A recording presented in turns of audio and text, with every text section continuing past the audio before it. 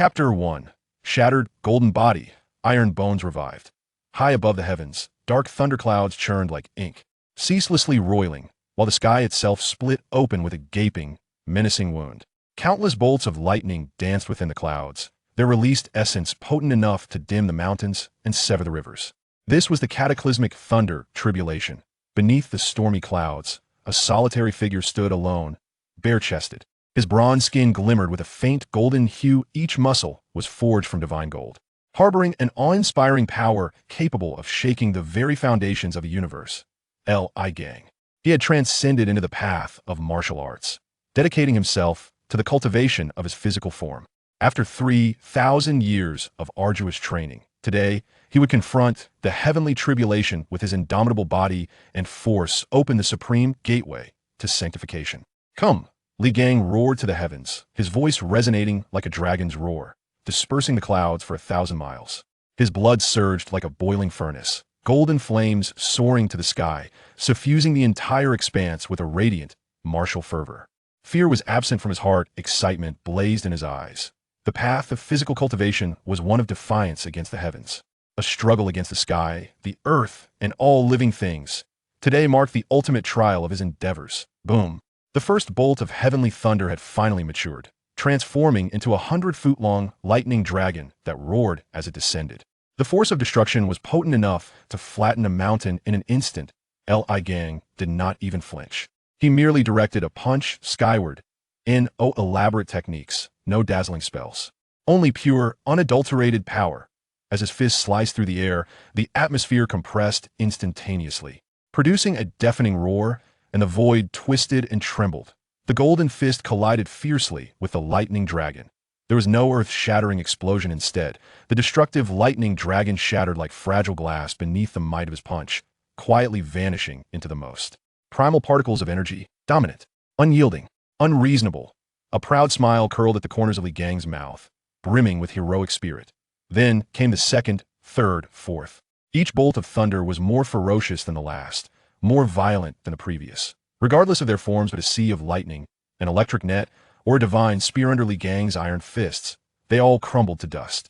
He was an undefeated war god, standing firmly upon the earth, shattering the heavenly tribulation with his fists. However, after he obliterated the eighth bolt of thunder with a single punch, an eerie silence enveloped the center of the tumultuous storm clouds. An unprecedented, heart-stopping pressure descended. Li Gang's smile faded, his expression turning grave, that he sensed that the pivotal strike was imminent. In the heart of the storm clouds, a fissure quietly opened, and a wisp of pitch-black flame drifted downwards.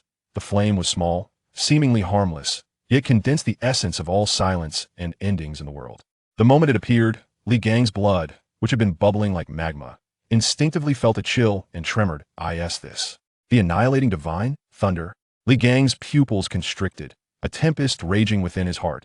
Such legendary divine thunder should not manifest during the tribulation for physical sanctification. With no time for further thought, the dark flame had already floated above him. There was no time to evade, nor was there any need to. In a lexicon of body cultivators, the word retreat did not exist. Break for me! Li Gang unleashed all of his strength, every muscle and bone resonating, his blood surging without reservation into every cell. The towering golden Dharma form materialized behind him, mirroring his actions as it crossed its arms protectively before him. This was his ultimate defense, an indestructible golden body. The black flames silently touched his arm. Crack, and a faint sound of shattering echoed in Li Gang's ears like thunder. His skin, capable of withstanding divine weapons, revealed a minuscule crack beneath the black flame. Immediately, the crack spread like a spider's web. Agonizing pain, a torment that ripped at his very soul. Li Gang stifled a groan. He felt his physical form beginning to disintegrate and vanish from the most fundamental particle level. That bizarre black flame ignored all his proud defenses, directly targeting the essence of his life. I refuse to accept this. The golden Dharma form shattered piece by piece, and Li Gang's consciousness rapidly dulled amidst the unbearable agony. The light in his eyes gradually dimmed, leaving only deep-seated unwillingness and despair. Just as his consciousness threatened to succumb entirely, a faint remnant of his soul deep within his shattered spirit was enveloped by an incomprehensible, strange force, yanking him abruptly. He plummeted into an endless abyss, traversing layers upon layers of temporal barriers. His consciousness struggled free from the chaos, his vision gradually sharpening. What met his eyes was a wall where large patches of gray plaster had peeled away, exposing the damp, cold bricks beneath. By the window, an old curtain swayed precariously in the night breeze, while the overcast sky outside seemed even more oppressive. The air was thick with a peculiar scent of disinfectant mixed with cheap infant formula, piercing his nostrils. Where was this? He attempted to move, only to find his limbs weak, his hands and feet comically small, his entire body feeling soft and feeble. He laboriously lifted his arm, and to his astonishment, he beheld a pale, frail hand, plump with infantile softness. Li Gang's consciousness froze entirely. He looked around. This was a cramped dormitory with a dozen identical iron-frame beds arranged side by side, the spacing between them barely allowing a single person to pass. Sideways, surrounding him were several children of similar age, still fast asleep. This was an orphanage. Countless fragments of unfamiliar memories surged into his mind like a tidal wave, revealing his current identity. Lee Wolf, a frail orphan approximately 5 or 6 years old. Living in an orphanage in London, the indomitable Lee Gang, had fallen at the final juncture of his quest for physical sanctification. And now, he had become a small child in a foreign land. A bitter self-mockery welled within him. How absurd! Once, he shattered mountains and rivers, traversed the stars. Now, he was trapped in a frail shell that struggled to even roll over. The magnificent vitality that once shook the heavens and earth, the indestructible body that had withstood countless trials, had all dissipated into nothingness. He searched his dantian. Finding it empty, he sensed his meridians weak and blocked. He was left with nothing, a forgotten orphan in the corner of the world. Uncertain if he would even have enough to eat tomorrow. Was this the new life of Lee Gang? Was this the ultimate mockery from the heavens for his defiance? No, just as this profound despair was about to engulf his remaining will, he suddenly trembled. Deep within this small body, within every fiber of muscle, he sensed a familiar stirring. It was neither blood nor spiritual energy, but the most primal, savage strength of the body.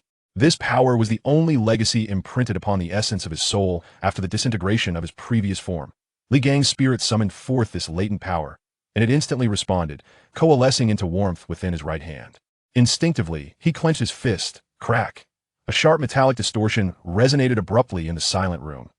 Li Gang looked down at his hand.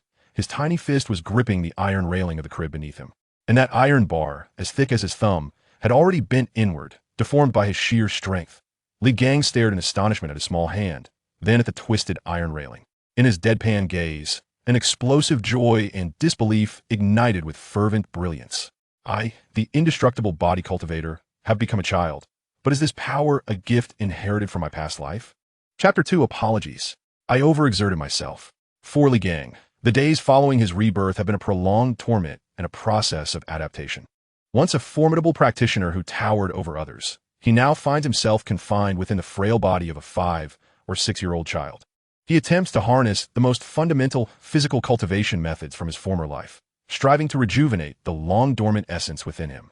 Though progress is neither swift nor sluggish, the results are surprisingly remarkable, not in the growth of his vital energy, but in the sheer strength of this body, which is recovering at a terrifying pace. One afternoon, as Lee Gang merely sought to take a sip of water, the flimsy glass in his hand shattered with a sharp crack. Warm water, mingling with shards of glass, cascading over his palm. With an expressionless face, he released his grip, gazing at his unscathed hand, his jaw tightening. When he approached the dining hall to open the door, a gentle tug on the doorknob caused it, along with screws and splinters, to detach from the doorframe. As he sprinted down the corridor, even the slightest pressure on the aged wooden floor elicited a groan of distress, leaving distinct cracks in its wake. He had become the indisputable harbinger of destruction within the orphanage. He must remain perpetually on edge, controlling his body as if cradling a fragile piece of glass. A sensation far more stifling than confronting a tempest. During lunch that day, the cafeteria served dry bread and a small pat of butter. As Lee Gang quietly chewed, a few figures encircled him, casting shadows over his meal. Leading the group was a portly boy named Danny, notorious in the orphanage as a bully. Flanking him were 2 equally robust companions, all wearing expressions of ill intent. "Hey freak," Danny's voice dripped with grease, "your butter looks delightful. Hand it over." When Lee Gang remained silent, Danny's facade of bravado faltered, and he reached out to snatch the butter from Lee Gang's plate. A wave of suppressed irritation surged within Lee Gang. Though he wished to avoid confrontation, he could not tolerate the incessant buzzing of flies at his ear. His gaze hardened as he lifted his head, his once innocent eyes flashing with an uncharacteristic chill for one of his tender years. He merely sought to push away Danny's filthy hand, nothing more. Thus, he extended his own hand, gently pushing against Danny's chest. In the next moment, a bewildering scene unfolded. The overweight boy, weighing at least twice as much as Ligang, was as if struck by a speeding truck. His feet left the ground, and he was sent hurtling backward. With a resounding thud, Danny's corpulent body collided heavily with the distant wall, the noise silencing the entire cafeteria. He slumped down like a puddle of mud, sliding to the ground, his eyes rolling back, mouth agape, yet no sound emerged, only faint convulsions to indicate he was still alive. The cafeteria fell into an eerie silence. "Oh my God, Danny!" exclaimed Mrs. Martha, the caregiver, as she rushed over. After a flurry of chaotic checks, the conclusion drawn left everyone even more unnerved. There was not a single fracture on Danny's body, nor any visible bruises. He had simply been frightened into a stupor. Ultimately, the incident was deemed an unfortunate accident on Danny's part, as no one could believe that the frail boy before them, who appeared as if a mere gust of wind could topple him, possessed the strength to send someone flying with a single slap. However, from that day forward, no child at the orphanage dared to approach Lee Wolf within a 3-meter radius. He became a pariah, a walking source of calamity in the eyes of all the other children. Ligang could only accept this fate with resignation. He began to exercise even greater restraint, learning to wield a ton of strength to lift a mere embroidery needle. Ironically, solitude granted him a rare sense of tranquility. Time flowed like sand slipping through fingers. And years passed. Ligang, or rather Lee Wolf, had grown to the age of 11. His physique appeared remarkably robust compared to his peers, making him seem more like an 18-year-old rather than 11-year-old, with well-defined muscles hidden beneath his thin clothing, far exceeding ordinary expectations. His control over his strength had become significantly refined. Although the propensity for accidents persisted, at least he no longer crushed cups at will. On that particular morning, London was shrouded in its customary mist. Lee Wolf leaned against the window, feeling the faint moisture in the air, attempting to engage in the most fundamental breathing exercises of his physical cultivation. Suddenly, a shadow collided violently with the glass before him. Thud! It was an owl, somewhat disoriented, which shook its head and dropped a letter it had clutched in its beak onto the windowsill before flapping its wings and soaring away. A letter? For me? The recipient's section read clearly. London, St. Catalina Orphanage, 2nd floor window bed, Mr. Lee Wolf. The precision of the address was unsettling. With a hint of caution, he grasped the envelope. The thick parchment felt like a brittle cookie between his fingers, and with a mere rip, it yielded easily to his touch. He withdrew the letter, his gaze sweeping over the header. Hogwarts School of Witchcraft and Wizardry. Headmaster, Albus Dumbledore. President of the International Confederation of Wizards. First Class of the Order of Merlin. Chief Wizard of the Wisengamot. Dear Mr. Wolf, we are pleased to inform you that you have been granted admission to Hogwarts School of Witchcraft and Wizardry. Enclosed is a list of required books and equipment. Yours sincerely, Minerva McGonagall, Deputy Headmistress. Ligang's brow furrowed slowly. A mixture of astonishment and bewilderment etched across his face. Magic? He whispered the unfamiliar term, a sense of absurdity washing over him. What kind of nonsense is this? Is it harder than my fist? Chapter 3. The Giant's Visit and the Faithful of Power. The letter from Hogwarts was carelessly tossed into the orphanage's fireplace by Ligang, reduced to nothingness along with the ashes of the previous night. In his eyes, such supernatural antics did not merit a second glance. However, a few days later, one afternoon, the weathered wooden door of the orphanage was pounded upon with a thunderous knock. Bang, bang, bang. Each thud was as heavy as a hammer, causing the door frame to vibrate and the plaster on the walls to crumble. The children huddled together in fear, while Matron Martha, pale-faced, trembled as she approached the door. The door creaked open slightly, revealing a colossal, furry head that nearly filled the entire doorway. The figure possessed a tangled mass of black hair and a beard, obscuring his features, and his towering height struck one as monstrous, reminiscent of a standing bear.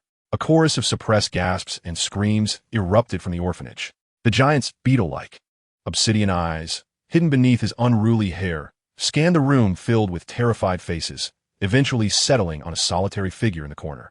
A flicker of unrestrained astonishment crossing his gaze. That figure was a boy, merely 11 years of age, yet his height approached that of many adults. He lacked the frailty or excessive plumpness typical of his peers. Beneath his threadbare clothing lay distinctly sculpted muscle contours, broad shoulders, and powerful arms exuding a sense of explosive strength. He stood there quietly, emanating an aura of profound stability that contrasted starkly with the surrounding panic. Isalibuf. The giant rumbled, his voice resonating as if it emerged from the depths of his chest.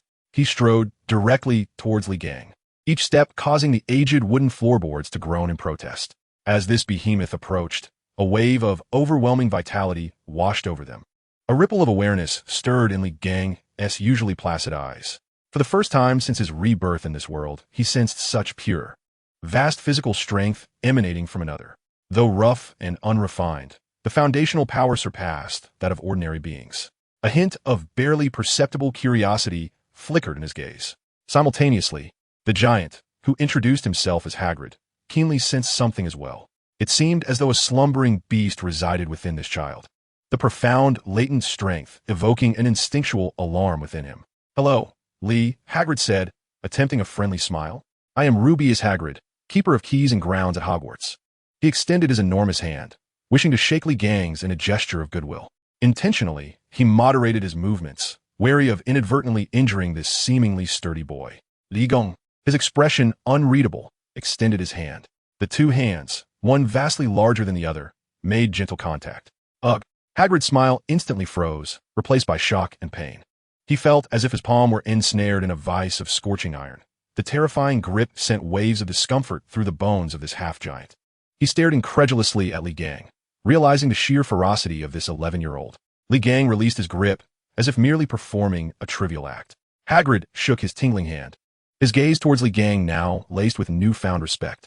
Clearing his throat, he explained his purpose and mentioned he needed to collect another equally important new student. Changing locations for training might be beneficial. Li Gang replied indifferently, agreeing with this mindset. Thus, the boy and the giant departed the orphanage, embarking on a bumpy motorcycle ride that ultimately brought them to the front of number 4 Privet Drive. The door swung open to reveal a corpulent man. His neck all but vanished. Hagrid stood firm, flanked by Li Gang and a frail boy named Harry Potter. Li Gang's gaze fell upon Harry immediately. His 3,000-year cultivation experience allowed him to discern at a glance. This boy possessed extraordinary bones, a rare gem indeed. Alas, he was severely deficient in vitality, his frail body resembling that of livestock kept in captivity rather than a youth in the throes of growth. Uncle Vernon, perceiving Hagrid's intimidating presence, instinctively felt a tremor of fear upon noticing Hagrid's imposing companion, towering over Harry and exuding an aura of muscular dominance. Yet, the thought of his authority being challenged ignited a blaze of anger that eclipsed his reason. "I told you, he's going nowhere," Uncle Vernon bellowed, spittle flying as he attempted to mask his unease with sheer volume. Hagrid's expression darkened, ready to unleash his wrath. Before he could make a move, Li Gang stepped forward, uttering not a word, merely standing there with a physique more robust than that of an average youth, resembling a silent mountain that left Vernon breathless. Then, Li Gang extended a hand and gently nudged Vernon's girth, akin to a barrel. The motion was casual, almost dismissive. In an instant, Uncle Vernon's corpulent frame, weighing over 200 pounds, was propelled backward as if kicked by an unseen force, his feet leaving the ground before crashing heavily against the wall. A dull thud echoed, reverberating through the entire house. Vernon slumped to the ground like a puddle of mud, clutching his belly and retching violently, his face turning a deep shade of purple. Rendered speechless, his wife Petunia and son Dudley cowered in a corner, trembling in terror. As they journeyed towards Diagon Alley, the atmosphere in the dilapidated subway car felt peculiar. Li Gang observed the visibly shocked and excited boy beside him and spoke in an undeniable tone. "Your body is far too weak." Harry abruptly lifted his gaze towards this seemingly slightly older, yet extraordinarily powerful youth. "Remember," Li Gang continued, his gaze profound as if capable of penetrating all facades. "Without a strong physical foundation, even the most intricate techniques are mere castles in the air. Strength is the essence of everything." He slowly clenched his massive fist, the knuckles producing a series of sharp, disconcerting cracks. "Indeed," Hagrid exclaimed, slapping his thigh in vigorous approval. "That's absolutely right. Wizards need robust bodies. That is true courage." Li Gang disregarded Hagrid's endorsement, his attention fixed on the flicker of desire igniting in Harry's eyes. "Do you wish to grow stronger?" he inquired softly. Harry was momentarily taken aback. "I can teach you," Li Gang continued with unwavering calm. "Once at school, train with me, and I assure you no one will dare bully you again." Harry swallowed hard, almost instinctively nodding vigorously, a newfound glimmer of hope igniting in his green eyes. "I want to," he exclaimed. "Huh, come in." Hagrid, brimming with enthusiasm, patted his chest, expressing his desire to learn a few tricks. A formidable physical practitioner, a savior, and a half-blood giant formed an extraordinary alliance amidst the swaying subway. Soon, they arrived at a small, dilapidated tavern, the Broken Cauldron. Passing through the tavern's back courtyard, Hagrid stood before a nondescript brick wall, retrieving his pink umbrella. While murmuring a chant, he gently tapped the wall with the tip of his umbrella. A miraculous scene unfolded. The bricks began to writhe and contract, revealing a hole that swiftly expanded into an archway, unveiling a bustling street beyond. Harry gazed in astonishment, exclaiming in awe.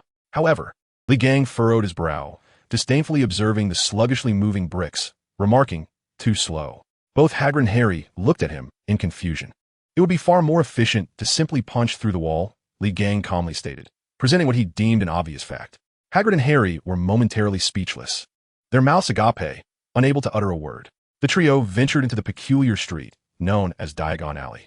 The myriad of magical items dazzled Harry, while Hagrid proudly introduced him to everything. In contrast, Ligang exhibited no interest in the flying broomsticks or cauldrons bubbling with strange vapors. To him, they were mere trifles. Chapter 4. Shattered Dignity.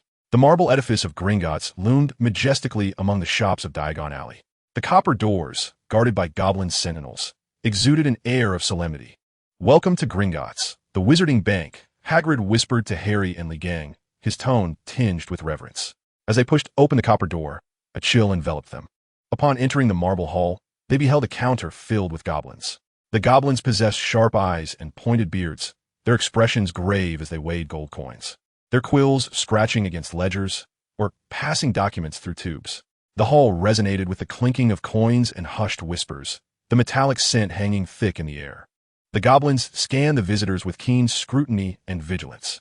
As a goblin's gaze fell upon Ligang, its body stiffened. They sensed the oppressive aura surrounding the youth, a power surpassing that of wizards. The goblin bloodline trembled at such an overwhelming presence. "Are we here to exchange money?" Ligang approached an empty counter, his stature contrasting sharply with that of the goblins. The goblin behind the counter glanced up, its eyes betraying impatience. "What can I assist you with, human?" it inquired, its voice reminiscent of metal scraping. Ligang produced gold, placing on the counter. The gold pieces varied in size, each weighing heavily. In the dim light of Gringotts, the gold gleamed. For exchange, the goblin's eyes widened, its jaw nearly dropping. It picked up the gold, inspecting it with its eyes, biting into it. An expression of disbelief crossed its face. The gold's purity and weight far exceeded the ordinary. "This is far too much," Hagrid exclaimed, taken aback. He looked between the gold and Ligang, stammering, "Lee, where did you acquire this money?" "Hogwarts provides allowances for orphans." Harry Ligang raised his hand, interrupting Hagrid.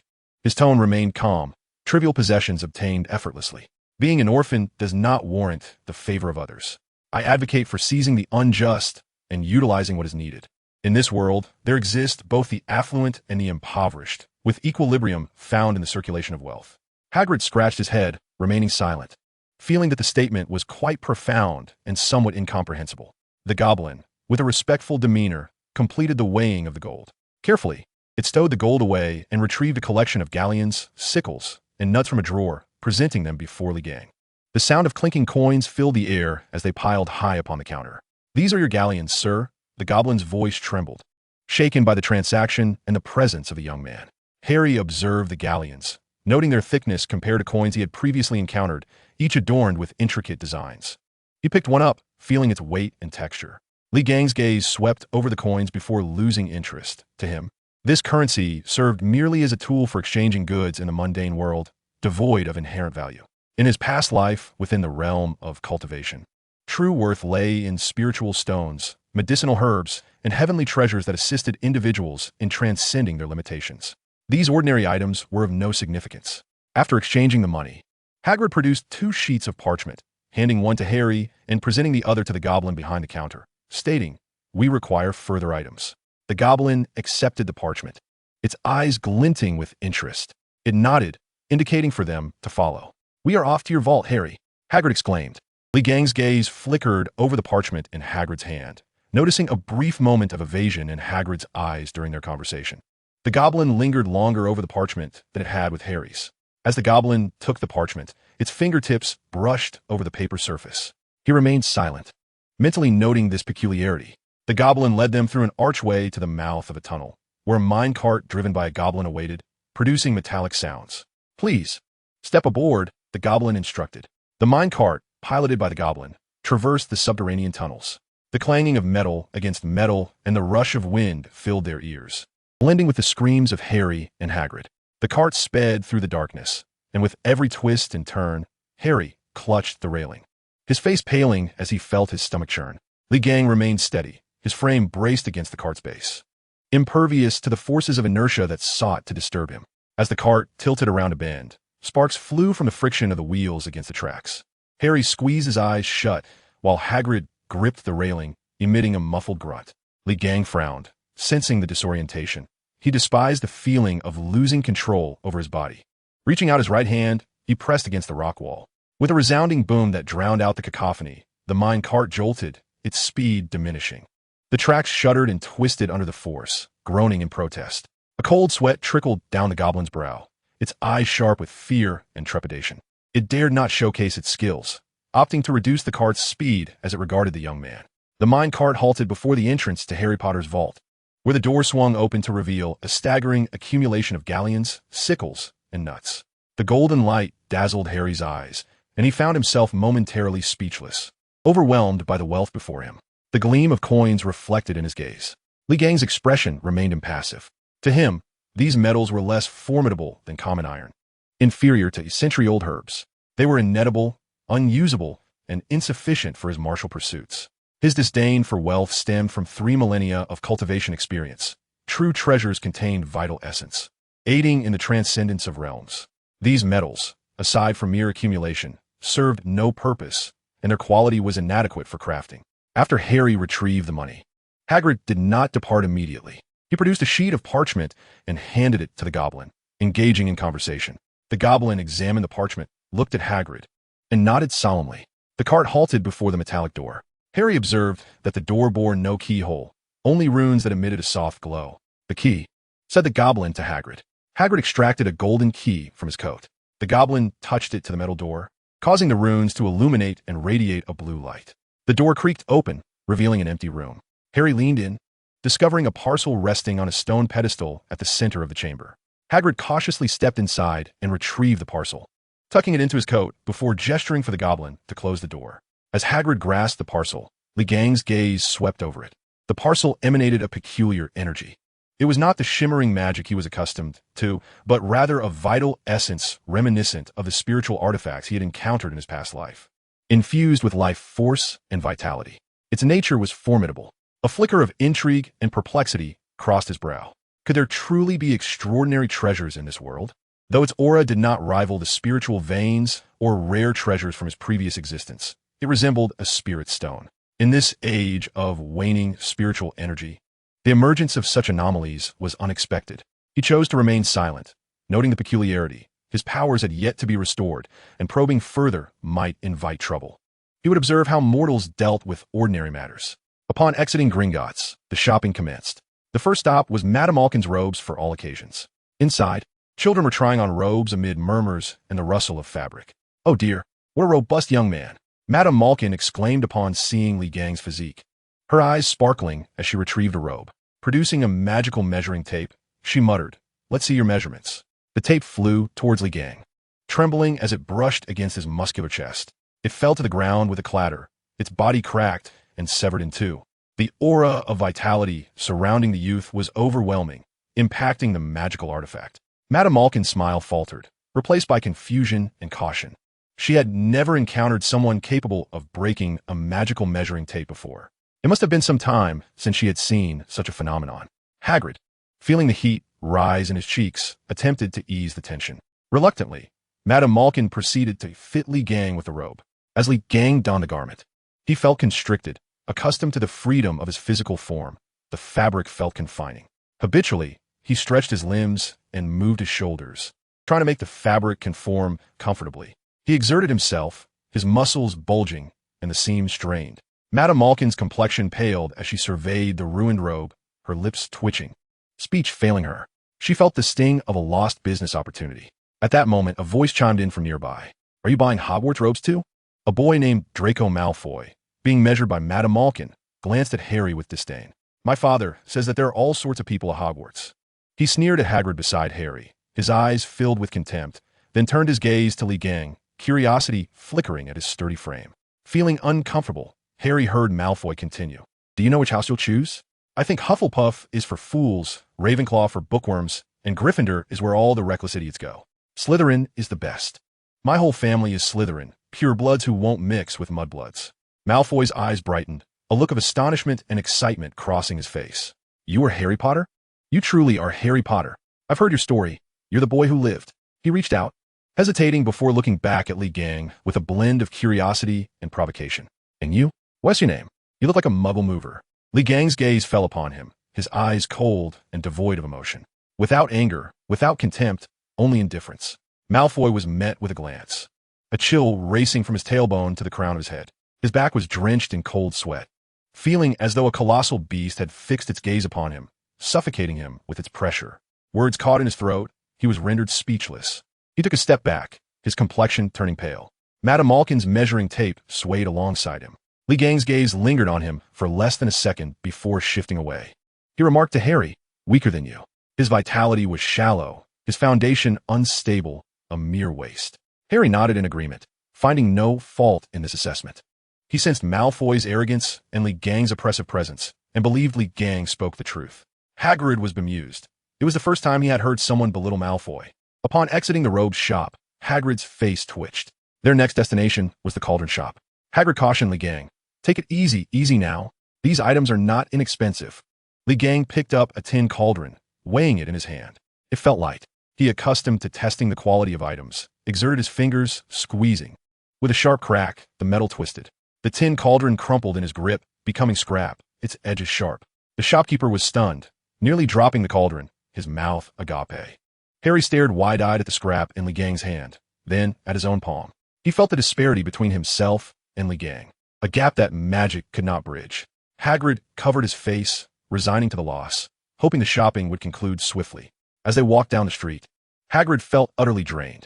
Harry observed Li Gang. Did you see that? Li Gang spoke, his voice low yet powerful. As he walked, he began to instruct Harry, his tone laced with disdain. Tools are fragile, yet the body is strong. In my view, a wizard is a practitioner of bloodline cultivation. Bloodline cultivation? Harry had never encountered this term before and found it intriguing. He asked, what about magic? Isn't it powerful? Indeed, Li Gang replied, rolling his shoulders, muscles shifting beneath his clothing, exuding an aura of strength. His eyes reflected reverence for physical power. Magic is a manifestation of bloodline talent.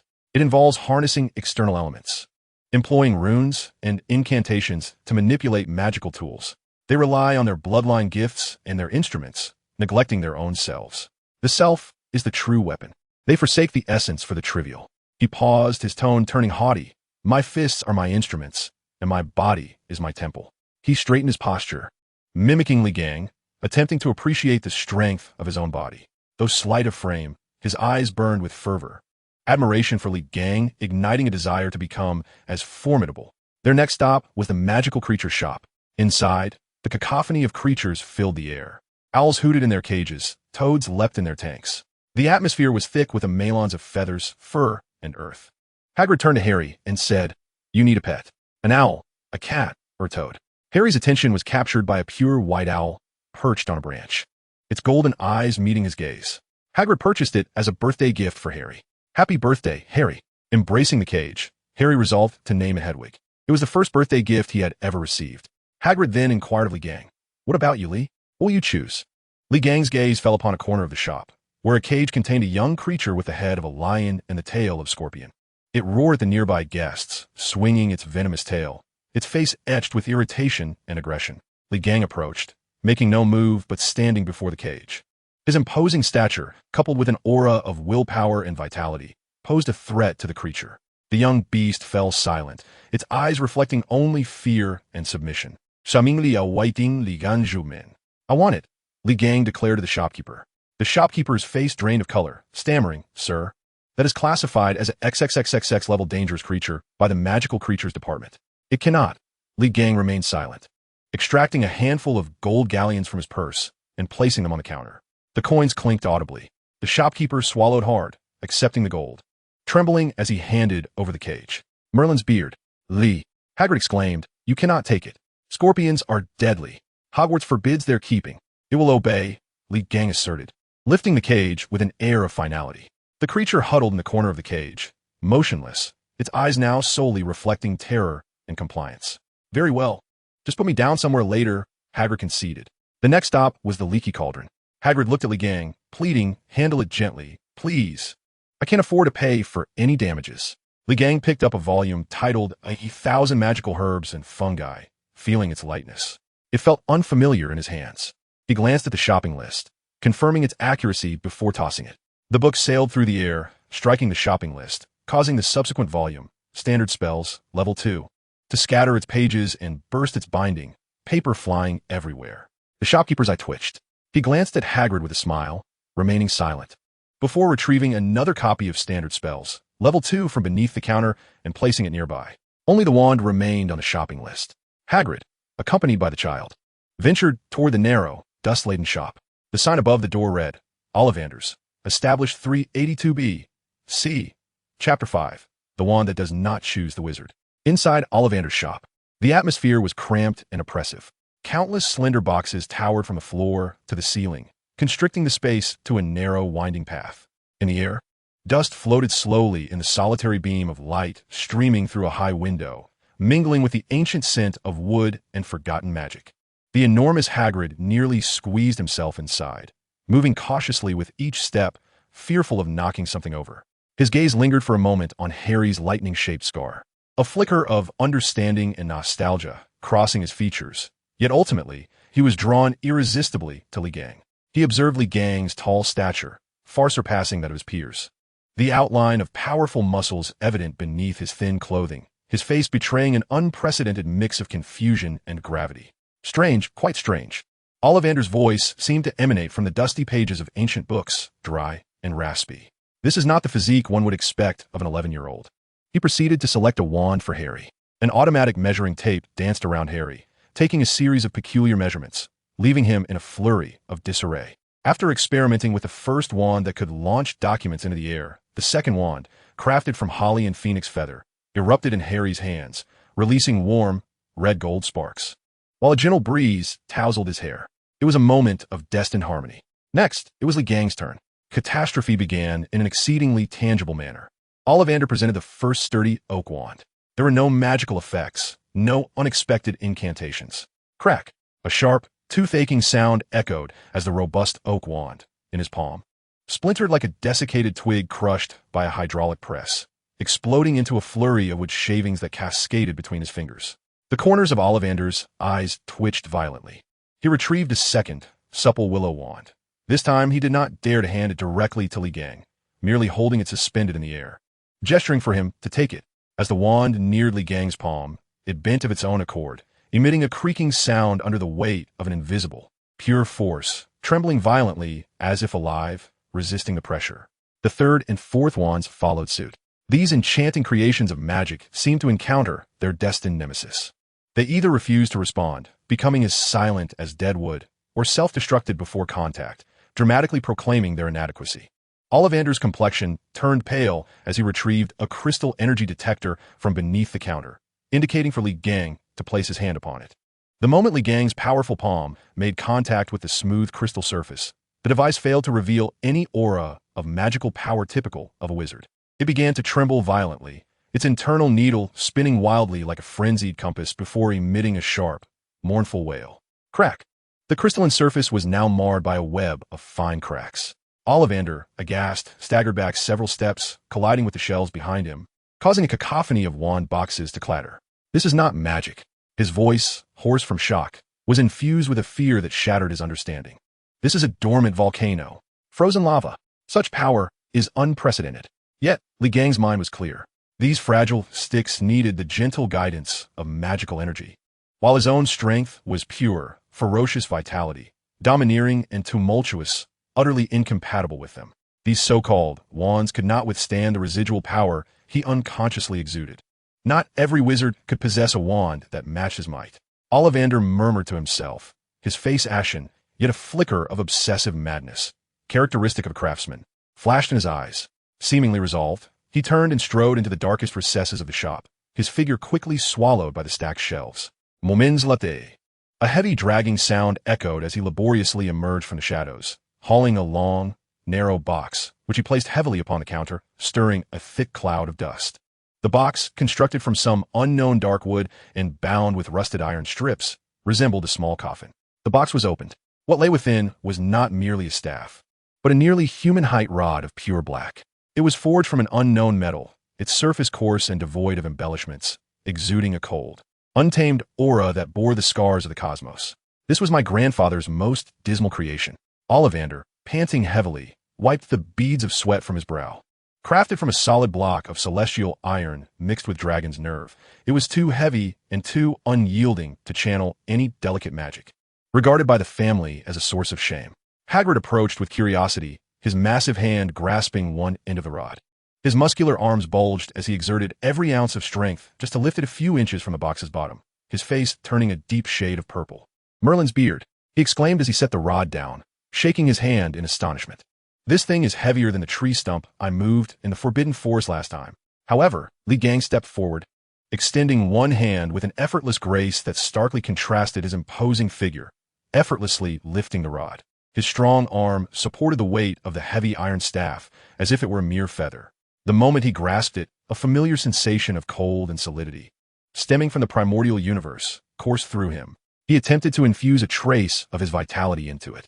A low, resonant hum emanated from the rod rather than any luminescence. An invisible force field radiated outward, distorting the very air within the shop. Thousands of wand boxes on the shelves began to tremble violently, producing a cacophony of fearful clicks as if bowing to their sovereign. Ollivander's eyes sparkled with unprecedented fervor as he leaned closer, his voice trembling with excitement, as if witnessing a miracle. It has not chosen you, my child. It is power. Pure, unadulterated strength has found its most fitting form. It is not designed for casting spells. It is meant to bear witness to destruction and conquest. Its birth may very well be for you. Li Gang, satisfied, waved the wand in his hand. Its weight and indestructible quality perfectly met all his requirements for a weapon. What magic! This was indisputably a fine artifact in its embryonic state, destined to become a true divine weapon through the nurturing of his own vitality over time.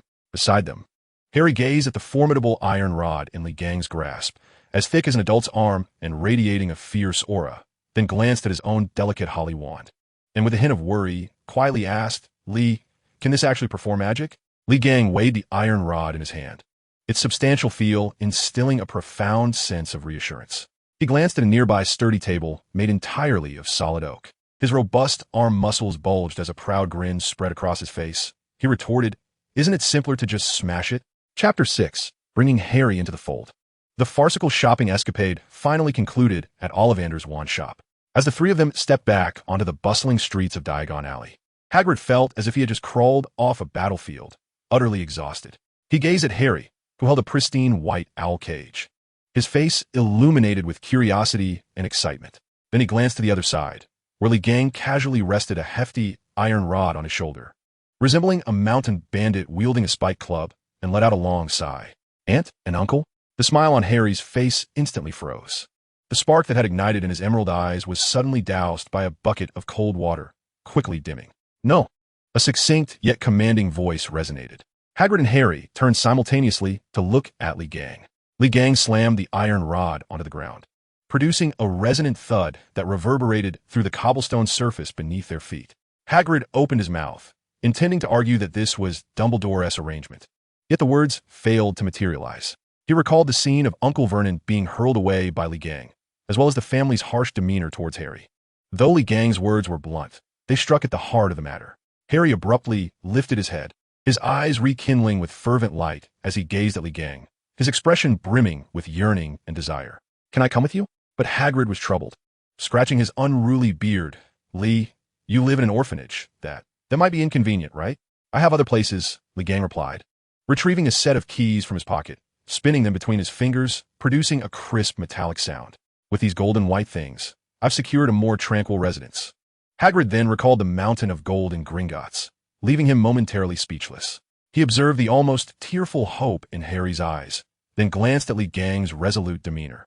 ultimately surrendering to the kind-hearted half-giant's resolve. All right, he sighed in resignation.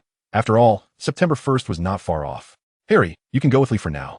I will contact you both before school starts. Upon receiving permission, Harry was nearly elated, his eyes filled with gratitude and admiration as he looked at Lee Gang. Lee Gang's abode was a modest top-floor apartment in an unremarkable old neighborhood of London. As he unlocked the door, a blend of dust and emptiness wafted out to greet them. The apartment was almost devoid of furniture. In the vast, empty living room, only a solitary mattress lay in the corner, accompanied by a thin blanket. Beyond that, there was nothing else. The walls were mottled, the floor aged, yet impeccably clean, devoid of any dust. Sunlight streamed through the enormous window, unadorned by curtains, illuminating the dust particles in the air with clarity. You live here? Harry, clutching the cage, surveyed the surroundings with surprise. Though austere, it was 1,000 times more spacious and brighter than his cupboard. Those who cultivate do not place importance on material possessions. Lee Gang leaned the iron rod against the wall, producing a dull thud. He moved to the center of the living room, sat cross-legged, and patted the floor in front of him. Seat. Harry promptly placed down the cage and mimicked his posture, sitting upright with a straight back. Lee Gang gazed into Harry's eyes, which were filled with a blend of curiosity, reverence, and anticipation. The tranquility of his 3,000-year-old heart was unexpectedly stirred by this unrefined gem. Taking on the role of a mentor had been the task he had least desired in his previous life. Yet before him stood Harry, akin to an unpolished jade, igniting an unprecedented interest in him to assume the mantle of a teacher. Do you know why I wish to instruct you? Lee Gang's tone was calm, yet it carried an undeniable authority. Harry shook his head in response. Our Confucian school has always embraced teaching without distinction, disregarding one's origins and focusing solely on character. Since you possess a heart inclined towards martial arts, I can teach you. Confucian school? Harry pondered this unfamiliar term. The founder of our Confucian school, revered as the first of humanity to attain sanctity in physical form, is known to the world as Confucius. Confucius, Harry murmured to himself. This name felt entirely alien to him. Stunned, Harry's mind involuntarily conjured an image, a towering figure, muscles bulging, holding the kings of two small nations. Inquiring with a genial demeanor whether they submitted. Under the founder's guidance, there were 72 direct disciples, each a powerhouse capable of tearing dragons apart and traversing mountains, esteemed in later generations as the 72 Vajra. Furthermore, our Confucian school possesses a supreme text titled Luenyu. Lee Gang's tone shifted to one of solemn gravity. Luenyu? Harry cautiously inquired. Is it the Luan that means to swing one's fist? Indeed, Lee Gang affirmed with a nod of approval. The opening line of Luenyu states, to learn and to practice what is learned, is it not a joy? Its true meaning is that after learning our Confucian techniques, one should frequently engage in sparring and practice, bringing one's opponent to genuine submission. Is this not a source of great joy? Harry felt as though his worldview was being violently reshaped by an overwhelming force. His mouth agape and throat constricted, he found himself unable to utter a single word. Lee Gang, undeterred by Harry's astonishment, continued. Within our Confucian school, there are 5 main halls, guided by the principles of ritual, virtue, trust, wisdom, and righteousness. I am a disciple of the Hall of Virtue. The Hall of Virtue? Harry recalled the scene of Uncle Vernon being subdued by virtue, causing him to shudder. Yet, his heart was filled with unparalleled excitement and yearning. This is simply extraordinary. Harry's face flushed red as he finally managed to express this heartfelt exclamation. Lee Gang nodded in satisfaction, recognizing the potential in the young man. Today, I shall accept you into my Hall of Virtue. Rising with a solemn demeanor, he retrieved 2 inexpensive glass cups from the kitchen, filled them with tap water, and produced a cigarette from his pocket, placing it between the 2 cups of water as an offering. This is the incense offering, Lee Gang declared gravely. Our Confucian school does not venerate ghosts or gods, nor do we worship heaven and earth. This smoke honors our founding master, the esteemed sages of the past, and the indomitable martial spirit that resides within us both. He pointed to the 2 cups of water. Harry Potter, if you wish to enter the esteemed gates of my school, then drink from this cup. And from this moment forth, we shall be brothers in learning. Do you consent? Harry gazed at the humble and austere ceremony before him, and rather than feeling any mockery, he felt an unprecedented monument being forged in his heart, a solemn sense of belonging akin to molten lava, instantly filling his chest.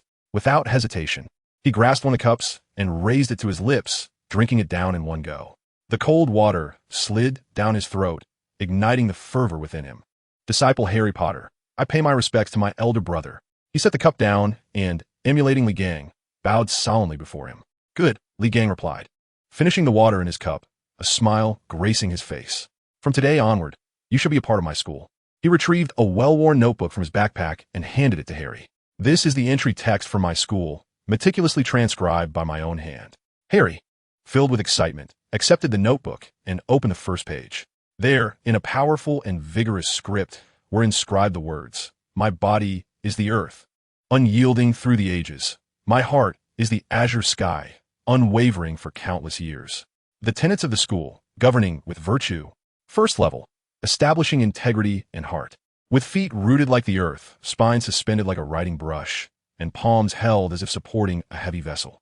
Below was a depiction of an oddly postured figure, legs slightly bent, arms crossed before the chest, bearing a solemn expression. This is the foundation of all practices in my school, known as the 9 tripods steadfast posture. Li Gang's voice echoed in Harry's ears. From today, you must stand for 4 hours daily without faltering. When you can endure until your legs tingle without swaying and your blood surges without changing your countenance, I shall impart to you the second level. Harry looked at the simple illustration and then at Li Gang, nodding vigorously, flames of unprecedented determination igniting in his eyes. He set the notebook aside, mimicking the depicted posture, and sank into a horse stance in the spacious living room. As soon as his legs bent, his knees trembled like sifted chaff, his bones cried out in despair, and every fiber of his muscles protested in agony.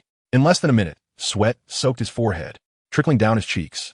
It was excruciating. Yet, thinking of Uncle Vernon's disdainful face, reflecting on his past 11 years of cowardice and helplessness, and recalling Li Gang's formidable figure, Harry clenched his teeth.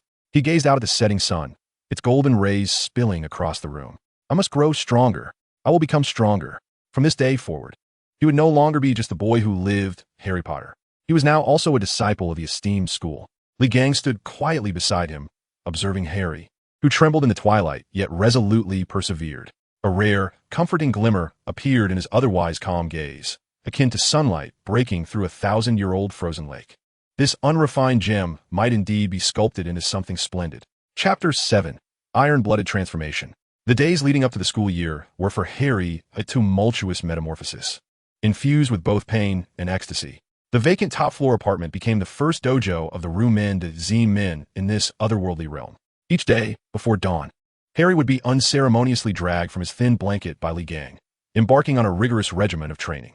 The first, and indeed the sole, exercise was standing meditation. His feet rooted firmly to the ground, his spine suspended like a pen, he focused his breath in the lower dantian, his mind attuned to the mystical gate.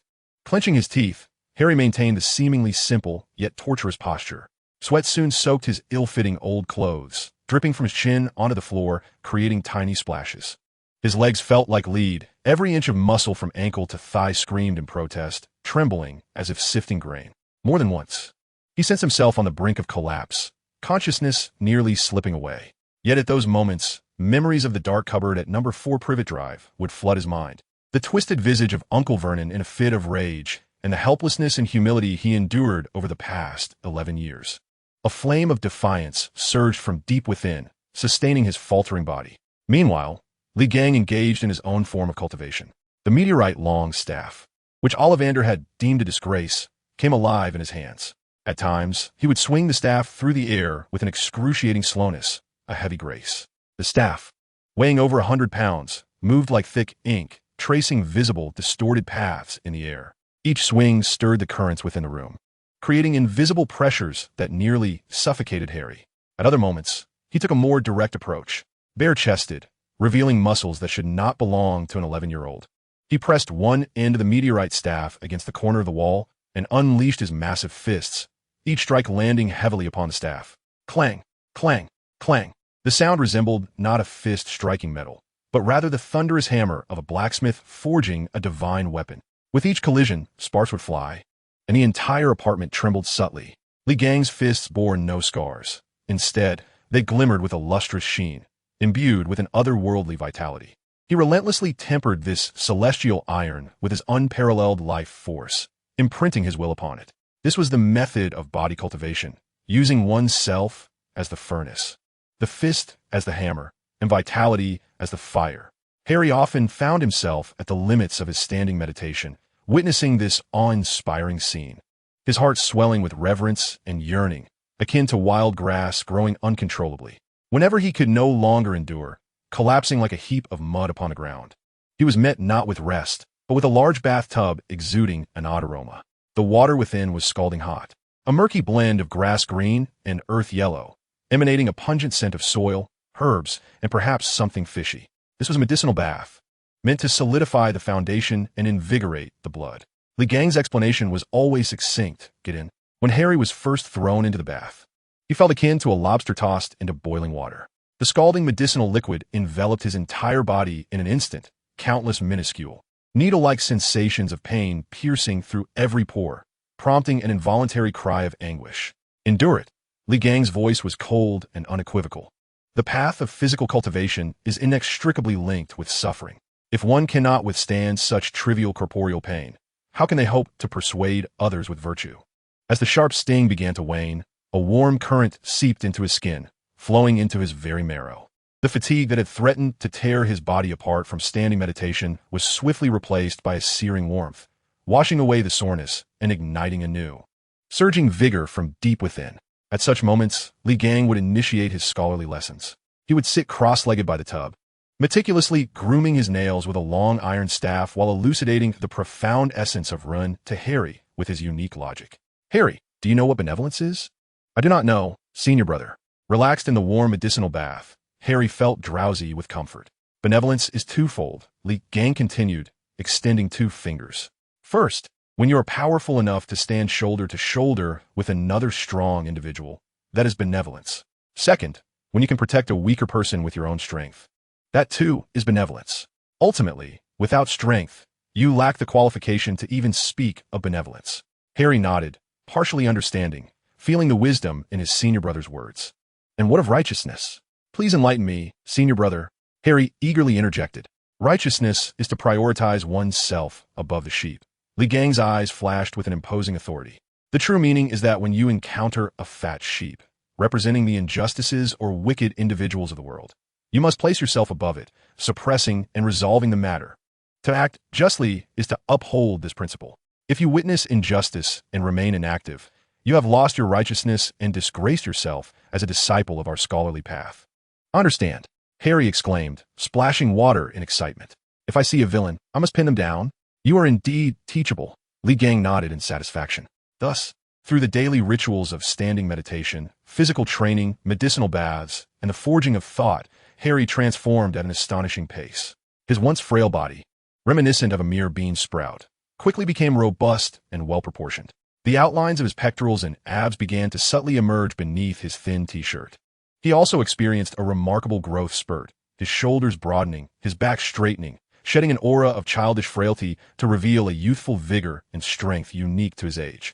More importantly, the timid uncertainty in his emerald eyes dissipated, replaced by a burning flame of confidence and determination. Observing Harry's transformation, Li Gang could not help but feel a pang of admiration. The lad's innate potential for physical cultivation was indeed extraordinary. The deficiencies caused by long-term malnutrition were swiftly replenished by the invigorating force of qi and the nurturing properties of the medicinal baths. Even more remarkable was his indomitable will, seemingly destined for the thorny path of physical cultivation. Indeed, he is a promising seed for our scholarly path, Li Gang praised, a rarity for him, far superior to those bloodline cultivators who merely dabble in magic. On the eve of the new term, Harry stood motionless in the center of the spacious living room, practicing the stance of heaven and earth. Sweat continued to trickle down, yet his body remained as steadfast as a rock, no longer trembling. With his eyes closed, he could distinctly hear the sound of blood coursing through his veins and felt a warm current flowing through his limbs with each breath. He had managed to maintain his stance for over 4 hours, his expression unchanged. Li Gang observed quietly until the setting sun elongated their shadows. Before he finally spoke, "It is enough." Harry concluded his practice, exhaling a long breath of stale air. The exhalation transformed into a white vaporous arrow that dissipated after traveling half a meter. "Senior brother, I feel an overwhelming power surging within me," Harry exclaimed, invigorated as he clenched his fists, savoring an unprecedented sense of fulfillment. "You have mastered the first level of the Desimen's righteous stance," Li Gang remarked in his usual calm tone, though a hint of approval glimmered in his eyes. Although merely a glimpse into the path ahead, It was sufficient to deal with some petty adversaries. He tossed a handwritten copy of the anew introductory section to Harry. Tomorrow you shall commence your studies. Remember, Hogwarts is also your dojo. If you encounter dissenters or provocateurs. Li Gang paused, a smirk of arrogance curling at his lips. Then use your fists to elucidate the laws of physics to them, so they may comprehend what it means to govern through virtue. Hogwarts, I am coming. Harry clenched his fists tightly, his heart swelling with ambition. He could hardly wait to discover how many oblivious lambs awaited him in this magical realm, ready to be enlightened not only in physical prowess, but also in the realms of thought and ideology.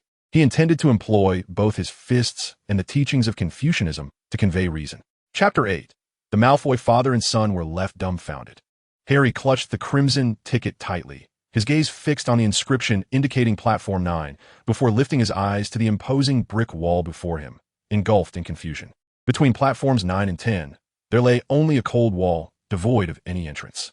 The mingling of steam and voices created a cacophony of noise as Harry pushed his heavy luggage trolley, trailing behind Li Gang, anxiety bubbling within him. Senior brother. Harry's voice trembled, his eyes locked on the wall. Are we truly to pass through this wall? Indeed. Li Gang responded with a contemplative hum. His tone had shifted from previous disdain to one of objective appraisal. The energy flow, though not particularly robust, possessed a subtlety that allowed it to perfectly meld with the mundane atmosphere, rendering the extraordinary indistinguishable from the ordinary. This barrier, designed to obscure the extraordinary from the commonplace, was indeed a clever contrivance. To the untrained eye, it appeared as an impeccable illusion. Yet, to a formidable figure like Li Gang, this magical barrier, deemed insurmountable by wizards, revealed its intricacies through its concealment of the mundane. For those possessing true strength, the internal currents of energy were still discernible, with numerous points ripe for breach. Just as Harry was about to inquire further, a voice dripping with aristocratic disdain rang out from behind them. Look what we have here. A lost little deer and his brutish friend. Harry whirled around, encountering Draco Malfoy, flanked by the pale-faced, haughty man, Lucius Malfoy. Lucius clutched an ornate cane adorned with a silver serpent's head, his gaze dismissively surveying Harry and Li Gang, his head held high in arrogance. Draco, hiding behind his father, wore a smug expression, clearly undeterred by the lessons learned in Diagon Alley. Instead, he seemed to cling even more to his family's influence. Harry's cheeks flushed crimson as he glared at Draco, rolling up his sleeves in preparation for a confrontation. At that moment, the gang finally moved. Without so much as a glance at Lucius, the boisterous father and son merely appeared as two inconsequential obstructions in his eyes. His focus settled on Harry, his voice low yet imbued with undeniable authority. Junior brother, remember the core principle of the character. When faced with obstacles, break through, know, and act as one. This wall is but a layer of inferior energy membrane. With your current strength, you can easily push it aside. Do not hesitate. Advance boldly. Li Gang's words resonated like thunder in Harry's mind. Yes, when faced with obstacles, break through was not all the guidance from his elder brother leading to this moment. The suppressed anger and frustration within him ignited instantaneously, transforming into an unprecedented force. He cast aside the mocking laughter of the Malfoys, his focus solely on the formidable wall before him. He slightly bent his knees, adopting the starting posture of the earth and heaven stance. The relentless training during the days leading up to the school year had already imprinted this technique into his very bones. A warm current surged from his dantian, swiftly coursing through his limbs. Huh! Harry let out a low growl, his biceps bulging as he propelled the luggage cart, laden with books and cauldrons, fiercely towards the wall between platforms 9 and 10. The intertwining fury and strength within him surged forth with an unprecedented primal energy. His speed surpassed that of an ordinary person, the heavy cart feeling weightless in his hands, the wheels screeching against the ground, leaving a clear trail behind. Lucius Malfoy's mocking expression had yet to fully form before it froze. He watched in disbelief as the frail Potter charged with an utterly irrational velocity, launching himself on a seemingly reckless trajectory. Madman, he instinctively cursed. The next moment, a scene that shattered his understanding unfolded before him. Harry's cart crashed violently against the wall. There was no gruesome carnage. Instead, the sturdy brick surface erupted in a visible wave of golden ripples. A resonant hum echoed as the magical barrier emitted a mournful cry, twisting and contorting as if being torn by an invisible giant hand. Harry's figure, along with his cart, vanished at the center of those golden ripples. Surrounding Muggle travelers gasped in astonishment. An elderly lady reading a newspaper dropped it in shock, rubbing her eyes in disbelief at what she had just witnessed. This is impossible. Draco's jaw dropped, completely frozen, stuttering as he pointed at the wall. Lucius's expression shifted slightly. He could sense the ferocious impact the barrier's magical structure had just endured. Such power was beyond the capabilities of an 11-year-old child. However, what left him truly breathless was yet to come. Li Gang had moved. He did not even glance at the petrified father and son, merely attending to an act so ordinary that it seemed almost mundane. He pushed his heavier luggage with one hand, walking leisurely towards the wall. He did not run, nor did he quicken his pace. Just as he was about to make contact with the wall, a surge of vitality coursed through him, causing the air to shimmer slightly. An extraordinary scene unfolded. The magical barrier, which had just withstood Harry's full-force impact and was still faintly trembling, parted silently before Li Gang, creating a path for him. It retreated, an act of submission to overwhelming power. Li Gang passed through with unhurried ease, without even brushing against anything. The entire process was quiet, graceful, yet filled with a suffocating dominance. Lucius Malfoy's gray eyes widened in disbelief, as if they might pop out of their sockets at any moment. His mouth gaped open, producing a strangled sound from his throat, and finally, he managed to force out a few words through clenched teeth. Is that even human? As he crossed the barrier, the scene of platform 9 3/4 unfolded before him. The deep crimson Hogwarts Express stood quietly, exhaling white steam. The platform was bustling with young wizards and their families bidding farewell, the air thick with parting advice and joyful reunions. The Weasley family gathered together, their distinctive red hair particularly striking. Molly Weasley was frantically wiping the dirt from her youngest son, Ron's nose, her lips murmuring incessantly. When her gaze inadvertently brushed over Harry and Li Gang, who had just emerged from the barrier, she was momentarily stunned. To her astonishment, this was the legendary boy who lived, Harry. Though still slender, he stood tall and straight, his eyes radiating an uncommon resolve for his age. A stark contrast to the timid image portrayed by Dumbledore. Beside him stood a youth who took her breath away. This boy towered over Harry, his robust frame stretching the ordinary t-shirt he wore, giving no impression of a child. He simply stood there, exuding an aura of unapproachable calm. Most striking was the enormous piece of luggage slung over his shoulder. It was a colossal iron rod, taller than himself, entirely black, rough in texture, devoid of any embellishments, yet emanating a chilling, untamed ferocity. Molly Weasley would have sworn on all her cauldrons that this object was no wand. It was clearly a weapon salvaged from ancient battlefields, capable of incapacitating trolls with a single blow. At that moment, Li Gang slowed his pace, his gaze sweeping over the noisy crowd and settling on the deep crimson train, his brow furrowing slightly. Xixiang? Harry inquired, puzzled. There is something unclean aboard that train. Li Gang's voice was low. Chapter 9. The Warning of Xixiang. This rat is a harbinger of doom. At these words, Harry felt a tightening in his chest, instinctively gripping the handle of the luggage cart. Something unclean? Xixiang? What do you mean? Li Gang's eyes were sharp as he gazed at the steaming steel beast, his expression profound, as if he could see through the iron walls of the carriage to discern the scenes within. An aura of malevolence lingered, subtly revealing itself. Although faint, it resembled a malignant growth that was utterly repugnant. His tone was indifferent, akin to someone assessing a dish gone awry, merely a trifling jester. Should he dare to cause trouble, he would be dealt with accordingly. Harry nodded, finding solace in his senior's composure. He knew that as long as this elder was present, even the sky could fall, and they would be sheltered beneath it. Oh my goodness, it's Harry Potter. A vibrant voice interrupted their conversation. A woman, plump and adorned with a mane of fiery red hair, approached briskly, her face alight with a warm smile. Following her was a tall, lanky boy with the same shade of red hair, his freckled face brimming with curiosity as he observed them. Hello, dear. I am Molly Weasley. Mrs. Weasley cheerfully patted Harry's shoulder before shifting her gaze to Li Gang. Upon noticing Li Gang's robust physique, her eyes sparkled with admiration. What a strong boy. You must have quite the appetite. Her words were not unfounded. Just moments ago, she had witnessed this lad at the pie stall on the platform, devouring the vendor's entire morning stock with astonishing speed, leaving the pie seller in a state of bewilderment as he paid with an air of nonchalance. Ron, come and greet Harry. Mrs. Weasley nudged the boy forward. With her assistance, the three of them managed to stow their luggage aboard the train. They navigated through the bustling corridor and finally discovered an unoccupied compartment. As soon as they sat down, Ron eagerly produced a gray mouse from his pocket and proudly presented it. This is Scabbers. He spends most of his time sleeping. Harry leaned in with curiosity observing the mouse, which indeed lay fast asleep, its whiskers utterly still. Li Gang cast a casual glance, his brow furrowing slightly. In the depths of his 3,000 years of cultivation, he sensed a peculiar flow of energy within the creature. On the surface, its vitality appeared diminished, teetering on the brink of death. Yet beneath that pallor lay a sealed primal force, akin to embers smoldering beneath ash. This creature is no ordinary being. Li Gang's voice was soft yet imbued with an undeniable authority, instantly freezing the atmosphere in the compartment. Ron stared, bewildered. "What do you mean?" I said. Li Gang's gaze remained fixed on Scabbers, scrutinizing. The creature's vitality is waning, yet it harbors hidden depths, not typical of mere rodents. "Ron, you may have unwittingly invited a significant trouble." At that moment, the compartment door swung open with a clatter, and a girl peered in.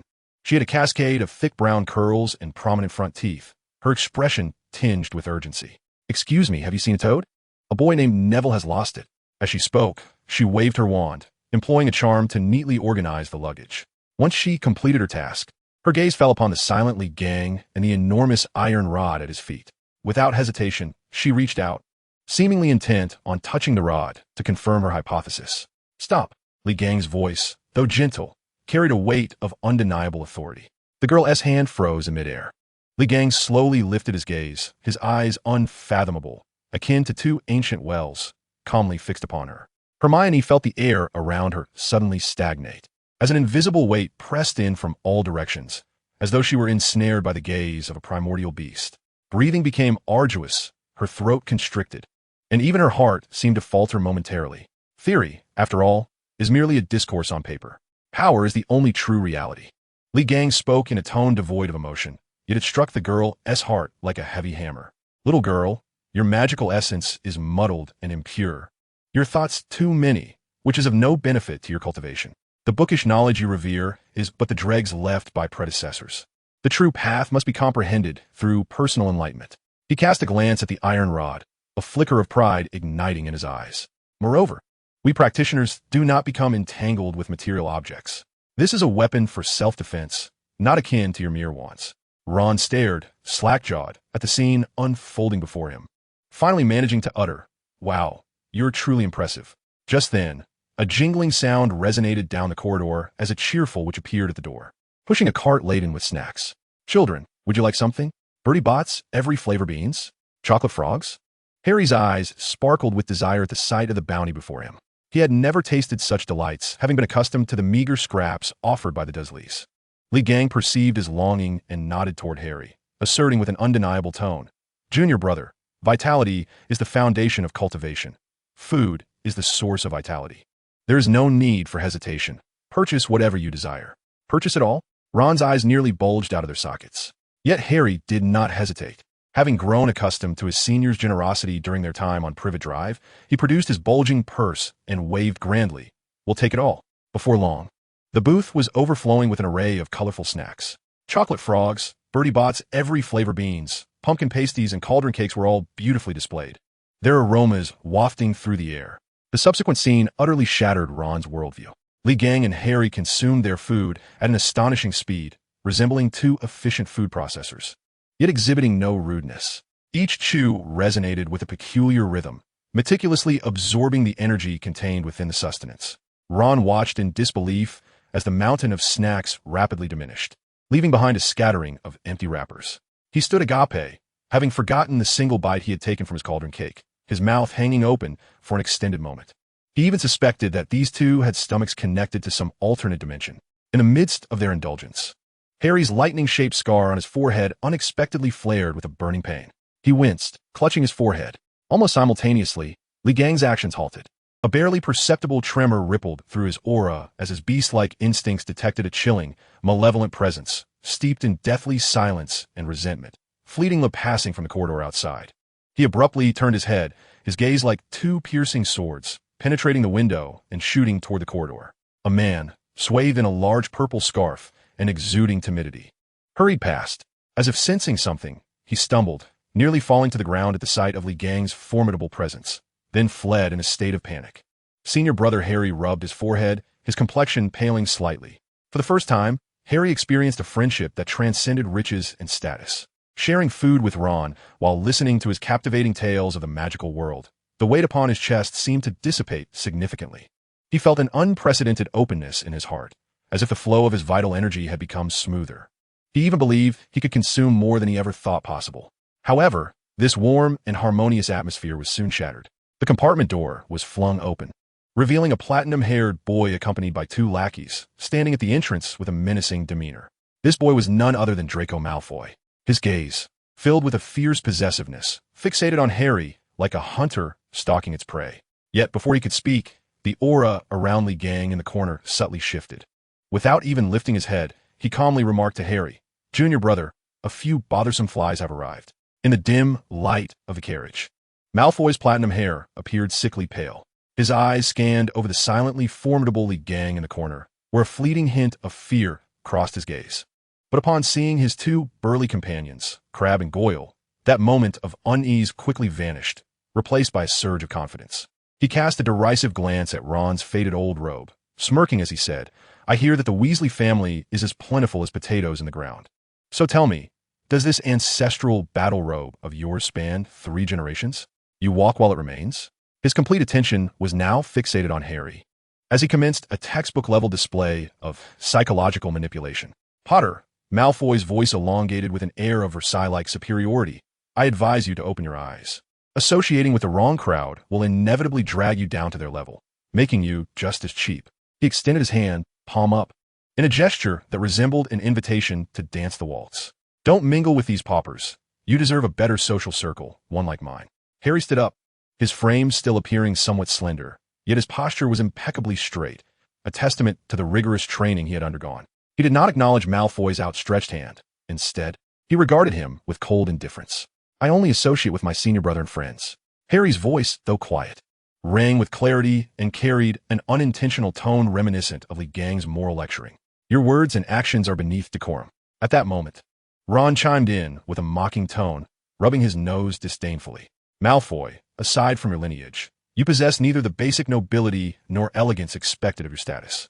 You merely act like a common ruffian, which is far from the pure blood upbringing you boast about." Malfoy's face turned a deep shade of crimson. For Ron's words had struck a nerve. "You know nothing of decorum," he bellowed, suddenly gesturing furiously towards Ron. "Crabbe, Goyle, teach this red-haired freak a lesson. Show him what it means to have manners." At his command, Crabbe and Goyle immediately lunged at Ron with wicked grins. However, before they had the opportunity to confront Ron, a frail yet remarkably resilient figure abruptly intervened. Harry sprang into action. With a swift motion as quick as lightning, he clenched his right fist, channeling the precision taught by his mentor, and struck Crabbe squarely in the abdomen. Thud! The sound echoed as Crabbe's hefty frame bent like a shrimp, clutching his stomach and emitting a muffled groan of agony. His corpulent body stumbled backwards, colliding with Goyle, and in an instant, chaos ensued between the two. Harry continued his relentless advance towards Malfoy. He raised his right hand swiftly, delivering a sharp slap that landed resoundingly against Malfoy's left cheek. Malfoy's head jerked aside, and before he could utter a cry of pain, Harry's left hand followed suit, striking him again with an even louder smack on the right side of his face. The consecutive blows left Malfoy momentarily dazed, 2 glaring red handprints blossoming on his cheeks, and his eyes instantly swelling with indignation. "Crabbe and Goyle, come at them. Teach them a lesson," Malfoy wailed, his voice laced with desperation. At that moment, the gang finally moved. He slowly rose to his feet and approached Malfoy, his towering figure casting a shadow over the boy. With a gentle pat on Malfoy's shoulder, he applied a slight pressure, eliciting an immediate expression of pain from Malfoy. "Little Blondie, your father is your father, and you are you. Besides, your father won't always be here watching over you. Do you understand?" As Malfoy's 2 cronies attempted to advance, Lee Gang subtly turned his head, his calm eyes locking on a Crabbe and Goyle. There was no anger, no malice in his gaze, only a pure, chilling aura, as if he were observing 2 inconsequential NPCs. The 2 followers were immobilized by that gaze. As they struggled to move forward, their legs weakened, their knees trembling uncontrollably, their minds going blank. They had never encountered such a terrifying stare. It was not the gaze of child, but that of a prehistoric beast awakening from slumber, coldly regarding 2 hapless ants. "Junior disciple, well done," Lee Gang remarked with a tone as tranquil as still water, as if commenting on the pleasantness of the day, yet imbued with an undeniable authority. "To the impudent, one must respond with virtue. Harry, let me impart a lesson to you. The morning heralds wisdom, and an untimely demise may follow, He paused, a barely perceptible smile gracing his lips. During the day, learn the path to your adversary's lair. By night, venture forth to confront him. The sharp whistle of the Hogwarts Express pierced the air as the train gradually slowed, preparing to dock. The compartment returned to an eerie silence. Ron, rubbing the back of his head, remained in a half-leaning position, his mouth agape as he glanced between the door and Harry, his mind a blank canvas. What had just transpired? Had Harry incapacitated those two hulking figures with a mere flick of his wrist? Standing at the door, Hermione, who had witnessed the entire spectacle, looked at Harry, then at Li Gang, her initial dissatisfaction transforming into a hint of admiration. She turned to Ron and whispered, "Do wizards still practice martial arts? I don't recall seeing that in our textbooks." Ron's eyes sparkled with barely contained excitement as he grasped Li Gang's sleeve, his face radiating eagerness and desire. "Li Gang, senior brother, can I learn that technique of yours?" What Harry just did was so impressive. It was much faster than the disarming spell. The subsequent remark doused Ron's enthusiasm like a bucket of refreshingly cold water, extinguishing half of his fervor while leaving a flicker of hope. Reluctantly, he released his grip, scratching his head in embarrassment, and resolved to seize another opportunity to broach the subject later. Beside him, Hermione was similarly intrigued. Harry's recent display had been impressively swift and effective, far surpassing the majority of malevolent curses. For someone who cherished knowledge and power, it undoubtedly represented an alluring and novel paradigm. Just as she intended to inquire about the prerequisites for learning, her gaze inadvertently drifted toward Li Gang. Through the fabric of his simple robe, she could still faintly discern the powerful contours of his muscular shoulders, brimming with explosive strength. An image flashed through Hermione's mind, herself mastering this technique, her arms bulging larger than Ron's thighs, capable of smashing through the walls of Hogwarts with a single punch. A shiver coursed through her, instantly dispelling that thought. No, absolutely not. Hermione Granger had no desire to transform into a muscle-bound Amazon. Indeed, charms, transfiguration, and potions were far more befitting of an elegant lady. The tense atmosphere in the compartment dissipated with Malfoy's hasty retreat, and Harry felt as though he had emerged victorious from a grand battle, his spirits buoyed. He retrieved a handful of snacks from his pocket, displaying them before Li Gang with a sense of pride. "Senior brother, look, I bought Bertie Bott's every flavor beans and chocolate frogs." He tore open a package of chocolate frogs and playfully offered it to Li Gang's mouth, exclaiming, "Please try this, it's delicious." Li Gang regarda Harry shieldlicadameno. And for once, a trace of a faint smile graced his usually stoic face. Instead of accepting the treat, he extended a finger and, in an authoritative tone, replied, "You should eat it yourself. Remember, excessive snacking can harm your spleen and stomach, affecting your foundational practice." "Got it, senior brother," Harry responded cheerfully, yet he still delightfully popped a piece of chocolate into his mouth, mumbling, "Rest assured, I'll only have a little. It won't hinder my training at all." Chapter 11. The Troll and the Sorting Hat. A sharp whistle pierced the night sky, heralding the end of their journey. A sweet female voice echoed over the train's intercom. "The Hogwarts Express is about to arrive. New students pleased on your new robes." The group hurriedly began to change. Fortunately, the robes were sufficiently roomy, or else Harry, with his burgeoning physique, would have likely put on an impromptu display of a muscle man. Even so, they felt somewhat snug once donned. The Hogwarts Express came to a gentle stop at Hogsmeade Station. Hagrid's enormous figure was already waiting on the platform, holding a lantern that radiated a warm yellow glow, its light dancing upon his unruly beard, reminiscent of a bird's nest. First-year students, gather over here. Stay close. Don't fall behind." His voice resonated like a built-in bass speaker, clearly audible amidst the bustling crowd. His gaze swiftly settled upon Li Gang. Li Gang stood casually, the heavy iron staff resting on the ground like a war spear, the sturdy end leaving a distinct impression on the soft platform beneath it with effortless ease. Hagrid's smile widened with an unmistakable hint of restrained amusement. "Hey, mate," he rumbled, his voice thick with curiosity. "Is that your walking stick?" At this, Li Gang raised his eyes expressionlessly to glance at him, remaining silent as he leaned on his staff, silently protesting. The new students followed Hagrid down a dark path leading to the lakeside. Dozens of small boats lay quietly docked along the shore, the lake's surface smooth as a mirror, reflecting the myriad stars overhead. Once everyone boarded the boats, the fleet glided forward silently across the cold waters. As they rounded a bend, the magnificent Hogwarts castle abruptly emerged into view, catching everyone off guard. Countless towering spires and irregular turrets sprang from the cliff's edge, piercing the night sky. Warm lights glowed from numerous windows, resembling bright eyes in the darkness. The entire castle loomed like a colossal beast slumbering beneath the starry sky, solemn, mysterious, and exuding a suffocating sense of grandeur. Almost all the newcomers gasped in uncontrollable awe, entering tourist mode. Wow! Ron's mouth formed an O, his eyes wide with astonishment. Harry was equally spellbound. He had never imagined a place so splendid could exist in the world. Only Li Gang's reaction was starkly different. He narrowed his eyes, his calm gaze devoid of wonder, sharp and scrutinizing, akin to a meticulous inspector ready to pick apart flaws. The foundation appears solid. His low voice cut through the surrounding exclamations, incongruous amidst the fervent admiration. The main structure is composed of massive stones, deeply rooted in the earth, imbued with a sense of ancient strength, capable of withstanding immense physical impacts. This is the essence of enduring virtue. Harry and Ron exchanged bewildered glances, recognizing each word, yet unable to comprehend the message when assembled. Li Gang's gaze gradually ascended, surveying the intricate towers and outer walls, continuing his safety assessment. Regrettably, the towers resemble a game of Jenga, structurally redundant. They'd be pure targets in a confrontation. With so many vines on the exterior, is it to facilitate enemy ascent? The fleet arrived at the dock beneath the castle. The group traversed a tunnel carved from rock, ultimately reaching the towering oak doors of the castle. The doors swung open silently to reveal Professor Minerva McGonagall, clad in a deep green robe, her demeanor stern. Her piercing gaze swept over each new student's face, as if counting heads. When her sharp eyes fell upon Li Gang, they paused momentarily, her brow subtly furrowing. Is this another first year? At 11 years old? After a brief inspection, Professor McGonagall ushered the newcomers into a spacious waiting room filled with people, the atmosphere tense yet anticipatory. Just then, a commotion erupted from the walls. 20 or more milky white, semi-transparent apparitions emerged from the walls, laughing and floating above the heads of the newcomers, utterly oblivious to their presence. A cacophony of cybernetic screams and chaos erupted in the room. Yet, Li Gang raised his head with keen interest.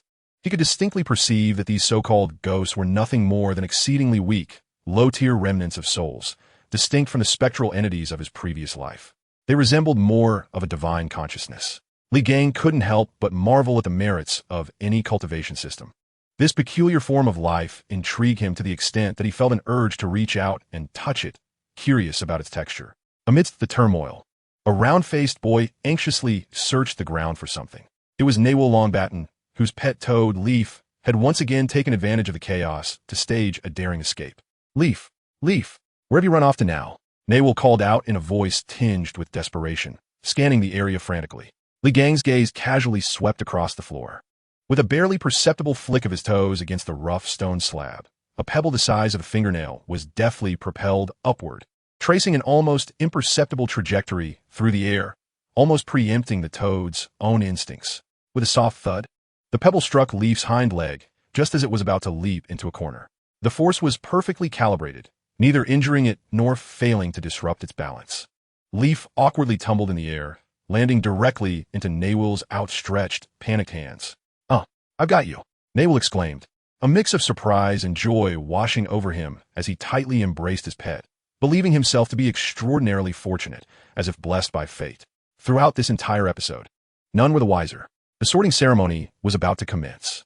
She silenced the crowd with a stern gaze, commanding, "Now, form a single file and follow me." She turned, leading a group of anxious newcomers toward the imposing, closed oak doors that led to the hall. Li Gang trailed at the back, his eyes fixed on the door. The door was crafted from solid oak, immensely heavy, reinforced with several thick iron bands. Beyond it lay the mysterious realm of magical time about to be unveiled. Harry and his companions were brimming with excitement, while Ron nervously confided to his friends, "According to my brother, the sorting test involves battling a troll." A troll. This revelation sent waves of concern rippling through the young wizards. At that moment, another young wizard remarked, "But my sister said the sorting test is against a werewolf. Does that mean the trials differ by house?" The young wizards buzzed with speculation, some claiming one must endure a dragon's assault for half an hour, while others spoke of retrieving a griffin's egg, and so forth. Li Gang discerned the underlying malice in the tales shared by the older siblings. Creak. The grand doors began to open slowly. Chapter 12. The Sorting Hat's Breakdown. Are these newcomers harbingers of calamity? The oak door closed heavily behind them, ushering the new students into a breathtakingly majestic hall. For long tables representing the houses were arranged in parallel, with faculty and students already seated, their faces flickering in the dancing candlelight.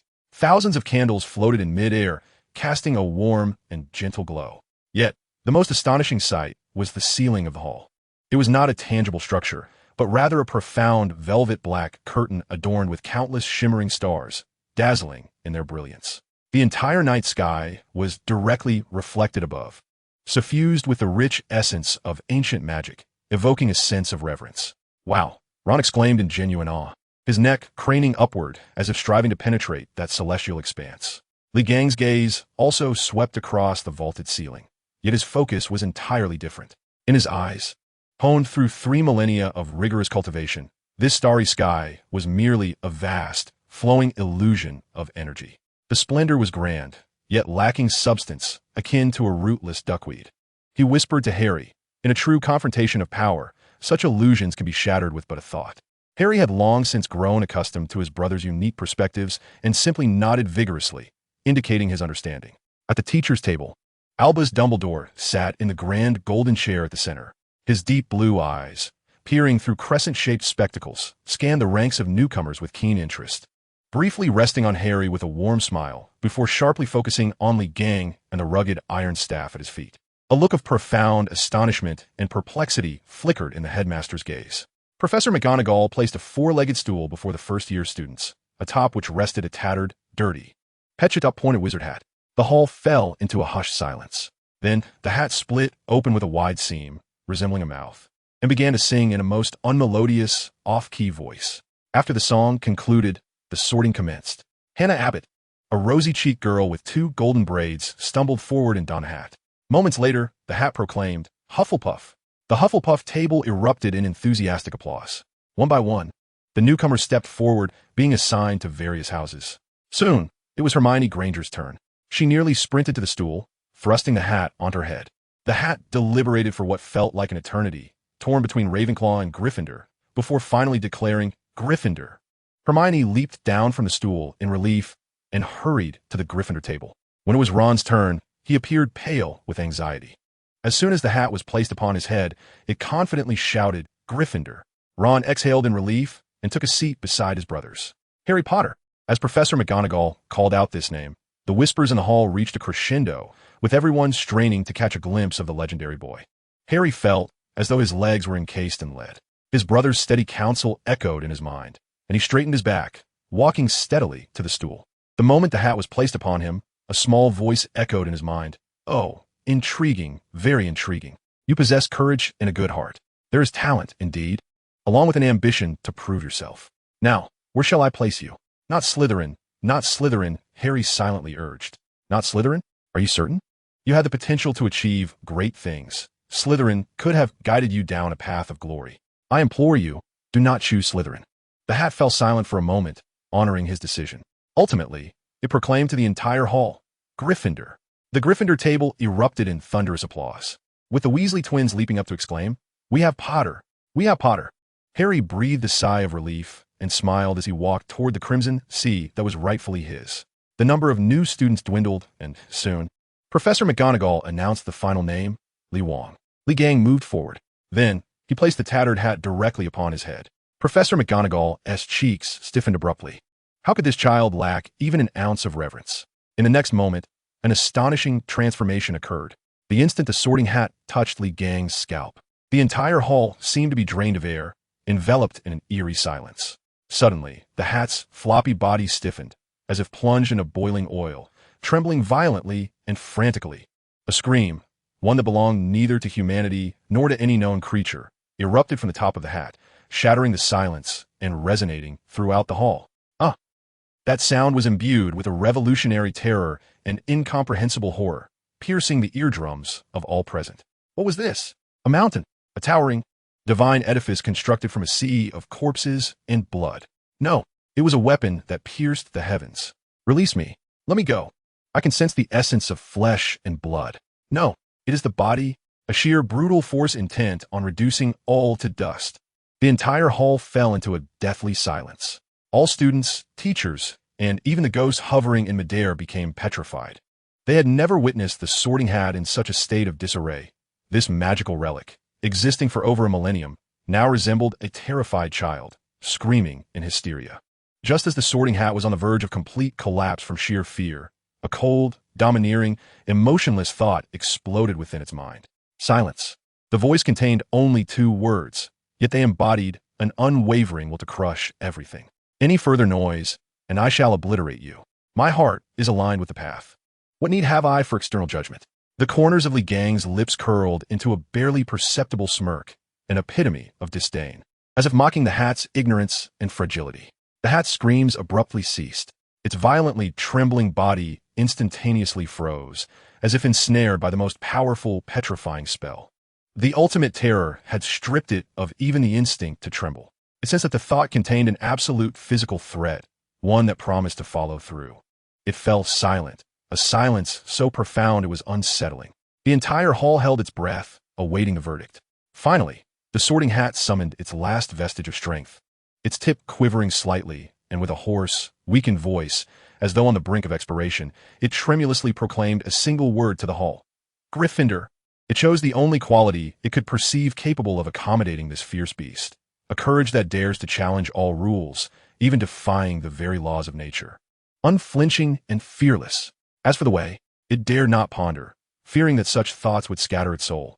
The Sorting Hat fell with a thud upon the bench, utterly limp, resembling a puddle of mud drained of all moisture, even its point drooping, devoid of any vitality. Li Gang did not spare a glance.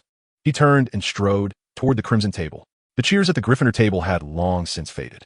All the students, from Percy Weasley to the newly seated Harry Potter, gazed at him as one would at a monster. As he approached, the crowd seemed to part as if pushed by an invisible force, many even feeling breathless. Instinctively leaning back, as if he were surrounded by an unseen weight, he found an empty seat and thumped his staff onto the ground, causing the entire Gryffindor table to shudder. In the silence, Dumbledore's resonant and clear voice shattered the stillness, his gaze piercing as he fixed it upon Li Gang at the end of the table. Mr. Li Wofu, the old headmaster's voice lacked its usual warmth, replaced by pure inquiry and seriousness. Welcome to Hogwarts. Now, might you explain what just transpired? Chapter 13, The Beast of Gryffindor. Li Gang did not even glance up. Instead, he reached for a golden, succulent leg of chicken, tearing off a hefty chunk and chewing with vigor. The aroma of meat and fat burst upon his palate, transforming into the purest life force, nourishing his still youthful frame. Only after swallowing did he slowly lift his gaze, his eyes crossing the flickering candlelight to meet those of the elderly figure at the teacher's table. Headmaster, his voice was calm and unruffled, as if stating an undeniable fact. The hat, its heart of virtue is too weak to bear my essence, hence it called out a few times. That is all. Heart of virtue? Essence? Confusion deepened in Dumbledore's azure eyes. These Eastern terms were foreign and profound to him. Dumbledore fell silent, gazing deeply at Li Gang, ultimately refraining from further inquiry. He waved his hand, signaling the feast to commence. In an instant, the previously empty platters were laden with an array of delectable dishes, fragrant steam rising, and the hall buzzed back to life. Yet at the Gryffindor table, an odd atmosphere lingered. An invisible vacuum formed around Li Gang, with students casting furtive glances filled with a blend of awe, curiosity, and a hint of fear. My goodness, he truly frightened the Sorting Hat to tears. A senior girl whispered to her companion, I heard it scream something about a human calamity. By Merlin's beard, what manner of creature is this? Harry and Ron, seated beside Li Gang, felt akin to zookeepers of a rare beast, bearing the weight of myriad gazes from all sides. Just then, nearly headless Nick, the resident ghost of Gryffindor Tower, floated over. He donned a form-fitting attire, topped with a grand feathered hat, his face adorned with a warm smile, ready to greet the newly arrived young lions. Good evening, welcome to Gryffindor. He joyfully floated toward Harry, preparing for a friendly embrace. However, as he approached within 3 feet of Li Gang, an unexpected change occurred. Nick's translucent form quivered violently, as if scorched by invisible flames, emitting a faint crackling sound. A sharp sensation, emanating from the depths of his soul and akin to a predator's gaze, rendered him momentarily paralyzed. It was a pure, overwhelming vitality, radiating with a sun-like intensity, which for his shadowy essence felt like the most potent poison. Oh my God! Nick gasped, as if confronted by a specter, swiftly drifting away, the ease of his previous smile replaced by profound shock and reverence. He gazed at Li Gang, who was voraciously devouring a steak, as if witnessing a walking sun. This vitality is too overwhelming. I simply cannot bear it, he stammered, retreating with a posture bordering on flight, respectfully distancing himself, no longer daring to approach the person certified by the Sorting Hat as a formidable trial. Only Ligon paused slightly in his chewing upon hearing the words. Unless you desire a rather unpleasant demise. He lifted his gaze, a primal interest flickering in his eyes. Danger? It signified challenge, refinement, and the opportunity for growth. Unconsciously, he licked his lips, revealing an eager smile that sent shivers down Ron's spine. In Gryffindor, we must adhere to discipline, fostering unity and camaraderie. Most importantly, his gaze swept over the assembly, finally resting upon the most powerful presence. Ligon, we must never recklessly damage public property. Violators will face a deduction of house points. At that moment, Ligon finished the last bite of his pie. He merely raised an eyebrow, responding in a manner that was both vague yet strikingly clear. Rules are but tools for the weak to seek refuge. The strong create their own rules. He swallowed his food, his gaze locking onto Percy, whose expression turned pale under the weight of Ligon's unwavering stare, inducing an inexplicable sense of dread. In our scholarly tradition, it is said, virtue is the common asset of the world. I am virtue. Virtue is me. Such domineering assertions struck Percy's mind like a heavy hammer. He opened his mouth, his meticulously prepared discourse caught in his throat, unable to utter a single word, his face flushing a shade deeper than his crimson hair. Meanwhile, the Weasley twins, Fred and George, seemed to have discovered new territory, their eyes alight with curiosity as they approached. Squeezing in beside Ligon, they exchanged mischievous glances and asked conspiratorially, "Hey, big guy," were Fred and George. "Seriously, what on earth did you do to that wretched hat? It looks like it's on the verge of tears. We've never seen it so miserable since our arrival." Virtue? The twins exchanged glances, their faces awash with a mixture of confusion and intrigue. Although they did not fully grasp the concept, they sensed that this was a matter of great significance, undoubtedly prime material for a prank. The new students followed Percy through the bustling corridors until they arrived in front of a portrait of the fat lady. "Password?" the fat lady inquired. The portrait swung open, revealing a circular entrance behind it. The new students filed in. Li Gang scoffed at this peculiar method of entry, deeming it unnecessary. He whispered to Harry beside him, "Such a defense could be breached with a single punch. It is utterly ineffective." The Gryffindor common room was warm and inviting. As soon as Harry entered, he was met with a hero's welcome. Upperclassmen gathered around him, filled with curiosity about his past and the scar on his forehead, leaving him somewhat flustered. However, Li Gang promptly extricated him from the crowd, guiding him to a corner by the fireplace. "Empty fame is of no use. True strength is paramount," he murmured in Harry's ear. "A restless heart will disrupt your vital energy. Tonight's evening lesson will focus on the Diamond Heart technique with an additional 3 repetitions." The momentary elation in Harry's heart was swiftly dispelled as he nodded vigorously. "Yes, senior brother." In the dead of night, silence enveloped the surroundings. Most students in the boys' dormitory had already succumbed to slumber. Outside, the silvery moonlight poured down like mercury, illuminating a space in the center of the room. 2 figures cast elongated shadows in the moonlight. Li Gang and Harry, one in front of the other, assumed the stance of the earth and sky posture. Their feet were rooted like ancient tree roots, firmly gripping the ground, their spines erect like pines, and their arms slightly bent as if cradling the universe. Their breathing became long and profound, merging seamlessly with the surrounding tranquility. In the same dormitory, Ron turned over, sleepily opening his eyes just in time to witness this strange scene. Startled, he jolted awake, his mouth agape, as if he could fit an egg inside. He nudged his neighbors, Simon and Dean. Soon, 3 heads emerged from their blankets, staring blankly at the 2 figures maintaining their peculiar positions in the moonlight. Neville, in the adjacent bed, was also stirred awake. Rubbing his eyes, he gazed at the 2 unmoving individuals by the window, mumbling sleepily. Are they sleepwalking in the middle of the night? Chapter 14. Professor McGonagall's cat in the boys' dormitory. Breaths rose and fell in a rhythmic chorus. Ron rolled over and rubbed his eyes. The scene in the center of the room startled him awake. His mouth fell open. The moonlight outlined the figures, Li Gang and Harry, one in front of the other, maintaining the earth and sky posture. Their feet were grounded, spines straight, arms embracing, and their deep breaths resonated with the stillness around them. Li Gang remained motionless, his vital energy coursing through his body, cleansing it of impurities. Harry stood behind him, emulating his senior brother, controlling his breath and heartbeat as the energy flowed along the pathway of the Diamond Heart technique. his muscles relaxing in response.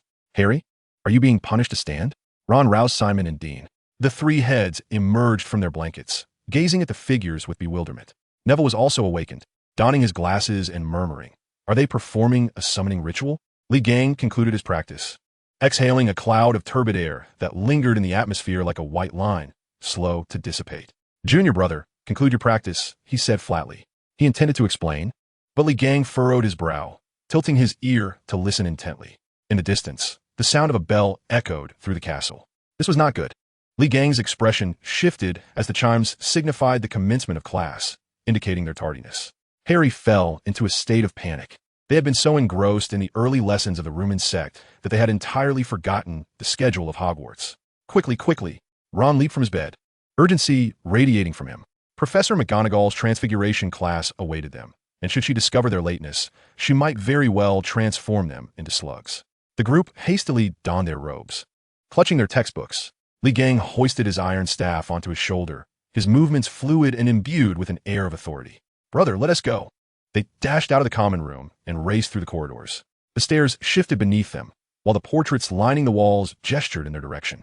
Harry gasped for breath as he ran, yet Li Gang, with his staff in tow, maintained a steady gait, his breathing even and his pace unwavering. "Here!" Harry exclaimed, pointing to the door. They arrived at the classroom just as the echoes of the bell faded. Inside, a profound silence enveloped the room. The first-year students were already seated, textbooks laid open, their expressions solemn.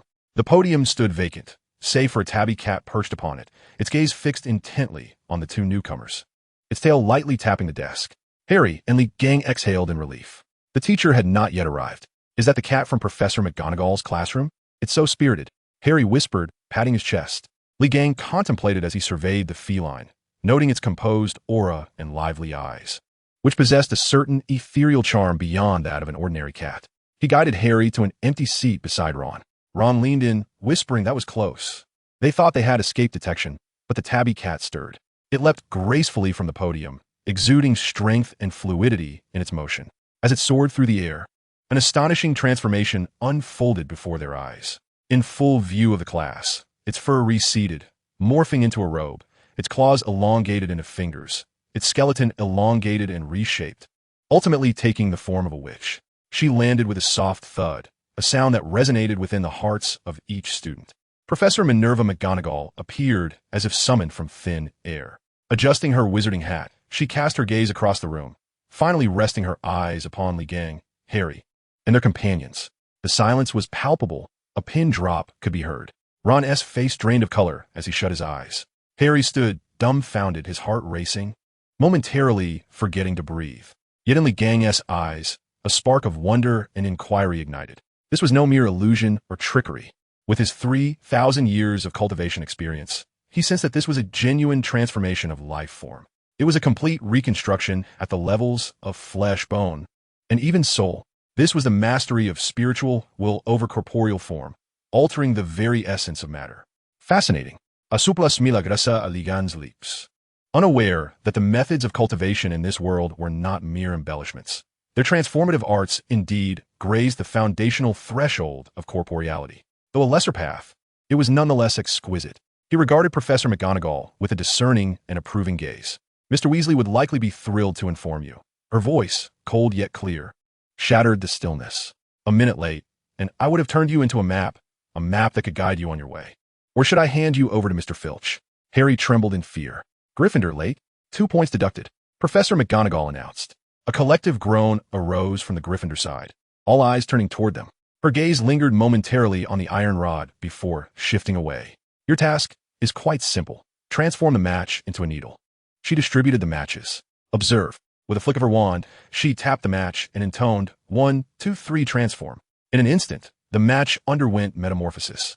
The wooden texture vanished, replaced by a metallic sheen, 1 inch sharpened into a clear needlepoint. The students gasped in amazement. "Now, it is your turn." Incantations filled the classroom. Most efforts proved futile. Simon Finnegan exerted too much force, igniting his match. Ron's match warped and emitted a charred odor. Hermione made progress. Her match turned silver with a pointed tip, but it was still not slender enough. Harry recalled his brother's guidance. Instead of wielding his wand, he closed his eyes, calming his mind and focusing his thoughts on the match. 1, 2, 3, transform.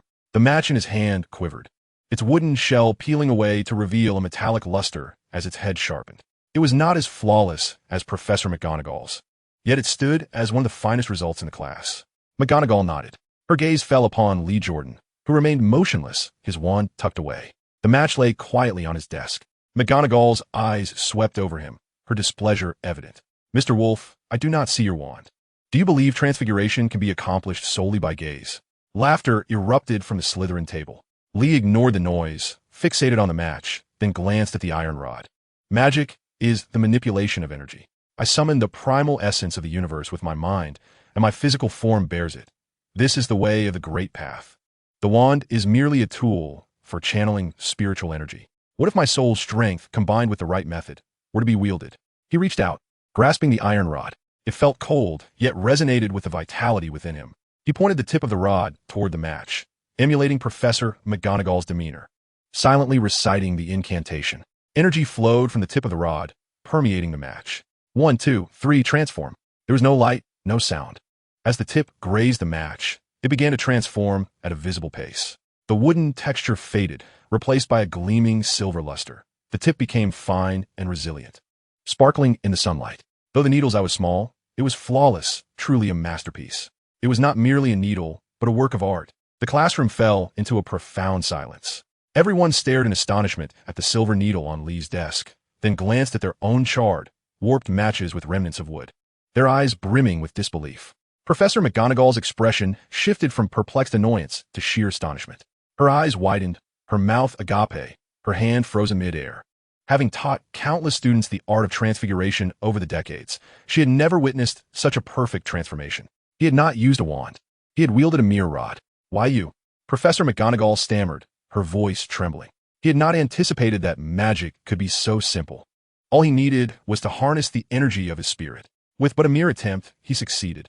Professor, I have completed the transformation, he declared, his tone nonchalant, oblivious to the astonishing nature of his achievement. The wand was cold to the touch, yet it encapsulated a certain perfection, as if it had been forged from the very essence of transformation itself. This is the most flawless metamorphosis I have ever witnessed. She took a deep breath, suppressing the tumult within her heart, and spoke in a composed voice. Mr. Wolf, you are nothing short of a miracle. Turning to face the entire class, her gaze swept across the Gryffindor students, a slight smile gracing her lips. Gryffindor, in light of Mr. Wolf's performance, 5 points to your house. The classroom erupted in cheers. Ron clapped Harry on the shoulder, while Harry stood in stunned silence. He knew his senior was formidable, yet he had not anticipated such prowess in magic. However, Lee Gang furrowed his brow. The success of a transformation was fundamentally an alteration of material form through external force, rather than an elevation of life's essence. This stood in stark contrast to his past pursuits of achieving sanctity within the physical body, a path of indelible transcendence that remained distant. He mused inwardly. Magic is not the ultimate truth. Professor McGonagall cleared her throat, attempting to restore a semblance of seriousness, though her eyes betrayed her astonishment. She regarded Lee Gang, waves of tumult stirring within her. The talent of this student was nothing short of revolutionary, challenging the very foundations of magical understanding. What did his presence signify for Hogwarts and the magical community at large? She recalled Dumbledore, who seemed to have already pierced through the mist surrounding the boy. A premonition surged within her. This miracle, Lee Gang, would undoubtedly usher in a tempest for this ancient institution. Chapter 15. Potions and Explosions. The potions classroom was situated in the castle's cold, damp basement, often referred to as Hogwarts underbelly. The dim light and the air, thick with the acrid scent of formaldehyde, decaying herbs, and ancient patina, created an oppressive atmosphere.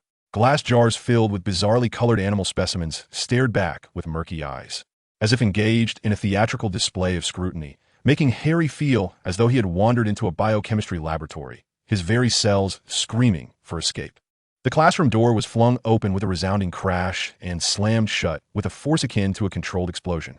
A shadow, resembling a great bat, glided forth from the depths of darkness. Severus Snape, the potions master of Hogwarts and the living KPI of Slytherin House, had arrived. Clad in a black robe from head to toe, he seemed to merge with the dim surroundings, save for his pallid face, which bore the marks of prolonged seclusion from sunlight, rendering it disturbingly striking. Oily black hair framed his cheeks, and his hawkish nose jutted prominently, while his black eyes, deep as tunnels, swept across the class, cold, hollow, and chilling in their gaze. The whispering in the room ceased instantly, as if the air had been drawn into a vacuum, rendering even the flickering candlelight cautious. You are here to learn the intricate science and rigorous craft of potion making. Snape's voice, though soft, carried an icy venom that penetrated the ears of every student with precision. I will not ask you to foolishly wave your wands, he stated, leading many to believe that this class lacked any substantial technical content. His gaze swept over the faces etched with anxiety, ultimately fixing like a poisoned dagger on Harry. Potter.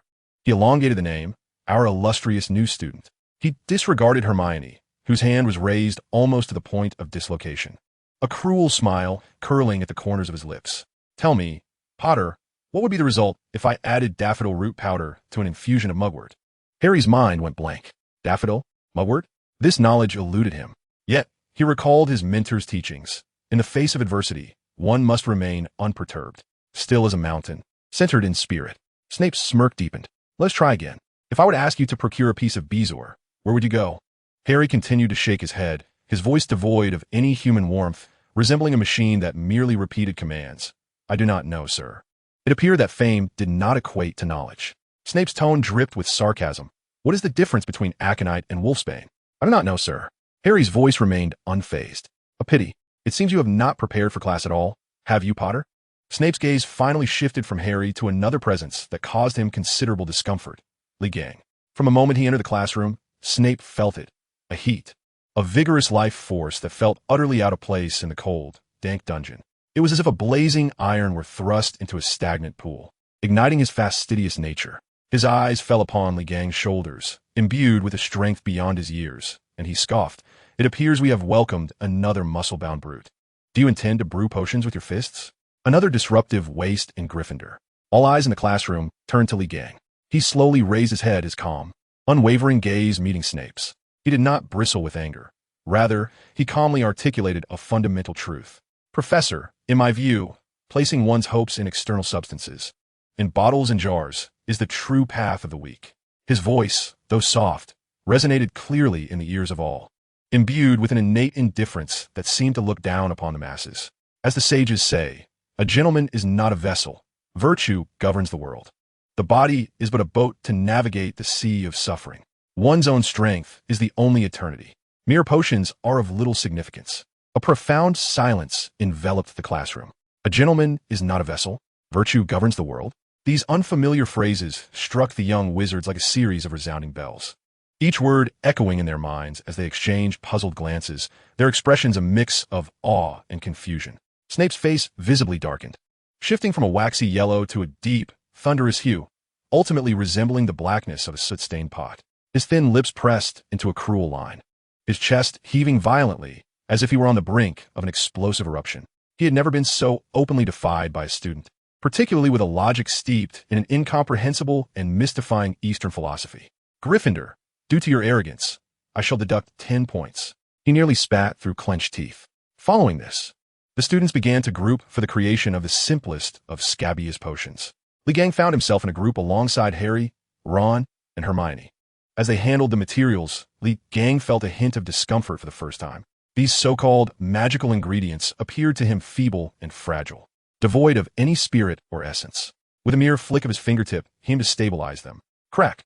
The hard quill of a porcupine snapped effortlessly in his grasp, shattering into several pieces. Li Gang stared expressionlessly at the remnants in his hand, his brow slightly furrowed. Following Hermione's instructions, he began to stir the contents of the cauldron in a clockwise motion. Crackle! A series of faint, tooth-aching cracks resonated, prompting him to halt and open his palm. The glass stirring rod had disintegrated into a handful of crystalline powder, scattering into the air. He gazed at his empty palm, a flicker of mild bewilderment and disdain crossing his eyes. Such mundane objects, so fragile. From the Slytherin table, an uncontrollable snicker erupted. Malfoy, relishing the moment, cast a malevolent glance at Harry, his eyes glimmering with malicious delight. Seizing the opportunity while Snape turned to chastise Neville, whose cauldron was billowing thick green smoke and on the verge of explosion, Malfoy deftly snatched a handful of dragon dung, which had no place in the recipe, and flicked it into Harry's cauldron with precision. Sizzle! Harry's cauldron erupted like a lit powder keg, boiling violently. The potion inside transformed from a light blue to a nauseating, bubbling dark green, unleashing a noxious cloud of acrid smoke that ascended into the air. The scalding liquid surged upwards like a geyser, threatening to explode and corrode everything in its vicinity. Hermione let out a piercing scream. Instinctively reaching for her wand, yet paralyzed with uncertainty, Ron stumbled backward, his face drained of color. Harry, stunned by this sudden turn of events, found his mind blank and his body rigid. In that critical moment, a figure moved with lightning speed. No, there was hardly a figure at all. Li Gang remained firmly seated, merely leaning slightly forward, his broad palm shooting out with remarkable swiftness. Bang! A dull thud resounded as his hand firmly, seamlessly, covered the boiling cauldron. The world around them seemed to hit the pause button. The searing, corrosive magical potion thrashed violently beneath Li Gang's palm, emitting a terrifying hissing sound. The acrid stench akin to raw meat being tossed into scalding oil, assaulting the nostrils and sending chills down the spine. The iron walls of the cauldron glowed a fiery red, radiating an astonishing heat. Yet that hand remained steady as a rock, unyielding as a mountain. Regardless of the tumultuous reactions of the potion within the cauldron, his hand remained unwavering, his expression devoid of the slightest tremor, retaining an air of serene indifference. Time seemed to freeze. The snickering of Slytherin faded into silence. Neville's gasp was caught in his throat. Snape abruptly turned, his dark eyes fixated on the extraordinary sight before him. In that fleeting moment, his pupils constricted to the size of pinpricks. What did he witness? A student, using his bare hand, was covering a cauldron on the verge of exploding, boiling, corrosive liquid potent enough to dissolve bones? The eternal, sardonic expression on Snape's face fractured for the first time, his mouth slightly parted, his throat bobbing. An expression of profound shock, absurdity, and disbelief flickered across his features. How could this be? Was this still the hand of a human? This was nothing short of an unheard-of monstrosity. The boiling within the cauldron eerily subsided. The palm was pristine, unmarred, with not a trace of red to be found. A faint yet distinctly clear crack resonated, not from Li Gang's hand, but from the heavy cast-iron cauldron itself. A spiderweb-like fissure began to silently spread from the area covered by his palm. Snape's breath hitched. A thought that sent shivers through his very soul sprouted wildly. What he covered was not merely a cauldron, but he was suppressing an explosion. Chapter 16. Barehanded over the cauldron. The eerie silence of the underground classroom was shattered by a barely audible crack. The sound was not loud. It struck each heart like a heavy hammer. All gazes were riveted on the hefty cast-iron cauldron, where a spiderweb-like crack was spreading insidiously from where Li Gang's palm had rested. In that moment, Snape's breath ceased. A thought that sent a tremor through his soul wildly proliferated in his mind. The hand covering was not merely on the cauldron. He was suppressing a magical explosion capable of melting gold and iron. Not a single scar, not even a hint of redness could be found. "Brother, your hand," Harry approached, his green eyes brimming with shock and admiration. The sensation more surreal than witnessing Dumbledore conjuring a nuclear bomb. "It matters not," Li Gang replied with an unperturbed tone, as if he had just caught not a pot of boiling corrosive potion, but a handful of warm water. "Our techniques into the discipline may be mediocre, but when it comes to resilience, I fear none." "De discipline? Resilience?" Harry nodded, somewhat understanding. Yet in his heart, he equated the discipline with invincibility. Another point deduction. Snape, no longer able to bear the sight of the unsettling anomaly, nearly fled as he dismissed the class. "I told you so. That greasy old bat Snape is absolutely deliberate. He simply cannot stand us griff-finders. Malfoy tosses things into the cauldron, and he overlooks it. Yet when my brother saves us, he deducts points. This is unjust. This is simply Harry stood beside, feeling a sense of unease in his heart. The energy within the cauldron was chaotic and wild, yet absurdly fragile. He did not even resort to his own vitality. With merely the strength of his partially developed Dunxing Pancher physique, he easily suppressed it. Was the external world of this realm truly so insubstantial? Lili Wolfu. A clear yet somewhat hesitant voice emanated from behind. Hermione took a breath, adjusted the nearly slipping book, and her brown eyes shone with remarkable brilliance, fixated intently on the hand of Li Gang that had just brushed past. The potion in the cauldron during the potion class had reacted violently due to the introduction of incorrect ingredients. Based on similar cases in advanced potion making, it was inferred that the potion not only reached extreme temperatures, but also possessed strong corrosive and toxic properties. Her words raced forth, as if reciting from memory. Yet every syllable resonated with clarity. "You made direct contact with it. How is it that you are unscathed?" This defies any physical or magical laws I am aware of. What is this hall you mentioned to Harry, and what is the nature of your peculiar morning exercises? Having posed her questions in one breath, her eyes brimmed with a thirst for knowledge. She saw clearly that it was not sorcery. Harry had not uttered a spell, nor had Li Gang even touched a wand. It was a power derived from the very essence of the body, an unfathomable strength she could not comprehend. Ron, upon hearing this, became intrigued as well, casting aside his grievances against Snape, and leaned in to say, yes. Hermione is right. Harry, what exactly did your senior teach you? Can I learn it too? If I do, will I also become as unyielding as he is? Faced with 3 eager pairs of eyes, no, 3 pairs. As Harry too looked on with curiosity, Li Gang rarely paused in his stride. He glanced at Hermione and Ron, then spoke calmly. My sect is known as the Confucian sect. Confucian sect. Hermione immediately retrieved a quill and a scroll of parchment from her robe, preparing to take notes. Indeed, Li Gang nodded. The teachings of the Confucian sect are inclusive, based solely on one's innate qualities. As long as one's character is resolute, anyone can cultivate. His gaze settled on Hermione. Your spiritual strength is quite commendable, surpassing his. He pointed at Ron. Then his gaze shifted to Ron. Your vitality is fairly robust, stronger than hers. Hermione's cheeks flushed slightly, while Ron puffed out his chest with pride. In our Confucian sect, we adhere to the principle of anew, cultivating a noble spirit and refining an indestructible body. We have 5 divisions, each with its strengths. Anew. Hermione jotted down the term on the parchment, feeling an odd sense of familiarity, wondering if it referred to the Analects. Call it as you wish. Li Gang waved his hand dismissively and continued. The 5 divisions are virtue, righteousness, propriety, wisdom, and trust. The virtue hall emphasizes the principle of thick virtue bears all. He paused before elaborating in simpler terms. In short, it is the one that can endure the most punishment. The righteousness hall focuses on sacrificing for righteousness, charging forward without hesitation. In other words, it is the one that can fight the best. The wisdom hall centers on the knowing being unconfused, specializing in exploiting the enemy's weaknesses. Its approach is the most cunning. The trust hall upholds the principle that words must be trustworthy and actions must be decisive. Well, it is the fastest runner. Such simple and blunt explanations left Ron and Hermione in astonishment. The seemingly arcane vocabulary, when uttered by Li Gang, takes on an unexpectedly down-to-earth quality, almost reminiscent of a gang's gathering.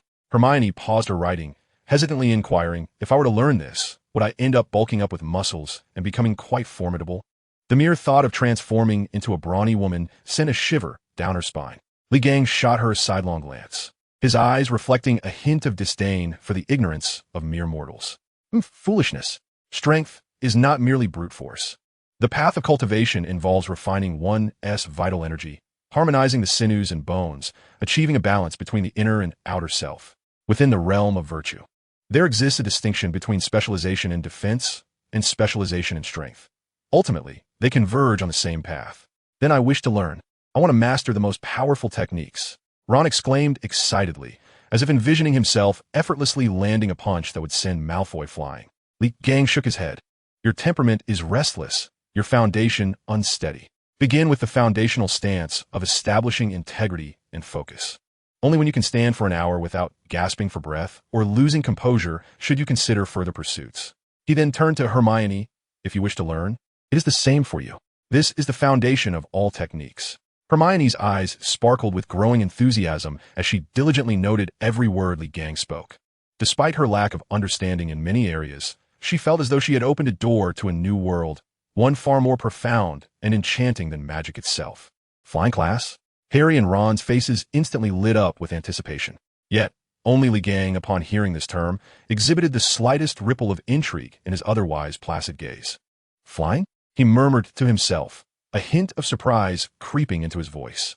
In his previous life, the ability to traverse the skies with one's physical form was a domain reserved for those who had reached extraordinary heights, requiring an intricate mastery over the elemental energies of the cosmos and one's own strength.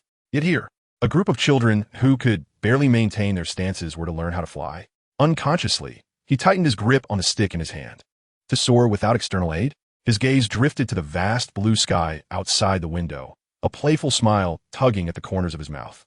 It seemed that the laws of this world were beginning to reveal their mysteries. This, perhaps, was the first thing in this new world that truly piqued his interest. Chapter 17. Flying Class. Human projectiles on brooms. The lawn outside Hogwarts Castle shimmered with a golden hue under the afternoon sun. The air was filled with the fragrance of fresh grass and the earthy scent of damp soil, creating a refreshing ambience. 20 flying brooms were neatly arranged on the grass, resembling a row of soldiers awaiting inspection. Madame Rolanda Hooch, the flying instructor, approached with a brisk stride. Her short gray hair was neatly styled, and her sharp yellow eyes bore an eagle-like intensity, her face exuding undeniable authority. "Good afternoon, students." Her voice rang out, crisp and clear. "Welcome to your first flying lesson. What are you waiting for? Everyone, stand to the left of a broomstick. Quickly, quickly." The students scrambled to position themselves. Standing beside his broom, Harry's heart raced, a mix of excitement and nervousness coursing through him. "Extend your right hand," placing it above the broom, Mrs. Hooch commanded, followed by the collective shout of the entire class. Up, up. Harry's broom, as if responding to the most affectionate of calls, leapt into his palm with remarkable swiftness, resembling a long-lost creature returning home. Ron, beside him, flushed crimson, repeatedly bellowing up at his broom, yet remained stubbornly anchored to the ground. Hermione's broom merely rolled slightly, displaying its evident reluctance. Now it was Lee's turn. He glanced down at the feeble stick beneath him, a flicker of disdain crossing his features. In his previous life, even the most basic flying apparatus was crafted from millennia-old spiritual wood, imbued with consciousness. In contrast, this object appeared to him as nothing more than a glorified stick. Unlike his peers who shouted in vain, he subtly bent his waist, channeling a faint yet pure surge of chi and blood from his dantian, which surged up through his throat. "Up," he uttered, his voice low yet imbued with an irresistible authority and power. Whoosh! The broom, known as the Comet 260, seemed to be seized by an invisible giant hand and shot forth with the velocity of a stone released from a slingshot, hurtling directly towards Lee's palm. The force was so tremendous that it caused his steadfast form to wobble slightly. Lee furrowed his brow, exerting his grip to stabilize the trembling broomstick. He could sense the internal structure of the wooden rod groaning under the weight of the recent impact. Mrs. Hooch's sharp gaze lingered on him for a moment, a glimmer of surprise flashing in her eyes, but she was soon drawn away by Neville's yelp. Poor Neville, overwhelmed with anxiety, had mounted the broom the instant it took flight, and it bolted from beneath him like a wild stallion, soaring into the sky. Yet it was too late. Neville flailed helplessly in the air like a rag doll, ultimately plummeting from several meters above, screaming as he fell. Mrs. Hooch cast a cushioning charm just in time to prevent him from becoming a mere splatter, though he still fractured his wrist. Worse yet, during his descent, a glass memory ball, gifted by his grandmother, tumbled from his pocket, rolling across the grass. Hastily, Mrs. Hooch escorted Neville to the hospital wing, sternly warning everyone before departing. "No one is to leave the ground. If I catch anyone flying on a broom, they will be expelled from Hogwarts immediately." No sooner had her words left her lips than Draco Malfoy, like a proud peacock, picked up the memory ball from the ground. A malicious smile graced his face as he disdainfully surveyed Harry. "Did you see that, Potter?" The fat fool forgot his precious trinket. "Return it to me, Malfoy." Harry stepped forward, his tone icy.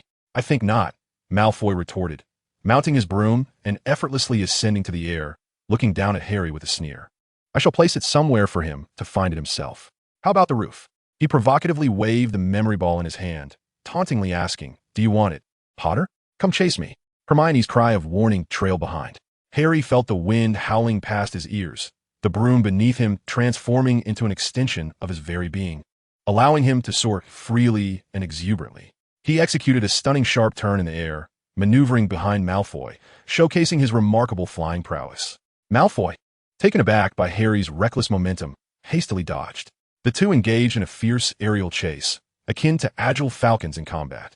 On the ground, Ron and Hermione anxiously gazed upwards, their hearts racing. Yet, Lee Gang remained rooted in place, arms crossed, his broom, deemed utterly useless, casually thrust into the grass beside him. Observing Harry's pursuit, a flicker of subtle approval passed through his otherwise inscrutable eyes. Not bad, he thought, exhibiting some of the fervor of a righteous disciple. As Harry was on the verge of catching up, a glint of ruthlessness flashed in Malfoy's eyes as he feigned a powerful throw of the memory ball into the distance. "Now!" he shouted. At that very moment, Lee Gang sprang into action. His legs bent slightly, and the turf beneath him instantly sank as if struck by a colossal hammer. His muscles visibly swelled, an immense force surging from the ground, coursing through his spine and limbs. "Charge!" he bellowed, his voice deep as thunder. Boom! He shot upward like a black cannonball, propelled solely by the explosive power of his own body. The grass beneath him erupted from the immense recoil, dirt and grass flying in all directions, creating a shallow crater. His speed reached an astonishing peak, leaving a visible white shockwave in the air, accompanied by a thunderous sonic boom. Within moments, he soared to a height of several dozen meters. In the sky, Harry, focused on chasing Malfoy, was suddenly startled by a shadow that raced past him at an unfathomable speed, the gust of wind stinging his cheeks and nearly toppling him from his broom. Turning in astonishment, he witnessed an unforgettable scene. His senior, Li Gang, ascended with a ferocity and wildness that starkly contrasted with the act of flying, standing tall in the air. Meanwhile, Malfoy, still basking in his smug grin, found it frozen in disbelief. Almost immediately, a foot clad in ordinary school uniform shoes, landed heavily upon his prized broom with an air of destruction. Crack! A sharp, painful sound echoed through the sky. The sturdy broomstick snapped beneath Li Gang's seemingly casual kick. "Ah!" Malfoy screamed in agony, plummeting like a stone without the support of his broom. Fortunately, the lawn below retained the cushioning charm cast by Madame Hooch, sparing him from instant death. Yet he landed with a resounding thud, sprawled like a puddle of mud, unable to move for a considerable time. Thud! With a dull thud, he landed, causing the ground to tremble slightly beneath him. The entire lawn was enveloped in an eerie silence, as if time itself had frozen. Everyone stood transfixed, like victims of a petrifying curse, gazing at the young boy who had just executed a series of extraordinary feats. Li Gang appeared to regard his actions as trivial, casually tossing the glistening memory orb into the air towards the still-dazed Harry. Just then, an irate and hurried voice echoed from the castle entrance. "Potter! Wolf!" Professor Minerva McGonagall rushed towards them with unprecedented speed, her wizard's hat askew, an expression of mixed shock and fury etched across her face. Having witnessed the entire chaotic spectacle from her office window, she had observed Harry's unparalleled flying talent and Li Gang's astonishing, gravity-defying leaping ability, which could overturn the very foundations of wizarding knowledge. Her blood pressure surged at an alarming rate. "You too!" Professor McGonagall exclaimed as she approached them, her chest heaving with exertion. She pointed at Harry, then at Li Gang, her lips trembling as she struggled to determine which one to reprimand first. Ultimately, she inhaled deeply and, with an unprecedented blend of anger, astonishment, and an indescribable flicker of anticipation, bellowed, "Both of you, come here. Now!" Chapter 18. The strongest beater in Gryffindor history, brother. Is it true that we are to be expelled? Harry's voice was barely above a whisper, tinged with despair. Li Gang, maintaining his composure, replied steadily, "It is but a trifling matter, inconsequential. If this place does not welcome us, we shall seek the vastness of the world beyond. A practitioner of the arts must find peace in any circumstance." Harry listened, partially comprehending, yet the calmness exuded by Li Gang strangely soothed his anxious heart. They followed Professor McGonagall through a series of corridors until they finally halted before the door of an empty classroom. Harry's heart raced, bracing for the disappointment in Professor Dumbledore's eyes and the malicious glee of Filch. However, within the classroom stood only a tall boy, perhaps 15 or 16 years of age, robust and radiating the vitality of someone accustomed to athletic endeavors. Upon seeing Professor McGonagall, he immediately stood, a look of confusion crossing his face. "Would?"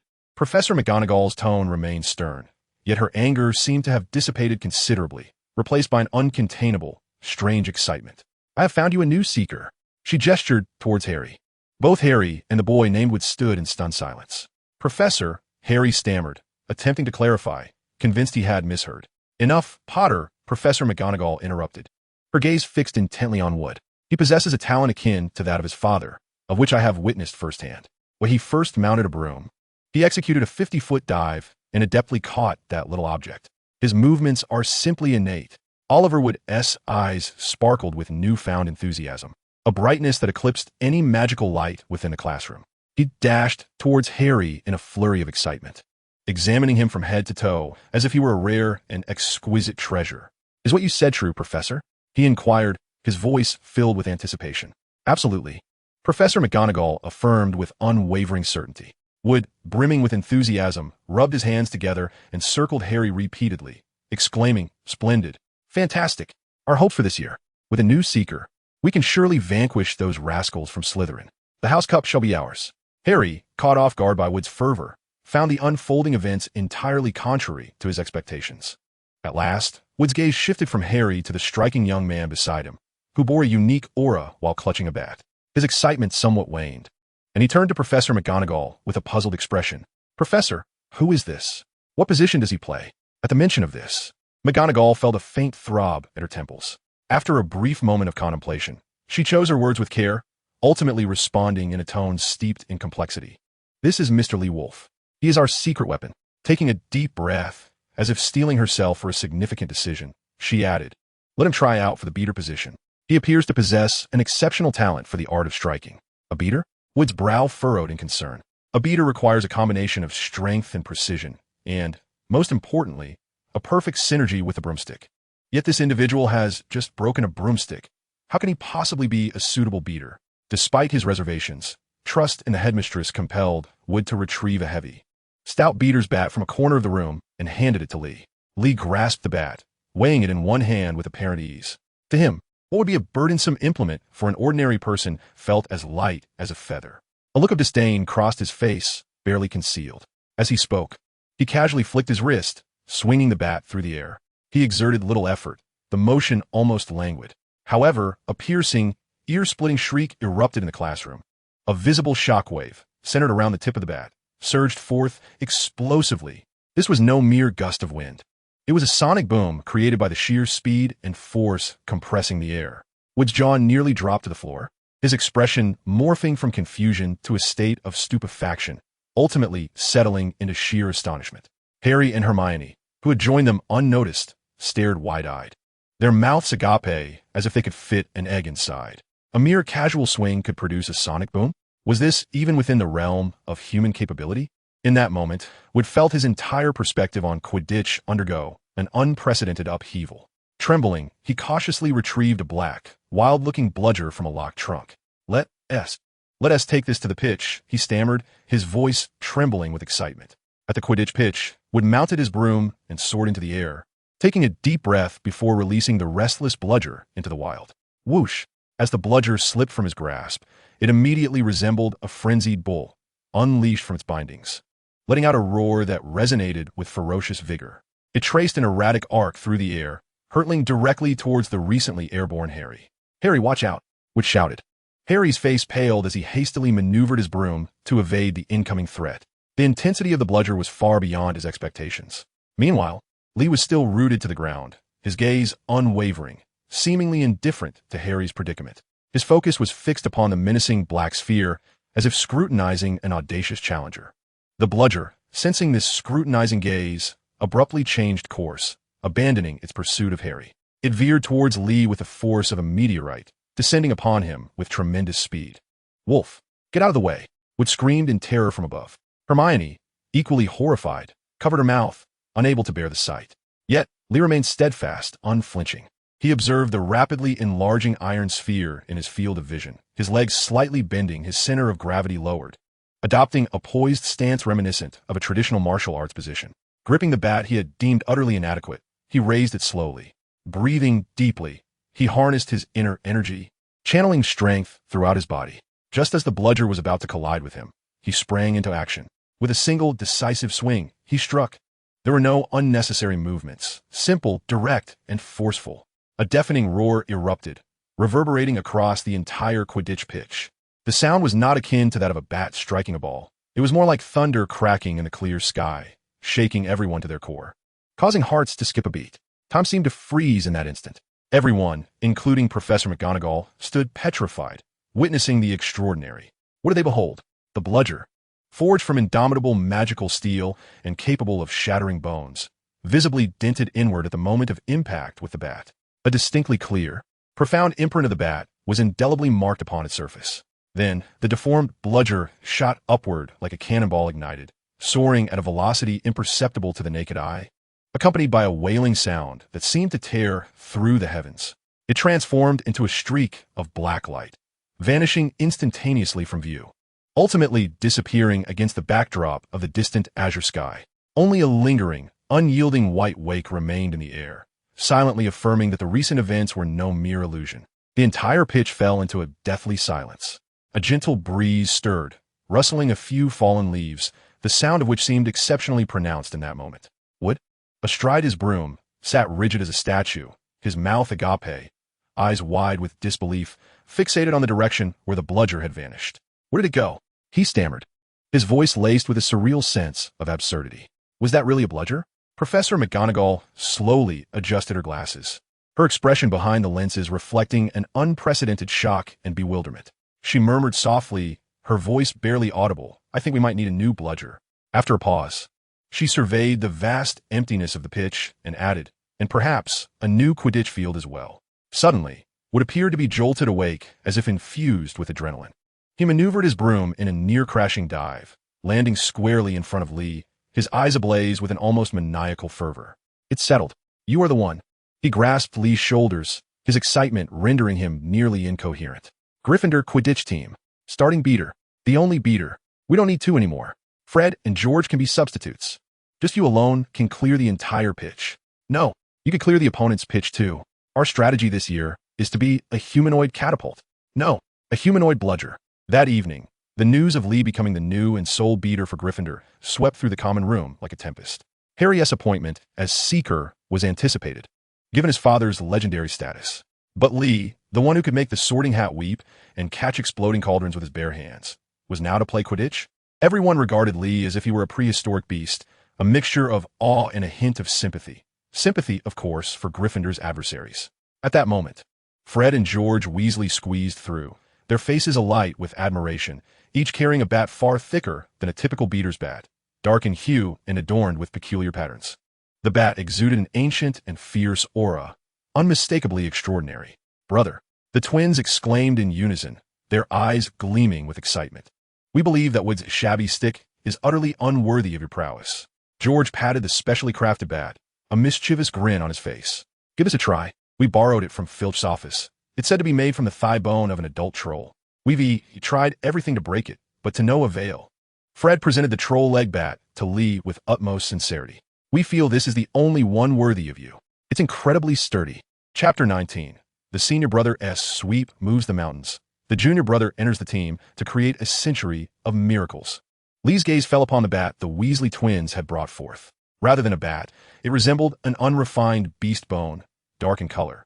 Its surface rugged and marked with natural textures, even faintly emanating a whiff of long-concealed blood, radiating a primal and fierce aura. He reached out and took the bat, which felt weighty in Fred and George's hands. Yet in his grip, it felt perfectly balanced, far more manageable than the previously insubstantial wooden stick. Gripping the bone bat with one hand, he casually swung it before him. There was no earth-shattering sonic boom. Even the sound of the air whooshing past felt muted. However, before him stood the Wood and Weasley twins, who felt an invisible pressure, heavy as a mountain, rushing towards them, causing their garments to flutter and leaving them breathless. They could not comprehend the underlying significance, only sensing that this gesture was even more disconcerting than the previous sonic explosion. The intensity was acceptable, yet it remained somewhat lacking. Li Gang's voice carried a hint of regret. If only I could forge it from the material of my staff, it would barely suffice. He cast a glance at the iron staff propped against the wall, which had truly borne the weight of his vitality. Realizing that these mundane bones, and what ultimately fell short, barely sufficient, Wood's eyelid twitched as he observed that enormous bone, which an ordinary wizard could scarcely lift, and then glanced at Li Gang's nonchalant demeanor, feeling his perception being relentlessly challenged. Marvelous. Professor McGonagall's voice brimmed with uncontainable excitement as she stepped forward, regarding Li Gang as though he were a rare treasure destined for the annals of history. Wood, did you hear that? He requires more suitable tools.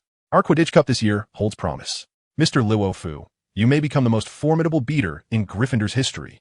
A radiant smile illuminated her usually stern face, as if she had already envisioned the Slytherin team's dismal defeat. As they exited the classroom, suffused with an atmosphere of peculiar exhilaration, the corridors of Hogwarts lay cool and tranquil, isolating the earlier tumult. Harry followed closely behind Li Gang, his steps feeling somewhat ethereal as everything around him appeared surreal. At the corner of the corridor, Ron and Hermione awaited anxiously. Upon their emergence, Ron rushed forth. Harry, are you all right? Professor McGonagall didn't do anything to you, did she? I heard that when she's angry, she can turn students into a pocket watch, and at one even tell the right time. We're fine, Ron. Joy and exhilaration flooded Harry's face. I made it onto the Quidditch team. I'm a new seeker. What? Ron's voice erupted, his freckled face contorted in shock. A seeker? But you're only in your first year. Goodness. In nearly a century, no first-year student has ever made it onto the house team. Harry, you become the youngest seeker in 100 years. His exclamation drew the attention of other students in the corridor. But Ron paid no heed as he grasped Harry's shoulders, shaking him with incredulous delight. Hermione approached as well, though not as dramatic as Ron. Her eyes sparkled with surprise and admiration. This is incredible, Harry. Yet, considering your flying talent, it seems reasonable. However, as the exhilaration waned, a thought cast a shadow over Harry's heart. But I've never played in a real match. His voice dwindled, worry etched upon his features. I don't even know all the rules of Quidditch. What if I mess up? Mess up? That's impossible, Harry. Ron immediately patted his shoulder with an unmistakable enthusiasm. You flew so well just now that Professor McGonagall was astounded. You are truly a once-in-a-century genius. Observing the conflicted expression on Harry's face, Lee Gang came to a halt. He turned around, his tranquil gaze meeting Harry's. Junior brother, he spoke, his voice soft yet imbued with a peculiar calm that instantly soothed Harry's tumultuous thoughts. As disciples of the Confucian school, we must forge ahead, fearless and undeterred. Lee Gang's tone was unassuming, yet each word resonated like a hammer, striking at the very core of Harry's heart. This mere game pales in comparison to the great trials you will face in the future. The malice of humanity is but a drop in the ocean, a flicker of firefly light. He paused, his eyes sweeping across Harry's dual-hued, bright green orbs, and continued. What you fear is not the match itself, but the stakes of victory and defeat. Remember, challenges are also a form of cultivation. View that arena as your dojo. Regard your opponents as the stones that will refine your character. In victory, your mind finds clarity. In defeat, you sharpen your resolve. Thus, what is there to fear? Harry listened, only partially comprehending, yet grasped the essence. Do not be afraid. A surge of bravery welled up within him, dispelling all uncertainty and hesitation. He nodded vigorously, his spine straightening. Yes, brother, I understand. Exactly, Lee Gang replied with satisfaction. At that moment, Hermione, who had remained silent until now, suddenly spoke. Her voice tinged with an undeniable logic and guidance. Harry, if you still harbor doubts, perhaps there's a place that can provide you with answers. She took Harry's hand and led him down a seldom-traveled corridor, where the air carried a distinctive aroma of aged metal and worn parchment. Ron curiously sniffed the air and muttered, Wow, we rarely come this way. It has an old scent. I wonder what treasures are hidden here. Lee Gang exchanged a glance with Ron and followed suit. Hermione brought them to a display room adorned with ancient wooden trophies, gleaming silver medals, and golden shields engraved with countless names. The room was brightly lit, and a myriad of shining honors quietly narrated the illustrious past of Hogwarts. Look here. Hermione paused in front of a row of golden shields, extending her finger to point at one. Harry leaned closer, his gaze instantly ensnared by a particular name that he could not pull away from. Quidditch Cup champion, Gryffindor team. Seeker, James Potter. James Potter, his father. Harry reached out, his fingertips brushing against the cold name, a current of warmth flooding through him. It was no longer just a simple string of letters. It was a profound, warm bond that transcended life and death. He had never seen his father. All he knew of him existed only in others' descriptions and hazy photographs. Yet at that moment, standing before this shield, he envisioned a young figure, much like himself, with untamed black hair, soaring on a broomstick above the Quidditch pitch, chasing the golden snitch, a confident, radiant smile gracing his face. Originally, the sensation of being one with the flying broom, the insatiable yearning to chase the skies, coursed through his veins as an instinct. This was not a talent born from thin air. It was a legacy. An unprecedented force surged from the depths of his heart, warm and resolute. It was not the vital energy spoken of by his senior, but a more extraordinary and resilient power. It whispered to him that he was not alone in this battle. Your father was once one of the most exceptional seekers at Hogwarts. Hermione's gentle voice echoed in his ears, imbued with encouragement and insight. So, Harry, believe in yourself. You were born for this. Ron joined in, gazing at the name on the plaque with a glimmer of admiration. Wow, your dad was amazing. Harry, you will undoubtedly be like him. Lee Gang stood quietly to the side, observing the scene unfold. He did not comprehend the mundane bonds of familial affection, yet he could distinctly perceive the invisible yet tenacious force emanating from their bloodline. This was neither mere vitality nor simple talent, but a legacy rooted in the Tao, a condensation of one state of mind. At that moment, Harry's mindset was unprecedentedly clear and steadfast, as if an unseen hand had parted the mist to reveal his true essence.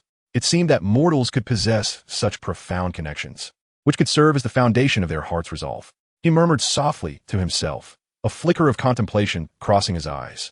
This bloodline-based inheritance resembled an invisible current of fate circulating through the heavens and earth, coalescing within one individual, capable of swiftly resonating with their heartstrings and giving rise to the nascent form of their Tao heart.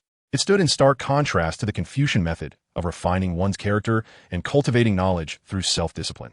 Yet both paths converged towards the same ultimate truth, provoking deep reflection.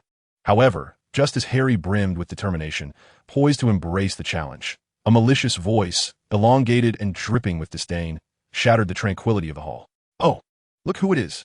Potter, here to admire the illustrious history of your deceased father? What, do you think joining the team will elevate your filthy mudblood lineage?" Chapter 20. The Bewildered Three-Headed Dog. Malfoy's voice pierced the atmosphere of the display room. Blood rushed to Harry's face, a hot wave surging to his head, transforming his resolve into fury. Clenching his fists, he stepped forward, his eyes glinting with intensity. "Oh, are you angry, Potter?" Malfoy sneered, with Crabbe and Goyle chuckling behind him. Malfoy continued, "Did I say something wrong? Your parents and your mother." Before he could finish, a shadow loomed between him and Harry. It was Ligang. With a soft thud, the sound resonated in the ears of Malfoy and his companions like thunderclaps. The impact of the stick's tip created a depression in the stone floor, causing cracks to spread outward. A palpable aura enveloped them. The smile on Malfoy's face froze. He felt as though a giant hand was gripping his throat, the air in his lungs being siphoned away, a chill racing down his spine, his legs trembling. The notions of pure blood, family wealth, and status appeared laughable and pale in the face of such raw power. He gazed at Ligang's back, sensing a fierce entity lurking beneath the Gryffindor robe. He believed that should he utter another word, the stick would surely descend upon his head. "Unts!" The two words struck Malfoy's face with a forceful impact. He yearned to retort, to scream, to draw his wand, yet under the weight of that imposing pressure, he found himself unable to move even a finger. Ligang hefted his staff and stepped forward, while Harry suppressed the fury swelling within him and followed closely behind. A warm tide surged within his chest. Throughout his life, whether enduring the Dursleys' bullying or facing the trials of Hogwarts, he had stood alone. Yet at this moment, someone stood before him, shielding him from the hurtful words that sought to penetrate his spirit. This sensation of being protected enveloped him in warmth. Ron and Hermione trailed behind, with Ron making a face as they passed by Malfoy. The oppressive aura dissipated as Ligang moved away. Malfoy gasped, drenched in cold sweat, his gaze fixed upon the ground's indentations and cracks, filled with dread. "That scoundrel! Harry, do not let it get to you!" Ron exclaimed indignantly. "Iem fine," Harry replied, shaking his head. His senior's advice not to stoop to the level of insects had eased his mind considerably. At that moment, the staircase beneath them trembled and began to shift in another direction. "Oh, for heaven's sake, not this again," Ron complained. "We must wait for it to stop before finding our way." The staircases of Hogwarts were notoriously unpredictable. When they finally set foot on solid ground, they found themselves in a dim, damp corridor, heavy with the scent of dust. Torches flickered with a blue flame, casting elongated shadows of gargoyles upon the stone walls. "I have a feeling we shouldn't be here," Hermione whispered, feeling a sense of oppression. "Loris, catch them. They must have run this way." A sharp voice echoed from the corridor's end, accompanied by hurried footsteps. It was the caretaker, Filch, and his cat, Mrs. Norris. The four of them turned pale and bolted. They raced toward the far end of the corridor, where a wooden door awaited them. "Dead end," Ron shouted. "Step aside." Hermione rushed forward, drawing her wand and chanting at the keyhole, "Alohomora." The lock clicked, and the door swung open in response. They rushed inside and quickly closed the door behind them. Outside, Filch's footsteps and curses gradually faded away. Inside, the four leaned against the door, gasping for breath. "That was close," Harry panted. "Shoo." Hermione raised a finger, her face pale. She pointed to the center of the room. The chamber was spacious, and aside from a trapdoor, there was but one object, a three-headed dog. It lay sprawled on the floor, sleeping, with its three heads rising and falling with each breath, producing a thunderous snore. Each head was larger than that of an adult, with menacing fangs dripping saliva, leaving the ground slick with drool. Harry, Ron, and Hermione's breaths halted in unison. They dared not move, fearing to awaken the beast. Ron, in his anxiety, shifted backward, the soles of his shoes screeching against the stone. The snoring ceased. The air became thick with tension. The central head's eyes opened, revealing 3 pairs of blood-red orbs. Soon, the heads on either side awakened as well. 6 eyes simultaneously fixed on the 4 diminutive humans at the door. A low growl emanated from the 3 throats, the sound rising from a dull rumble to a piercing crescendo, crashing against their eardrums. "Ah!" Hermione and Ron screamed. Harry felt his legs weaken. In the midst of chaos and fear, Li Gang sprang into action.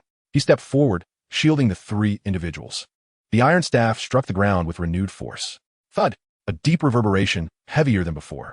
The floor of the room trembled violently. Li Gang bent his waist, channeling the pure essence of his vital energy, cultivated through the solid foundation of his training. A surge of momentum erupted abruptly from him, radiating outward. This was not mere magic. It was the formidable presence of a practitioner ingrained in his very bones. He lifted his gaze, locking eyes with the 3-headed beast. His chest swelled as he opened his mouth. Roar! A thunderous bellow erupted from his being. This roar was an ancient, primal, and unadulterated sound, imbued with the righteous spirit of Confucianism, mingled with the fierce killing intent forged in battles against demons and ferocious beasts. The sound waves surged forth, clashing with the howls of the 3-headed creature. The 2 sounds collided in the air. There was no explosion. The beast's howls quickly dissipated and crumbled upon encountering Li Gang's roar. The 3-headed creature's body stiffened, the ferocity in its 6 blood-red eyes fading, replaced by fear and confusion. Its 3 heads could not comprehend the unfolding events. The aura emanating from this human, the resonance of his voice, was shaking the very essence of its soul. This was a crushing of life's hierarchy. Before the young witnesses, an astonishing spectacle unfolded. The 3-headed beast whimpered softly. Then it lowered its body, its 3 heads drooping, pressed against the ground. It rolled over, its belly fully exposed to Li Gang, its tail wagging behind. The room fell into silence. Only the hurried breaths of Harry and the others, along with a low rumbling from the beast's throat, echoed. Ron stammered, his stomach churning. Hermione's mouth formed an O shape. Her understanding of magical creatures and systems of power shattered into fragments. Her mind raced to comprehend the scene before her. Yet she found herself at a loss. This was more perplexing and shocking than any spell. "Let us go," Li Gang urged, opening the door. That evening, in front of the fireplace in the Gryffindor common room, the 4 sat in a heavy atmosphere. "My legs are still trembling," Ron remarked, gulping down pumpkin juice.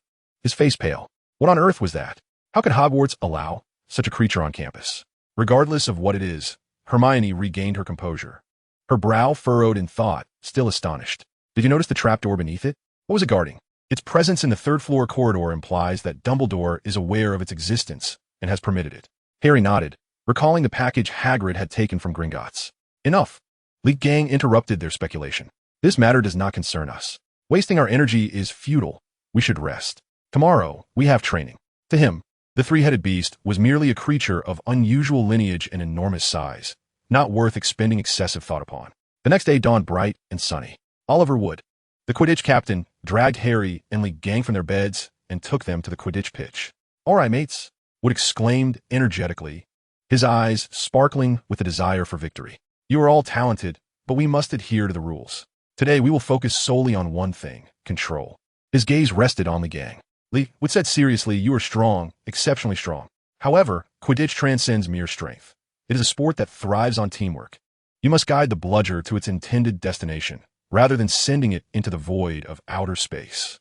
That scarecrow over there?" Wood pointed to the practice dummy 100 meters away. "Your task is to gently push the bludger with this hefty club." He indicated the giant leg bone in Li Gang's hand, just enough to make it collide with the scarecrow. "Push." Li Gang furrowed his brow. That word had never appeared in his combat lexicon. "Yes, push, or rather, a light tap. Use the minimal force at your disposal." Wood emphasized. Li Gang gazed at the floating, restive bludger. He did not swing his bat immediately. Instead, he summoned his consciousness, coalescing it into an intangible force, attempting to bind the bludger and direct its movement as he wished. Yet, the bludger, a magical construct, bore an internal magical energy that was incompatible with his cultivation power. As his consciousness made contact, the bludger began to tremble, emitting a mournful buzz, its trajectory erratic and on the verge of slipping from control. A sound pierced the air, not an explosion, but a sharp whistle. Wood and Harry's eyes trailed the dark shadow. The bludger cut through the air in a straight line, narrowly missing the scarecrow by mere inches. Oh, so close. Wood lamented. No sooner had he finished speaking than a tremendous crash echoed from afar. The trio looked up. At the highest point of the distant spectator stand, a breach erupted from the rocky tower. Stone splintered and dust billowed. Wood's mouth fell agape, and Harry's eye twitched. The Quidditch pitch fell into an eerie silence. Still too heavy, Wood turned to face Lee Gang, whose expression mirrored helpless frustration, and then glanced at the smoking tower in the distance. Stunned, his face turned pale as he clutched his hair and growled, "Well, we might need a new strategy." The moment his voice fell, Lee Gang raised an eyebrow. That was not contemporary magic. It resembled the cornerstone of some ancient formation. Lee Gang's gaze pierced through the haze. Looking deep into the castle, a spark of interest igniting within his eyes. Hogwarts was far more intriguing than he had anticipated. Chapter 21. The House Elf's Pact, the Lethal Feather. Above the Quidditch training grounds, the tower that had been accidentally struck by the bludger, under the influence of some ancient magic, began to reverse as if a rewind button had been pressed. The fallen stones returned to their original positions, restoring the tower to its former glory. Oliver Wood's expression transitioned dramatically from despair over impending financial ruin to a revelation of discovery. Lee Gang remained indifferent to this transformation. In the stillness of night, Lee Gang was now governed by a primal, overwhelming impulse. Hunger. Yet it was not mere hunger. It was an intense craving for high-quality energy, originating from his Danteon and permeating every cell in his body. The daily rigorous training consumed the most fundamental essence of vitality. The roasted chickens and steaks in the Hogwarts Great Hall appeared to him as nothing more than a medley of energy devoid of spirit, tasteless to consume, yet too precious to discard. The stomach of a 3,000-year-old body cultivator was vehemently protesting against the mundane offerings of this world. Curse it! This life is unbearable. In the dead of night, amidst complete silence, Lee Gang sat cross-legged on his bed, his expression solemn and contemplative. The meager life force within his Danteon grew at a pace slower than a tortoise's stroll. He irritably opened his eyes, realizing that this state could not persist. He must find genuine medicinal cuisine to replenish his vitality. At last, his consciousness pinpointed a location deep within the castle, towards the kitchen. There, a torrent of energy, rich and almost tangible, coalesced from an abundance of high-quality ingredients. He had found it. This must be the Hogwarts pantry. Li Gong, equipped with his collection of herbs and galleons, prepared to venture into the kitchen to customize a midnight feast. Silently, he slipped out of bed, akin to a nocturnal raccoon, traversing the common room, following the enticing aroma until he arrived before an oil painting depicting a bowl of fruit. His gaze settled upon a glistening pear within the artwork. He distinctly sensed that the source of the energy lay behind the painting. Extending his finger, guided by his intuition, he gently tapped the pear. In the next instant, the pear erupted in laughter within the frame, transforming into a verdant doorknob. The door swung open. Lee Gang's figure appeared at the threshold like a deity. All sounds within the kitchen ceased abruptly. Hundreds of eyes, the size of tennis balls, fixed upon him, brimming with caution and unease. It had been ages since a stranger, particularly a wizard, had entered this space. Lee Gang's gaze swept over the diminutive beings with bat-like ears and bulging eyes. He felt no revulsion, nor disdain. Instead, he regarded them with an appraisal born of power. It was evident to him that although these house elves possessed magical energy, they seemed bound by some contract. The words "I apologize for the intrusion" and the accompanying gesture left all the house elves momentarily stunned. They exchanged glances, eyes wide with disbelief on the verge of tears, touched that this young wizard had bowed to them. How moving! A small elf clad in a chef's attire, with drooping ears, mustered the courage to step forward. His name was Pudding. Trembling, he inquired in a high-pitched voice, "Dear sir, are you speaking to us?" "Indeed," Lee Gang replied, nodding. "I am here for one purpose, to seek some medicinal dishes that can replenish vitality. Would you be so kind as to assist me in procuring and preparing them?" He discerned that these little elves' life forms were markedly different from the Confucian path he practiced, yet forming a benevolent bond could only be advantageous. He retrieved a hand-copied herbal formula from his robes, flipping to a blank page, and with a quill dipped in ink. He elegantly inscribed a recipe for a medicinal dish and a herbal bath. He extended the parchment along with the herbs and galleons, proposing this as compensation for the ingredients and the labor involved in their preparation. Pudding cautiously accepted the parchment, conferring with several elder house elves to decipher it. "Nettle, dragon liver powder, moonlight grass," one elder elf read aloud, his voice escalating with shock. "These are the most common and urgently needed scraps in the kitchen. We dispose of so many every day." Pudding trembled with excitement. lifting the parchment high and bowing deeply to Li Gang. "Oh, great sir, you are exceedingly generous. You require our assistance, as these materials have accumulated in the kitchen like a towering mountain. Whatever quantity you desire, we are more than capable of providing it. It is our honor." A rare look of astonishment appeared on Li Gang's face. He had presumed these were merely ordinary herbs, barely suitable for medicinal use. A mere step above the mundane items in the Great Hall, and leagues away from the celestial treasures he truly sought. Yet to these locals, they appeared to hold little value. He found himself profoundly questioning the material value system of this magical realm. If even these ordinary items, infused with a hint of spiritual energy, were deemed insignificant, where might he discover the genuine herbs that could fulfill his cultivation needs? Those rich in the essence of heaven and earth, the depths of the forbidden forest, ancient ruins, or perhaps within the bodies of some formidable magical creatures. For the first time, the world beyond Hogwarts captured his genuine interest. Ultimately, a unique supply line for resources was quietly established in the kitchen during the late hours of the night. Upon returning to the dormitory, the dawn began to break. Ron, likely spurred by Harry's entry into the Quidditch team, was granted permission to commence training in the foundational technique of the discipline, the standing and centering posture. Unfortunately, his innate talent was woefully inadequate, and his temperament restless. Within less than 3 minutes, he was drenched in sweat, his legs trembling as if caught in a dance. Attracting the attention of his dorm mates, including Simon. "Hey, Ron, your legs are shaking like you've got Parkinson's." They laughed. Ron, drenched in perspiration, could hardly muster a retort. Meanwhile, Li Gang assessed Harry's progress. Harry had nearly perfected his standing and centering posture, his vitality abundant and foundation solid. "Excellent. You are now prepared to challenge the second level of the hall, the chi cultivation and iron forging realm." Harry beamed with joy. "Really? I will strive with all my might." He shared a portion of the first batch of medicinal bathing materials sent by Dobby with Harry.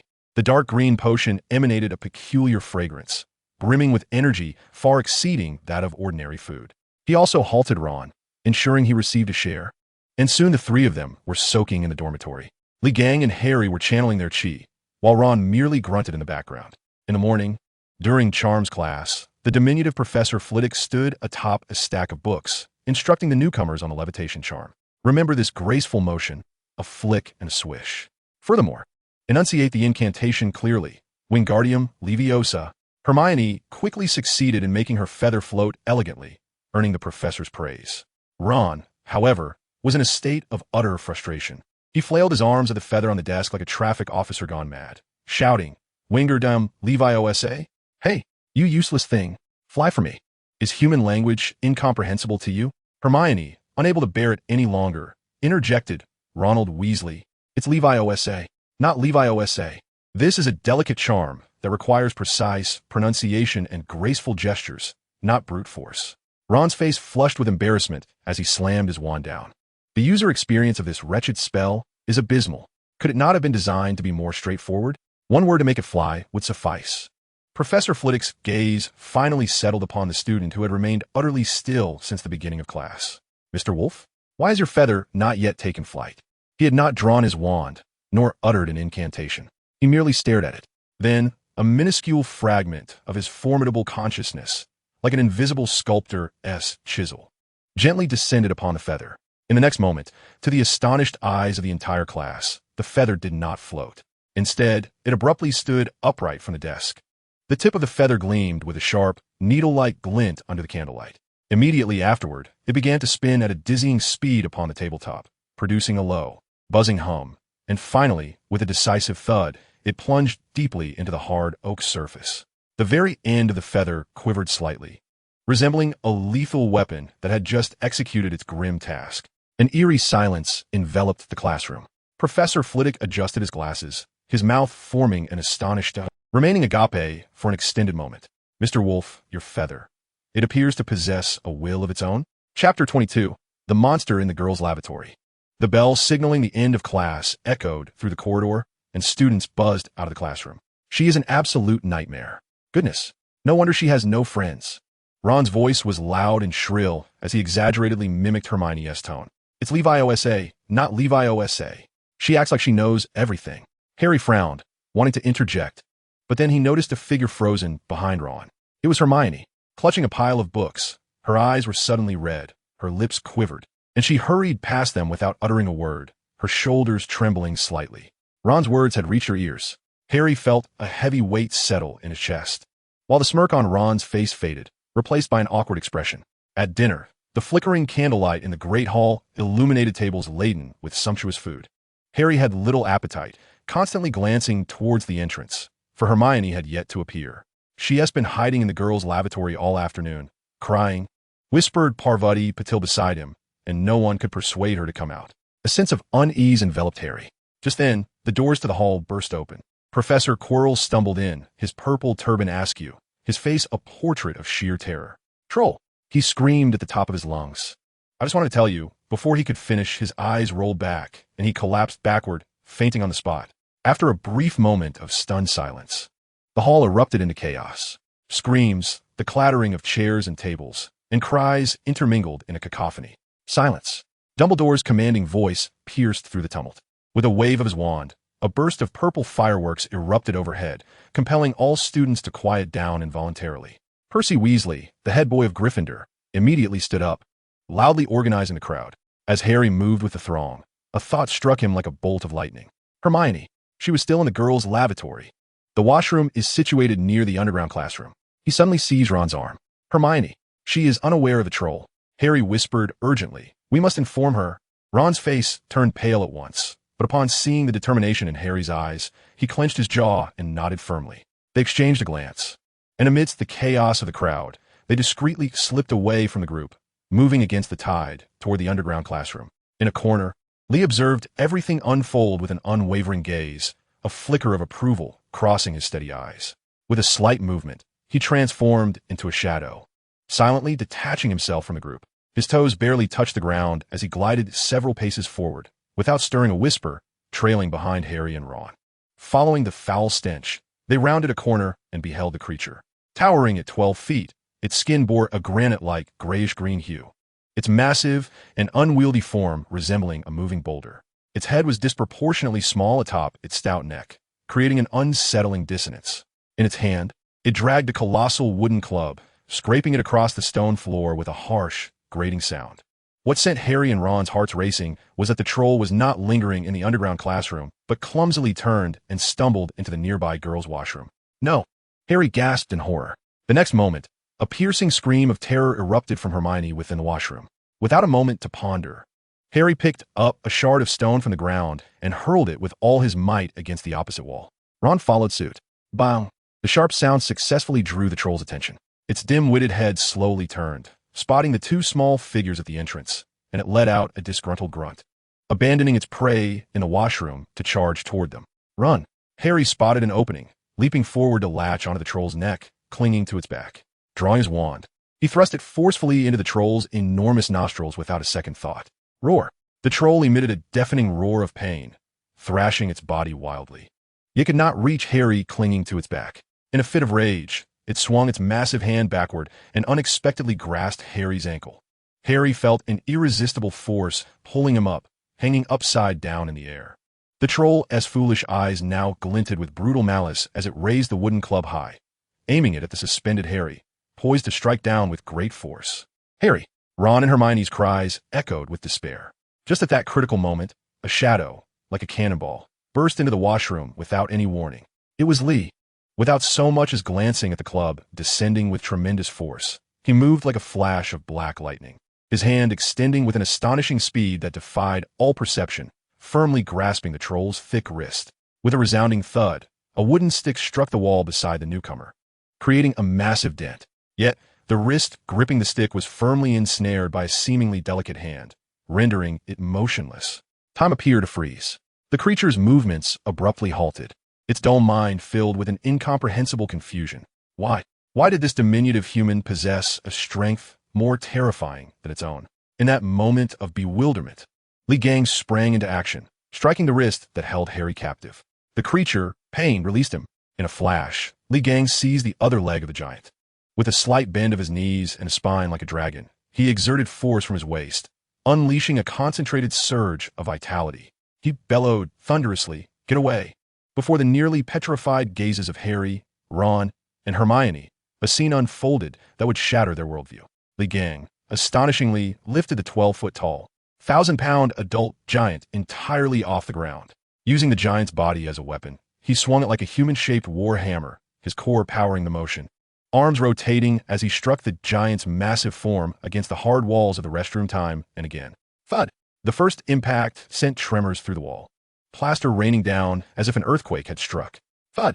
The second blow birthed spiderweb-like cracks in the wall, the giant's head colliding with it, producing a sound akin to dislocated bones. Thud! Thud! Thud!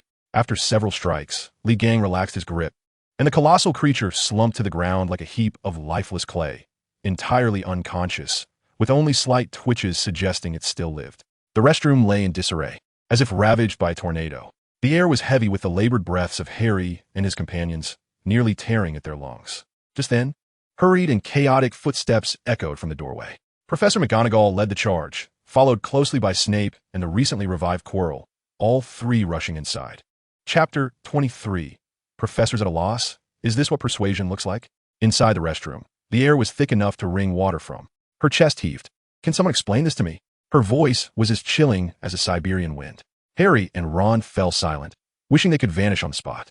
Yet, Hermione stepped forward, head bowed, her voice still misty but steady. It's my fault, Professor McGonagall. The room fell silent. I read many books about giants. I thought I could handle it, Hermione said, tears cascading down her cheeks like they were free-flowing. Her performance rivaled that of an Oscar-winning actress. I sought it out myself. If Harry and Ron hadn't come, I might have. Her words trailed off, yet the meaning was clear.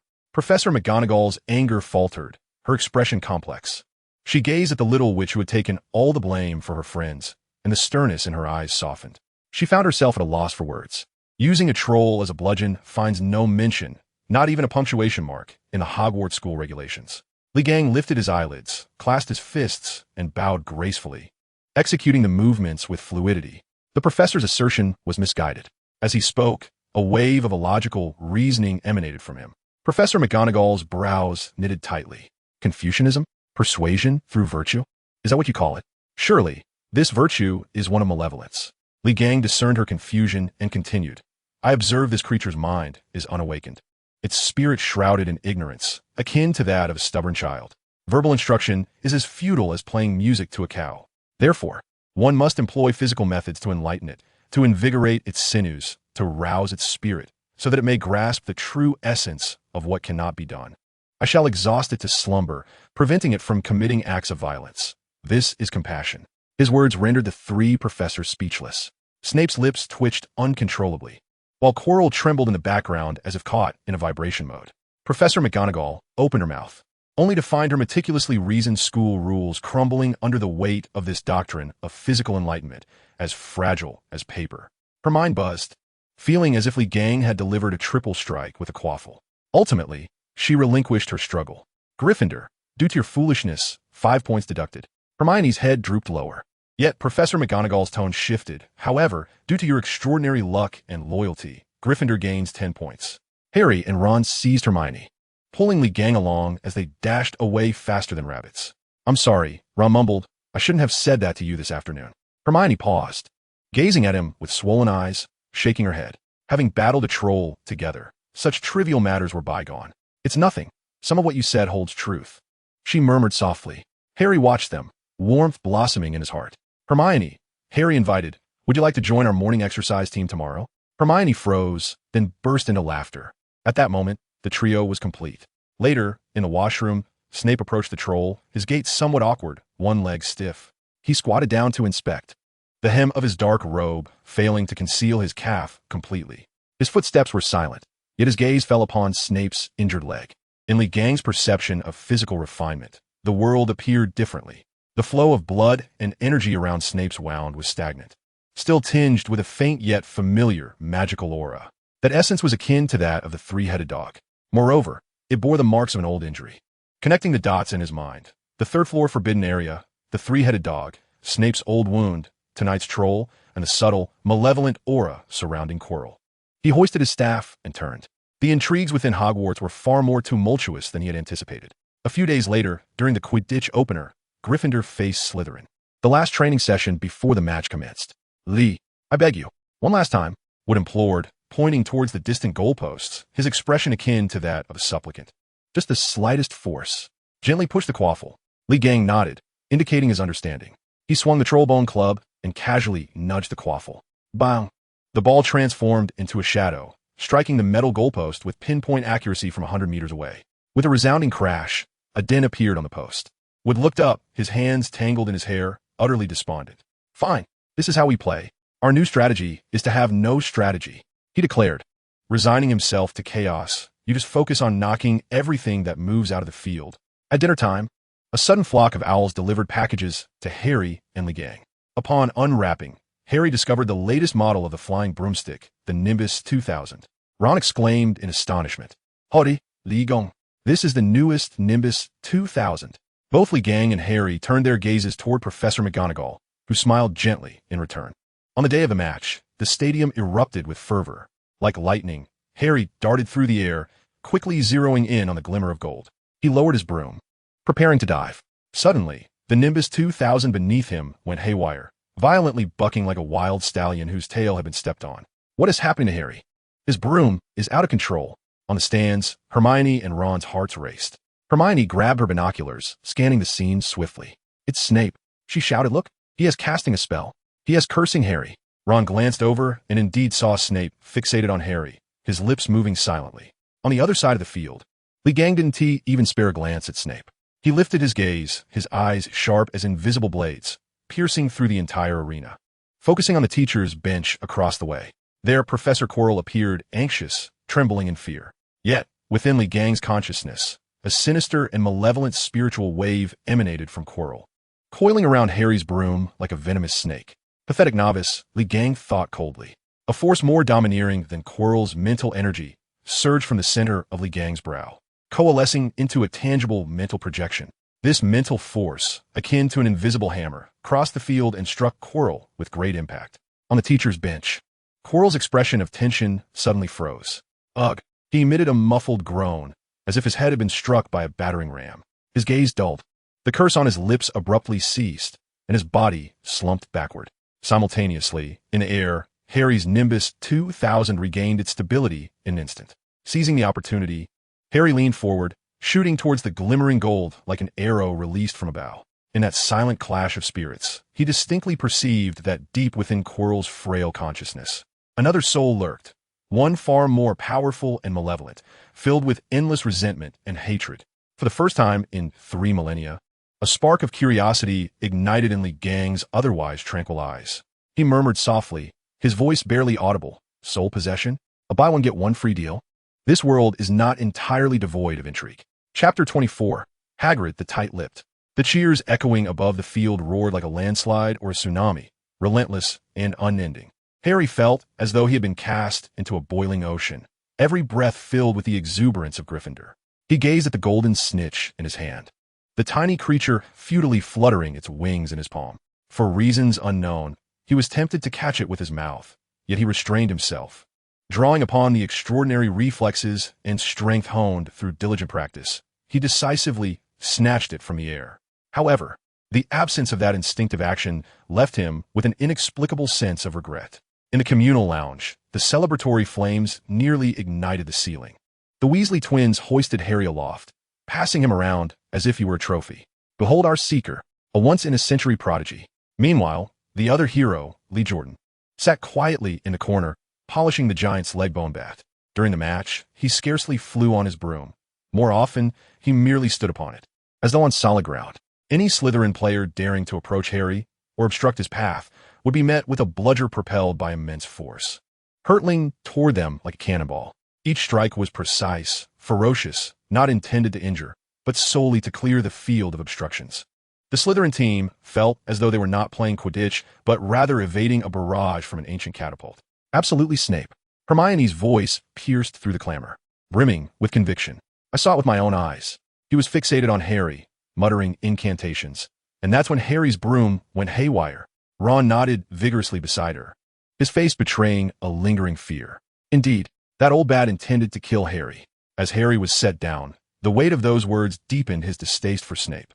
Lee paused in his polishing, lifting his gaze to survey the trio's animated faces. You see only a tree, yet miss the entire forest behind it.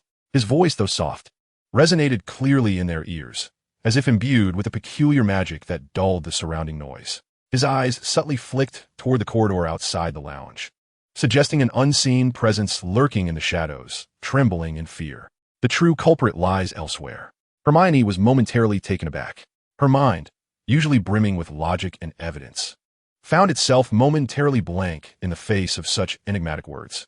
Gazing into Lee's fathomless eyes, she suddenly realized that what she perceived might merely be the tip of the iceberg. Driven by curiosity about the trapdoor guarded by the three-headed dog and mysterious packages of Gringotts, the trio delved into the library. They pored over hefty tomes of magical history and catalogs of magical items, seeking even the faintest trace of clues. However, after several days, they found nothing. For the first time, Hermione's once proud reservoir of knowledge felt profoundly inadequate in the absence of any leads.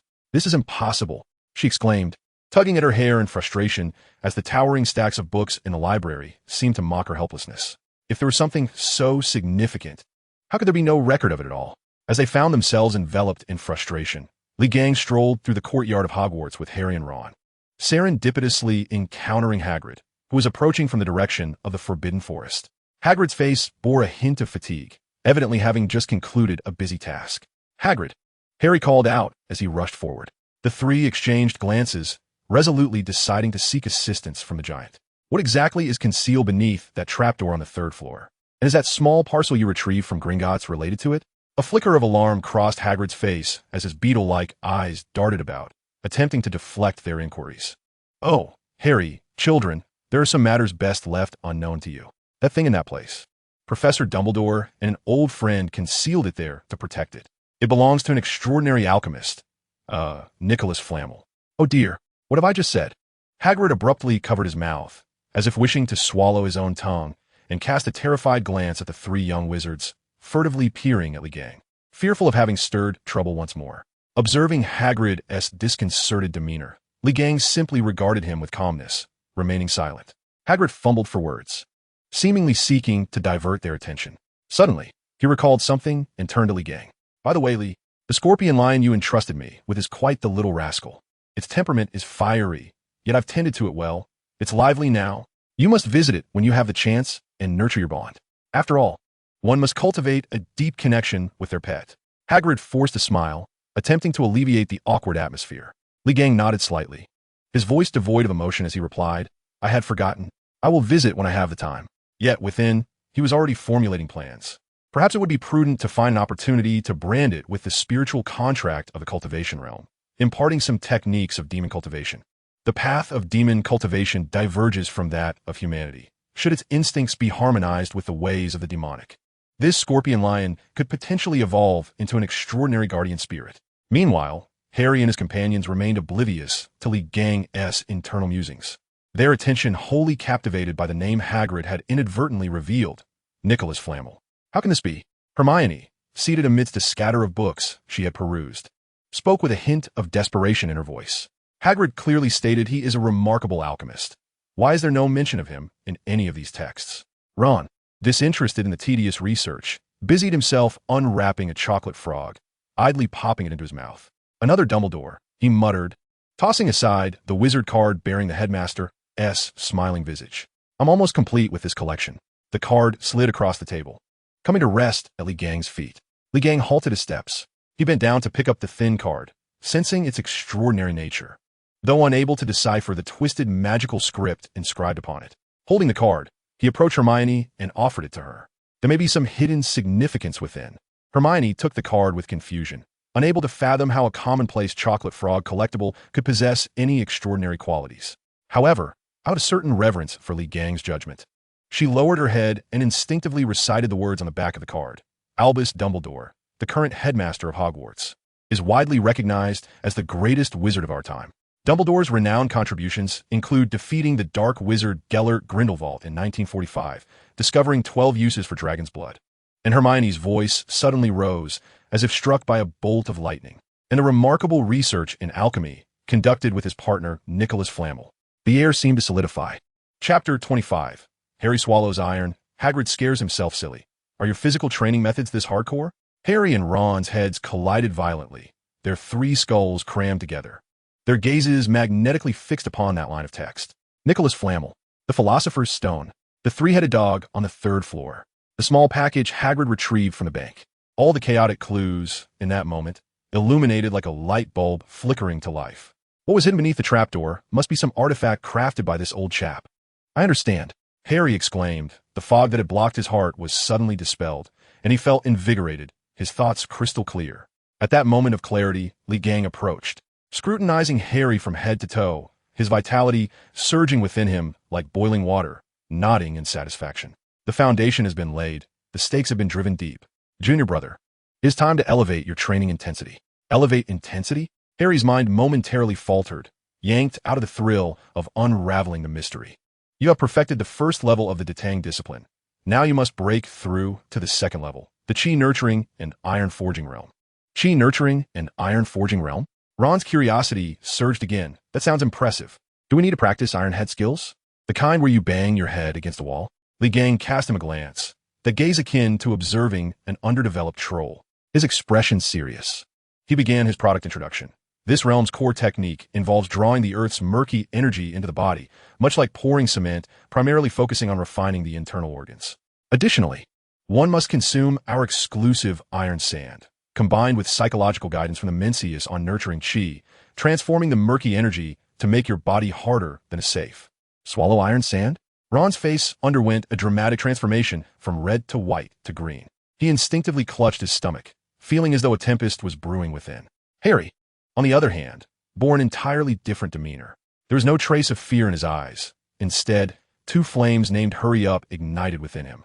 He clenched his fists, driven by a pure thirst for power, an unyielding trust in his senior brother's golden support. I am ready, senior brother. Such a seemingly perilous training method would undoubtedly attract attention. Conducting it in the dormitory would likely land them on the front page of the Daily Prophet the next day. Let's go to Hagrid's, Harry suggested eagerly. That place is remote enough and adjacent to the Forbidden Forest. Senior brother has said that the juncture of mountains and forests is rich in energy, akin to a mobile power bank. In Hagrid's cozy hut, the fire crackled warmly. Upon seeing the three little heads, the giant beamed with joy, resembling a 300-pound child, and served them his pride, rock cakes. The atmosphere was serene until Lee Gang produced a small leather pouch from his bosom. He poured out a handful of dark gray powder that shimmered with a metallic luster in the firelight. This was iron sand, Lee Gang began to explain, the primary ingredient being meteorite dust from my staff, complemented by stinging nettle, dragon's blood grass, and a dozen other herbs, meticulously crafted through 49 intricate processes. Hagrid, intrigued, pinched a bit and brought it to his nose, a strange aroma of herbs and metal assaulting his senses. Then, Lee Gang turned to Harry and, in a tone reminiscent of a delivery announcement, said, Junior brother, open your mouth and consume it. Splutter. Hagrid expelled a mouthful of hot tea, which splashed onto the fire, producing a dismal hissing sound. His beetle-like eyes widened in shock, darting between Lee Gang and Harry, his expression akin to encountering a specter. Eat it. Hagrid's voice cracked, as he yanked Harry behind him, vigilantly regarding Lee Gang like a protective hen. What do you intend to do? Is this even fit for human consumption? Are you trying to send Harry away for good? Lee Gang's composure remained as tranquil as water, even eliciting a hint of amusement. In response to Hagrid's fervent inquiries, he smiled and assured him, this is our unique training method, and its efficacy is absolutely assured. Hagrid, my senior brother would never harm me. Harry peeked from behind the giant, his eyes reflecting unwavering trust. Ultimately, under Lee Gang's protective presence, Harry settled cross-legged and poured the iron sand into his mouth. Agony, an indescribable torment surged through him, as though a sun had ignited within his belly. The searing sensation cascaded from his throat to every organ. Harry's face flushed a deep purple, veins bulging on his forehead, his body quaking as if electrified. The pain transcended mere burning. It felt like a malfunctioning blender, wildly grinding, tearing and stirring within his very being. Every cell screamed in anguish. Every inch of flesh revolted. He sensed his stomach, intestines, liver, and lungs being forcibly reformatted by a tempestuous energy. Concentrate. Activate the refined steel gut technique. Lee Gang's low command resonated like a targeted sonic weapon, precisely penetrating Harry's tumultuous mind. Grasping this lifeline, Harry desperately anchored his consciousness to the mantra. He envisioned his meridians as a torrential mudslide, the impurities as murky, molten iron, while his internal organs were akin to a piece of scrap iron being repeatedly forged in that iron bath. Crack, crack. Within him, a cacophony akin to popping beans erupted, With every breath, every heartbeat, he endured searing pain accompanied by a peculiar hissing sound. It was the iron sand melding with flesh, the earth's essence colliding with his innards. He felt himself transcending humanity, transforming into a heavy metal furnace undergoing an industrial revolution. A strange metallic sheen enveloped his skin, and visible. Murky yellow energy continuously siphoned from the ground of Hagrid's hut, infiltrating his every orifice. Hagrid's large face dripped with sweat like rain. He fixed his gaze on Harry, his eyes nearly bulging from their sockets. "Lee," he asked, smoking. "Is he about to explode?" Hagrid's voice had transcended the realm of human utterance, and he abruptly rose, his massive hand poised to reach for Harry. "Do not touch him." Lee Gang's commanding shout pierced the air. In a swift motion, he positioned himself between Hagrid and Harry. Hagrid's colossal form came to an abrupt halt, his gaze fixed upon Lee Gang, radiating fear and concern. He understood Lee Gang's strength. Yet the sight of Harry in such a terrifying state was utterly unsettling. Hagrid, in his agitation, began to pace anxiously, feeling as though his very essence was on the verge of combustion. Ron, pale as a ghost, covered his mouth, trembling as he stifled a retch, too afraid to voice his discomfort. He gazed at the earthy yellow aura enveloping Harry, as if witnessing the grim specter of death manifest on Earth. Standing resolutely, Lee Gang's piercing gaze scrutinized the scene. "Oh, mere mortals," he mused inwardly, sighing at their fragile state. "Such trivial circumstances can induce such terror. In my youth, I forged my body, summoned thunder to temper my bones, and harnessed the fire of the earth to refine my soul, dancing perpetually on the precipice of life and death. This young lad possesses decent potential and a commendable willpower. If he can endure this trial, a promising future awaits him." Casting a glance at Hagrid and Ron, two pitiable souls on the brink of malfunction, he reassured them. "What is there to fear?" His tone, though calm, carried an undeniable weight of authority. "This is a necessary ordeal for Harry. If he perseveres, he will soar to great heights." Yet Hagrid was visibly distressed, pointing at Harry, his voice trembling. Lee Gang observed Harry, noting the swirling smoke around him. It was merely the tumult of his vital energy, the expulsion of impurities, a common phenomenon in such circumstances. "A trivial occurrence," he remarked nonchalantly, exuding the nonchalance of a 3,000-year-old entity. Inside Harry, the crackling sounds began to subside, replaced by a deep, resonant thrum, akin to the heartbeat of an ancient beast. The earthy yellow aura surrounding him transformed from murky to solid, exuding a weightiness reminiscent of metal. "It has manifested," Lee Gang thought, a stirring sensation igniting within him. A surge of pure vitality, intermingled with the dense essence of the earth, erupted like an invisible tsunami, radiating from Hagrid's humble abode outward. This wave of energy was not magic, yet it surpassed any spell in its purity and dominance. It was intangible, yet stirred every keen presence surrounding the castle. Deep within the forbidden forest, an elegant and noble creature abruptly lifted its head, its silver blood coursing through its veins with newfound vigor.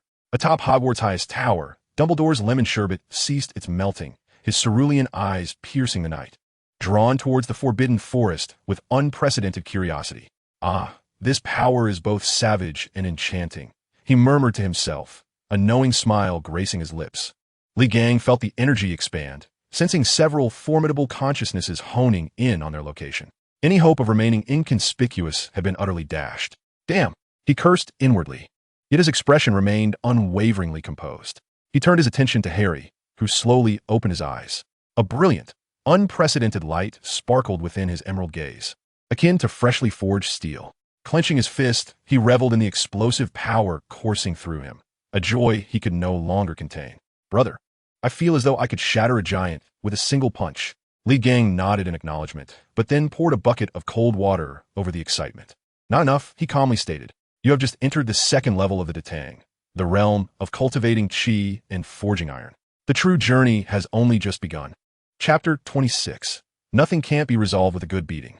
Ron gazed curiously at the faint metallic sheen on Harry, his curiosity overpowering his fear. He cautiously drew his wand and uttered, "Softening charm." A faint red beam shot from the tip of the wand, striking Harry's arm directly. An extraordinary scene unfolded. The magical light, akin to a droplet of water hitting a red-hot iron plate, evaporated instantly, failing to create even the slightest ripple. Ron's mouth fell agape, nearly dropping his wand. Hagrid, who had just lifted his teacup, froze mid-motion, his jaw almost crashing onto his enormous boots. This isn't magic, Ron stammered. Harry looked down at his arm, completely unharmed. Excitedly, he dashed to the doorway, his gaze locking onto a rock the size of a grinding stone, which Hagrid typically used to stabilize his table. Imitating Legang's stance, Harry slightly bent his knees and twisted his waist. A surge of fiery chi coursed from his dantian to his fist, and then, with a sudden thrust, he punched forward. Crack! With a crisp sound of shattering. The hard rock fractured into several uneven pieces. Harry raised his fist, and aside from a slight redness, his skin remained unbroken. Only form without substance, chi scattered, and the force is crude, unacceptable. Legang's cold voice descended like a bucket of ice water from the Arctic, instantly extinguishing Harry's flame of excitement. You possess power, yet lack the knowledge to channel your chi. That punch wasted at least 70% of your strength. From today onward, what you must learn is not how to exert force, but how to gather it. Constrict all your power within your bones. Otherwise, you are no different from the pile of rubble at the door, merely a walking stone. Harry's face fell, his recently inflated confidence punctured in an instant. My heavens! Hagrid finally emerged from his stupor, gazing at the scattered stones, then at Legang, his expression completely transformed. He rushed to Legang, his voice trembling. Masterly, does your scholarly sect still accept half-blood giants? Legang cast a sidelong glance, ignoring the question. Hagrid scratched his tousled hair, suddenly serious and anxious.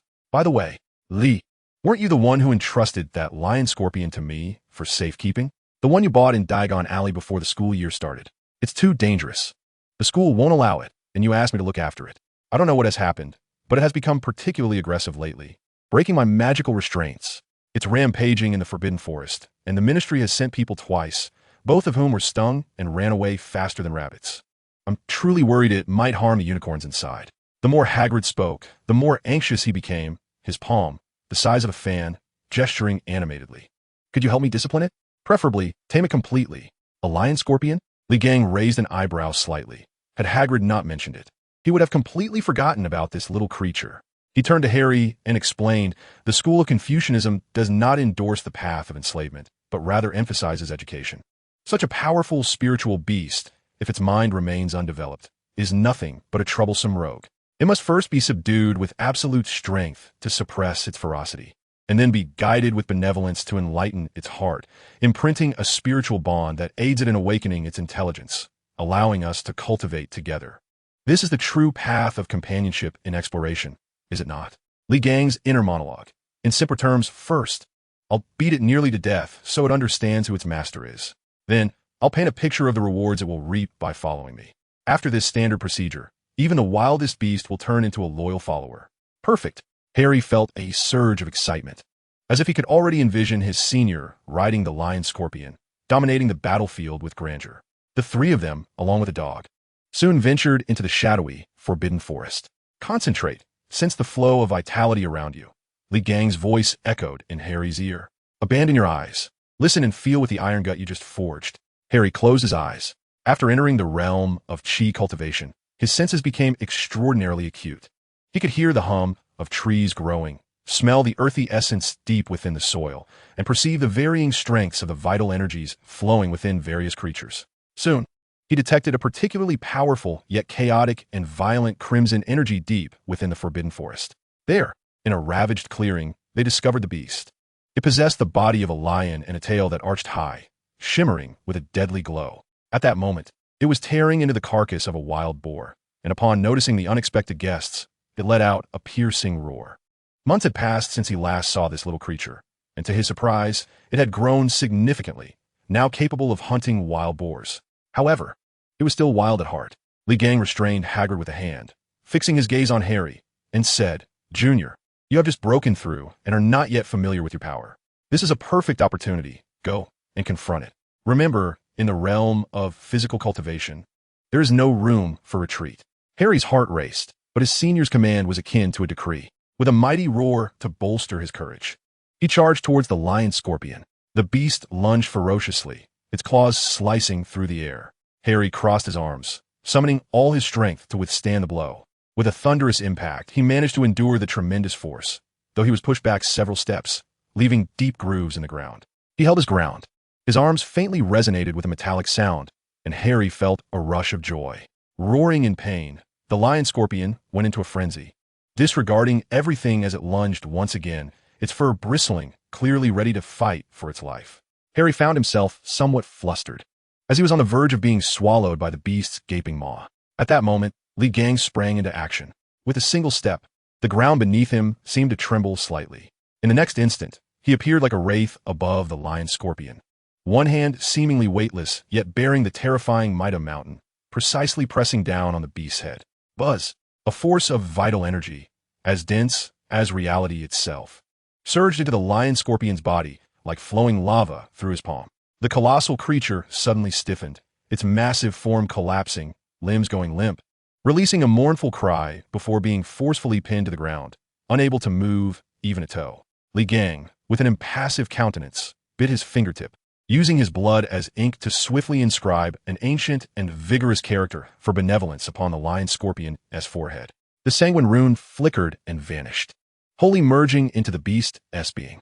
The fierce glint in its eyes rapidly faded, replaced by a profound reverence and submission that emanated from the depths of its soul. As its gaze cleared and it recognized Li Gang, immediately behaving like a small kitten, nuzzling affectionately at his feet. Harry was overwhelmed with joy. He now had a senior brother, and with him, a lion scorpion, which felt like a boon for him as well. Hermione's expression sharpened. The restricted section. Ron remarked to Harry that it seemed Hermione had also taken a turn for the worse.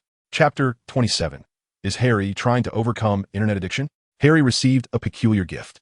Unearthing a flat package among a heap of presents, devoid of any indication of the sender.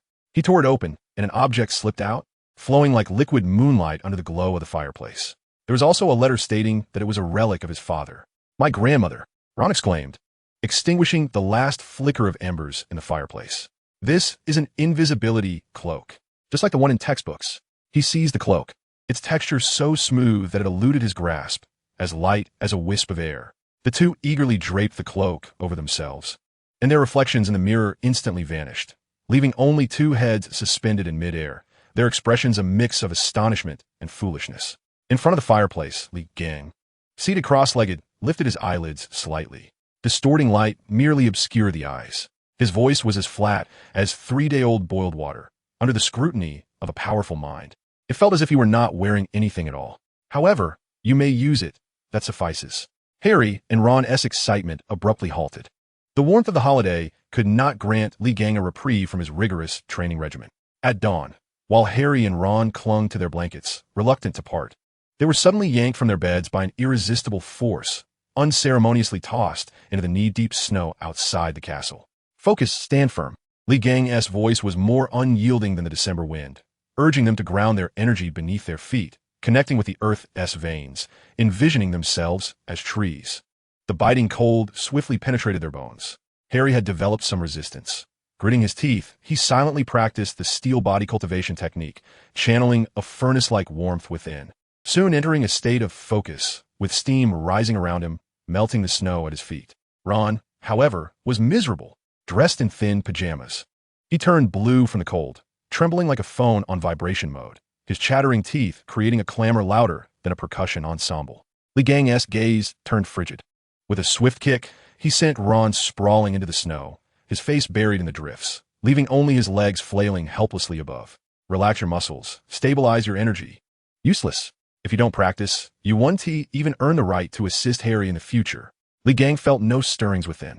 Such a wretch, in his past life, would have been deemed too dull-witted even to be a gatekeeper. Nevertheless, as a training partner and cautionary example for Harry, he could be put to use. Ron managed to extricate his head from the snow, nostrils stuffed with snowflakes, ice clinging to his face, and with a woeful expression. He began to practice the horse stance. Upon the conclusion of his morning exercises, the emergence of the invisibility cloak ignited Hermione's parting words in Harry's mind like a powder keg in the snow. A plan ignited with the fervor of gasoline catching fire. "We shall embark tonight." Harry clutched the cloak, his eyes alight with unprecedented fervor, envisioning a nocturnal expedition into the restricted section. Ron nearly spewed his hot cocoa from his nostrils, his face flushed with disbelief. "Are you insane? If Filch catches us, he'll hang us by our ankles from the ceiling." Yet, upon witnessing the determination in Harry's gaze, he realized negotiation was futile. That look radiated an unyielding confidence, as if Filch were merely a stone that could be shattered with a single blow. Lee Jordan dismissed their juvenile escapade, but before Harry could act, he beckoned him aside. Master the turtle breathing technique. The invisibility cloak conceals your form, while the turtle technique suppresses your vital energy. The former deceives the eye, the latter beguiles the heart. Only through both can we ensure success. In the dead of night, the castle lay in eerie silence. Cloaked in invisibility, Harry activated the turtle breathing technique. His heartbeat and breath slowed, as if the tumultuous energy within him had been placed on pause. He felt himself transform into a weightless shadow, merging with the darkness. The air in the library was thick with the scent of aged paper and dust. He stealthily infiltrated the area cordoned off by a rope, the restricted section. Holding his breath, he crossed the threshold. In an instant, calamity struck. A pitch-black tome on the shelf flung itself open with a resounding snap. The illustration of a contorted human face on the pages erupted with an inaudible scream. The sound did not merely resonate in his ears. It pierced his brain like a searing needle. Harry's vision darkened. His mind swarmed with a cacophony akin to hundreds of flies in concert. Instinctively, his body, fortified by the energy of his training, surged with a heavy force, preventing him from collapsing. He lunged forward, exerting every ounce of strength to slam the book shut. It was too late. In the distance, Filch's curses and the yowling of Mrs. Norris drew near with alarming speed. Harry's heart raced as panic set in, causing him to topple a lantern. The magical flame extinguished upon hitting the ground. Seizing this fleeting moment of chaos, he scrambled to escape. He paused in a corridor, hiding behind a suit of armor to catch his breath. Two voices echoed from the far end of the passage. It was Snape and Quirrell. Snape's voice was as cold and sharp as an ice blade. Your pathetic tricks do not deceive me. Speak. Where is it? Quirrell's voice trembled like leaves in an autumn breeze. I don't know. I truly do not understand what you were saying. The sound of Snape's polished shoes approached, each step striking like a hammer upon Harry's heart. Think carefully about whom you ought to be loyal to. Harry felt a chill run through him. Indeed, Snape was pressuring Quirrell. He intended to seize the Philosopher's Stone. He dared not listen further and, crouching like a cat, continued his flight. In his frantic escape, he pushed open a door and slipped inside. The room was empty, save for a colossal mirror standing in the center. Its frame was adorned in opulent gold, inscribed with an incomprehensible inscription at the top. Intrigued, Harry approached the mirror. In its reflection, he was not alone. Behind him stood a tall man, with disheveled black hair akin to his own, smiling as he rested a hand upon his shoulder. Beside the man was a beautiful woman with red hair, her green eyes mirroring his, gazing at him with tenderness. His parents. Harry was frozen in place. The sounds of the world faded into silence. He forgot to breathe, forgot his heartbeat. Slowly, he raised his hand, his fingertips trembling as he sought to touch his mother's face in the mirror, only to encounter the cold surface of the glass. A tumult of ecstasy and anguish engulfed him in an instant. He beheld his grandparents, both maternal and paternal, countless relatives bound by blood, all smiling as they surrounded him. In the Gryffindor Tower, within the boys' dormitory, Lee Gang abruptly opened his eyes, two beams of brilliance flashing in the darkness. He sensed the violent fluctuations of Harry's vital energy and spirit. It was not a battle, but a perilous sign of a soul ensnared in an illusion, a heart wavering. The inner demons were at play, a grave hindrance to cultivation. Lee Gang furrowed his brow. This little one, with an unstable foundation, was darting about recklessly. Trouble was surely at hand. He moved swiftly, transforming into a wisp of smoke, silently vanishing from his spot, following the faint and chaotic aura of Harry. In the room, Harry knelt before the mirror, a foolish grin on his face, tears streaming silently down as he became entirely absorbed in the illusory reunion. He was oblivious to the door behind him, which was silently pushed open by a hand. A figure as imposing as a mountain stood behind him, emanating a chilling intent, quietly observing him and the peculiar mirror. Chapter 28. Have the inner demons descended upon me? In the room, Harry remained oblivious to the uninvited guest behind him. He knelt on the floor, murmuring to the phantom in the mirror. He shared the conundrums of the sorting hat, the freedom of flying lessons, and the triumphs of Quidditch. The figures in the mirror smiled silently, resembling perfect marionettes. Lee Gang stood behind him, his eyes flashing with intensity. To him, this mirror was but a rudimentary tool of mental assault. The principle was simplistic yet brutal. It unearthed the deepest obsessions of one's heart and played them in a loop, leading one to despair. The mirror of inner demons. He defined it, adding internally, a wretched contraption scarcely fit for a dog. The following day, Harry eagerly shared his extraordinary experience with Ron. That evening, the two of them, heads together, donned an invisibility cloak and sneaked back in. Before the mirror, Ron beheld himself. In the mirror, he was a prefect, the captain of the Quidditch team, the MVP of the match. He was momentarily stunned, and on his usually foolish face, an expression of obsession akin to Harry S. emerged. Li Gang mused internally. Another one succumbs. Who will be next? For several consecutive nights, the two boys seemed to be under a spell, punctually visiting the mirror. Even during the daytime grueling training, Harry began to falter. In the snowy expanse, Li Gang's demeanor was colder than the ice beneath his feet. The stability of his stance was faltering, his vital energy wavering. Harry, is your footing borrowed? Has the lease expired? A shudder coursed through Harry as he hurriedly focused. Yet in his mind, the smiles of his parents looped like a gif. He stumbled slightly, his once steadfast posture wobbling unexpectedly. Li Gang's gaze had turned utterly frigid. On the third night, as Harry donned his invisibility cloak, a hand clamped onto his shoulder like an iron vice. Li Gang stood at the doorway. The dormitory shrouded in darkness, his figure as shadowy as a specter, with his eyes gleaming like hive beams piercing into Harry's soul. For a mere illusion, he had squandered his cultivation and shaken the very foundation of his being. His voice, devoid of any emotion, resonated with disappointment. Junior brother, you have deeply disappointed me. Harry stiffened, having never witnessed such a gaze from Li Gang. It held no anger, only a chilling detachment, as if perceiving a piece of scrap metal. A surge of indignation and grievance rushed to his head, and he forcefully shrugged off Li Gang's hand. That was not an illusion. That was my mom and dad. For the first time, Harry shouted at Li Gang, his eyes welling with tears. You have no family. You cannot possibly understand. Family? Li Gang echoed the word, a flicker of millennia-old desolation flashing in his eyes. His voice, though soft, carried the weight of an entire era turned to dust. I have cultivated for 3,000 years. All friends and kin have crumbled into ashes. My fellow disciples have also perished in heavenly tribulations. I have personally buried an epic, bidding farewell to all familiar faces. Harry found himself momentarily dazed by the magnitude of this revelation. Li Gang continued, what you deem unforgettable is to me but fleeting smoke. The path of cultivation is inherently a solitary journey. Indulging in the past is the art of the weak. With no desire to engage in further verbal instruction, he seized Harry by the nape, akin to lifting a misbehaving cat, and in a flash, they vanished from their location. In the chamber where the mirror resided, Li Gang unceremoniously cast Harry to the ground, as one would discard a refuse bag. Today, I shall provide you with a complimentary lesson, the topic of which is the physical exorcism of inner demons. Under Harry's fearful gaze, Li Gang extended his finger like a sword, a concentrated golden essence illuminating its tip. The golden light, though diminutive, radiated an unreasonable and domineering will. He aimed squarely at the mirror's center and thrust forward without hesitation. What a worthless artifact. I shall shatter it with ease. Yet, just as his fingertip was about to make contact with the surface of the mirror, a gentle, yet formidable force manifested, resembling a transparent firewall that effortlessly intercepted his strike capable of piercing steel.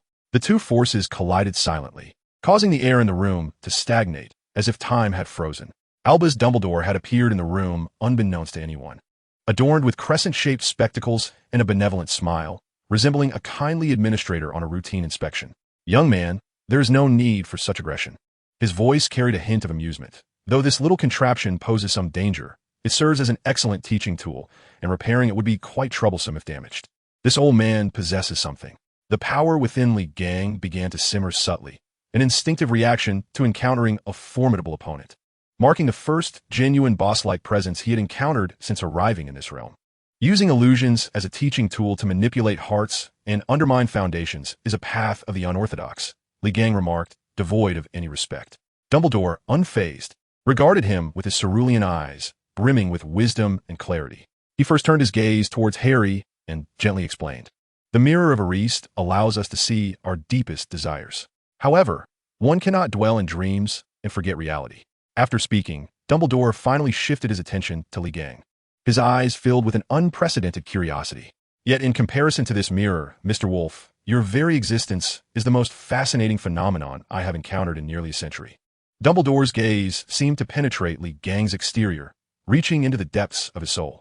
A force not of the magical realm, yet so pure, so domineering, brimming with primal vitality. Tell me, what is your magic? The air became thick with tension.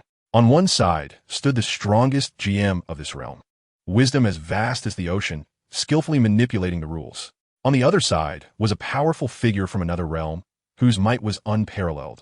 Believing that as long as one possessed sufficient strength and impenetrable armor, they could withstand anything without moving. Two entirely distinct systems of power clashed fiercely before the mirror at that moment. The surface of the mirror of Ariste rippled like water. The images of Harry's parents faded away, replaced by an endless sea of corpses and blood. The sky was shattered, the earth charred, and countless remnants of gods and demons piled high. Amidst the rolling thunderclouds, a towering figure wielded a colossal staff that pierced the heavens, engaging in a frenzied battle against the myriad of divine beings. Each strike from that figure altered the very fabric of reality. Those defiant roars seemed to shatter the very heavens. It was the indomitable spirit buried deep within Li Gang's soul, the legacy of thousands of years of warfare, and the final scene of his failed ascension to sainthood, struck down by the will of the heavens. The once calm pupils of Li Gang, after 3 millennia, suddenly constricted. Something stirred within him, yet his heart remained unperturbed. Chapter 29. Dumbledore was taken aback. The air in the room had solidified like ice.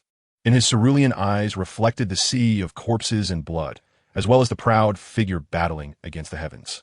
His smile remained unchanged. Yet deep within his gaze flowed a profound compassion and understanding that transcended millennia. Every heart harbors a battlefield. His voice was gentle as a spring breeze. It precisely calmed the tumult in Li Gang's consciousness stirred by the memories. Some fight against themselves while others battle the world. And you, Mr. Wolf, seem to be contending with the very fabric of destiny. Li Gang's vital energy gradually receded, that nearly space-rending battle intent sinking back into his marrow. He regarded Dumbledore, this seemingly frail old man, for the first time evoking a sense of equal appraisal within him. You are formidable. Li Gang's succinct evaluation bore the weight of 1,000 truths. It was the highest praise he had bestowed since arriving in this world. Dumbledore smiled, as if he had received the most delightful compliment. There are many forms of power, my child, and protection is often among the mightiest. He then shifted his gaze to Harry, saying, This child, the sacrifice of his parents has bestowed upon him a powerful protective charm. However, that charm can only defend against external magical forces. His inner fragility yearned for a more robust arm to safeguard him. He gazed at Li Gang, his eyes filled with solemnity and trust. I understand that you hail from a world beyond our comprehension, governed by rules we cannot fathom. Yet, I sense that you are not malevolent. Harry, this child is not merely the offspring of James and Lily. He is also a pitiable soul chosen by fate. Will you protect him? Very well. Dumbledore nodded with satisfaction. As if recalling something, he added, regarding Professor Quirrell, you might want to keep a closer watch. Sometimes, the most dangerous foes disguise themselves in the guise of the wretched. Li Gang understood. This old fox knew everything. He simply preferred to play the role of a free agent. Understood, he replied. Then, as if remembering something, he inquired, Is that stone also one of your teaching tools? Oh, you mean the Philosopher's Stone? Dumbledore blinked and smiled like a child who had just pilfer sweet. It is indeed a splendid bait, is it not? This conversation completely pulled Harry from the shadow of the mirror of Ariste. He realized that wallowing in the past served no purpose. Only by clenching his fists could he protect the present and future. His resolve, through this impact and revelation, grew unexpectedly more solid, and his cultivation of inner energy advanced slightly. Nickel me, I have found it, she exclaimed, excitedly spreading open a hefty tome titled Alchemy, ancient and modern, in a corner of the library. He is 665 years old, the only existing maker of the Philosopher's Stone. So, the stone guarded by that dog on the 3rd floor is indeed the Philosopher's Stone. Harry and Ron exclaimed in unison, their faces illuminated with expressions of genius. It must be Snape. Ron pounded his thigh. He wants to steal the Philosopher's Stone. He is coercing Quirrell to assist him. I heard it in the corridor. The three immediately resolved to inform Dumbledore of this monumental conspiracy. However, the headmaster had just departed for the Ministry of Magic, so they decided to seek out Hagrid first. In Hagrid's cozy hut, the fire crackled warmly. Upon hearing the trio's speculation, Hagrid nearly crushed the teapot in his grip. Nonsense. While Snape may be detestable, he is certainly not one of the Guardians. Guardians? The three keenly seized upon this term, realizing he had misspoken. Hagrid hastily waved his hands to change the subject. He carefully retrieved a dark, oval object from the fireplace. Look at this. I won it a few days ago at the Leaky Cauldron. He proudly placed the object on the table. This is a stone? Ron probed, reaching out to poke it. No. Hagrid's eyes sparkled like searchlights. This is a dragon egg. My goodness. Ron's exclamation nearly lifted the roof off. This is illegal. It's a Norwegian ridgeback dragon egg. Hermione recoiled in fright, frantically reciting the relevant clauses from the Magical Creatures Management and Control Act, her speech rapid as if performing a rap. With a crack, the shell split open, and a wrinkled little dragon, resembling a tattered black umbrella, emerged. It sneezed, igniting a small spark that set Hagrid's beard ablaze, causing chaos to erupt within the hut. At that moment, a pale face flashed by the window. It was Malfoy. He wore a malicious grin, as if he had seized upon an opportunity, and swiftly turned to flee. "We're doomed," Ron groaned in despair. Indeed, shortly thereafter, Professor McGonagall stormed in, accompanied by a frigid gust reminiscent of Siberia, with Malfoy trailing behind, his expression one of self-righteousness. "Mr. Weasley, Mr. Potter, Miss Granger, do you intend to treat the rules of Hogwarts as mere toilet paper?" Professor McGonagall trembled with fury. Yet, her response was unexpectedly severe. "Mr. Malfoy, due to your so-called heroism in persistently surveilling your fellow students after curfew, Slytherin loses 20 points. As for you three," she turned to Harry and his friends, "for illegally harboring an XXXXX-level dangerous creature and failing to report it, each of you shall lose 10 points. All 4 of you will serve detention in the Forbidden Forest tonight." The smug expression on Malfoy's face instantly froze, transforming into a shade akin to that of a boiled liver, his composure utterly unraveling. With Dumbledore's aid, the little dragon Norbert was successfully sent to Romania. Meanwhile, the 4 disgraced students, under the gloating supervision of Filch, approached the edge of the Forbidden Forest. Hagrid, lantern in hand, awaited them, counting heads to ensure that Harry, Ron, Hermione, and Malfoy were present. At that moment, a familiar figure emerged from the shadows, moving with a steady gait as though merging with the night. "Mr. Wolf," Hagrid exclaimed, surprised to see Lee Jordan here. Professor McGonagall's figure soon appeared beside Hagrid. She dismissed Filch and pulled Lee aside. The trio had never witnessed McGonagall with such a grave expression. "Mr. Wolf," she spoke in a lowered voice, her gaze sharp. "The Forbidden Forest has been rather unsettled of late. The malevolent force attacking the unicorns is extraordinary. I am concerned for their safety." She paused, adopting an almost pleading tone. "I know your capabilities surpass those of ordinary individuals. Tonight, I need you to follow them discreetly and ensure their safety. Consider it a chance for redemption." Lee glanced at Ron, who was boldly confronting Malfoy, and at Harry, who appeared anxious before nodding faintly. A visit to the Forbidden Forest would provide an opportunity to discover any medicinal treasures hidden within. Chapter 30. The Flesh-Moving Curse. Blood Battle in the Forbidden Forest. At the forest's edge, the scent of decaying leaves mingled with the damp earth, forming an intricate web. Beneath the inky night sky, ancient branches intertwined, with moonlight shattering into fragments, casting shadows all around. Hagrid's lantern flickered, illuminating a pool of viscous silver liquid at his feet, pure and sorrowful life energy dissipating. Hagrid bent down, dipped his fingers into it, his face turning ashen. Unicorn blood. Another creature, and the prognosis was grim. His voice trembled with rage. Ron gasped, and Hermione stifled a gasp. Malfoy's face drained of color. "We must split up." Hagrid surveyed the group. "Ron, you're with me. Harry, you'll go with Malfoy. Lee, you're with Hermione." "No." Malfoy nearly leaped up. "I'd rather feed a 3-headed dog." "Be quiet." Lee's voice was low, and Malfoy's protest caught in his throat. Beside him, the lion scorpion, Lee's familiar, emitted a low growl. Malfoy shuddered, instinctively pointing at Fong, Hagrid's hound, by his feet. "That dog. Fong must accompany us." Hagrid sighed. "Fong is quite timid. Are you certain?" Malfoy nodded vigorously as the 3 groups diverged into the darkness. On the other side, Malfoy's voice was shrill and venomous. "It's all your fault, Potter. Just wait until my father hears about this." "Silence," Harry replied curtly, dismissing the worthless bluster, entering a state of heightened awareness. Harry's senses sharpened beyond the ordinary. He could hear the faint heartbeat in the woods, the rustling of leaves, and the whisper of the wind, rendering all else exposed. He felt the movement of insects beneath the fallen leaves and discerned the tangled roots of the trees. Suddenly, a wave of extreme malevolence emanated from the thicket ahead. The foul aura repulsed him instinctively, igniting a surge of blood within him. A deep rumble resonated in his core, and a lightning-shaped scar on his forehead seared with excruciating pain. The agony pierced his very soul, momentarily freezing his body, yet a deeper rage ignited within him. Harry's pupils dilated as he abruptly looked up. A figure cloaked in black knelt over the lifeless body of a unicorn, greedily siphoning its silvery blood. The unicorn's corpse lay desiccated, a grim testament to the horror. The figure sensed being watched and slowly rose. From the shadow of the hood, a pair of crimson eyes glimmered with a cruel thirst. Arg! Fong emitted a heart-wrenching wail before vanishing into the depths of darkness. Malfoy's scream was even more harrowing than Fong's, his legs giving way beneath him, paralyzed by terror, trembling uncontrollably, yearning to flee but unable to move. The hooded figure reveled in the fear, rising deliberately. The anticipated cries for mercy did not materialize. The boy known as Harry Potter displayed no fear in his eyes. Instead, they blazed with two fierce flames of wrath. "Drink!" Harry roared, his internal energy surging as the technique he practiced surged within him. A flash of golden light beneath his skin.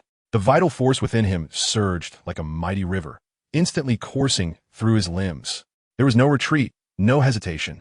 He twisted his waist and propelled himself off the ground, creating two deep craters as he launched forward like a cannonball. With a powerful, unparalleled kick, he unleashed a strike like a cleaving axe, the sharp wind slicing through the air, targeting the figure's head beneath the hood. This kick encapsulated all the strength he had cultivated, swift, precise, and fierce. The mockery in the hooded figure's eyes transformed into sheer horror. A wizard? Which wizard charges directly into battle with their body? This was clearly a monstrous being, and to attack without uttering a word? There was no time for incantation as he transformed into a wisp of boneless black smoke, gliding close to the ground, narrowly evading Harry's earth-shattering blow. Boom! Harry's foot landed squarely where the figure had just stood. Soil and roots erupted. The hard ground cleaved to create a half-foot-deep pit, cracks spider-webbing outward. The hooded figure, oblivious to its imminent demise, emitted a hoarse yell, swiftly drawing its wand. The tip glowed with a sickly green light, reeking of death. Having missed his strike, Harry did not pause, but rather, he stomped the ground again, propelling himself forward with the speed of lightning. He understood well that swiftness was his ally.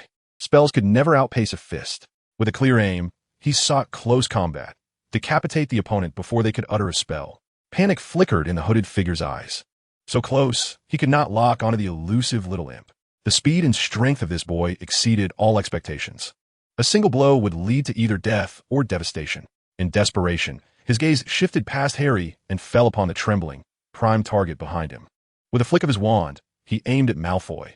Avada Kedavra! A beam of vivid green light, as tangible as reality itself, tore through the night, imbued with the chilling essence of death.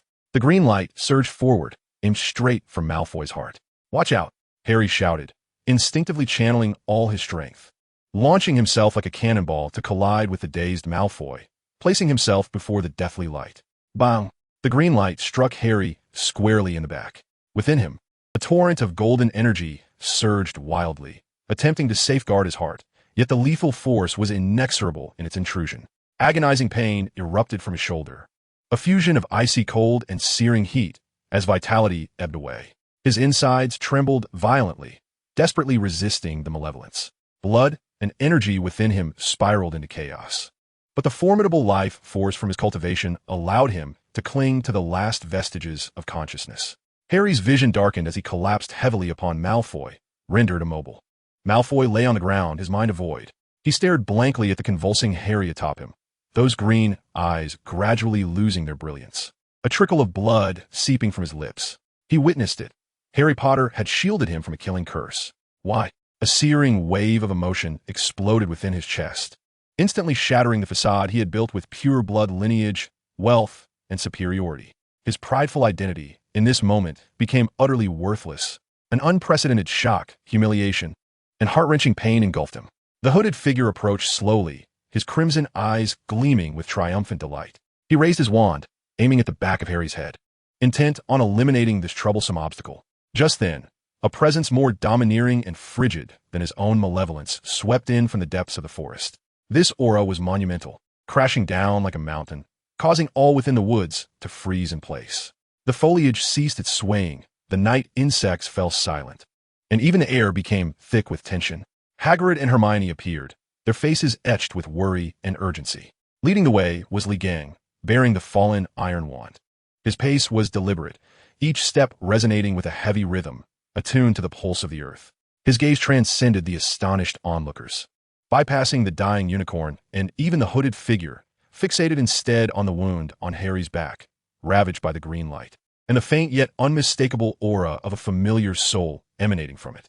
Though weak, this essence shone brightly in the night, evident to his keen perception. Once again, "You wretched insect from the gutter." Li Gang's voice bore no anger, only a pure, crystallized intent to kill. In his profound gaze, a chilling indifference capable of freezing souls caused the hooded figure to tremble. Chapter 31. The Enraged Li Gang. The hooded figure's scarlet eyes met Li Gang's icy stare, and it felt as though he had been doused in the frigid depths of the abyss. It was not anger, nor was it hatred, but a sheer indifference, perceiving all as mere fodder. A lethal intent, honed over 3 millennia of bloodshed, capable of freezing the very soul, descended like an invisible mountain with a thunderous impact. "It is you, the filthy insect from the gutter." Li Gang's voice, though not loud, resonated like a celestial decree, each word striking the hooded figure's spirit with unyielding force. Fear, an unprecedented terror. The remnants of the soul within this body experienced for the first time something more dreadful than death itself. The absolute oppression of the apex of the food chain upon its base. Without a moment's hesitation, the hooded figure thrust his wand fiercely into the ground, unleashing a dense, inky black mist that erupted around him. This mist, imbued with a chilling and decayed aura, swiftly engulfed the moonlight filtering through the forest, robbing all present of sight and perception. No escape. Amidst Haig's furious roar, a crossbow bolt, as thick as an infant's arm, pierced through the air with a shrill cry, aimed at the depths of the black mist, only to be met with a dull thud. Concurrently, a lithe figure surged forth from the shadows of the forest's flank, none other than the centaur, Falun's. With a spear resembling a venomous dragon emerging from its lair, he lunged directly at the core of the black mist. Boom!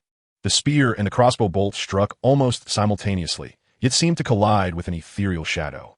The black mist churned violently, and a more concentrated wisp of darkness peeled away, fleeing into the depths of the forbidden forest with unimaginable speed. Trying to escape?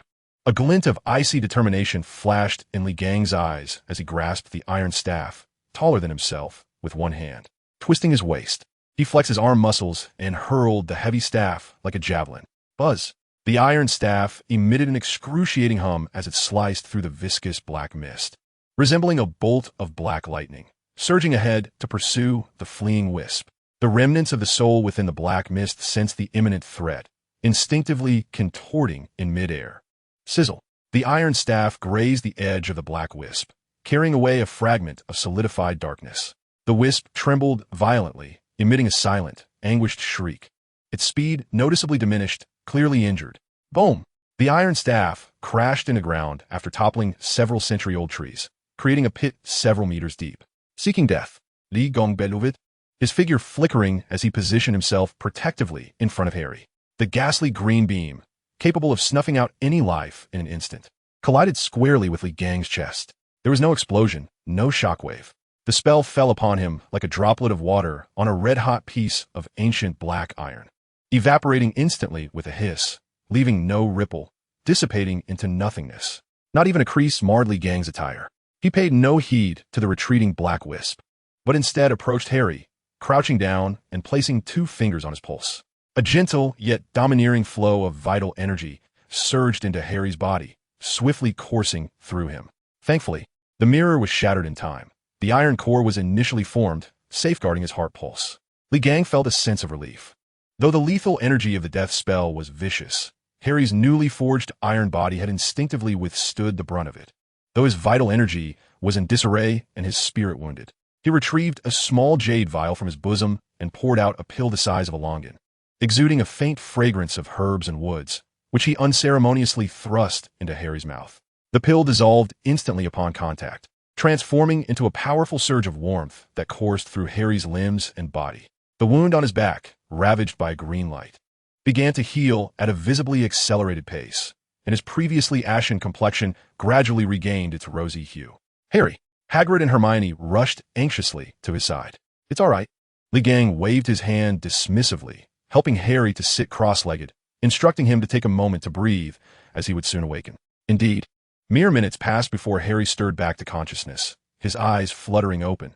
Though still somewhat dazed, clarity swiftly returned to his gaze. "Senior brother, how do you feel?" Harry assessed his body. Aside from a lingering weakness, he found himself largely unscathed.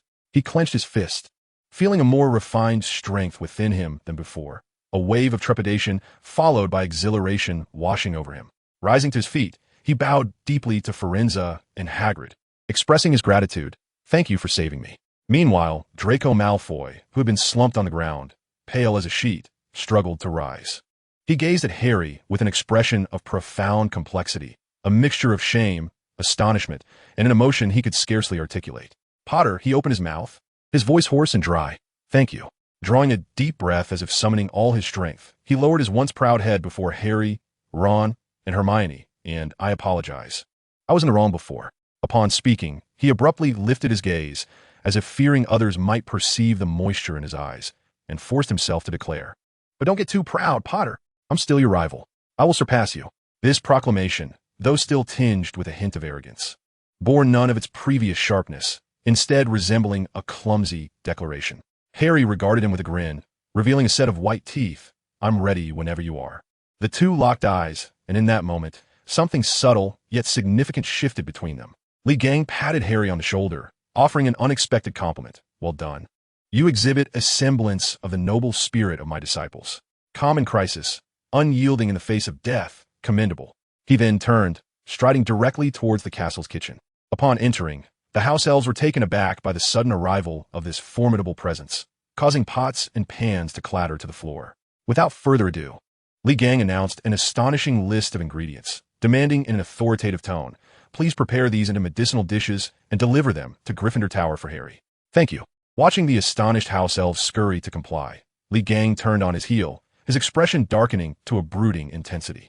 The room was now empty, save for a peculiar aroma mingling garlic with an undercurrent of fear. Li Gang's formidable senses swept through every corner, yet he could no longer detect that familiar, nauseating aura of malevolence. "Have you fled? Consider yourself fortunate for your swift escape. Otherwise, I would have ensured you regretted it," he muttered, resolutely heading toward the highest point of the castle, the headmaster's office. The gargoyle stationed at the entrance trembled slightly upon sensing the unrestrained, chilling aura of lethal intent emanating from Li Gang, and it willingly cleared the path. Dumbledore sat behind his desk, a steaming cup of tea resting before him, as if he had anticipated Li Gang's arrival. "Please take a seat, my child. Would you care for a lemon sherbet? It can soothe the heart." Li Gang interrupted him, his voice as frigid as ancient ice. "I care not for your schemes, nor for the bait you intend to use." Approaching the desk, he placed his hands firmly upon its surface, his obsidian eyes fixed intently upon Dumbledore's cerulean gaze. "The next time I encounter Quirrell, or rather, the loathsome creature attached to him, it shall mark his demise." Each word he uttered was imbued with an indomitable, resolute conviction. "I trust you will not impede me." Chapter 32. The Impossibility of Review. In the Gryffindor common room, Harry set down the last empty bowl with a sigh of relief. The potion crafted by the house elf had transformed into a warm torrent coursing through his limbs, replenishing the vitality he had lost while resisting the killing curse at an astonishing rate. "Come now, Harry," Ron said, his voice laced with trepidation as he shrank back slightly. "You were nearly pierced by that hooded figure. Let's discuss Snape. He must be aiding the Dark Lord in his quest for the Philosopher's Stone. We must devise a way to thwart his theft of the stone." Ron's face still bore the remnants of terror. The suffocating darkness of the Forbidden Forest and the moment Harry was struck etched indelibly in his memory. He instinctively rubbed his arms, as if to dispel the chilling malice that lingered. Ron was right. The assailant in the Forbidden Forest was undoubtedly Voldemort, and Snape had consistently exhibited an unusual interest in the Philosopher's Stone while targeting Harry at every turn. All evidence pointed to him. He must be Voldemort's servant. The stone must be hidden behind the door beneath the three-headed dog. Hermione adjusted her glasses, her tone resolute. Harry clenched his fists, a glimmer of determination in his eyes. "Whatever lies ahead, we must stop him. The Philosopher's Stone cannot fall into Voldemort's hands." The chilling voice from the Forbidden Forest and the smiles of his parents reflected in the mirror filled him with a profound sense of responsibility, reminding him that his strength was not solely for his own sake. The trio exchanged fervent words, quickly cementing Snape's culpability and even brainstorming how to bypass the three-headed dog, crafting a seemingly flawed plan to protect the stone. The youthful fervor and their yearning for heroism somewhat alleviated their internal fears. At that moment, a heavy atmosphere wafted from the staircase, and the animated discourse in the common room abruptly stilled. Li Gang's figure emerged before them, standing silently, his imposing presence causing the very air in the room to thicken with intensity. "Are you not yet resting?" He spoke softly, yet his voice carried an undeniable authority. His gaze swept over the three individuals, ultimately settling on Harry. Rather than engaging in idle chatter, it would be more prudent to delve deeper into the pages of a book, for the final examinations loomed just days away. In that moment, Li Gang's authority proved more potent than any incantation. In the following days, Hogwarts was enveloped in an oppressive atmosphere known as final exams.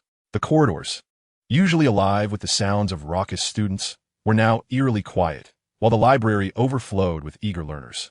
Even Peeves the poltergeist had curtailed his mischievous antics. The air was thick with the sense of old books and ink, mingled with a subtle undercurrent of anxiety. Ron found himself in the most dire predicament. He was firmly ensconced at his desk, pressed by Hermione, confronting an overwhelming mountain of revision materials, exuding an aura of despair. His hair was a disheveled mess, and bloodshot eyes occasionally emitted pained groans. That wretched transfiguration, Ron lamented, desperately clutching his hair as the dense array of spells and illustrations on the open textbook morphed into a chaotic blur before his eyes. I would rather face an acromantula in the Forbidden Forest than continue memorizing these incantations. Hermione, on the other hand, resembled an inexhaustible dynamo. Not only had she meticulously organized her own notes, but she had also imposed a minute-by-minute revision schedule upon Harry and Ron.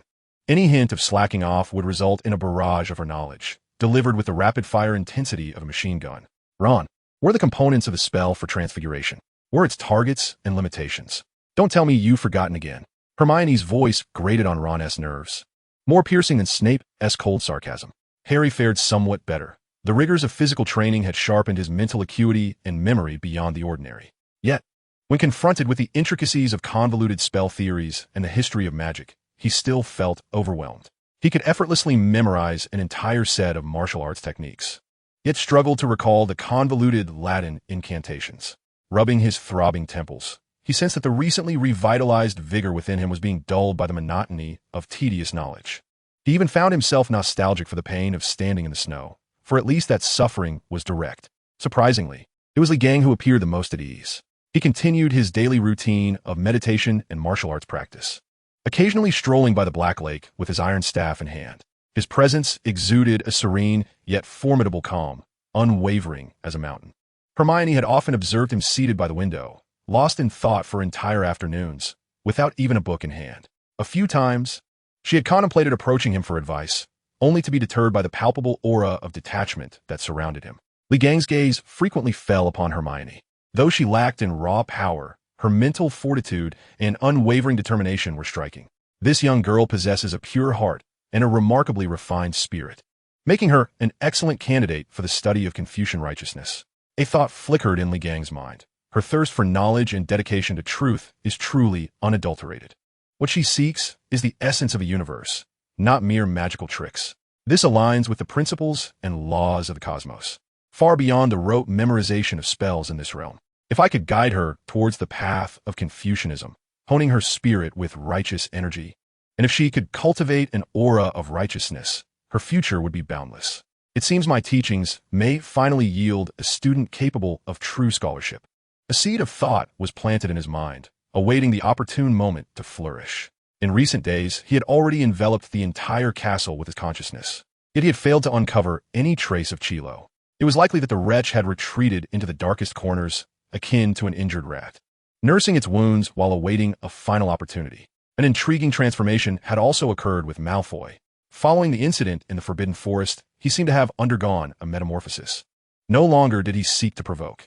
Even when crossing paths with Harry in the corridors, he would awkwardly avert his gaze and occasionally offer a stiff nod, as if to acknowledge his presence, revealing his inherent prideful nature. The examination week had finally arrived. The vast hall was now partitioned into orderly rows of desks, and a palpable tension permeated the atmosphere. The sound of quills scratching against parchment merged into a monotonous sea, occasionally interrupted by faint sighs. Ron, with a look of despair etched upon his rosy face, tugged at his hair in frustration. A question on transfiguration left him feeling as if his mind were turning into a mushy concoction. Damn it, what is the incantation for the transmutation spell? Is it gold from stone, or turning stone into gold? Good heavens, I cannot even be sure if it pertains to transfiguration, he muttered under his breath, drawing the cold gaze of the proctor. Harry furrowed his brow. The potion formulas danced before his eyes. Each word was familiar, yet when combined, they appeared as incomprehensible as hieroglyphics. He could feel the surge of energy within him, yet he struggled to translate it into an understanding of potion principles. A sense of helplessness washing over him with a wave of irritation. In stark contrast, Hermione had fully entered her scholarly mode. Her quill became a blur, gliding swiftly across the parchment with precision and fluidity. Her focus was unwavering, her head never lifting as the entire world faded away, leaving only her and the examination paper. In a corner of the examination hall, Li Gang exhibited a demeanor of leisure. Leaning back in his chair, he wore an expression of calm, a hint of a smile gracing his lips. The answers on his parchment were inscribed with an unhurried elegance. Had someone observed closely, they would have noticed that the movements of his quill, each rise and fall, each arc drawn, synchronized perfectly with Hermione Granger at the front of the hall, down to the millisecond. His gaze remained fixed upon his paper, yet his consciousness had already woven an invisible net, precisely locking onto Hermione's answers. He discreetly adjusted his own responses based on hers, ensuring that his paper appeared subtly different, a mark of an experienced hand. As the time was called to set down quills, the command resonated like a clarion call of liberation. Li Gang completed the final stroke just in time. He laid down his quill, stretched languidly, and wore an expression of unique ease that follows the conclusion of an examination. His pale fingers gently brushed over the ancient inscription on the frame, his eyes shimmering with fervor. Chapter 33. Luring the Tiger from the Mountain. The final class of charms concluded the exam week, the bell ringing as a herald of freedom. Ron was the first to spring from his seat, his complexion ashen, as though the chair were studded with nails. He stumbled out of the hall, muttering to himself, "I've mixed up the wand movements for the levitation charm and the disarming charm," and Professor Flitwick looked at me as if I were a fool. Harry's state was not much better. His mind resembled a cauldron of failed potions, with incantations, dates, and names colliding and swirling into a muddled concoction. He even found himself nostalgic for the days spent standing in the snow, for at least that suffering was purely physical. Hermione stood tall, like a queen who had conquered continents, her face radiating the confidence of an academic surpassing all others. I feel my performance was not quite up to par, particularly the final question in the History of Magic exam regarding the fundamental causes of the Goblin Rebellion. I enumerated 7 points, yet I sensed that an 8th could be further explored. Ron stared blankly, subtly shifting a couple of steps away, fearful of being scorched by the brilliance of Hermione. Hagrid, carrying a leaky bucket and humming a tuneless melody, was on his way to tend to his pumpkin patch. A thought struck like a bolt of lightning, cleaving through the chaos in Harry's mind. Hagrid. Harry hurried over, with Ron and Hermione trailing behind. "Oh, Harry." Hagrid beamed at their arrival. "How did it go?" "Hagrid, I need to ask you something." Harry bypassed pleasantries and got straight to the point. "Do you remember the person who sold you the dragon egg? What did he look like at the leaky cauldron? Did he know you wanted a dragon egg?" Harry's gaze was sharp. "What else did he ask you?" Hagrid's expression shifted slightly, becoming somewhat uncomfortable. "Oh, he was just making casual inquiries, saying his dog was quite fierce. I told him that Fluffy is actually very gentle. As long as you play some music, he falls right asleep." The moment the words left Hagrid's mouth, he realized he had let slip too much, hurriedly covering his mouth with his large hand, but it was too late. Harry, Ron, and Hermione exchanged glances, their eyes reflecting the same shock and understanding. Too many coincidences cease to be mere coincidences. Harry's voice was low and calm, betraying his youth. "This is a conspiracy. Hagrid, someone is using the dragon egg to lure you, to uncover the weaknesses of the creature guarding the Philosopher's Stone." The trio bid a regretful farewell to Hagrid and raced toward the castle, analyzing the situation as they ran. "It must be Snape," Ron exclaimed, slapping his thigh. "He has been wanting to steal the Philosopher's Stone all along. First, he let the troll in to create chaos, and now he has deceived Hagrid. He is definitely going to make his move. We must inform Professor McGonagall." Hermione's tone was fraught with urgency. They sprinted, lungs burning, until they reached the door of Professor McGonagall's office. Harry barely paused to knock, thrusting the oak door open. Professor McGonagall was seated behind her desk, grading parchment. Upon hearing the commotion, she lifted her head, her sharp eyes piercing through her square glasses, fixing on the 3 intruders. "Potter Weasley Granger." Her voice was as stern as ever, tinged with displeasure. "You had best provide a reasonable explanation for your reckless entrance into my office." Harry disregarded decorum, blurting out everything in one breath. "Professor, it's about the Philosopher's Stone. We've uncovered a secret. Hagrid has been deceived. Someone has revealed Fluffy's weakness. And that person is Snape. He intends to steal the Philosopher's Stone." Ron and Hermione chimed in, hastily adding details about the troll attack, Quirrell stuttering. Snape's actions in the Forbidden Forest, and Fluffy's vulnerability. Professor McGonagall listened, her expression growing increasingly severe. She set down her quill, clasped her hands on the desk, and her gaze turned frigid. Enough. She slammed her hand onto the table, the dull thud reverberating so forcefully that even the ink pot quivered. What do you think this is? A poorly executed children's play? Potter, Weasley, Granger, I care not for where you have heard these absurd rumors, but cease this foolish speculation at once. Her voice was unequivocal, each word striking the trio like cold stones upon their hearts. The safeguarding of the Philosopher's Stone is far more stringent than you can imagine. It is protected by the most formidable wizards of Hogwarts. As for Professor Snape, Professor McGonagall's gaze sharpened. He is a professor at Hogwarts, and his character is beyond your reproach. Your accusations are utterly ludicrous. She rose to her full height, her imposing figure exuding an air of authority. Harry and his companions stood frozen, their hearts chilled, the fervor within them extinguished like a flame doused in icy water. The sensation of being regarded as nothing more than naive children, completely disregarded, weighed heavily upon their chests, igniting a fire of frustration and anger within. Yet, Professor Harry sought to argue, only to be restrained by Hermione's grasp on his sleeve. Hermione's complexion was pale, yet her eyes sparkled with unwavering determination. She understood that further discussion would be futile. Professor McGonagall regarded them with a mix of disappointment and a barely perceptible concern, waving her hand to indicate they should leave. The trio exited the office in silence. The air in the corridor felt laden with gravity as they closed the door. She doesn't believe us. Ron's voice trembled with despair. She won't listen at all. Hermione exclaimed with indignation. Harry clenched his fists, his nails digging into his palms. He lifted his gaze, the dejection evaporating, replaced by a stubborn resolve and an undeniable, cold determination. If they do not believe us, then we shall go ourselves. Harry's voice, though not loud, rang with conviction. Each were like a nail, sealing their fate. They could not stand idly by while Snape succeeded. That night, in the Gryffindor boys' dormitory, Lee was seated cross-legged on his bed, his eyes shut tight, his consciousness spread invisibly like a tide over the castle. He was a detached monarch surveying his realm. Suddenly, his brow twitched. A familiar, chilling aura of decay and malevolence emerged from the Forbidden Forest. Though faint, it was instantly locked onto by his powerful awareness.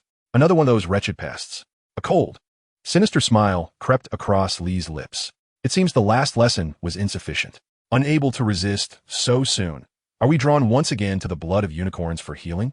He opened his eyes, dark pupils igniting with fervent, bloodthirsty intent. He grasped the iron wand beside his bed and, with a swift motion, vanished like a wisp of smoke through the window, racing toward the Forbidden Forest. Shortly after his departure, Harry, Ron, and Hermione, cloaked in invisibility, stealthily slipped out of the common room. They crept along, arriving at the forbidden corridor on the third floor. To their astonishment, the door leading to the three-headed dog's chamber stood ajar. Harry cautiously pushed the door open, and a melodious tune floated out. Inside, the fearsome three-headed dog, Fluffy, lay sprawled on the floor, soundly asleep and drooling. Beside its three colossal heads, a golden harp played a hypnotic melody autonomously. Someone has advanced beyond us, Hermione whispered, her voice laced with tension. The trio dared not delay, stealthily moving aside the giant claws of the creature resting on the trapdoor. With a swift motion, Harry yanked the trapdoor's ring, revealing a pitch-black abyss before them. I'll go first.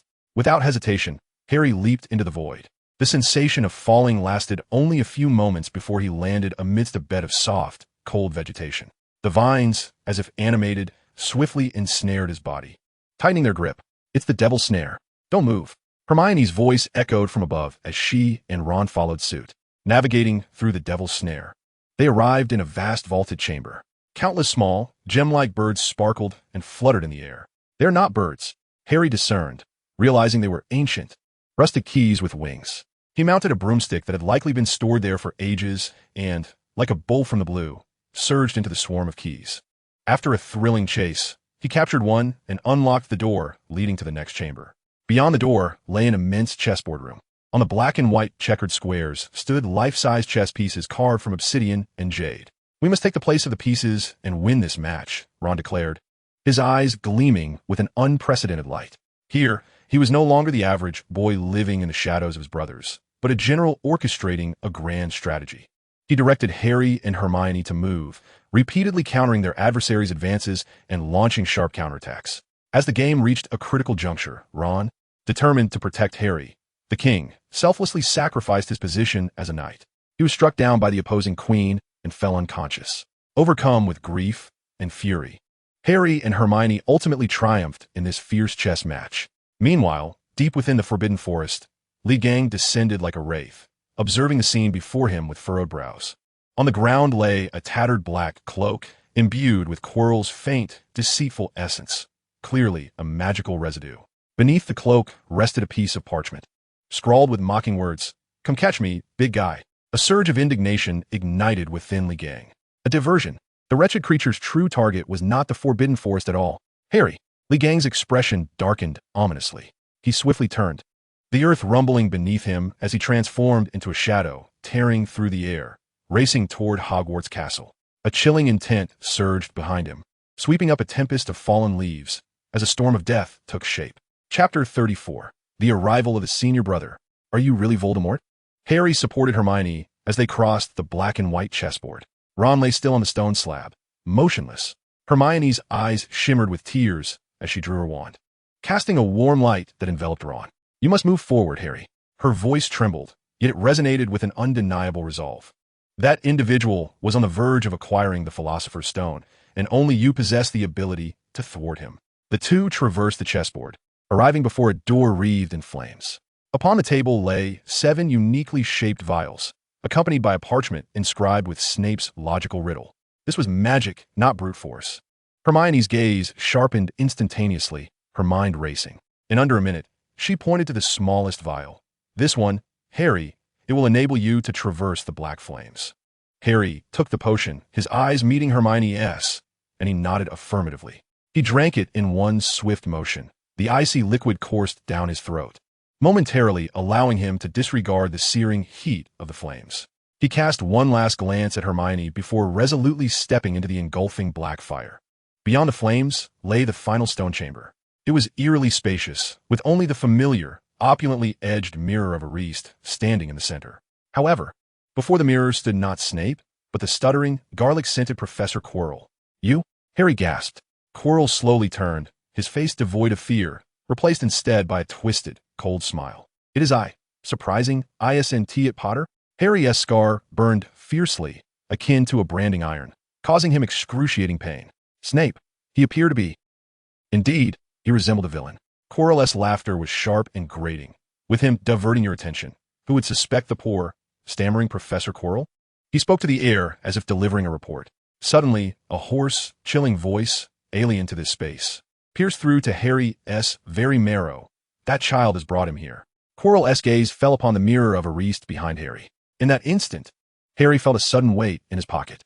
Instinctively, he reached in, and to his astonishment, the cold, heavy Philosopher's Stone had indeed materialized within. "What do you see, Potter?" Quirrell inquired eagerly. Harry's mind raced. He could not allow Quirrell to discover he had obtained the stone. He feigned confusion, stammering, "I saw myself winning the Quidditch Cup and many trophies." "He is lying." The hoarse voice brimmed with impatience and cruelty. "Let me speak with him." Quirrell obediently unraveled his enormous purple turban. As the turban fell away in layers, it revealed not the back of his head, but a face. The visage was pale as snow, with serpent-like crimson pupils, lacking a nose, and featuring only 2 narrow nostrils. Voldemort! At the moment that face was fully unveiled, Harry's mind went blank. There was no fear, no hesitation, only the combat instinct honed through rigorous training. The lexicon of physical discipline knows no superfluous words. Without a moment's pause, Harry's form sank, his waist twisting as the energy of his cultivated strength surged into his right leg. He transformed into a shadow, executing a deft, sweeping kick, accompanied by a sound that split the air, forcefully striking Quirrell's side. Bang! Chilo had utterly failed to anticipate that this 11-year-old boy would resort to violence at the slightest disagreement. Not even a single incantation escaped his lips before he was sent hurtling through the air by an overwhelming force, crashing against the stone wall with a resounding thud, before sliding down in a heap. "You wretched spawn!" Harry bellowed, advancing to deliver a fatal blow. Just as his fist was about to connect with Chilo, a transparent magical barrier materialized out of thin air, intercepting his attack. Voldemort's face contorted with rage and disbelief. "How intriguing, truly intriguing," he rasped, attempting to seduce with his words. Give me the stone, Harry Potter, and I can bring your parents back. Just think about it. Your father and mother. Revive? Harry scoffed, his laughter laced with contempt. My master once said, the dead should remain in their graves. You, a spirit that cannot even burrow into the earth, dare to speak of life and death. You seek your own demise. Voldemort was utterly incensed as Chilo struggled to raise his wand, its tip glowing menacingly with a green light, a deathly aura pervading the air. At that moment, boom! The entrance of the stone chamber was violently breached by an earth-shattering force, the heavy stone door and walls exploding into a shower of debris. A figure, cloaked in an aura of unrelenting malice and tempestuous winds, descended with fierce intent. Li Gang had arrived. His gaze swiftly encompassed the scene, and upon spotting the familiar green glow at the tip of Chilo's wand, his ancient, tranquil eyes were suddenly filled with bloodlust. The word reverberated through the chamber like thunder. Li Gang vanished from sight, only to reappear before Chilo, unfazed by the seemingly impenetrable magical barrier. With a simple, forceful punch, he shattered the barrier as if it were mere glass. Seizing Chilo's wand without a glance, he exerted his strength, snapping it cleanly in two with a resounding crack. Voldemort's face was a mask of incredulity.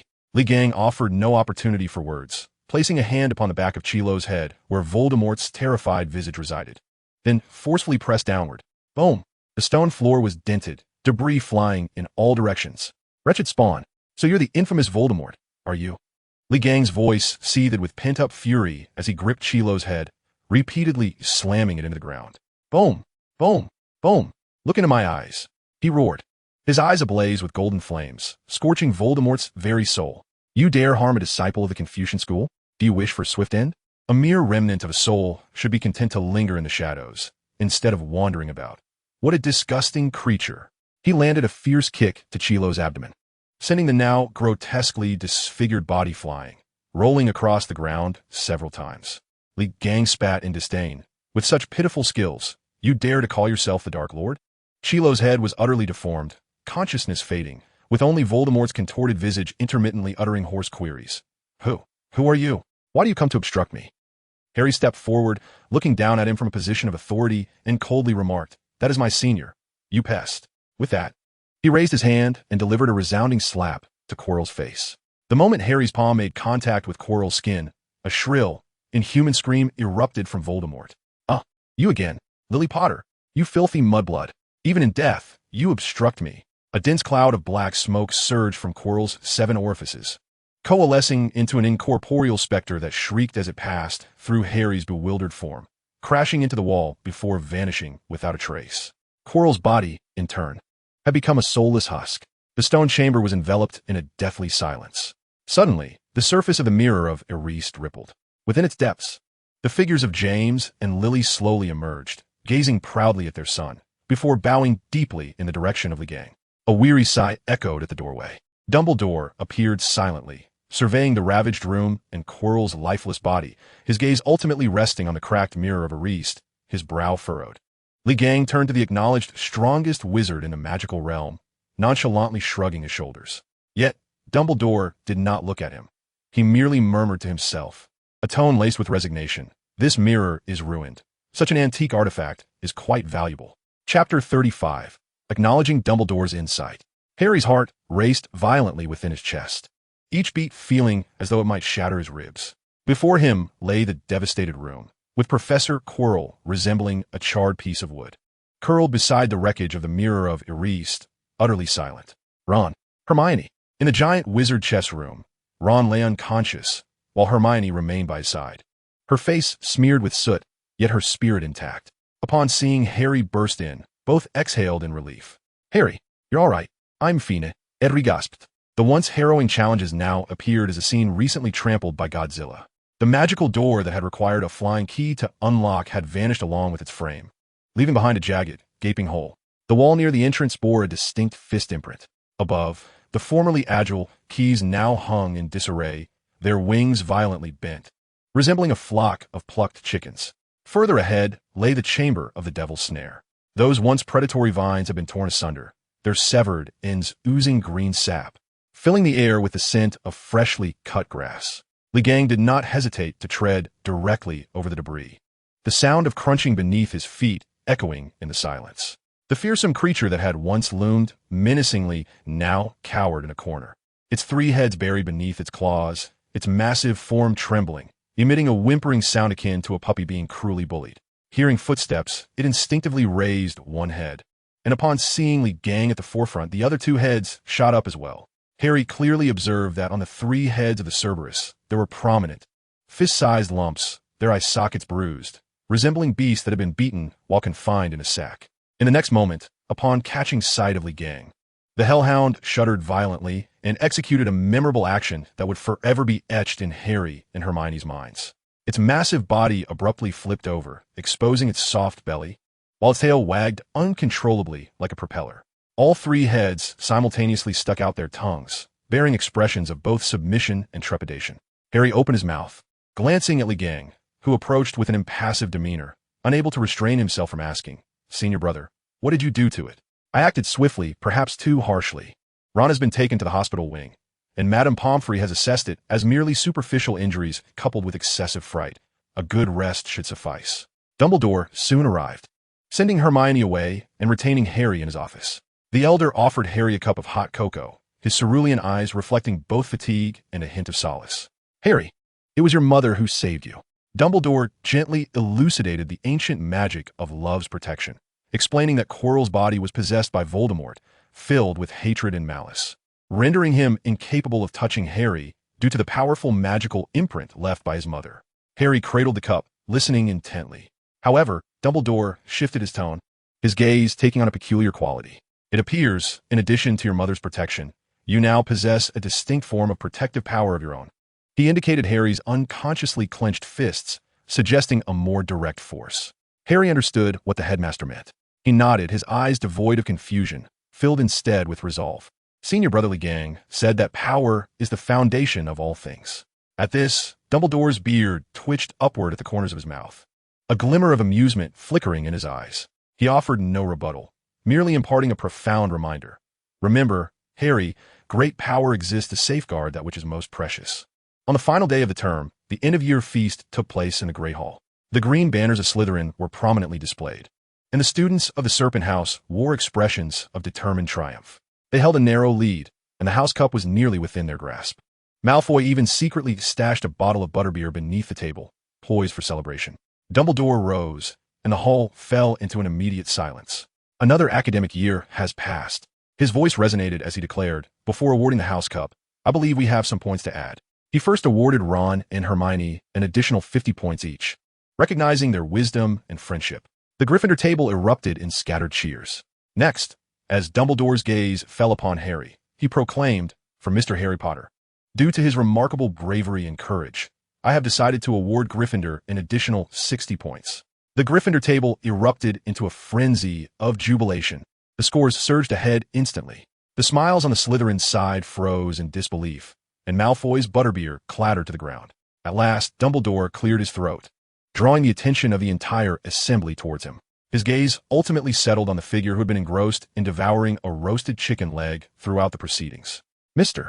Li Wofu." Dumbledore's voice carried a hint of undeniable amusement, acknowledging the unique and remarkably efficient manner in which he had navigated the challenges surrounding the safeguarding of the Philosopher's Stone, thereby eliminating a significant security threat to Hogwarts. His actions epitomized the true essence of courage and responsibility. "I have decided to award Gryffindor an additional 100 points. This proclamation plunged the hall into a profound silence. Everyone was taken aback. 100 points? What did that signify? Snape's visage darkened ominously, as if he were on the verge of unleashing venom. Li Gang finally set down the half-eaten chicken leg, lifted his head, and met Dumbledore's gaze, slowly nodding in acknowledgement. This old man understands the importance of reward and punishment. He is indeed virtuous. Ultimately, Gryffindor triumphed in securing the house cup with an overwhelming advantage. Amidst the thunderous cheers, Li Gang reclaimed his chicken leg. On the Hogwarts Express heading home, the atmosphere in the trio's small compartment was lively. "Hermione," Li Gang said, observing the girl passionately dissecting their final exam papers, "if you have time over the summer, do come visit me." Hermione paused, taken aback. "For what purpose?" "Your mental prowess is commendable, and your resolve is steadfast. You possess great potential," Li Gang responded, his tone reminiscent of a seasoned apothecary selecting herbs. "The realm of magical spells is too limited for you. I intend to teach you a set of principles that can truly refine your mind, allowing you to comprehend that true knowledge is indeed power." Hermione's eyes sparkled with excitement. A novel, systematic approach to knowledge that might even transcend the existing magical framework? This was an irresistible temptation for her. "I will definitely come," she replied without hesitation, her face alight with the joy of a scholar encountering an extraordinary repository of questions. Ron chimed in, "What about me, Lee? I want to join too." "You?" Lee Gang cast a sidelong glance at him. "First, master the basics. Come back when you can break 3 stones with a single punch." Ron's expression fell. Before the train reached its destination, Lee Gang sought out Hagrid, who was smoking his pipe at the carriage connection. "Hagrid, you possess a robust foundation and abundant vitality, yet you lack the knowledge to wield it effectively, akin to sitting atop a treasure mountain without awareness." Lee Gang regarded the half-giant with a glimmer of approval. "This summer, I shall compile a set of techniques for you, to be bestowed upon your return to school. Remember, your body is your most formidable weapon." Hagrid, nearly crushing his pipe in excitement, looked at Lee Gang and nodded fervently, his eyes brimming with gratitude and anticipation. At King's Cross Station, Platform 9 was alive with a bustling crowd, the mingling of farewell sorrows and reunion joys palpable. The Weasley family warmly embraced Ron and Hermione. Meanwhile, Lee Gang, accompanied by Harry, navigated through the throng towards the Muggle world. Chapter 36, The Training Plan. The glaring sunlight pierced through the dome of King's Cross Station, mingling with the acrid scents of car exhaust and hot dogs. A stark contrast to the enchanting atmosphere of Hogwarts. Lee Gang stood at the platform exit, his brow slightly furrowed. The infamous moniker of London as the Fog City undoubtedly holds its truth. Harry fell into a moment of silence, the memories of number 4 Privet Drive, resembling a moldy old photograph, gathering dust in the recesses of his heart. Once, it had been an inescapable prison, but now it was merely an inconsequential address. "I have a place to visit as well," Lee Gang declared, shouldering the heavily wrapped meteorite wand, intending to pay a visit to the headmaster's mother to extend his regards. Harry understood that he referred to the orphanage. In Harry's recollections, number 4 Privet Drive was perpetually shrouded in a stifling gray. However, today, as he stood before the house once more, that sense of oppression had dissipated entirely. The house remained the same, yet in his eyes, it appeared remarkably diminutive. He pressed the doorbell. Aunt Petunia answered the door, her lips instinctively curling downward upon seeing Harry, ready to unleash her usual sharp-tongued remarks. Yet the words faltered on her lips. The Harry before her was no longer the same as when he had departed. He had grown taller, his posture more upright. But what unsettled her most were those eyes. In those green eyes, the previous timidity and evasiveness had vanished, replaced by an unfathomable calmness. So profound it sent a chill through her. "Oh, it's you," she finally managed to utter, her words dry and devoid of warmth, stepping aside to let him pass. Uncle Vernon was slumped on the sofa, engrossed in the television, his corpulent figure sinking into the cushions. Upon spotting Harry, his face turned a deep shade of crimson as he prepared to unleash his customary tirade. "You abnormal." His words were abruptly interrupted by a figure. Dudley Dursley, once the neighborhood bully, descended the stairs like a moving wall of flesh. Upon seeing Harry, a sneer of contempt and malice spread across his face, his fists crackling in readiness to deliver a long-overdue lesson to his irritating cousin. However, his steps came to an abrupt halt 3 paces from Harry. Harry stood there silently, not uttering a word, nor even glancing in his direction. An invisible pressure emanated from him, enveloping the air. Dudley felt a chilling sensation shoot through him, his muscles tensing instantaneously. Everything before him seemed to distort, the once lean cousin morphing into a ferocious beast poised to strike, his gaze as piercing as a blade, exuding a bloodthirsty aura that pinned him in place. He recalled the herbivores in the animal kingdom, paralyzed with fear in the presence of apex predators. Unconsciously, his fists loosened. "I just came down for water," Dudley stammered, hastily concocting an excuse as he veered around Harry and fled into the kitchen, his retreat marked by a sense of panic. An eerie silence enveloped the living room. Uncle Vernon gaped, the purple hue of his face gradually fading to a sickly shade. He glanced between Harry and his son, who dared not emerge from the kitchen, momentarily at a loss for words. Having said his piece, Harry did not spare another glance at the Dursleys. He turned, opened the door, and departed.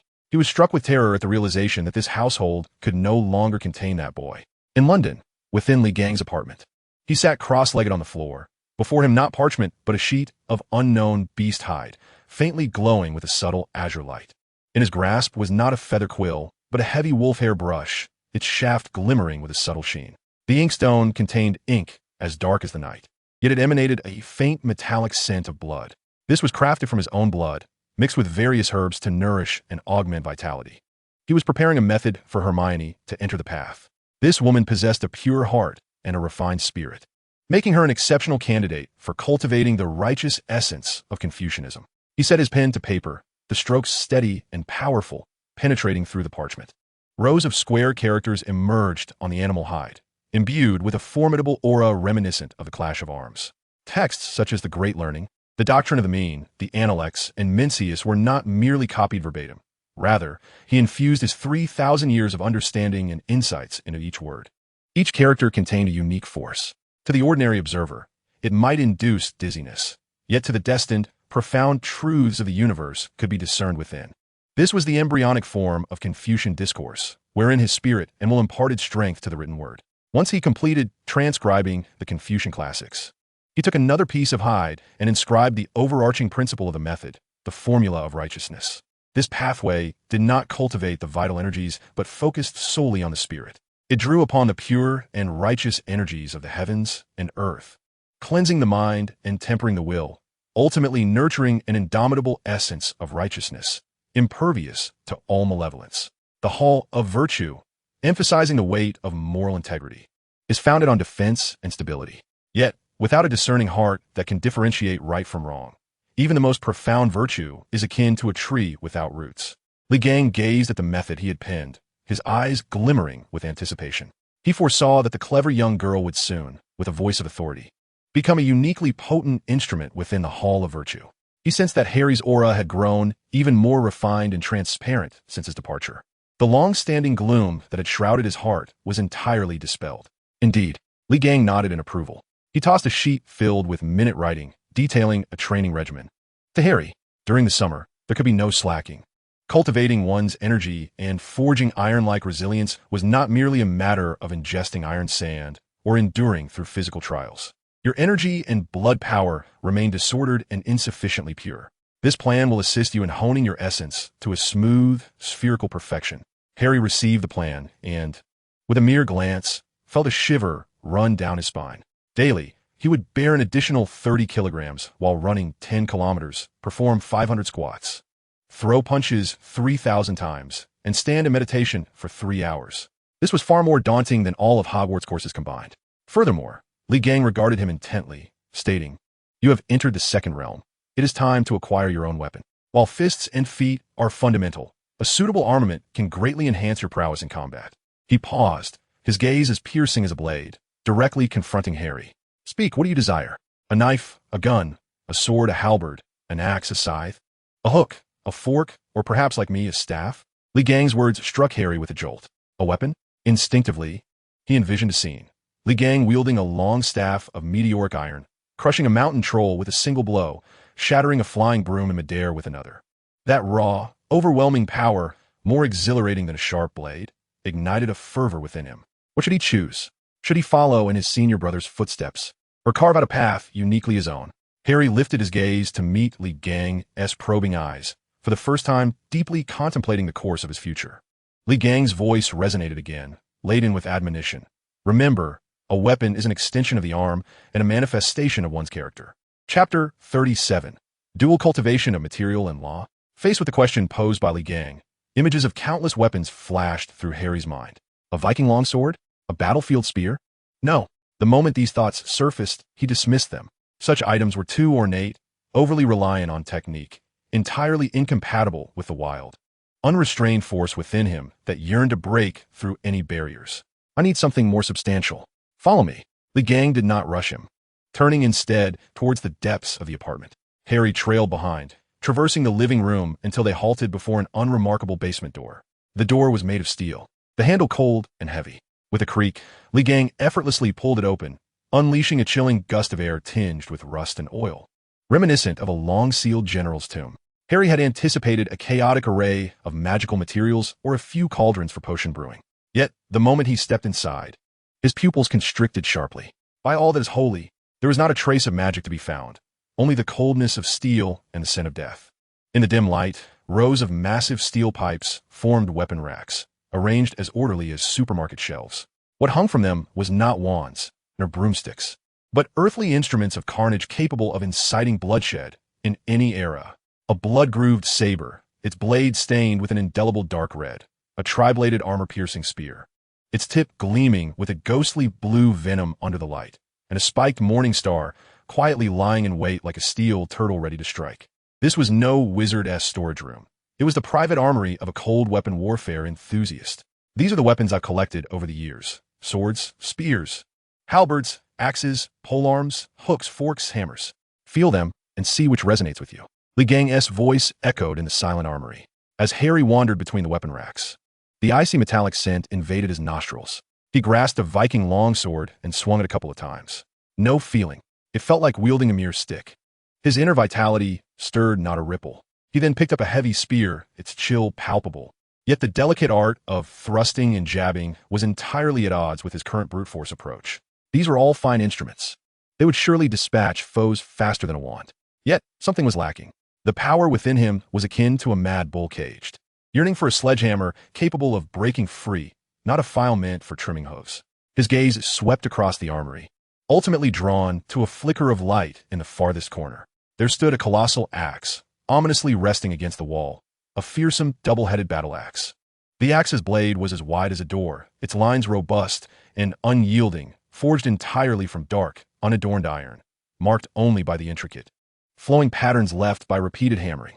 Under the light, the blade absorbed illumination rather than reflecting it, emanating a profound, chilling aura.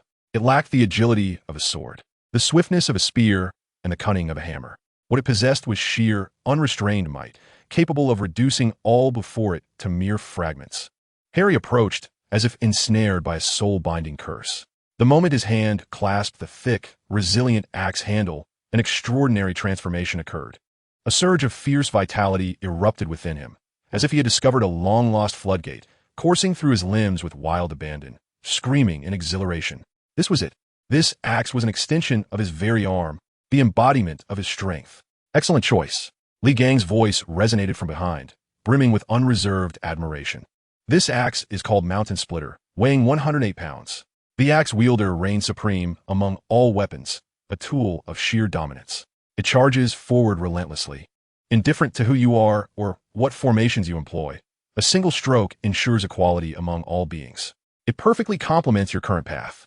Harry felt a surge of fervor, an overwhelming spirit rushing to his crown. With all his might, he gradually lifted the Mountain Splitter, its weight pressing down on him, causing his arm muscles to bulge and veins to throb. Brother, this axe technique. Li Gang did not retrieve any secret manual, but instead casually picked up an even larger and heavier octagonal hammer from a nearby rack, declaring, "Watch closely. My sect possesses another branch dedicated to combat, embodying the reckless spirit of charging forth, regardless of the multitude. Today, I shall impart to you the foundational axe techniques of the 18 styles of the Overlord Mountain Splitter. Do not memorize with your mind, observe with your heart, and feel it with your blood." As his words faded, Li Gang moved. The giant hammer in his hands did not display any flourish. Rather, it descended with an unwavering steadiness, each strike hammering down onto the ground. There were no complex maneuvers, only the simplest, most primal acts of chopping, striking, and sweeping. The first blow, mighty strike of Mount Hua, seemed to gently descend, yet it compressed the air, producing a thunderous sound that resonated throughout the basement, causing the floor to tremble. The second strike, sweeping away 1,000 armies, stirred a gust of wind, lifting the dust from the weapon's rack into a small whirlwind. Each of his blows was immensely heavy, straightforward, yet imbued with an overwhelming aura of supremacy. Before him, any adversary or formation appeared merely as stones awaiting obliteration. Harry felt a feverish heat coursing through him as he mimicked Li Gang's stance, channeling the boiling vitality within him along the trajectory of Li Gang's movements. Gripping the Mountain Splitter tightly, he swung it down fiercely towards the empty space before him, exerting every ounce of strength he possessed. Whoosh! The axe failed to cleave anything. Yet the swirling gust it generated acted like an invisible blade, howling past and leaving a distinct white scratch on the concrete wall 8 meters away. Harry himself was jolted back 3 paces by the immense recoil, his arms tingling and his palms burning. Yet, on his face, there was no trace of pain, only a profound shock and ecstatic joy. This, indeed, was what one could call power. Just as Harry reveled in the delight of acquiring this divine weapon and was poised to swing again, the doorbell rang from upstairs. He and Lee Gang ascended to answer the door, and there stood Hermione. Lee, Harry, I brought you the notes, along with some lemon pie my mother made. Hermione entered, her bulging backpack in tow, as she spoke with curiosity. In the next instant, her words halted. Her steps ceased. Upon seeing Harry, who was brandishing a monstrous axe taller and more menacing than herself, his face alight with excitement and fervor, Hermione experienced a complete mental shutdown. Her intelligent eyes widened in disbelief, her mouth slowly agape, and the backpack and lemon pie slipped from her grasp, falling to the ground with a thud. In that fleeting moment, she felt the blood drain from her body, her mind ringing alarms louder than a fire truck. What was that? That was not a magical object. It bore no runes, no energy fluctuations, only sheer, savage, disquieting physical power. Harry? My friend, Harry Potter, why is he wielding something that only a barbarian would use? His expression, was he exhilarated? Was he enamored by this raw violence? A wave of dizziness washed over her, as the Harry before her seemed no longer the boy she once knew. It was as if Lee Gang had awakened some ancient, feral gene within him. Chapter 38. Harry with the axe, the boy who lived, has gone mad. Hermione felt her mind petrified, as if under a perfect curse, her thoughts rendered rigid and cold. Before her stood her dearest friend, Harry Potter. Yet the object he bore upon his shoulder felt utterly alien to her. It was a colossal axe, a fearsome weapon that would be revered as a centerpiece in any Muggle History Museum's Viking exhibit. The blade was broad, shimmering with a dark cold light, as if it could devour the very rays of illumination. It bore no magical runes, no energy fluctuations, only a raw, savage physical presence that sent chills down her spine. And Harry, the boy who once floundered in potions class under Snape's scrutiny, now effortlessly hoisted this axe, which was wholly disproportionate to his stature. His face bore no signs of burden or weight. Rather, it radiated an almost maniacal excitement. His eyes glowed fiercely, flames igniting within his pupils, as if he had discovered a faith worthy of his life. Hermione, look. Harry's voice brimmed with uncontainable enthusiasm. He even attempted to lift the axe to showcase it to her. It's called the Mountain Splitter. My master said it suits me perfectly. A resonant buzz filled Hermione's mind, as if a vital string had snapped irreparably. Compatible? In what way? Where was the Harry who would quietly discuss homework with her in the library? The Harry who would grow anxious in front of the fireplace in the common room during Quidditch matches? He had vanished. In his place stood a figure bearing a colossal axe, eyes ablaze with fervor, as if prepared to embark on a rampage in the neighboring streets. With a thud, the heavy bag containing her class notes and her mother's lovingly baked lemon pie fell to the ground. Hermione's voice, strained, instinctively retreated half a step as she pointed at the axe, her tone infused with a blend of terror and disbelief. You cannot take that out of here. Walking the streets of London with that would attract the police within 5 minutes. How will you bring it on the Hogwarts Express? Are you planning to use it for chopping firewood? Or to cleave the Whomping Willow? Her agitation escalated, her voice tinged with a rising tremor. It felt as though Harry had been irrevocably led astray by Lee Gang in the few days they had been apart, veering towards a dangerously reckless path. That, Lee Gang's voice interjected at the opportune moment as he emerged from behind Harry, casting a glance at the pie and the notes on the floor. His tone as unperturbed as if discussing the weather. He approached Hermione, retrieving the bag of notes and brushing off the dust. Before the term starts, procure a bag from Diagon Alley that has been enchanted with the undetectable extinction charm. Not only can it hold an axe, but it could easily accommodate a fully grown dragon. Hermione was taken aback. She was momentarily stunned by Lee Gang's pragmatic approach to problem solving. Indeed, the magical world had myriad solutions, yet the crux of the issue was not how to carry it, but why it was necessary to do so in the first place. Lee Gang paid no heed to her inner turmoil, his gaze turning serious as he focused on Hermione. The warrior has obtained his weapon. Now it is time for the scholar. He turned, making his way towards the staircase. Hermione, follow me. She wished to voice her thoughts. Yet upon witnessing Lee Gang's resolute demeanor and glancing at Harry, who was still lost in the euphoria of man and axe unification, she ultimately clenched her teeth and followed. In stark contrast to the downstairs living room, which could easily transform into a Viking war assembly, the study on the second floor was a realm unto itself. Upon entering the room, Hermione was enveloped by a blend of aged paper and the faint scent of ink. Here, no weapons adorned the space. Instead, towering shelves reached the ceiling, lined not with standard spells or 8,000 magical herbs and fungi, but with scrolls bound in fine twine and ancient tomes whose covers bore unfamiliar square characters. At the center of the room stood a broad desk crafted from solid black wood, equipped with all the essentials for writing: ink, paper, and brushes, exuding an air of antiquity and solemnity. Hermione was instantly captivated by the ambience. As an incorrigible bibliophile, this place felt like her paradise. Every cell in her being seemed to tremble and rejoice at the prospect of the knowledge waiting to be uncovered. Li Gang approached the desk and slowly unfurled a scroll made of an unknown beast's hide. The hide emitted a faint azure glow, and upon it was inscribed a multitude of tiny characters written in a pitch-black ink, a style Hermione had never encountered before. Though she could not comprehend a single word, the mere sight of it enveloped her in a solemn and awe-inspiring atmosphere, as if every stroke contained immense power, heavy enough to collapse reality itself. He extended his finger, touching the title on the hide, and those characters seemed to come alive, glimmering slightly in Hermione's eyes. This was the Tao of righteous Qi, a practice that did not focus on physical cultivation, but rather on the refinement of the spirit. It did not teach one how to wield a wand. Instead, it summoned the purest and most upright energy from the heavens and the earth to cleanse one's soul and temper one's will, ultimately nurturing within the heart an indomitable and radiant essence. Hermione found herself bewildered by the concepts of spirit and righteous energy, words that transcended her understanding yet carried an irresistible allure.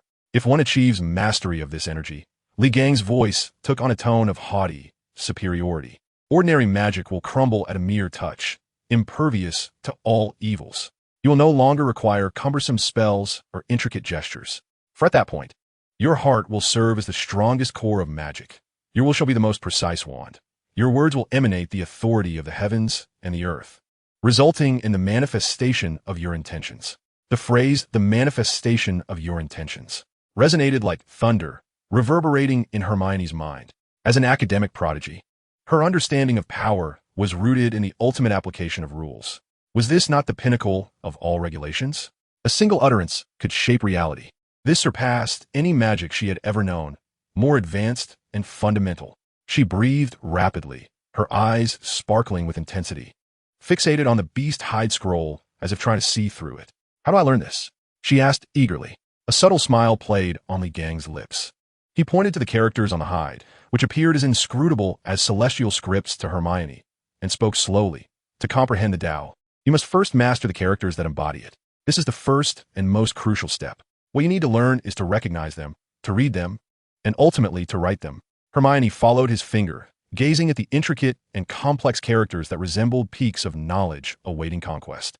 Any ordinary 11-year-old would likely have been daunted by the challenge. Yet, she was Hermione Granger, the girl who could memorize every textbook with ease. The ultimate scholar who regarded learning as life and challenges as joy. In an instant, her previous worries about Harry's missteps and the fear of the giant axe were cast aside. An unprecedented surge of thirst for knowledge overwhelmed all her emotions. To study an entirely new, ancient language imbued with extraordinary power? This excitement eclipsed even the discovery of a new magical rune. In Hermione's eyes, it seemed as though two blazing flames had ignited. Her cheeks, initially pale from shock, now flushed with exhilaration. She abruptly lifted her head, meeting Li Gang's gaze, her voice resonant and unwavering, imbued with undeniable resolve. Good. Chapter 39. The Art of Literature and Martial Arts begins. The right way to influence with virtue. Without further ado, Li Gang produced a hefty tome from beneath his desk and tossed it towards her. Let us commence.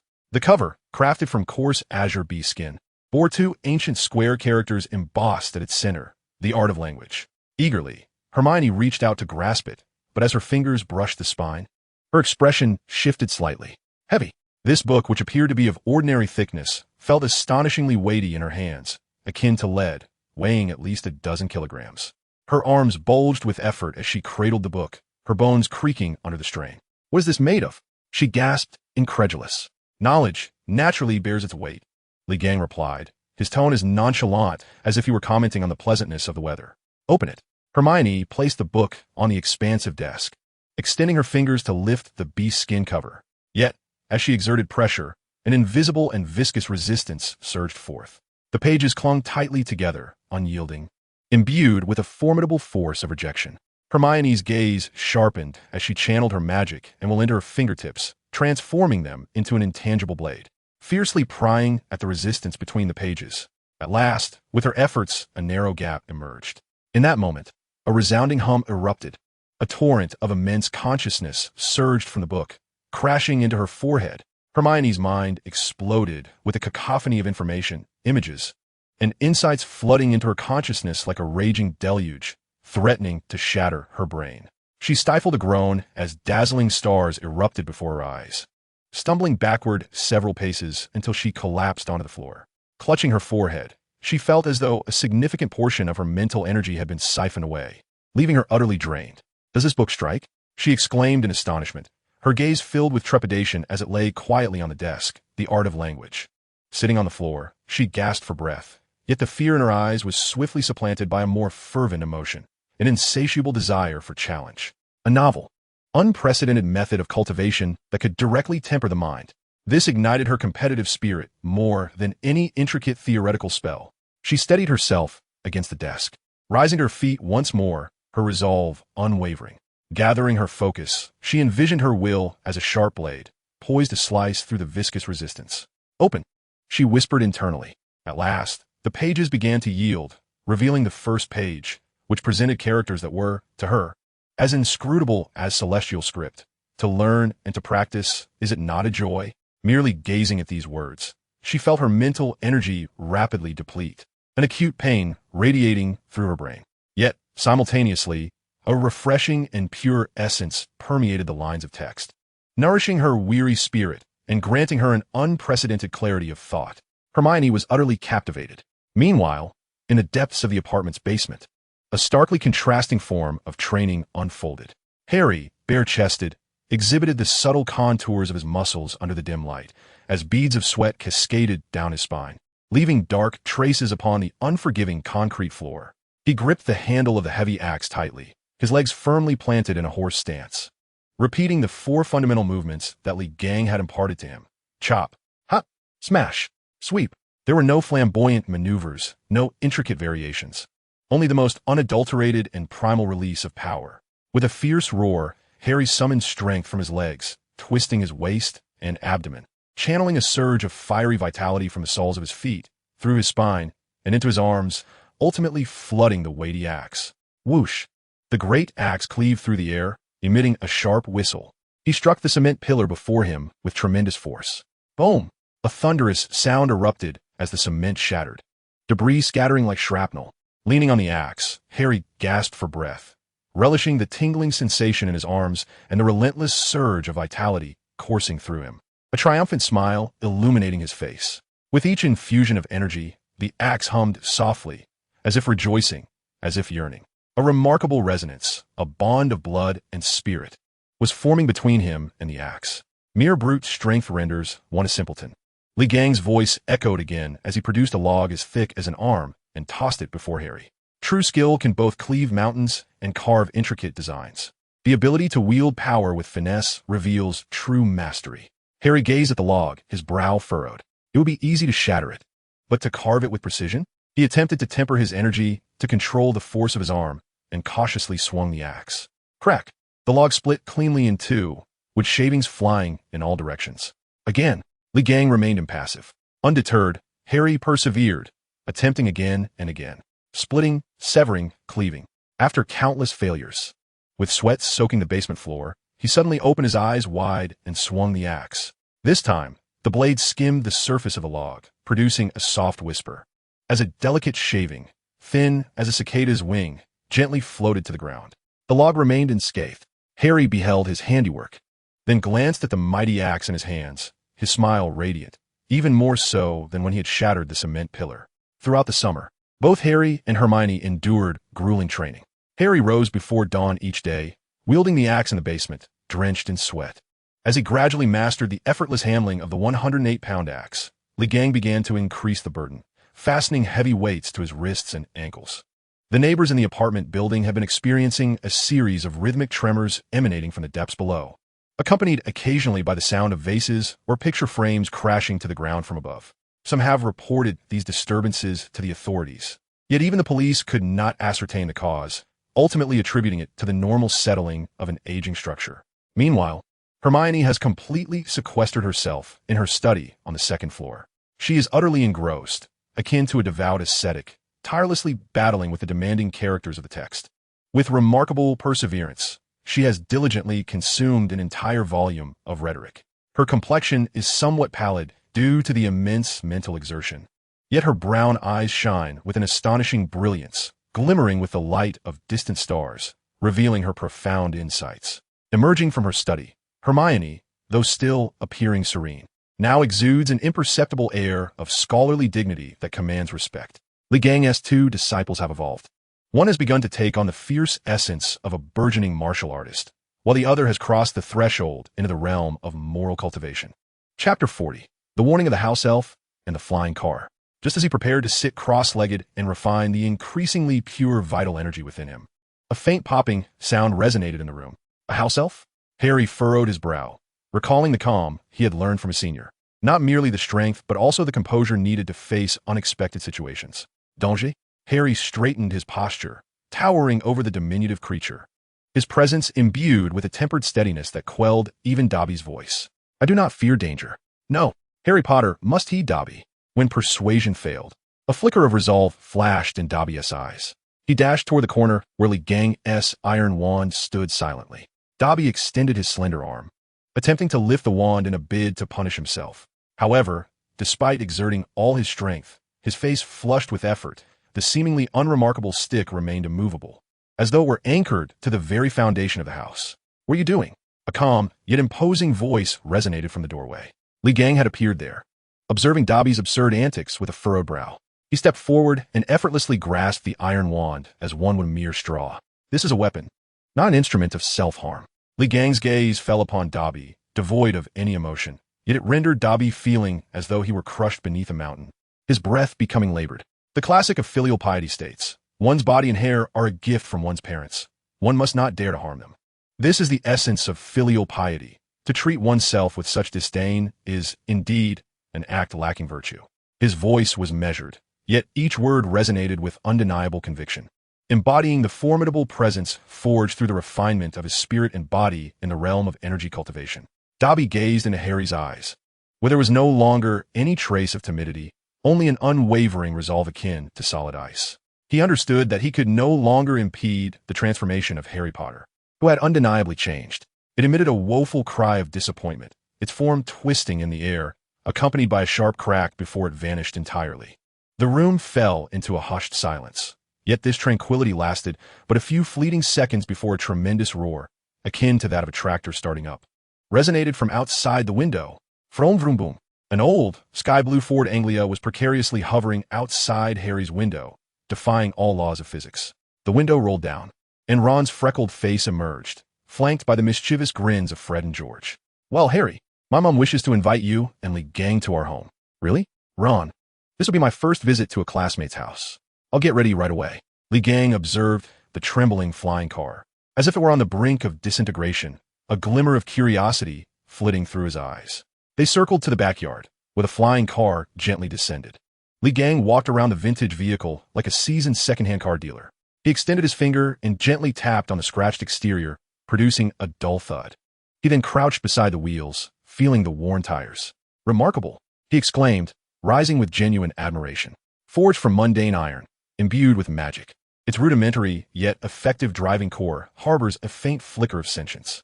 Your father is truly a genius. The Weasley twins exchanged puzzled glances, uncertain of the meaning. Yet they understood the term genius, and their chests puffed up with pride. As Harry descended the stairs with his hefty axe, Ron's brothers stared in astonishment. Harry, you look as though you're off to form an alliance with Viking pirates. With the assistance of Fred and George, Harry managed to stuff the heavy axe and Li Gang's meteorite rod into the trunk of the car. With a violent jolt and the roar of the engine, the little blue car seemed to launch itself into the sky, vanishing into the twilight before dawn. When the flying car landed unsteadily in the slightly disheveled yard of the humble abode, Mrs. Weasley was waiting at the door with her hands on her hips. Upon seeing Harry disembark from the vehicle, she immediately opened her arms for a warm embrace. However, her smile froze when she noticed the massive axe that Harry struggled to drag from the trunk. By Merlin's beard, Harry, dear, what on earth is that? She exclaimed, her voice taking on a different tone as she pointed at the axe, which was taller than Harry himself. Yet, to her surprise, despite wielding such a fearsome weapon, Harry exuded a calm demeanor akin to that of steadfast rock, his composed air rendering the menacing axe unexpectedly harmonious. Harry merely smiled, carefully leaning the axe against the fence of the yard. The dark blade created a surreal tableau alongside the self-growing magical plants and the mischievous sprites darting about. Curious, Ron approached, mimicking Harry's earlier stance, eager to lift the axe for a closer look. However, as he grasped the handle with both hands and exerted all his strength, his face turned a shade resembling that of a liver. Yet the axe remained utterly immovable, as if rooted to the ground. Damn it, Harry. Do you carry that thing every day? Ron gasped, his face a picture of disbelief. He looked at Harry's not particularly muscular arms and felt as if his worldview had been turned upside down once more. Mrs. Weasley unfurled the list and began to complain. Oh, so many items again. We actually have to buy a whole set of Gilderoy Lockhart's books. We must venture to Diagon Alley for a major shopping spree. I wish we could simply use Floo powder to get there. How convenient that would be. Floo powder? Lee, who had been quietly eating, suddenly lifted his head, his eyes sparkling with curiosity. Yes, Ron explained. It's a shimmering powder. Grab a handful, toss it into the fireplace, and clearly state your destination. And you can be transported there. Lee set down his cutlery, deep in thought. The concept of using powder as a medium, flames as a conduit, and words as a beacon to achieve instantaneous long-distance travel was no mere magical trick. It was evidently a highly sophisticated form of spatial translocation. His heart, belonging to a master of physical cultivation, was instantly ignited with profound interest. This world seemed to conceal many intriguing phenomena worthy of his exploration. Chapter 41. Bloodshed in Nocturne Alley, Acts Against Dark Wizards.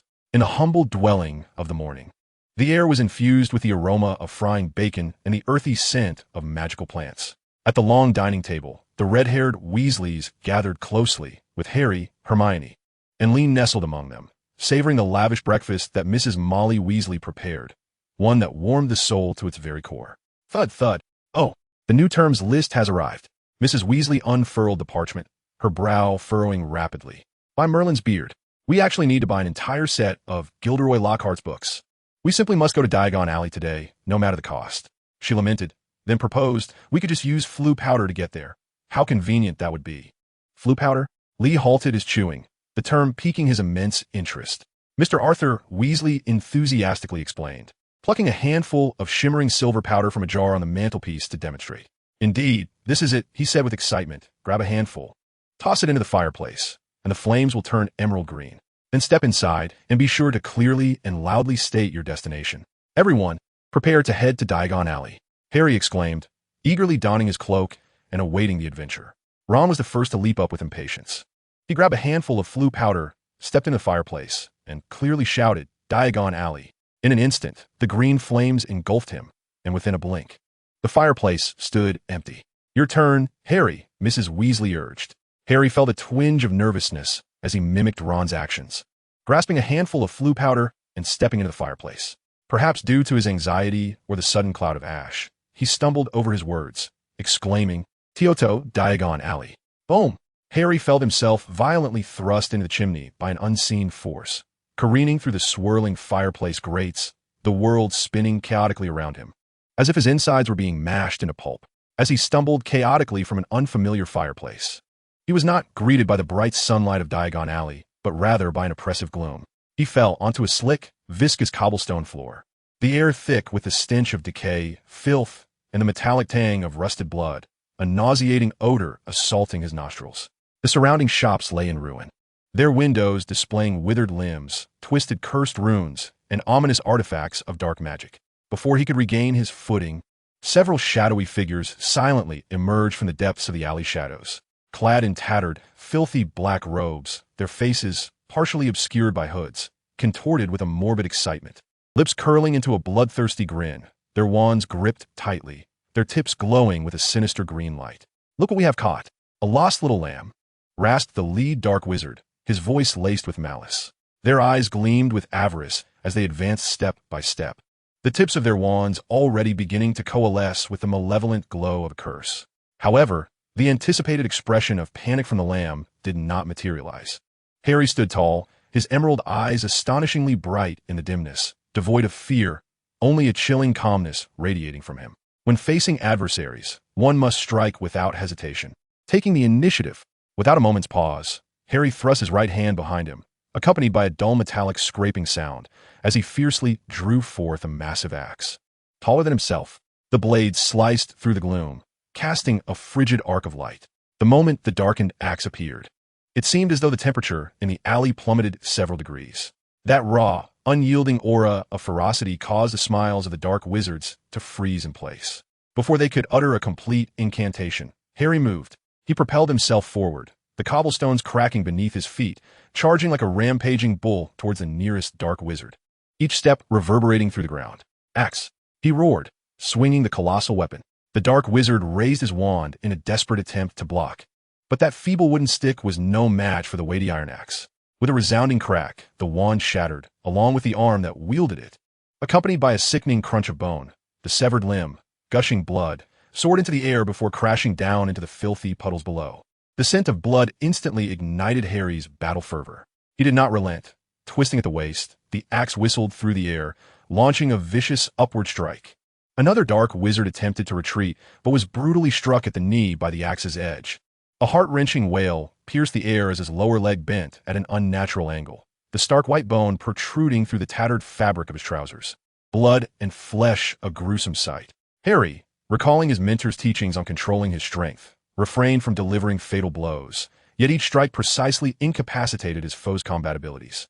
He moved like a tiger among a flock of sheep, each swing of the axe accompanied by the sound of shattering bones and the anguished cries of his enemies.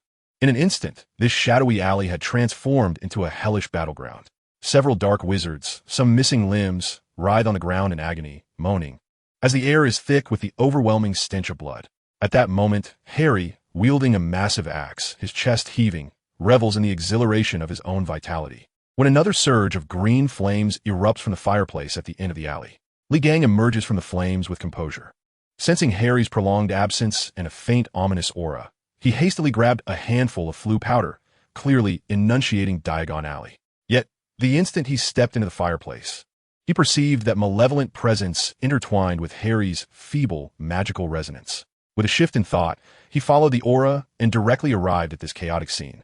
He glanced at the severed limbs strewn across the ground, then at Harry, who, with blood splattered across his face yet eyes resolute, wielded the axe. A satisfied expression crossed Li Gang's face as he nodded slowly. Indeed, his junior has begun to reveal his prowess. No sooner had he spoken than the flames in the fireplace roared again, and an immense figure emerged, Hagrid. He scanned the surroundings, seemingly searching for something. Upon spotting Harry, his movements abruptly froze. He beheld the hellish scene before him, the wizards lying in pools of blood, their contorted, grotesque forms, and finally, his gaze settled upon the boy standing defiantly in the center of the alley, the bloodied axe in hand, resembling a deity of death. With a thud, Hagrid's iconic pink umbrella fell uselessly to the ground, splattering mud around. His enormous frame shuddered violently, his mouth agape, as if to swallow a fist, filled with terror. "My heavens, Harry!" Hagrid's voice was dry and hoarse, trembling uncontrollably. "What have you done? Have you turned over Nocturne Alley?" "Merlin's beard, though they are not good people. We must leave at once. This is Nocturne Alley, a haven for dark wizards. No one here will intervene. We must hurry before other dark wizards come." Finally, as Hagrid led them both out of Diagon Alley through a normal fireplace and into the light, he remained shaken. A glint of cold light flickered in his eyes, and a barely perceptible smile crept upon his lips. In this magical realm, there are many who indulge in malevolence, and the principles of virtue stand in stark contrast to this place. If that is the case, then he would redefine the rules for his junior, Harry, and for this land. Chapter 42. One punch for every little one, borrowing something to repay later. Hagrid's large hands dragged the two out of the alley, the scent of decay and blood clinging stubbornly to them. His massive body continued to tremble as he released his grip, his lips quivering as he fixed his gaze upon Harry. "What did you do in Nocturne Alley?" "I was misdirected by flue powder." Harry's voice was raspy from the battle. Wiping his face, his fingertips stained with warm, viscous liquid. Seeing this, Hagrid hurriedly fished out a handkerchief from his moleskin coat, the cloth resembling a tablecloth in size, clumsily attempting to wipe the blood from Harry's face. As he did so, he muttered nervously, "Nocturne Alley is not a good place. It's full of dark wizards." Li Gang's eyes swept over Hagrid. "Hagrid, what were you doing there?" Hagrid, feeling a bit embarrassed, scratched his unruly beard and lowered his voice. "Oh, I am here to purchase some meat-eating slug repellent. Only the brand sold in Nocturne Alley is potent enough." There are also a few other trinkets you might be aware of. Some things may appear fearsome, yet their utility is substantial. It is a place where one can discover all manner of peculiar items, both commonplace and rare, though one must tread carefully. Before he could finish his sentence, a glimmer of excitement flashed in Li Gang's eyes. Rare treasures and unique herbs, indeed. The fortunes of this world are often concealed within the filth that mortals would rather shun. It seemed Hagrid recalled some urgent matter, or perhaps simply wished to distance himself from the two harbingers of chaos he had just encountered. With a hasty admonition to be safe, he hoisted his pink umbrella and almost fled into the crowd, disappearing from view. Harry watched Hagrid's retreating figure, then glanced down at the blood-stained axe still clutched in his hand, feeling an unsettling calm wash over him. His senior brother was right. When dealing with those of ill morals, the most direct virtue must be employed to reform them. Just then, a crisp and urgent voice broke through the air. "Harry, Lee, I finally found you." Hermione pushed through the throng, her arms laden with several hefty tomes, beads of sweat glistening on her forehead. When her gaze fell upon Harry, it froze instantly. His wizarding robes were caked in dust and torn, and although his face had been wiped, faint traces of blood remained. Most alarming of all were his iconic round glasses, their lenses marred by a spiderweb of cracks. Hermione gasped, and with a flick of her wand, she incanted Oculus Reparo. A flicker of light passed, and the cracks in Harry's glasses vanished in an instant. With another gesture, she commanded Scourgify. An invisible wave swept over him, cleansing his robes of the dried blood. Only after ensuring he was restored did Hermione exhale in relief, her brow furrowed with concern. "Where have you two been? Harry, you look as though you've just battled a dragon." Li Gang disregarded her astonishment, his gaze fixed on the leaky cauldron. "You and your junior should go procure the books. Do not forget mine. I have a few matters to attend to." Without waiting for Hermione and Harry to respond, he turned and strode back the way he had come. Hermione opened her mouth to say something, but Li Gang had already vanished from sight.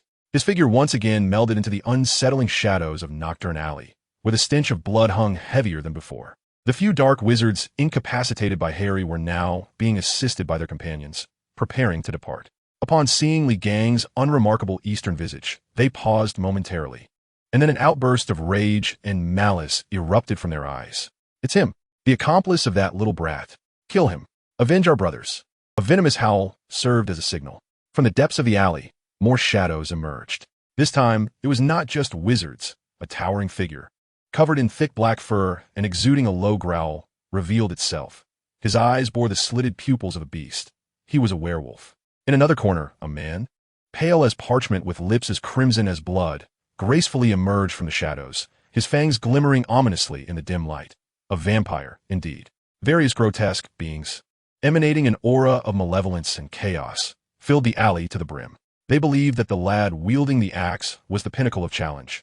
This figure before them, they thought, was merely seeking his demise. Yet, in the face of these monstrous entities, Li Gang's visage broke into a sinister grin. There was no hint of fear in that smile, only the thrill of imminent feasting. "Excellent. Gathered together, it saves me the trouble of visiting each one individually." The force of his vital energy surged forth, an invisible wave radiating from him, distorting the very air around. The werewolf, unable to restrain itself, succumbed to primal instincts and lunged forward with a ferocious roar, its claws slicing through the air, aimed directly at Li Gang's throat. Li Gang stood his ground, not flinching or adopting a defensive posture. Just as the wolf's claws were about to graze his skin, he moved. With a low growl, he unleashed a straightforward uppercut, striking first and landing a devastating blow on the werewolf's jaw. The dull thud echoed, causing dust to rain down from the walls of the alley. The towering werewolf, over 2 meters tall, was lifted off its feet by the force of the punch, flying backward. With a thunderous crash, it smashed through a wall, debris scattering, leaving only a twisted impression of its form. It convulsed a few times before falling silent. One punch, merely one punch. The alley fell into a profound silence. All noise and roars ceased at that moment. The elegant smile on the vampire's face froze, an expression of disbelief and terror flickering in his eyes. Yet, Li Gang's discourse had only just commenced. He charged into the throng, devoid of magical splendor, presenting instead a raw, despair-inducing violence. With a single swipe of his hand, the hastily conjured armor of a dark sorcerer shattered explosively, crushing his ribcage and sending him hurtling back into the crowd, blood spurting forth. A swift kick from Li Gang severed the wands of 3 dark sorcerers, their leg bones fracturing with a sickening sound as they screamed in agony. This was not a battle. It was a one-sided, inevitable obliteration. When the alley was devoid of any standing beings, Li Gang dusted off non-existent debris from his hands. He approached the dark sorcerer who had instigated the confrontation, now cradling his shattered arm, writhing in pain upon the ground. Li Gong knelt, his expression neutral as he gazed down at him. Where is your shop, the key to Gringotts, and those hidden treasures? Fear filled the sorcerer's eyes, his lips still attempting bravado. You will never. Li Gang uttered no further words. He merely extended a finger and gently pinched the intact arm of the man. Crack! The sound of splintering bone rang out, sharp and piercing. The sorcerer's wails morphed into a chilling scream, cold sweat instantly soaking his dark robes. Li Gang's voice resonated once more, still devoid of emotion. I will ask you again. The sorcerer, overwhelmed with grief, finally succumbed, trembling as he divulged an address and a series of vault numbers. Li Gang nodded in satisfaction, rising to his feet and gazing across the scattered debris towards the deeper shadows of the alley. Do not rush, one at a time. I merely wish to borrow a few items from you. Haha, this is going to be quite the fortune. The more he searched, the more exhilarated he became, discovering an abundance of materials previously difficult to obtain. Chapter 43. The Slim Black Sorcerer and the Plump Li Gang.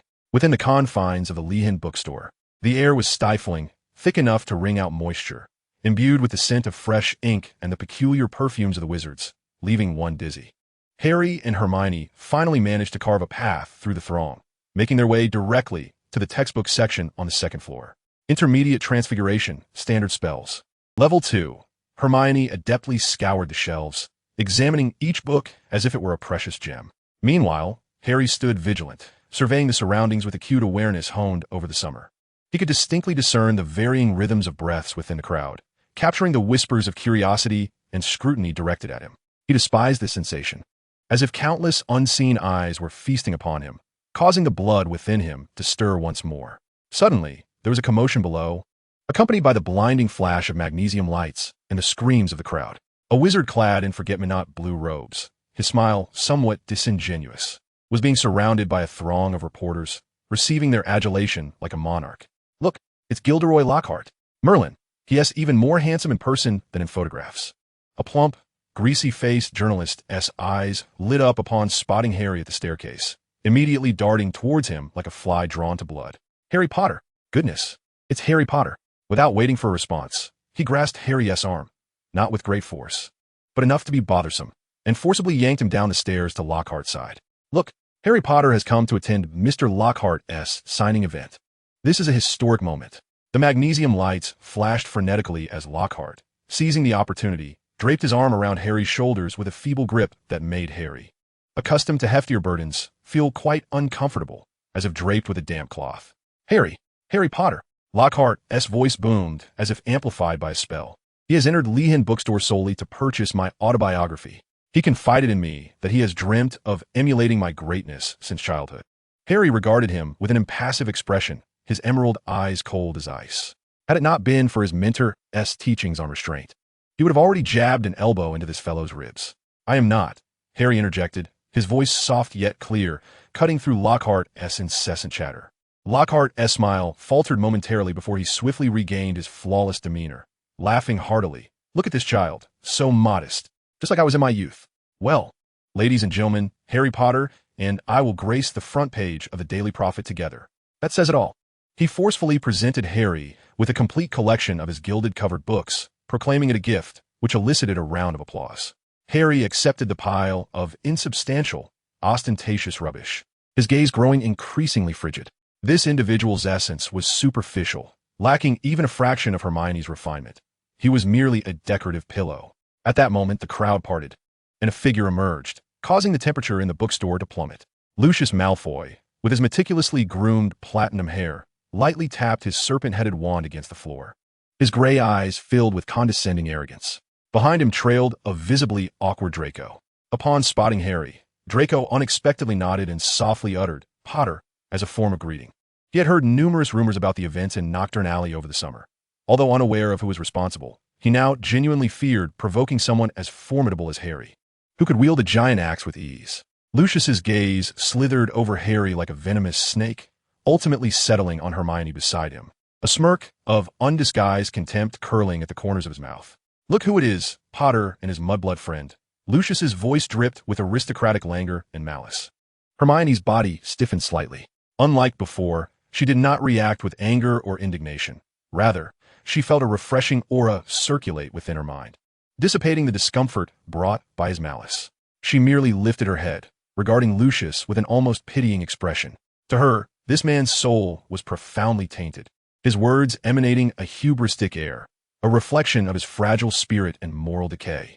Lucius sensed the subtle pressure emanating from her, a flicker of surprise flashing in his eyes, quickly transforming into deeper ire. How dare a mere Potter spawn look at him in such a manner? At the moment their gazes crossed, Lucius inadvertently flicked his serpent-headed wand, knocking over a hefty stack of monsters and their beasts from a nearby bookshelf. The books tumbled down with a resounding crash, sending dust spiraling into the air and creating a minor chaos. Hermione instinctively bent to gather the fallen books. And in that instant, a glint of malice crossed Lucius's eyes. Swiftly, he drew an old, black diary from his robes and, amidst the confusion, stealthily shoved it into Hermione's canvas bag, which had been enchanted with a non-detection extension charm. The entire motion was lightning quick and exceedingly discreet. "Let's depart, Draco." Lucius adjusted his robes as if nothing had transpired, wearing a triumphant smile as he turned to leave. Draco's face flushed crimson. He hurried to Harry and Hermione. His head bowed, speaking in a voice barely above a whisper. "I apologize on behalf of my father." He dared not meet Hermione's gaze, and, after uttering those words, swiftly turned to Harry. "Potter, see you on the Quidditch pitch this term. We Slytherins have a new broom, the Nimbus 2001. This time I shall win." With that, he dashed away, chasing after his father's retreating figure. Hermione watched his back, deep in thought, while Harry gently patted her shoulder, murmuring, "It's nothing. No matter how good the equipment is, can it catch Lee's snitch?" In the shadows behind them, Jadrello Hart observed the scene with a flicker of barely perceptible trepidation and envy in his eyes. Meanwhile, at the opposite end of Diagon Alley, before the tall and twisted white edifice of Gringotts, a figure strode forward, shouldering a black iron wand taller than a man. At the wand's tip, a few droplets of dark red blood, still congealed and not yet dried, refracted an eerie glow in the sunlight. Li Gang felt an unprecedented sense of ease. With one hand, he bore the wand, while the other grasped several seemingly unremarkable yet profoundly significant storage bags, each bulging and exceedingly heavy. Nocturne Alley was indeed a splendid place. The treasures, rare materials, and ancient tomes plundered by nefarious individuals had now become his to borrow. He had even procured a few nameless, high-priority retrieval slips from Gringotts, ignoring the wary and greedy gazes of the goblins. He entered Gringotts and emphatically placed one of the storage bags upon the counter, producing a dull thud. For deposit, he stated succinctly. The smile on his face sent a shiver down the spine of the goblin behind the counter, Laren. The following morning, the entire magical community was left in a state of shock by the front-page headline of the Daily Prophet. At the shabby dining table, Mr. Arthur Weasley coughed up a mouthful of pumpkin juice, turning beet red. He pointed at the enormous, still-shaking headline on the newspaper. Nocturne Alley has been utterly ransacked. Is this a reflection of humanity's corruption or a decline in morals? Chapter 44. The Closed Station Passage. The atmosphere at the shabby dining table was decidedly peculiar. The Daily Prophet's front-page headline depicted the horrors of Nocturne Alley from the previous night in a tone bordering on madness. The title, immense and quivering, proclaimed, "Nocturne Alley plundered.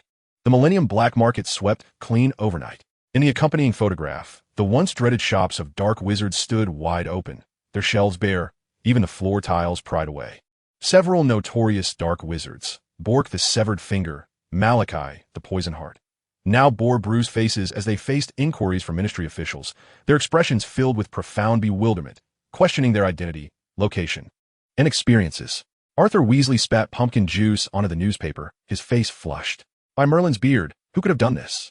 It is utterly thorough," he stammered, his voice tinged with an uncontrollable admiration. Fred and George huddled together, pointing at the newspaper with glimmers of awe in their eyes. "Look at this, how cool is that? These dark wizards are in dire straits. They've lost a lifetime's savings. Their wands are broken." Harry silently gnawed on his bacon, feeling a twinge of uncertainty. He knew he had taken action in Nocturne Alley, yet the catastrophic scene depicted in the newspaper was clearly beyond what a few blows from him could achieve. His gaze unconsciously drifted to Li Gang, seated across from him, leisurely sipping his milk, with an expression that betrayed no sign of change. As if the newspaper's report was merely about a neighbor's lost cat. He gracefully set down his cup, coincidentally locking eyes with Harry. Disciple, one must not speak while eating, nor chatter during sleep. Such is the way of propriety. Harry immediately lowered his head, concentrating intently on the food upon his plate. He could detect a faint, almost imperceptible scent of blood lingering around his elder brother, far more pronounced than that which clung to himself, mingled with the aroma of ancient relics. Yet he dismissed it, attributing it to his brother's recent escapades in Nocturne Alley. At that moment, Hermione, who had just returned home, gently furrowed her brow, a flicker of unease crossing her features. Ever since she began practicing the righteous chi formula, her senses had become remarkably acute. At this moment, she felt an indefinable malice, like a cold, venomous serpent, subtly entwining around her. However, perhaps due to her burgeoning mastery of the art, a trace of righteous energy within her caused the malevolence to dissipate at its touch. Was it merely an illusion? Or had she inadvertently come into contact with something unclean during her time in Nocturne Alley? A shadow loomed over Hermione's heart. Harry, have you gathered all the textbooks? Lee's voice broke her reverie. King's Cross Station was bustling with activity. Mr. Weasley had finally located a parking spot, and the family tumbled noisily from their well-worn Ford. Harry secured his axe into a space bag that hung at his waist, still pushing the luggage cart. They hurriedly made their way between platforms 9 and 10. All right, children, time is of the essence. Mrs. Weasley glanced at her watch. Ginny, you go first. Ginny nervously squeezed her eyes shut, pushing the cart and sprinting towards the solid brick wall, then vanished amidst a ripple in the air. Well, go ahead, children, and wait for you on the other side, Mr. Weasley declared, effortlessly passing through the wall alongside his wife. It's our turn, Ron exclaimed, rubbing his hands together in excitement. He pushed the luggage cart, took a deep breath, and plunged forward. Yet, the anticipated sensation of seamlessly traversing the barrier eluded him. Bang! Harry furrowed his brow. He stepped forward, extending his hand and forcefully pushing against the seemingly ordinary brick wall. The sensation was cold and unyielding. The solid texture of stone no longer holding the soft, almost watery magical vibration he had expected. The energy within him instinctively sank. A surge of violent impulse swelling in his chest. If he could not push through, then he would break it down. For a fleeting moment, he was tempted to draw his axe from space bag. The passage was sealed. Thud, thud. The connection severed. The flow of energy obstructed. Lee's gaze sharpened. He could distinctly sense that the spatial energy that once flowed freely here had solidified into an impassable barrier. A dead wall. Someone was meddling. He exchanged a glance with Harry, both thinking of the house elf that had appeared and vanished in their room. What do we do now? Ron cried in desperation. We'll miss the train. My parents will kill me. The station clock's hands mercilessly pointed to 11 o'clock. The Hogwarts Express was about to depart. Curious muggles cast glances at the three peculiar children fretting before a wall. As despair enveloped Harry and Ron, Lee Gang remained strikingly composed. He hefted his iron staff, feeling its formidable weight, and a powerful aura emanated from him. This mere barrier shall yield to my virtue. He took 2 steps back, slightly bending his knees, assuming a stance brimming with potential energy, seemingly prepared to unleash sheer force to break through the magically sealed wall. Wait, Lee, don't, Ron exclaimed, panic coursing through him as he rushed to grasp Lee's arm.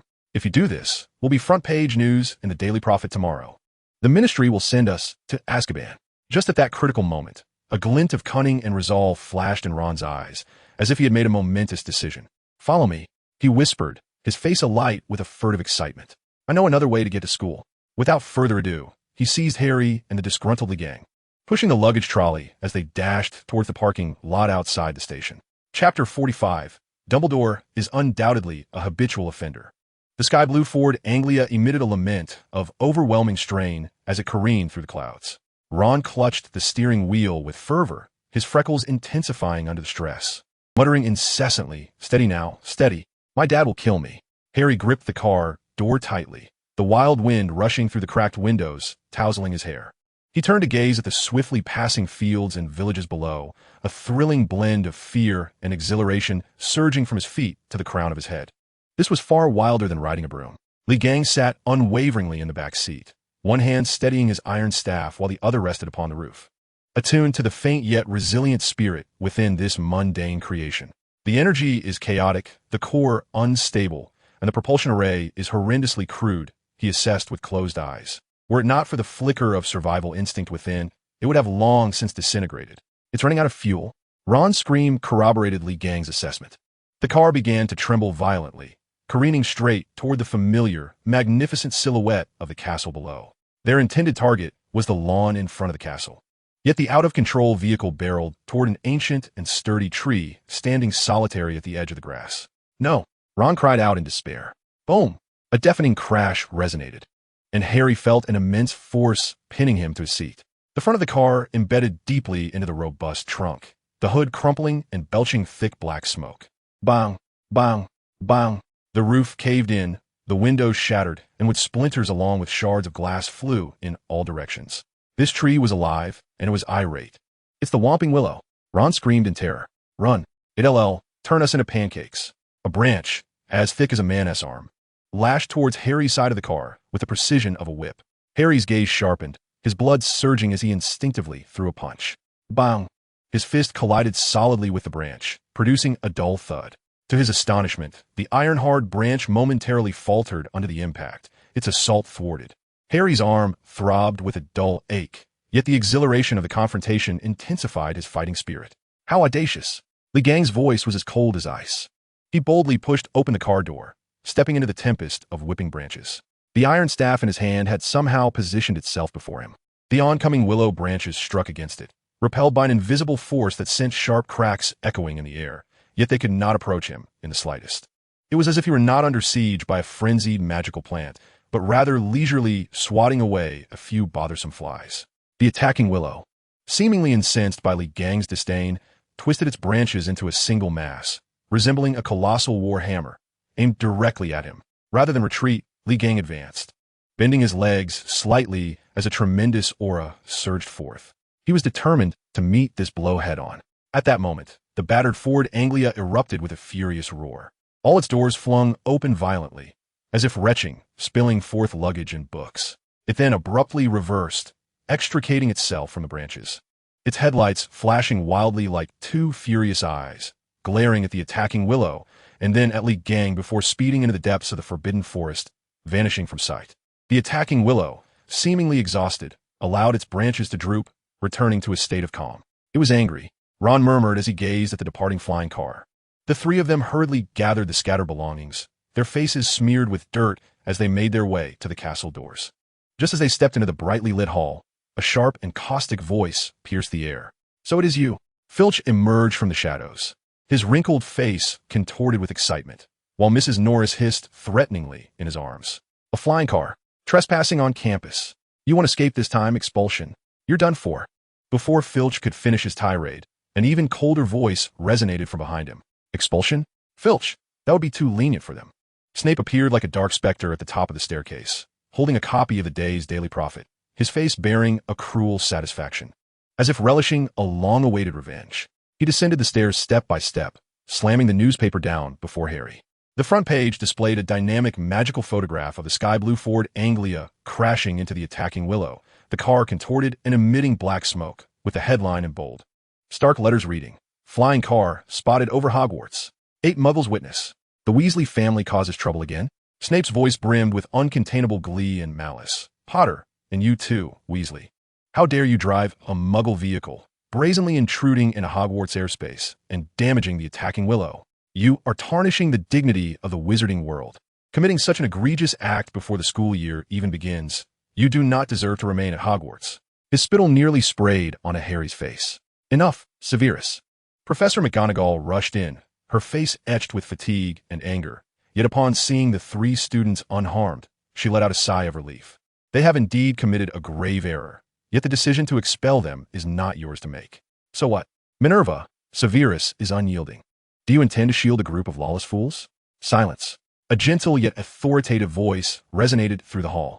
Dumbledore had appeared on the staircase, his blue eyes, framed by half-moon spectacles, calmly surveying each individual. Severus, I believe the contents of the newspaper may be somewhat exaggerated. Dumbledore descended the stairs slowly. Driving to school is indeed a serious violation. However, considering the particular circumstances, expulsion is premature. They will receive their due punishment. He gestured for Professor McGonagall to escort Harry and Ron to the Great Hall first. Mr. Wolf, please stay. I think we need to have a private conversation. Snape emitted a disgruntled grunt, casting a venomous glare at Lee before vanishing into the shadows. In Dumbledore's office, Fawkes chirped merrily, while silver instruments emitted soft, gentle sounds.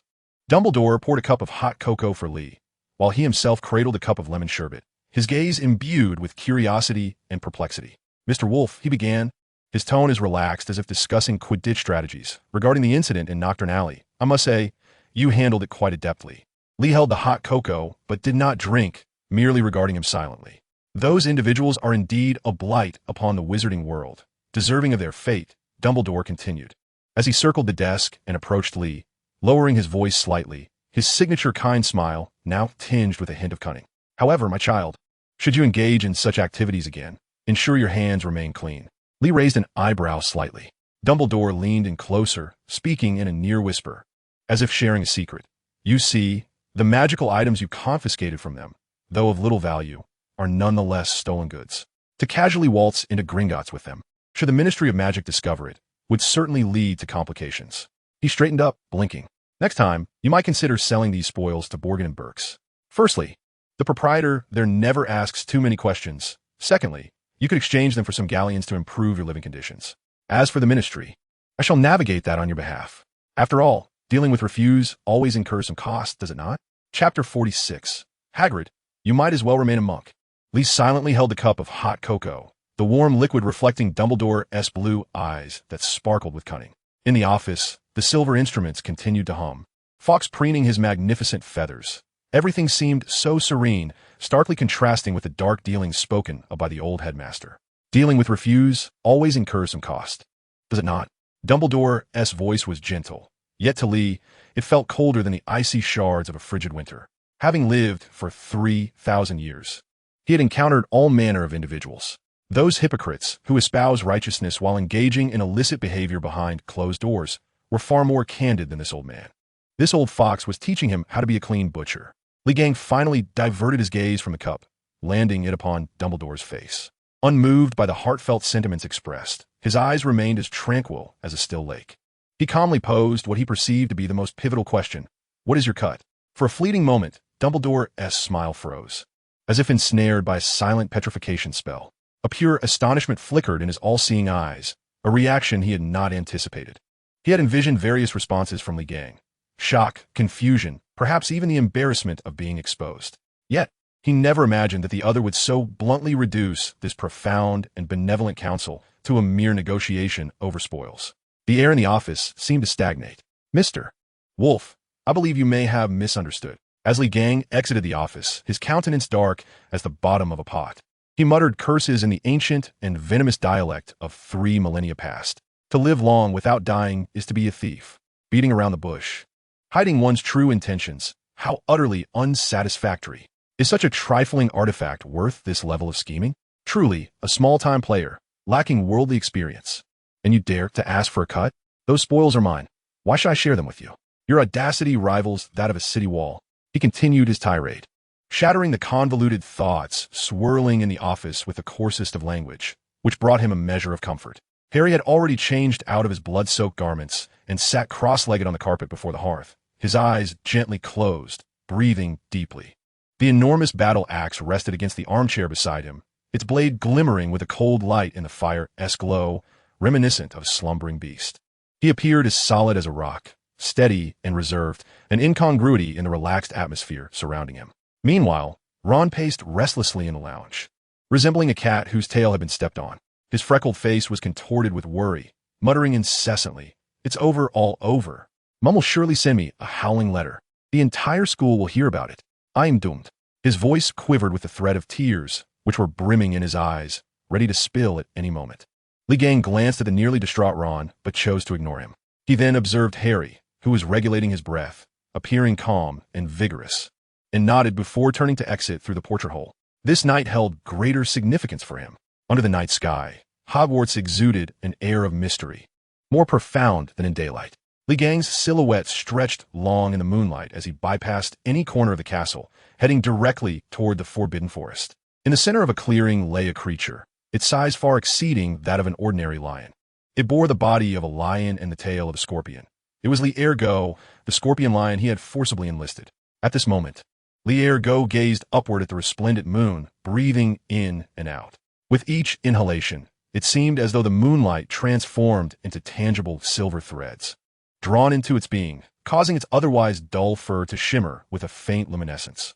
A howl echoed through the night. It emitted a cheerful sound reminiscent of a playful kitten, its massive body leaping into action as it bounded towards Li Gang, affectionately rubbing its large, mane-covered head against his leg. Its lethal scorpion tail wagged joyfully, akin to a dog's tail. Indeed, Li Gang extended his hand, gently patting the head that was thicker than his waist, transferring a pure essence of blood vitality into it. Closing his eyes, he meticulously examined its condition through the spiritual imprint left within Li Ergu. Before leaving school, he had imparted to this fierce beast a rudimentary practice suitable for demon beasts. The lunar induction technique, which now seemed remarkably effective. The power of lunar essence was gradually transforming its meridians, purifying its demonic energy and enhancing its strength. Li Ergu emitted a contented purring sound, lying on the ground, allowing Li Gang to attend to it. At that moment, the door of the small cabin was flung open, and Hage's imposing figure appeared in the doorway, carrying a steaming bowl of stew made from an unknown creature. Li, what brings you here so late? Hage chuckled warmly upon seeing Li Gang, his smile widening further at the sight of Li Ergu indulging in a massage. This is for you. I prepared it just right. Hage clumsily handed over a weighty tome, its cover devoid of text, yet exuding an air of ancient solemnity. Curiously, he flipped it open to reveal a series of peculiar human figure illustrations, accompanied by strange, tadpole-like characters that he could not decipher. What is this? The Golden Body Foundation method, Li Gang replied nonchalantly. Your natural compassion and untroubled mind make you well suited for this path. The manner of cultivation is for you to discern. He offered no further explanation.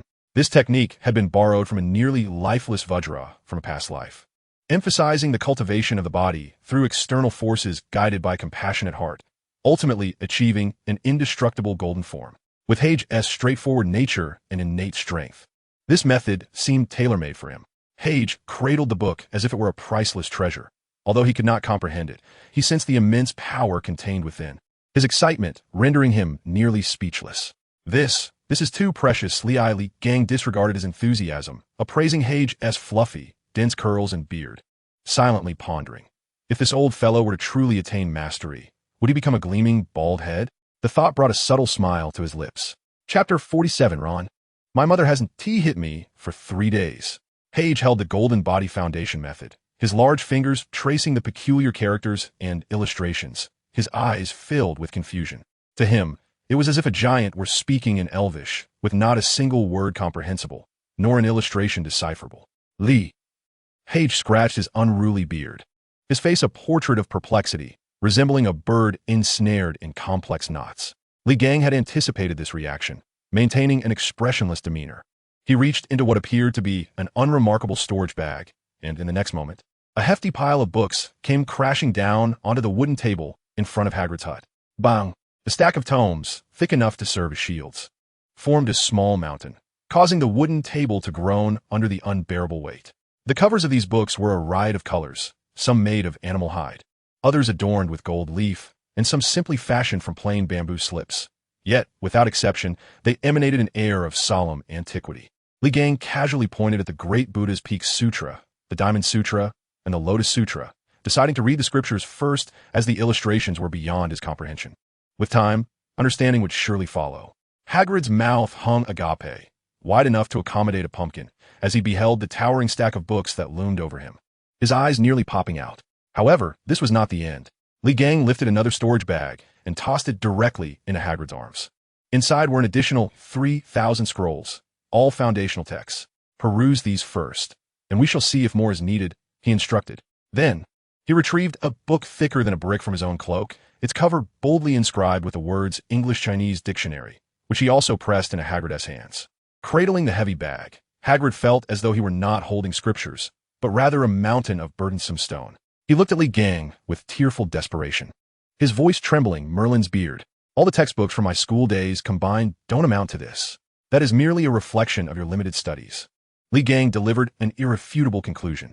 The path to greatness is simple, yet the foundation must be robust. With that, he turned away from the statue-like Hagrid and walked over to Li Ergu, frolicking with it under the moonlight for a while.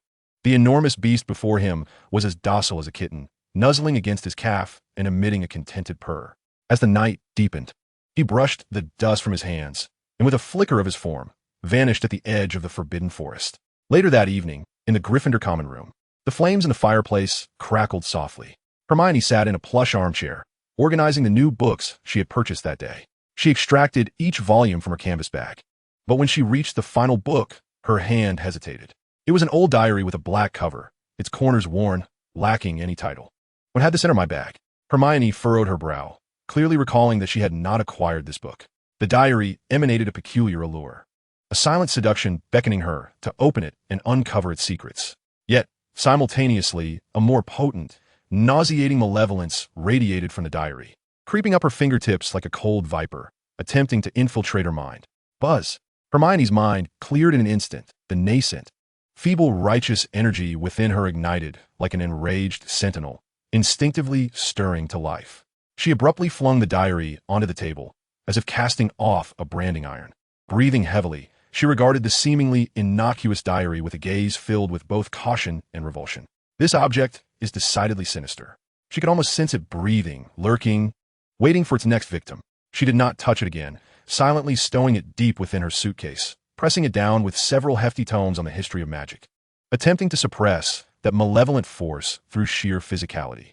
The following morning, as dawn's light barely broke, Harry and Legon had already made their appearance in the common room, commencing their unwavering morning lessons. Harry stood bare-chested, beads of sweat cascading down his increasingly muscular frame, with every swing of his axe.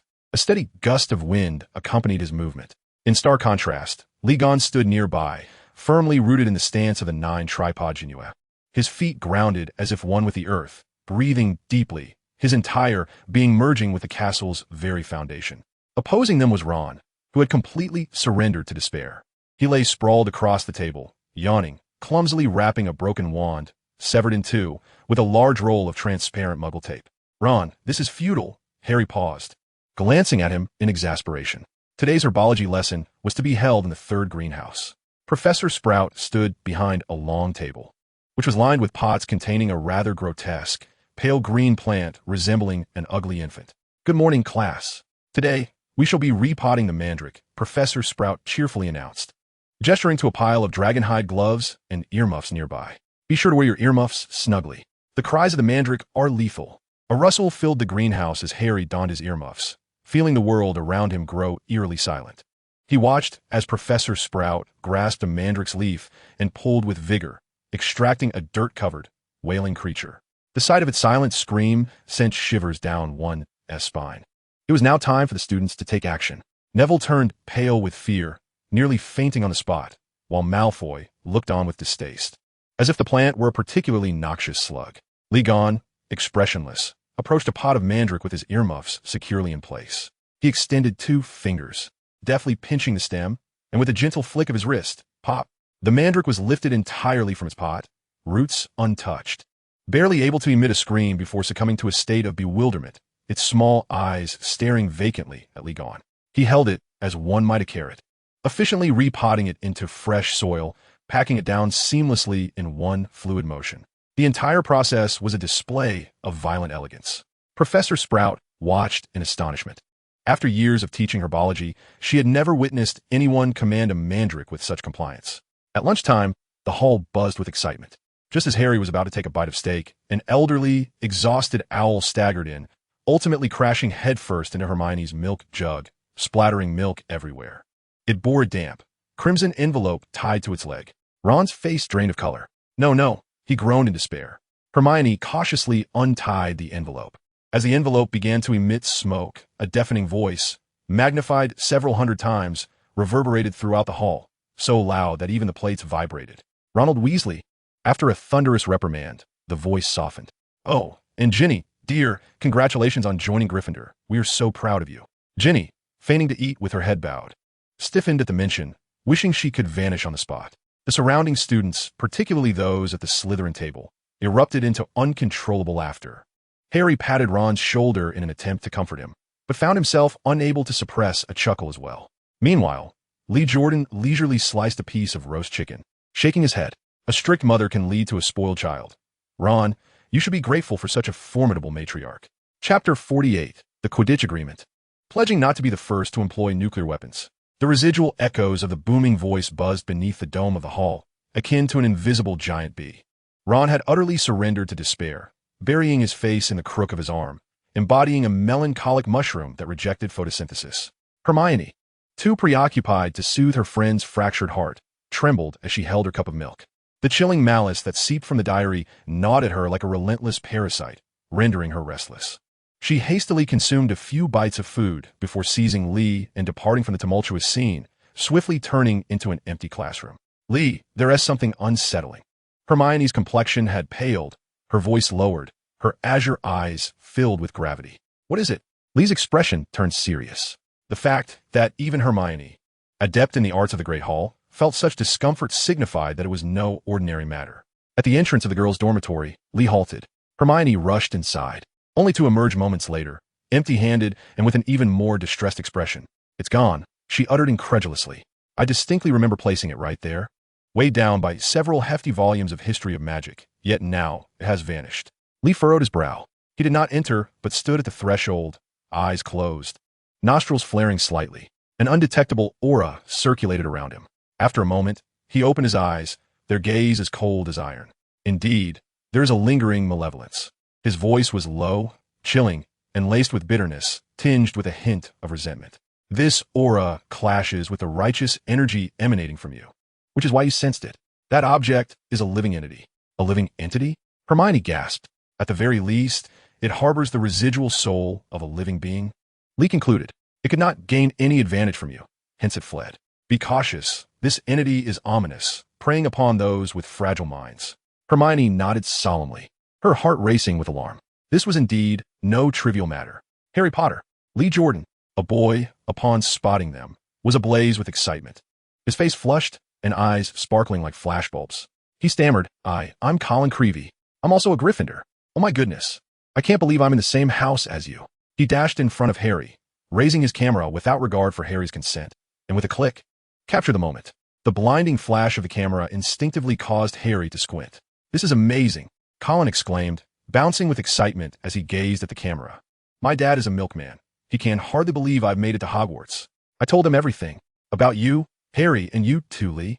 His eyes turned toward Lee, filled with a reverence that seemed on the verge of overflowing. They say you made the Sorting Hat cry. You even knocked out a troll. And you burst a bludger during a Quidditch match. You are truly my idol. Could you possibly give me an autograph? Fumbling, he pulled a piece of parchment and a quill from his pocket, holding them out to Lee with both hands. Lee glanced at the parchment and then at the starry-eyed first year, pausing for a moment in silence. He accepted the quill and gracefully inscribed 8 grand characters onto the parchment. Here you go, he said, returning the parchment to Colin with a calm voice. Colin carefully took the signed parchment, his eyes gleaming with joy as he gazed at the 8 characters that read, Study hard, improve every day, as if he were holding a rare treasure. Lee paid him no further attention and turned to find a quiet corner to rest his eyes. The Quidditch pitch, fresh with the scent of rain-soaked earth, was alive with Wood animatedly explaining new tactics to the team, while Harry and the Weasley twins struggled to stay awake. At that moment, a procession of figures clad in pristine green uniforms entered from the opposite end of the pitch. Each one wielded a gleaming broomstick, as if they were works of art, with the words Nimbus 2001 shimmering in the sunlight. I can hardly believe it. Wood's voice cut off abruptly as he beheld the unexpected visitors, his expression turning ashen. How could the Slytherin team be here? I had reserved the pitch. Marcus Flint, the Slytherin captain, a hulking figure reminiscent of a troll, waved a piece of parchment triumphantly. The pitch is ours, Wood. I have a signed note from Professor Snape, authorizing us to train our new seeker. Behind him, Draco Malfoy pushed through the crowd, strutting forward with an air of arrogance that was enough to raise anyone's blood pressure. Malfoy? Harry stepped forward, gesturing to the new broom in Malfoy's hand with a smirk. I thought you were just boasting. I didn't expect you actually got your dad to buy everyone new brooms. Money really does buy privilege, doesn't it? At least we don't need to rely on handouts to make the team, Malfoy retorted venomously, his gaze sweeping over Ron's unfortunate wand, bound with tape, relying on fame rather than skill. You. Ron's face flushed red with anger. However, Harry merely shook his head, with a gaze that almost seemed pitying. He regarded Malfoy and, emulating his elder's tone, calmly remarked, material possessions are ultimately superficial, flashy but impractical. In the face of true power, these are mere trifles. Malfoy's face turned a deep shade of crimson, incensed by Harry's nonchalant display of superiority. His gaze traversed past Harry, landing upon Lee, who stood in the background like an iron tower, a flicker of trepidation flashing in his eyes, swiftly morphing into sinister cunning. "Well said," Malfoy bellowed, deliberately ensuring that all ears were attuned to his words. "If you have the guts, don't let him take the field. A match without your hulking bodyguard. Or is it that the savior of Gryffindor can't soar without his protector?" This provocation struck directly at the vulnerability of the Gryffindors. "What did you say?" Fred and George roared in unison. "Do we need Lee to deal with you?" Wood's neck swelled with indignation. "All right, Malfoy, we accept. A fair match. We will not employ Lee first. It's a deal." Malfoy revealed a triumphant smile. Observing this spectacle, Hermione, standing aside, helplessly supported her forehead. She murmured to Ron beside her. "In warfare, deception is paramount. How can we fight with teammates of such limited intellect?" Chapter 49, The Pretentious Lockhart. The defense against the dark arts classroom was suffused with an overwhelming scent of cloying perfume. Gilderoy Lockhart, adorned in a robe complementing his forget-me-not blue eyes, stood at the lectern, dazzling the class with a 10-minute monologue of self-adulation. "I, Gilderoy Lockhart, the 5-time recipient of the Most Charming Smile Award from Witch Weekly. Yet, I do not allow this to inflate my ego. I did not seize that trophy from the witch. Rather, I bestowed it upon her. After all, I am aware that my accomplishments extend far beyond that." His voice resonated with dramatic inflections, as though reciting an epic dedicated to himself.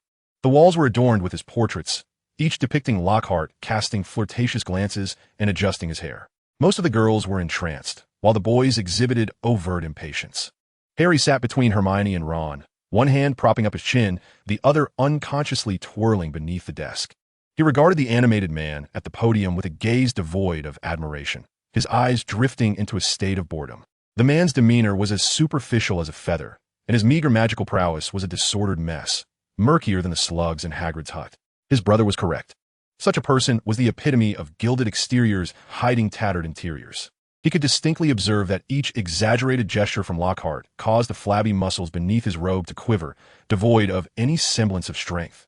One punch from him, and he'd likely have to plead for the man not to perish. Seated in the last row, Lee simply closed his eyes. "Enough. I know you are not here to hear my countless tales of heroism."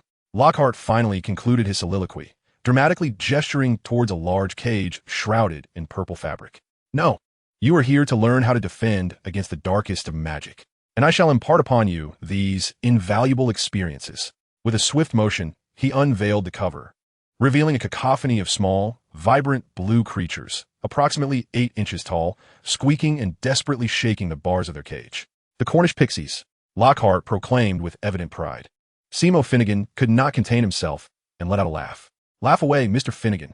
A flicker of displeasure crossed Lockhart's face. "But I must warn you, these little creatures are quite cunning, exceedingly mischievous rogues." Ron quietly remarked to Harry, "He's nothing but a fraud. He can't even handle house elves." Harry nodded in agreement, sensing the chaotic yet innocent mischief emanating from those tiny beings, devoid of any genuine malice. To deal with such creatures, one need not even summon their inner strength. A mere glare would suffice to pacify them. However, Lockhart clearly held a different opinion. He flung open the cage door. "Now, let us see how you fare against them." And thus, calamity ensued. The little elves burst forth like springs under immense pressure, shooting out of the cage in a flurry of blue flashes, rampaging through the classroom. Their shrill shrieks pierced the air as they seized Neville's ears, hoisting him up and dangling him like an ornament from the chandelier. Ink bottles soared through the air like projectiles, leaving dark marks upon the walls. Books were torn asunder, and parchment fluttered like leaves caught in a tempest, transforming the classroom into a post-hurricane wasteland. Students screamed and dove under their desks, the scene descending into utter chaos. Harry watched all of this with great enthusiasm. He even playfully extended a finger to deftly flick away a little elf attempting to snatch his quill, delighting in its somersaults before it collided with another elf. Finding this far more entertaining than his transformation class, these tiny creatures seemed to possess an instinct for self-preservation, their pandemonium perfectly steering clear of the last 2 rows of the classroom. Not a single elf dared approach Lee Jordan, as if they sensed a prehistorical beast far more fearsome than a dragon lurking around the figure with closed eyes, sending shivers deep into their souls merely by proximity. They also refrained from bothering Harry, for the weighty aura emanating from him made them feel he was more formidable than Neville Chandelier. The tip of Lockhart's wand emitted only a wisp of gray smoke, utterly ineffective. Seizing the opportunity, one elf snatched his wand and hurled it out of the window. Lockhart's face turned pale as he realized the situation had spiraled completely out of control. He cleared his throat nervously, retreating towards the door while loudly proclaiming, I think I shall let you handle capturing them back in a cage. A splendid opportunity for practice. With that, he hastily exited the classroom, shutting the door behind him. All show and no substance, commented Lee Jordan as he finally opened his eyes, delivering his final judgment. The turmoil in the classroom only intensified. Ron attempted a spell, but his wand, wrapped in tape, produced merely a green arc of light that struck the desk in front of him, burning a sizable hole and nearly singeing his eyebrows. Just as everyone felt utterly helpless, and Neville hung precariously from the chandelier, on the cusp of tears, a clear and steady voice rang out amidst the chaos. Silence. It was Hermione. She rose from her seat, her countenance devoid of any semblance of panic, and in her brown eyes shimmered an authority and clarity that belied her age. Remarkably, she did not even draw her wand. The words she uttered seemed to embody a peculiar power. They were not loud, yet they resonated clearly in every ear, even drowning out the shrieks of the house elves and the gasps of her classmates. The house elves, who had been frantically darting about in the air, suddenly froze as if a pause button had been pressed. Hermione took a deep breath, her mind clear, and the righteous energy within her flowed like a rushing stream through her veins, ultimately converging at her throat. She gazed at the house elves suspended in midair, their faces a picture of bewilderment, and spoke once more to bind them. In an instant, all the house elves were immobilized. They maintained a variety of comical poses, frozen in the air, utterly still, akin to insects encased in amber. Their cerulean eyes were filled with profound fear and confusion, as if they had heard a profound admonition from the depths of their souls. The classroom fell into an oppressive silence. Everyone stared, wide-eyed, at Hermione, captivated by the solemn and sacred aura that still enveloped her. This was not the demeanor of a mere student. It resembled that of a queen wielding authority over the laws. Ron's mouth gaped open, capable of accommodating an egg, while Harry wore an approving smile, thinking that at this moment, Hermione was nothing short of magnificent. Evenly Gang's lips curled into a subtle, almost imperceptible smile. Indeed, Hermione was a diligent scholar, exuding an aura reminiscent of a master of the arcane. It seemed that the esteemed halls of her academy had found a worthy successor. Chapter 50, Ron. As long as I have no limits, no one can defeat me. The classroom for defense against the dark arts was enveloped in an absolute silence. Dozens of Cornish house elves, like blue insects trapped in amber, were frozen in midair, caught in poses that defied human ergonomics.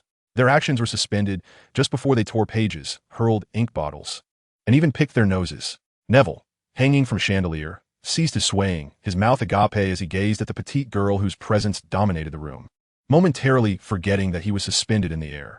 All eyes were riveted to Hermione Granger. She stood there, her chest rising and falling, the earlier command having drained her nascent righteous energy. The blush that graced her cheeks only added to her sense of sanctity. This was no mere magic. The young wizards present shared a singular thought. This power did not rely on a wand or incantation. It stemmed from a more fundamental logic, a sense of order dictated by her will. Ahem. Ron's throat emitted a dry sound as he tugged at Harry's sleeve, leaning in to whisper in a voice as faint as a mosquito, a mixture of admiration and trepidation lacing his words. Harry, don't you think Hermione looks like she could twist me into a pretzel with one hand? Harry nodded gravely. His gaze toward Hermione had shifted from that of a classmate to that of a student observing a headmaster wielding a ruler. Indeed, Harry replied, lowering his voice and adopting a somewhat pretentious tone he had recently acquired. He analyzed the technique his senior had imparted to him.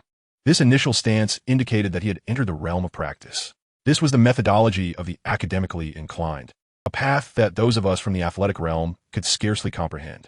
Her approach was predicated upon the power of reason, while ours was based on sheer physicality. Harry puffed out his chest, feeling the solid muscles sculpted through the rigorous training of the 9 tripod Taunyu stance. He tread the noble path of virtue, unyielding as a mountain. Hermione followed the principles of propriety, cultivating order and decorum, with the ultimate aim of ensuring that her words bore the weight of law. Ron swallowed hard, observing Hermione's slender arms, then recalling the sight of Harry wielding that massive axe each morning, his muscles engorged with exertion. A profound question struck him. Did she not need to engage in stance training? Did she not need to consume iron filings or train to be as robust as a troll? Ron's tone was imbued with a thirst for knowledge, yet Hermione appeared unchanged. It seemed unnecessary. Harry shook his head, explaining that the path Hermione followed was one of intellectual fortitude, distinct from our laborious toil. They were the architects of thought, while we were the laborers of strength. No manual labor, no muscular training? How could she be so formidable? These keywords resonated like thunder, cleaving through the fog of Ron's laziness and trepidation. Suddenly, his once dull eyes ignited with fervor, locking onto the figure in the back of the classroom who had been meditating throughout. Ligang sensed that piercing gaze but remained undisturbed. Ron resolved to act. With a sudden bend of his waist and a surge of energy in his legs, he transformed into a streak of red lightning, skimming the ground. A sliding tackle, a textbook-perfect maneuver executed with utmost abandon. Under the astonished gazes of Harry and Hermione, Ron deftly slid to Li Gang's feet and, in a flash, wrapped his arms tightly around Li Gang's calves. "Father!" he cried out, his voice a heart-wrenching lament brimming with boundless aspirations for a brighter future. He pressed his face against Li Gang's pant leg, wailing with a tone so greasy it could fry vegetables. "Senior, my dear senior, Hermione's technique. I wish to learn it too." A feather quill tumbled from Harry's grasp. Hermione's mouth formed a perfect O. She felt as though her worldview had been shattered into oblivion by Ron's shameless act. Had this man evolved to the point of discarding all semblance of dignity just to lie down? Li Gang finally opened his eyes. He looked down at Ron, who was clinging to his leg, on the verge of tears, his expression unchanging. He did not kick Ron away, but spoke in a tone that was cold and factual. The first step in the cultivation method Hermione practices is to read, memorize, and comprehend the 3,000 scrolls of Scripture. The Gryffindor Tower before you, from the cellar to the observatory at the summit, is filled with books, sufficient to prepare her for this initial endeavor. He paused, observing Ron's face, which had momentarily turned to stone. "Would you like to give it a try?" The air in the common room thickened, frozen in anticipation. Ron gradually loosened his grip on Lee's calves, inch by inch. He lifted his head, his freckled face etched with philosophical musings of identity, existence, and the purpose of life. Was filling 3,000 scrolls merely a prelude? What in the world was this, if not a burial of culture? He released his hands in a daze, collapsing onto the carpet like a puddle bereft of dreams, his gaze hollow. After a long moment, a flicker of fragile hope ignited in his vacant eyes, as if it might extinguish at any moment. He raised his head to look at Lee and, summoning his last ounce of strength, inquired, "Is there a technique that requires neither studying scriptures nor practicing stances? Preferably one that allows me to grow stronger simply by sleeping?" Harry and Hermione had grown numb. They felt that Ron had reached new heights of apathy in this pursuit. Lee was nearly shaken to the core by Ron's shameless enthusiasm, causing even his steadfast resolve to crack. To admit such a thing would surely rattle the very foundations of tradition. He initially intended to refuse outright, but upon seeing Ron's face pleading for mercy, a peculiar ancient method flickered through his mind. He recalled the moving portraits on the walls and the ghosts that had recently floated through the hall. "Yes," Lee finally uttered, the single word falling like a blessing from the heavens, instantly reviving the slumped Ron. He sprang up from the ground, his eyes aglow, advancing a few steps to once again hover before Lee, his face brimming with obsequious eagerness. Harry and Hermione cast curious glances. Lee's gaze drifted past Ron, out the window to the portly ghost engaged in a water balloon fight with Peeves, his tone as flat as if discussing the weather. This technique originates from ancient witchcraft, emphasizing the external rather than the self. No stances, no reading. Ron nodded vigorously, his smile nearly stretching to his ears. "The first step is called entertaining the spirits." "Entertaining the spirits?"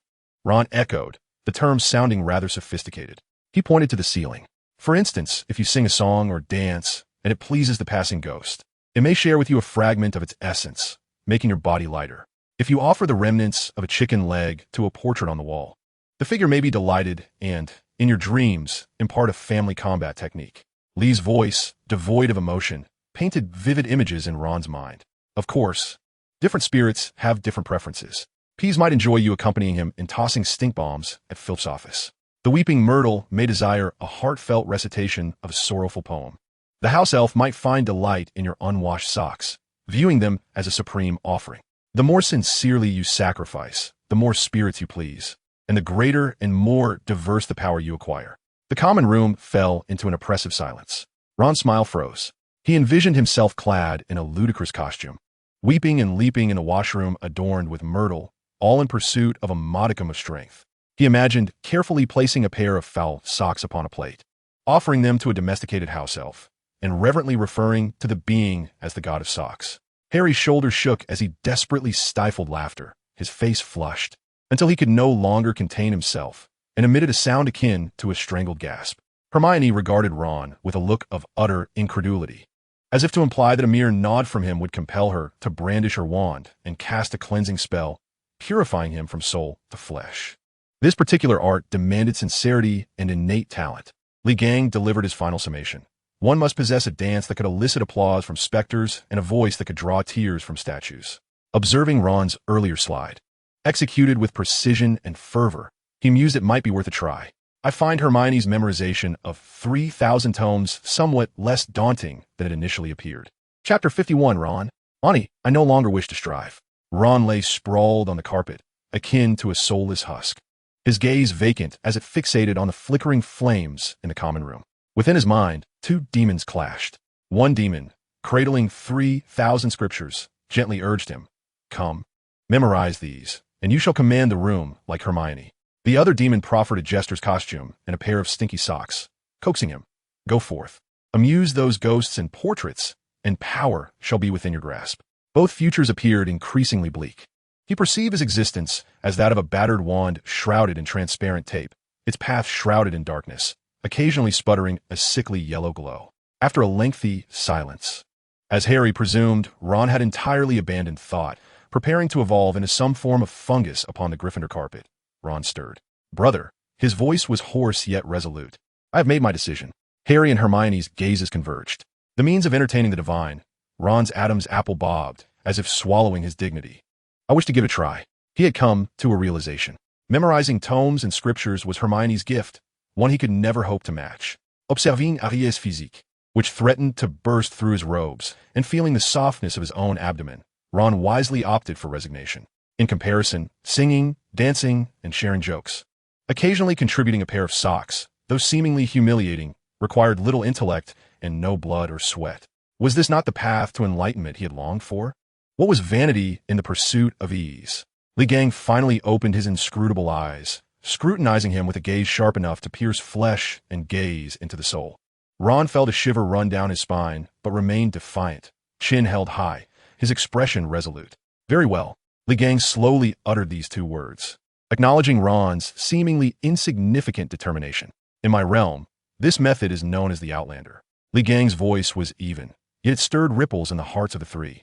Rather than cultivating oneself or refining one's essence, it involves forging a pact with the ethereal spirits of the world, harnessing their strength for one's own benefit. In essence, it is to seek a formidable ally. He paused, his gaze drifting outside the window, as if he could perceive the creatures racing, soaring, and lurking deep within the forbidden forest. This realm you inhabit is truly blessed, teeming with a plethora of wondrous beings, among which are those of great power and ancient lineage. The eight-eyed giant spider, the unicorn, the nightmare, and even the legendary dragon and phoenix. Should any one of these be at your service, the possibilities would be limitless. Ron's eyes sparkled with newfound fervor, their radiance surpassing even Gilderoy Lockhart's most charming smile.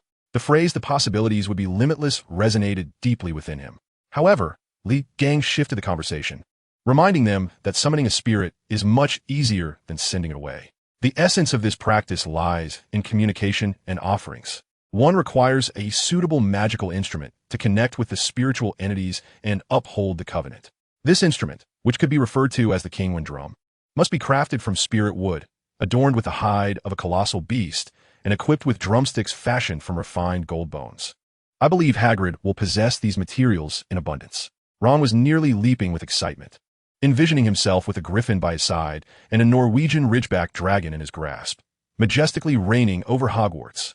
At that moment, Harry, who had remained silent, could no longer contain himself. He scratched his head, gazing at Li Gang, his eyes filled with confusion and astonishment. "Brother, I have a question." Hagrid practices the Buddha-esque golden body, focusing on self-cultivation, while Hermione and I follow the Confucian path, emphasizing virtue and propriety, grounded in principles and rules. Now, Ron's approach sounds akin to that of shaman. How do you possess such a diverse array of cultivation techniques? Where did you acquire such knowledge? Hermione, too, perked up her ears, sharing the same profound curiosity. Each of these systems of practice is vast and profound, distinct in its own right, far beyond the capacity of any single individual to conjure. Li Gang's origins are shrouded in mystery, more so than any tome of magical history. A single word escaped his lips, Rob. The sound was cold and domineering, imbued with an air of inevitable appropriation.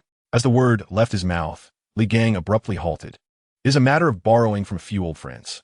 This nonchalant remark seamlessly concealed a past fraught with turmoil and bloodshed. Harry and Hermione took him at his word, believing Li Gang to have a wide circle of friends from whom he exchanged insights on magical practices. Only Ron, consumed by thoughts of the king when drum and magical creatures, paid no heed to the exchange. He sprang up from the ground like a rabbit invigorated by a stimulant, brushing off the dust. "I'm going to find Hagrid right now," he exclaimed gleefully. "I need to ask him for wood and hides. By the way, I haven't seen him around lately. Is he tending to those blasted scrits again?" He was eager to begin crafting his own artifact. "Wait," Li Gang's voice, though soft, halted Ron in his tracks. "I will first transcribe the secret techniques." Li Gang regarded him with calm eyes.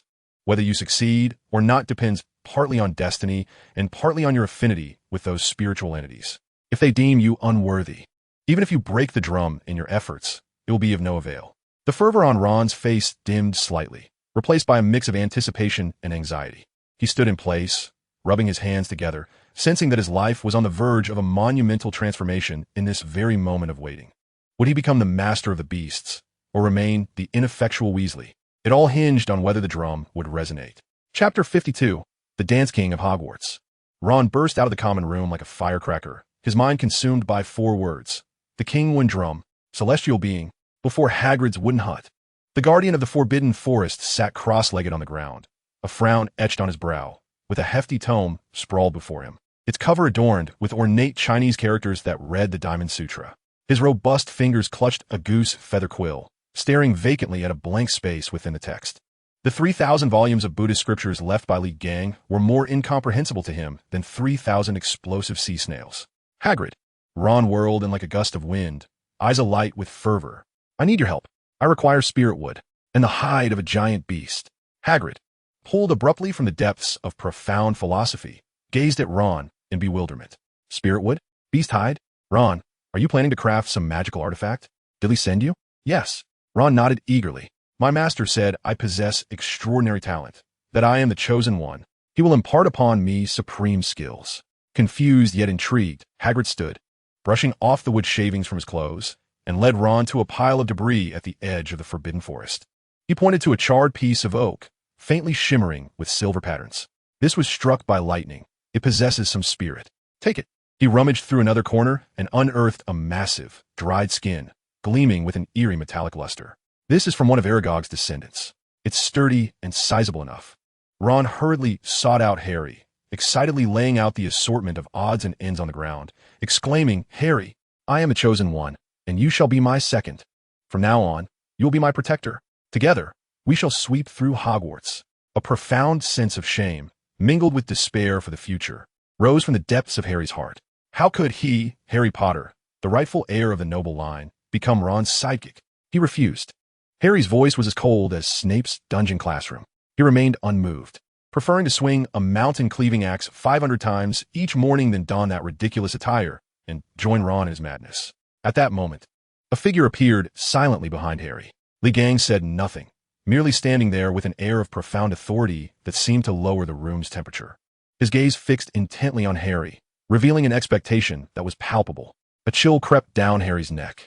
He immediately recalled the mornings spent under Li Gang's unwavering gaze and the torment he endured from the 9 Tripod Town mountain post, leaving his bones aching. His master's words, "The path of greatness is simple, yet the foundation must be solid," echoed in his mind. Harry struggled to swallow. He closed his eyes, silently telling himself, "This is also a form of cultivation, refining my temperament, indeed, honing my ability to remain steadfast in the face of any embarrassing situation. I am a disciple of virtue, embodying the principle of broad virtue carries all. The role of a mere dancer is insignificant." Ultimately, he opened his eyes and squeezed out 2 words through clenched teeth. "I do." A few days later, with Harry's assistance and Hermione's magical incantations, the ruggedly designed Wong drum, exuding the aroma of thunderstruck wood and the scent of spider molting, came into existence. The drumhead was tightly stretched, adorned with fragments of exquisite gold pride from discarded sculptures, presenting a rather impressive spectacle. At midnight, the fire in the Gryffindor common room was extinguished, leaving only a few candles floating in the air, casting a dim, yellowish glow. The ritual commenced officially. Hermione, clutching a thick notebook, nestled behind the farthest sofa, her expression clearly conveying, "I am here for academic research. None of this concerns me." Harry sat expressionlessly on a small stool, holding a brass basin conjured by transfiguration and a wooden spoon. He felt that his moral cultivation reached an unprecedented elevation at that moment. Meanwhile, the protagonist Ron donned a robe crafted from colorful old bed linens and a hat adorned with jingling bells. He wielded a drumstick, temporarily substituting his broken wand, standing at the center of the arena. First, let heaven and earth stir. Second, let the spirits be astonished. Third, invoke the mischief of Peeves. Thud! Harry struck the brass basin, his face pale as ashes. Accompanied by this jarring accompaniment, Ron commenced his soul dance. His limbs flailed in a most uncoordinated manner, exaggerated and clumsy. With each leap, the bells atop his head jingled in chaotic symphony. The bizarre song and ludicrous dance resembled a stone cast into a tranquil pond, stirring ripples within the castle's spectral realm. The first to be drawn in was Peeves. He silently emerged from the wall, floating mid-air, clutching his belly in laughter, nearly tumbling from the sky. "Look at this foolish weasel. What does he think he's doing? Summoning rain?" Peeves screeched, grabbing a cushion and hurling at Ron. Unfazed, Ron channeled his reckless spirit to the fullest. He danced with even greater fervor, his song growing louder, even winking cheekily at Peeves. The poltergeist was taken aback. He seemed to have never encountered such an unabashed student. Soon after, the weeping Myrtle emerged from the pipes beneath the floor, her pale face brimming with curiosity. Nearly headless Nick, the fat friar, and several resident Gryffindor ghosts were captivated by this unprecedented spectacle, gathering in a circle as if witnessing a novel circus performance. As Ron immersed himself deeper into the dance, a faint, almost imperceptible grayish light began to emanate from around him. Some weak, drifting spirits were drawn to him. They were fragments of will that had settled in the castle for millennia, faint thoughts born from forgotten corners, now circling around Ron with curiosity. As Ron sang with fervor, he once again called out, "3 cheers for the mischievous Peeves." He deliberately raised his voice an octave higher and made a comical face at the poltergeist.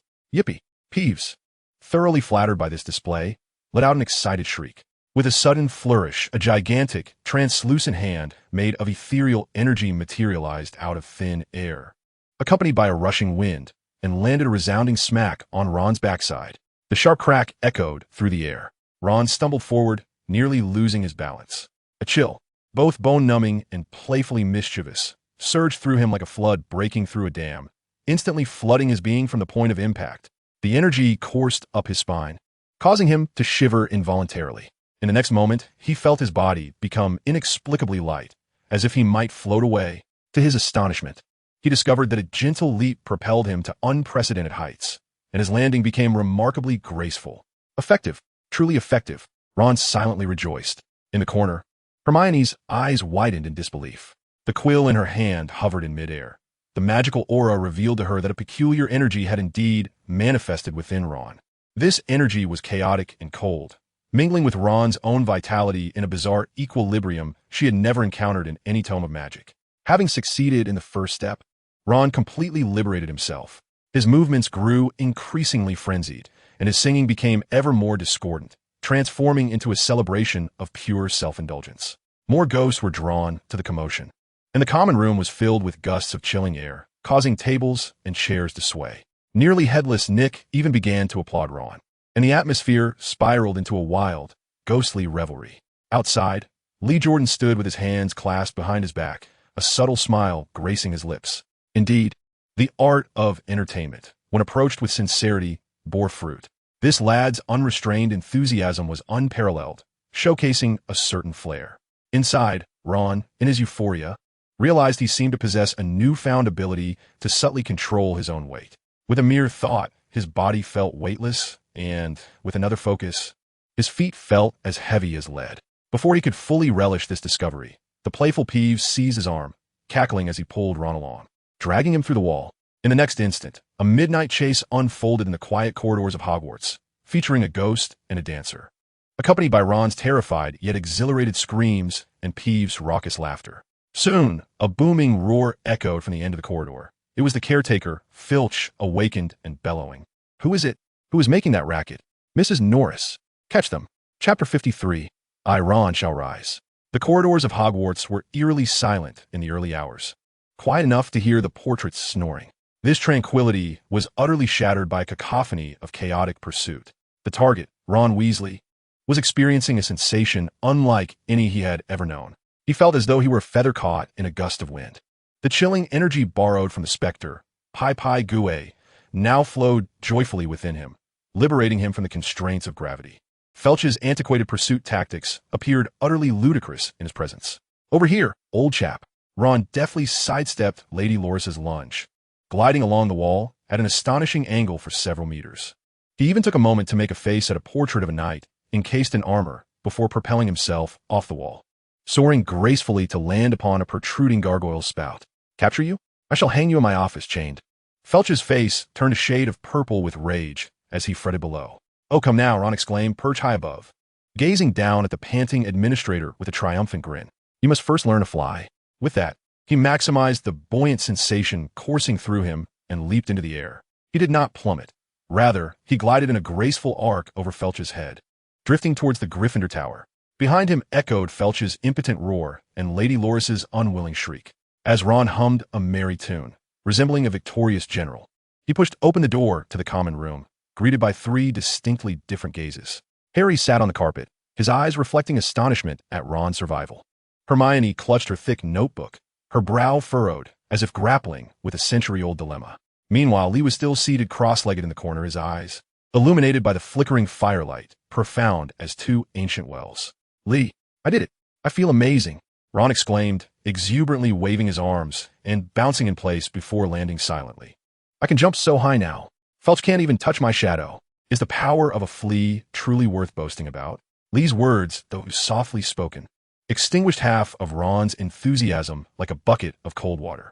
Ron's smile froze on his face. Do you think that entertaining spirits is merely about singing and dancing?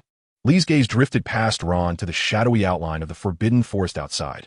That is child's play. The true practitioners of spirit conjuring summon the essence of mountains and rivers, venerating ancient beasts and demons.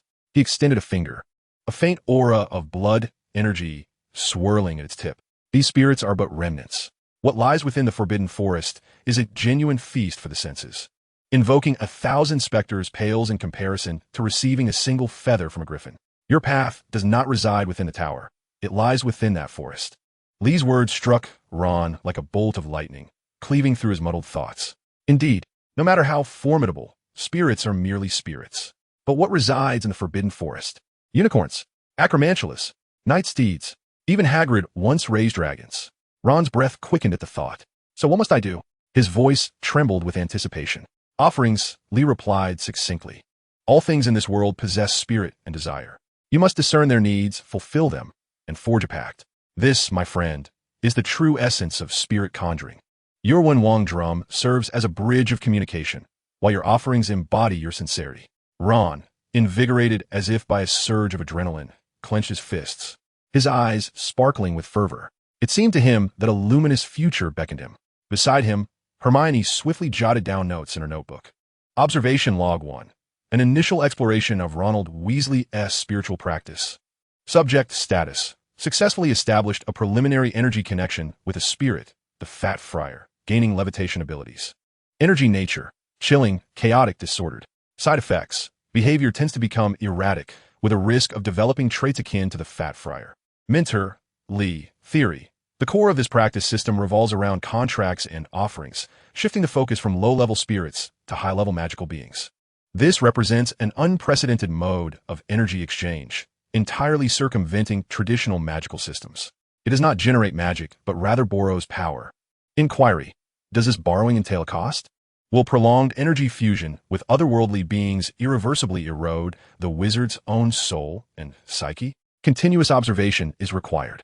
Upon completing her notes, Hermione glanced at Ron, who was grinning foolishly at the battered drum, and sighed in resignation. She felt as though she were not making a friend, but rather conducting a cross-species sociological study. In the ensuing days, Ron became utterly obsessed. He was no longer satisfied with merely tapping away in the common room. By day, he wandered about, clutching the unsightly one-wong drum, attempting to sense the so-called call from passing owls, toads, and even mandrakes. Unsurprisingly, his efforts were in vain. Those creatures either fled in fright or regarded him with bemusement. That afternoon, once more on the periphery of the forbidden forest, he engaged in his half-formed ritual. Closing his eyes, he focused all his mental energy, following the methods taught by Lee, channeling his intent through the battered wand onto the drum's surface. Thud, thud, thud. What emerged was not merely sound, but rather a profound emotion. A deep-seated, abandoned sorrow intertwined with an inescapable loneliness. It was like an invisible thread emanating from the depths of the forest, faint yet strikingly clear. Something was calling to him. Ron abruptly opened his eyes, his heart racing. Without hesitation, he grasped the one-wong drum and, guided by that emotional current, cautiously stepped into the shadows of the forbidden forest. The light within the woods dimmed instantly, towering ancient trees obscuring the sky, leaving only the sound of his heartbeat and the rustle of leaves beneath his feet. The mournful call grew increasingly distinct. Ron parted the last large fronds of ferns, and before him lay a creature in a small clearing. It possessed the body of a horse. Its skeletal frame wrapped tightly in black fur, devoid of flesh. Its head bore a striking resemblance to that of a reptile. An enormous bat-like wings hung limply at its sides. One of its wing membranes bore a grotesque, deep wound, oozing black blood. A pair of pure white eyes, devoid of pupils, gazed at him with an air of indifference, brimming with vigilance and despair. This was the nightmare. Ron had indeed encountered the very creature that could only be seen by those who had witnessed death. The same one that had pulled the card at the beginning of term. A tightness gripped his heart.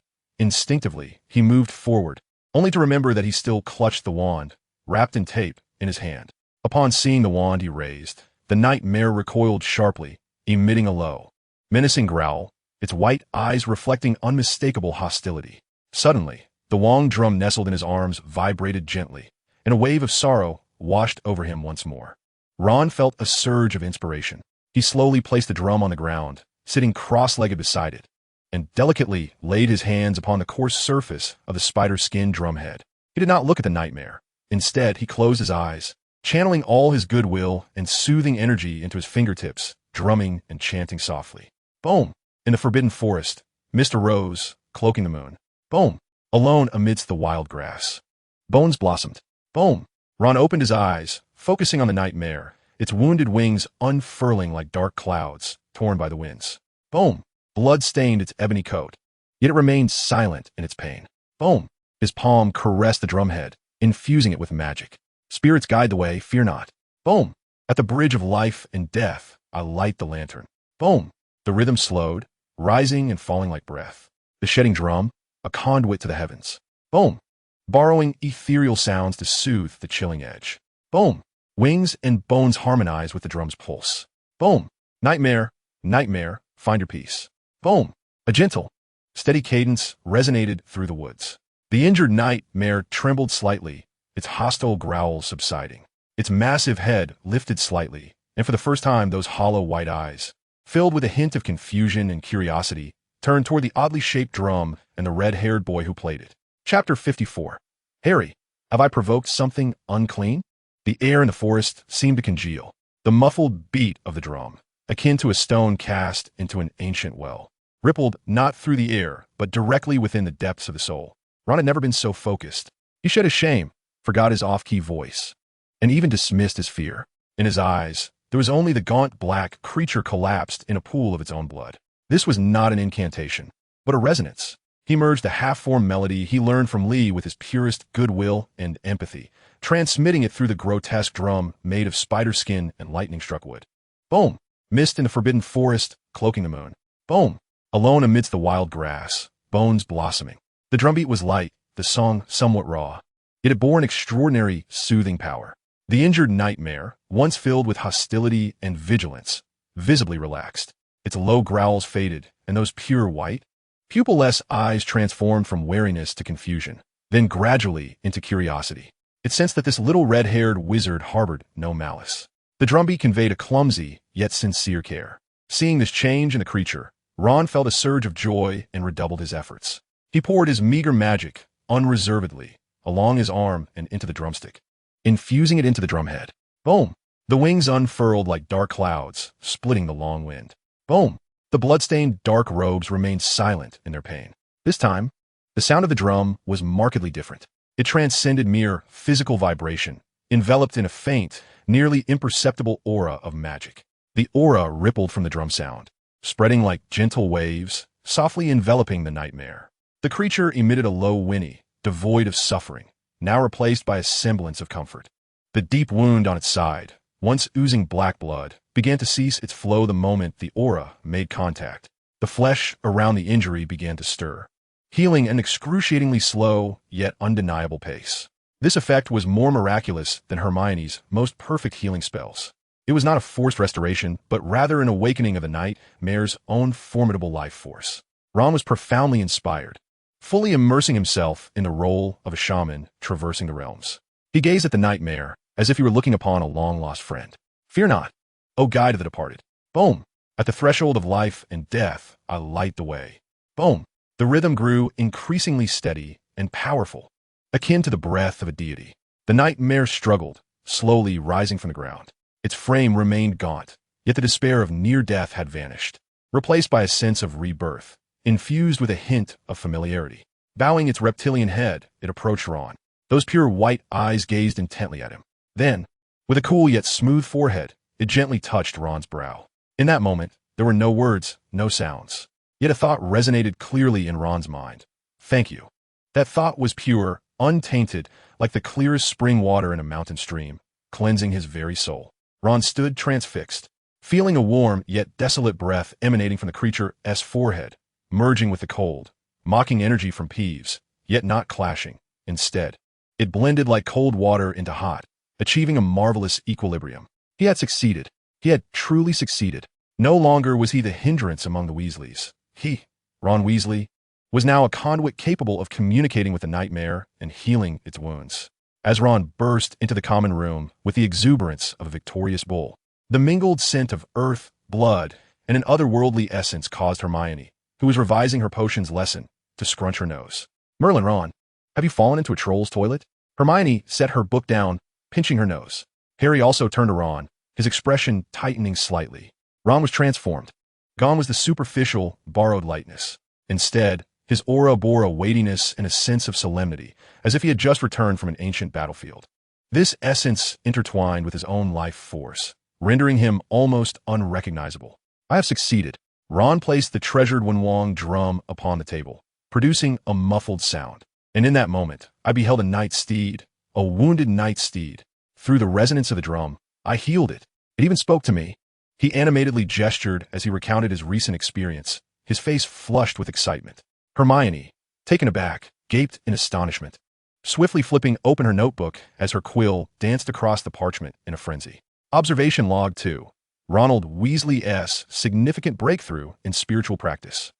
Subject status. Successfully established a profound connection with a high-tier magical creature, Nightsteed.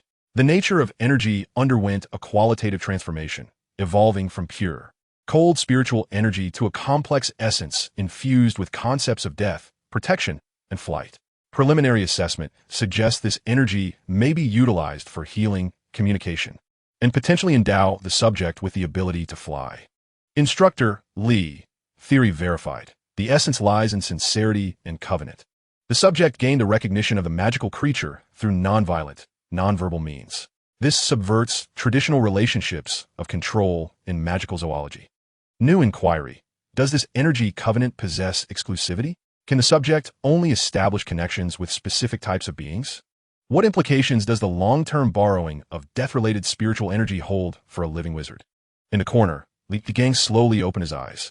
His gaze swept over Ron, as if it were tangible, instantly silencing him. Indeed, Li Gang's voice remained flat. It conveyed a sense of validation to Ron that surpassed Dumbledore's praises. There is an essence of life and death about you. That night steed has recognized you. What should I do next? Should I seek out more? Ron inquired eagerly, his enthusiasm palpable as he envisioned assembling his own legion of night steeds. Ron nodded, somewhat understanding, yet the words sincerity and covenant were indelibly etched in his heart. At that moment, Harry, who had remained silent, suddenly spoke. His complexion appeared pale, brows furrowed. "Brother, I feel somewhat unwell." All eyes turned towards Harry. Since that day he assisted Ron in the ritual, Harry's voice had been somewhat hoarse, and he had begun hearing certain sounds. What sounds? Hermione asked anxiously. Ron's smile vanished in an instant. Could it be? Have I summoned something unclean? He glanced apprehensively at his wand drum, as if a serpent might emerge from within. Impossible, li gong firmly refuted. What you summoned are spirits native to Hogwarts. Pure and untainted. They are unrelated to serpents. He then directed his gaze at Harry, a fleeting glimmer of perceptiveness flashing in his profound eyes. He rose, approached Harry, and with a swift motion, pressed 2 fingers against Harry's forehead. Harry felt a cool, commanding essence surge into his mind, sweeping away the bothersome, hissing sounds, clearing his spiritual realm. That was neither an illusion nor external noise. The sound originated from the depths of Harry's soul, as if something lay dormant within his bloodline. Awakening. He recalled that night in the cellar, the visage upon Quirrell's nape, and Voldemort's fragmented soul. Furthermore, the lightning-shaped scar upon Harry's forehead sparked a bold and absurd thought within Li Gang's mind. Harry, Li Gang's voice took on a serious tone for the first time. What do you hear? Come to me. Let me tear apart. Kill. The fragmented, violent whispers, filled with insatiable hunger, seemed to dim the flames in the common room. Chapter 55. Dumbledore's Melancholy. The Office of the Defense Against the Dark Arts Professor resembled a candy jar marinated in self-adoration. The air was thick with the scent of Gilderoy Lockhart's signature forget-me-not blue robes mingling with a musty aroma of parchment, creating an almost suffocating sweetness. The walls were adorned with portraits of Gilderoy Lockhart, each image animated, some casting flirtatious glances in the mirror, others meticulously grooming their proud golden locks, while some simply signed autographs for the viewers, creating an overwhelming 360-degree self-adoration. Harry sat upon a small stool, mechanically signing Lockhart's name on stack after stack of photographs. His mastery over his own vitality had reached a zenith. His wrist was as steady as a rock, each stroke precise and powerful, rendering his signature even more elegant than Lockhart's own. "Oh, Harry, my dear child." Lockhart strolled about, admiring Harry's work, his face adorned with that patented, dazzling smile. "Look at you, so talented. Your signature exudes strength. This is precisely what I need. Our partnership is a perfection that even Merlin would envy." Harry could barely muster the energy to lift his eyelids. Internally, he sensed the vitality cultivated through the ding-tang. Like dormant lava, it flowed slowly within him. In his perception, Lockhart before him was merely a hollow shell. The meager magic within him was chaotic and superficial, akin to a handful of dust swept by the wind, lacking any substantial core. Harry had no doubt that if he were to wield the mighty axe, even the aura of malevolence emanating from its blade would be sufficient to make this charming smile award recipient soil himself. At that moment, a chilling, sharp hiss unexpectedly pierced his mind. So hungry, the voice brimmed with primal, unmasked malice and thirst, striking deep into his soul like a poisoned ice needle, causing his vitality to surge. The lightning scar on his forehead throbbed with a searing pain. Harry's quill paused, leaving a long, inky trail across the photograph. He abruptly lifted his head, his keen gaze sweeping the entire office. "Did you hear that?" Harry asked in a low voice. "Hear what? My countless fans' heartfelt praises? Oh, my child, I hear that every day. You must get used to it." Lockhart was preening himself in front of a mirror, adjusting his bow tie. "No." Harry rose to his feet, an unintentional gravitas emanating from him, causing the lively portraits in the office to fall silent. A voice echoed from the walls.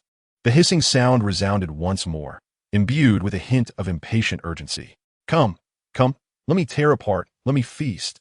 This time, the voice was more distinct, the bloodthirsty craving almost palpable. Lockhart's smile froze upon his face, and for the first time, a flicker of genuine, uncontrollable panic flashed in his forget-me-not blue eyes. He instinctively took a step back, his back pressed tightly against the wall, as if the cold stone could offer him a modicum of solace. He nearly shoved Harry out of the office, slamming the door shut with a force that suggested a fire-breathing dragon was in pursuit. Harry stood alone in the empty corridor, his brow furrowed. A deep-seated restlessness emanating from his very soul stirred within him. He was certain that Lockhart had heard, or rather, felt it too. It was a pure malevolence that even the weak could instinctively sense. Just as he was about to seek out Lee to inquire further, he turned the corner to find Ron and Hermione waiting there. "You finally figured out," Ron complained, leaning against the wall, idly tapping on a vacant suit of armor, producing a dull clang. "What labor did Lockhart have you undertake this time?" Hermione, clutching a thick notebook, noticed Harry's pallor and immediately asked with concern, "What's wrong, Harry? You don't look well." "I heard," Harry began, but before he could finish, the chilling hiss erupted for a third time. This time, it was no longer a vague whisper, but a clear, murderous command. The time for slaughter has arrived. It emanated from the far end of the corridor. Harry had no time to explain. His instincts reacted before his mind could catch up. He bent his knees slightly, unleashing a tremendous force, propelling himself like a cannonball towards the source of the sound. Harry, Ron, and Hermione, startled by the abrupt turn of events, hurriedly followed suit. With the newfound agility bestowed by the nightmare, Ron swiftly kept pace with Harry, leaping effortlessly. They dashed around one corner after another, finally halting in a brightly lit corridor illuminated by torches. The air was thick with a nauseating scent of blood and an icy malevolence that seeped into their bones. On the wall ahead, a line of words written in blood flickered ominously in the torchlight, each letter seemingly writhing, screaming. The Chamber of Secrets has been opened. Beware, enemies of the air. Beneath this sinister message hung a cat, its tail inverted, suspended from a torch hook. Its fur was stiff, eyes wide open, with pupils frozen in utter terror, resembling two dull glass beads. It was Mrs. Norris, Filch the caretaker's cat. At that moment, a cacophony of footsteps echoed from the end of the corridor. As a group of students, drawn by the commotion, approached. Among the crowd, the mocking voices from Slytherin rang particularly harsh. Look, Potter's enemies, you should be wary. The next to hang here might just be you filthy mudbloods. What did you say? Ron was seething with rage, ready to advance when a voice filled with despair, akin to that of a wounded beast, erupted from the rear of the crowd. My cat. My Mrs. Norris. Argus Filch staggered through the throng, his face contorted in horror upon seeing the blood-written message on the wall and his beloved feline lying motionless. His bloodshot eyes, brimming with uncontainable hatred, locked on a Harry Potter, who stood at the forefront. It was you. His voice rasped, laden with deep-seated animosity. You kill my cat. I will kill you. I will kill you. He lunged at Harry like a madman, only to be intercepted by a sudden figure. Mr. Filch, please calm yourself. Dumbledore's voice, though quiet, resonated with undeniable authority. He had appeared seemingly from nowhere, flanked by Professor McGonagall and Snape.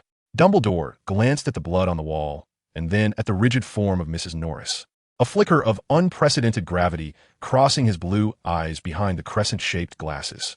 She is not dead, Argus. Dumbledore spoke softly, as if comforting a child.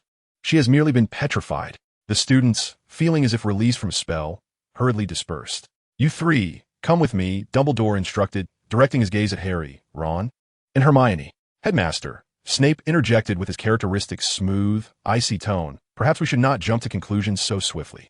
Potter and his friends merely happened to be in the wrong place at the wrong time.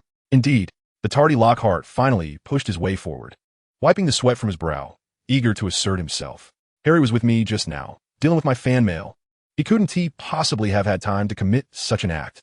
Dumbledore paid them no heed, leading the trio to Lockhart's office nearby. Once the door was closed, Hermione immediately spoke, her voice quavering slightly. Headmaster, I recognize that presence. It's identical to the diary that appeared in my bag at the bookstore. She exclaimed. It's chaotic, tainted, filled with disdain for all order.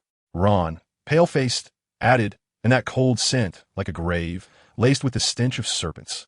The ghosts I summoned seem like docile kittens compared to this. This is not the work of a ghost, but something far more terrifying. Harry remained silent, instinctively rubbing his aching scar. Dumbledore regarded the three children before him, their reactions surpassing his expectations of ordinary students. One could discern the essence of evil. Another could perceive the chilling aroma. These children were straying further from the archetypal wizard. A sense of melancholy enveloped him. Chapter 56. The Great Axe. Dumbledore's profound gaze swept over the three children. Ultimately, he simply waved his hand gently, his tone soothing enough to quell any tempest. Very well, children, leave this matter to me. You need only attend your classes and relish your time at school, as usual. His words carried an undeniable magic, dispelling the oppressive atmosphere within the office. Yet the writhing blood letters upon the wall and the rigid form of Madame Loris loomed over each heart like a shadow. Days passed, and at last, the opening match of the Quidditch season greeted a rare sunny day, following a stretch of incessant rain. Gryffindor faced off against Slytherin. The atmosphere in the changing room was oppressive, akin to a sponge soaked in water. Wood's complexion was ashen as he repeatedly polished his old Nimbus 2000, muttering tactical arrangements under his breath, though anyone could discern the lack of conviction in his voice. Outside, the raucous cheers and boastful taunts of the Slytherin players pierced through like needles. Listen, Is Wood still employing that outdated Hawkshead offensive formation? Can he possibly believe that those battered brooms could rival our Nimbus 2001? A sharp voice laughed loudly. Another voice chimed in. Don't be so harsh, Pansy. We ought to be grateful that that brute, Lee Wolf, ISNT playing this time.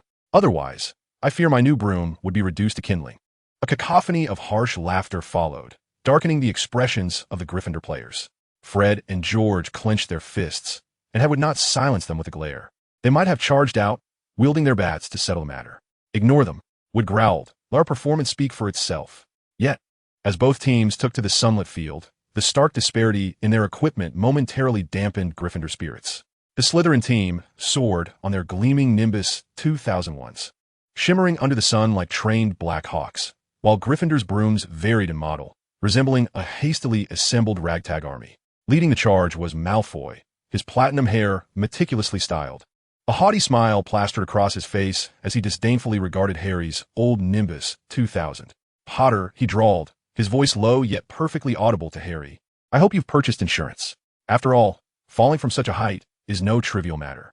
Harry chose to ignore him. Calmly, he mounted his broom, his legs gently clasping it. In that instant, his entire demeanor shifted. The whistle of Madame Hooch rang out. 14 figures soared into the sky. Slytherin, benefiting from a superior performance of their Nimbus 2001s, quickly seized aerial dominance. The quaffle was tossed into the air, instantly snatched by a Slytherin chaser, transforming into a crimson blur as it sped toward the Gryffindor goal. Slytherin took possession. Captain Flint had the ball. He accelerated. My goodness, the speed of the Nimbus 2001 is astonishing. Lee Jordan's commentary resonated throughout the grounds, laced with anxiety. However, at that moment, an incongruous figure disrupted everyone's focus. It was Harry. Unlike the other riders, who pursued agility and grace, his flying posture appeared somewhat clumsy. His legs clamped tightly around the broom like iron pincers. His center of gravity lowered so significantly that he seemed almost fused with the broom. He wasn't merely flying. He resembled a ponderous, moving mountain of iron. The essence of the Nine Pinnacles town's Yuan Zhuang had long been integrated into his very marrow. Standing firm, his feet bore the texture of stone, unyielding as a mountain. Soaring into the sky, he became one with his broom, steady as a rock. Malfoy observed Harry's unusual demeanor, a smirk curling at the corners of his mouth. He maneuvered his broom, tracing an elegant arc, preparing to toy with this old rival at the unparalleled speed of the Nimbus 2001. Like a fly, he buzzed around Harry, emitting a mocking hum. Yet, Harry did not even lift his eyelids. Within him, the vitality cultivated from the Nine Pinnacles town's Yuan Zhuang flowed steadily. He did not even need to exert himself deliberately. Merely a faint essence of his energy was infused into the Nimbus 2000 beneath him. Buzz. The aged broomstick emitted a slight, strained groan, yet unleashed an extraordinary thrust far beyond its performance limits. Harry's flight path was devoid of flashy maneuvers, marked only by a straight, fierce charge forward. In an intricately intertwined flight, Malfoy seized the moment, abruptly veering to the side and crashing into Harry's flank with great force. He had already envisioned Harry's disarrayed form. Bang! A dull thud echoed. The outcome left everyone aghast. Harry, struck, merely swayed slightly in midair before regaining his composure, not altering his trajectory in the slightest. Conversely, Malfoy, the instigator of the collision, felt as if he had slammed into an invisible, high-speed wall. A tremendous recoil reverberated through his broom, displacing his internal organs, his mind buzzing. With a cry, he was flung 7 or 8 meters away, disoriented, nearly plummeting from the sky. An eerie silence enveloped the arena. In the stands, Hermione rubbed her forehead, murmuring softly, "This is not mere strength. This is virtue. A gentleman's power lies not in weight, but in dignity." Harry has channeled the might of virtue into the sky. Ron's eyes sparkled with excitement. He seemed to perceive a dense, formidable aura enveloping Harry, exclaiming eagerly, "Well done, Harry. Give him a solid hit." On the Slytherin side, as the score leveled, Flint's expression turned ferocious. He gestured, and the atmosphere on the field instantly became tainted. 2 Slytherin beaters abandoned the pursuit of the quaffle, akin to wolves scenting blood, and began to assault Harry with the bludgers from both directions. A black bludger, seemingly with a will of its own, hurtled toward Harry's face with a piercing whistle. "Harry, dodge!" which shouted from afar. According to logic, any seeker should evade such an attack with speed and agility. Yet Harry did not. His gaze sharpened, and at the very moment the bludger was about to strike, he did not flinch. Instead, he shouted lowly, leaning slightly forward, unleashing the full force of his vitality, concentrating it in his left shoulder. Boom! A sound akin to a giant hammer striking a leather drum resonated, numbing the eardrums of all present. The unstoppable bludger collided with Harry's shoulder, as if it had struck a meteorite descending from the heavens, forcefully propelled away at an even swifter pace, tracing an absurd arc through the air, nearly crashing into the Slytherin Seeker. Meanwhile, Harry merely swayed momentarily, his sleeve torn by the fierce wind, revealing muscles as solid as iron beneath. He steadied himself, as though he had merely been stung by a mosquito. The entire arena was once again enveloped in an eerie, suffocating silence. Then, a tidal wave of astonished gasps and fervent cheers erupted from the Gryffindor stands. My goodness, did you see that? Harry Potter. He used his body, his very flesh, to block a bludger hurtling at full speed. Lee Jordan's voice had spiraled into chaos, transforming into a cacophony of shrieks. Is this still a wizard? What manner of monstrous warrior is this? On the substitute bench, the expressions of the Slytherin players shifted from arrogance to sheer terror. There, Lee Gung was meditating. Seemingly aware of Wood's gaze, he slowly opened his eyes. Rising to his feet, he leisurely began to stretch his wrists and neck, his bones cracking with a series of alarming pops that could make one wince. He casually picked up a hefty spare bat, weighing it in his hands before exerting his grip, eliciting a sharp crack. Instantly, 5 distinct, deep imprints appeared on the sturdy wooden surface, splinters cascading down. This seemingly nonchalant warm-up maneuver, magnified by magic at the sidelines, was vividly projected into the eyes of every spectator. A chilling dread surged through the feet of the entire Slytherin team, racing towards the crown of their heads. They recalled, all at once, it was this very behemoth, last academic year, who single-handedly transformed a Quidditch match into a one-sided display of brutal dominance with a mere bat. The bludgers he unleashed were more terrifying than siege cannons. Malfoy's complexion turned ashen, whiter than the walls surrounding them. He immediately gestured frantically to his teammates, signaling them to restrain their movements and steer clear of the creature known as Potter. In that moment, a comical scene unfolded on the field. The Slytherin players began to intentionally avoid Harry, as if he were cursed. They now understood the adage, it is easy to invite the Buddha, but difficult to send him away. The more formidable Buddha had yet to take the field, yet merely by stretching his limbs. His aura of dread had irrevocably altered the tide of the match. At that instant, a glimmer of golden light darted past Malfoy. The golden snitch. Malfoy's spirits surged. This was his only chance. He abruptly lowered his broom, the Firebolt 2001's engine roaring to life, accelerating as he raced toward that fleeting golden shimmer. Harry's gaze was steadfastly fixed on the same glimmer. Without a moment's hesitation, he abruptly angled his broom downward, achieving an almost vertical descent. With a fervent whisper of his axe's name in his heart, he unleashed the full force of his vitality in that moment. He ceased to ponder flight techniques, disregarding air resistance. Instead, he envisioned himself as a colossal axe descending from the heavens, cleaving through the mountains. Whoosh! Like a bolt of concentrated black lightning, Harry surged forth with a ferocious linear acceleration, hurtling toward the golden snitch and Malfoy. This was not mere flying, it was a launch. In the final moment before colliding with Malfoy, Harry's movements were raw, direct, yet remarkably precise. He abruptly tilted his body, extending his right hand to seize the struggling golden snitch with a fierce grip. The next instant, the uncontrolled axe collided solidly with Malfoy. Malfoy emitted a piercing scream, akin to a spinning top wrenched from its axis, plummeting from his prized Nimbus 2001.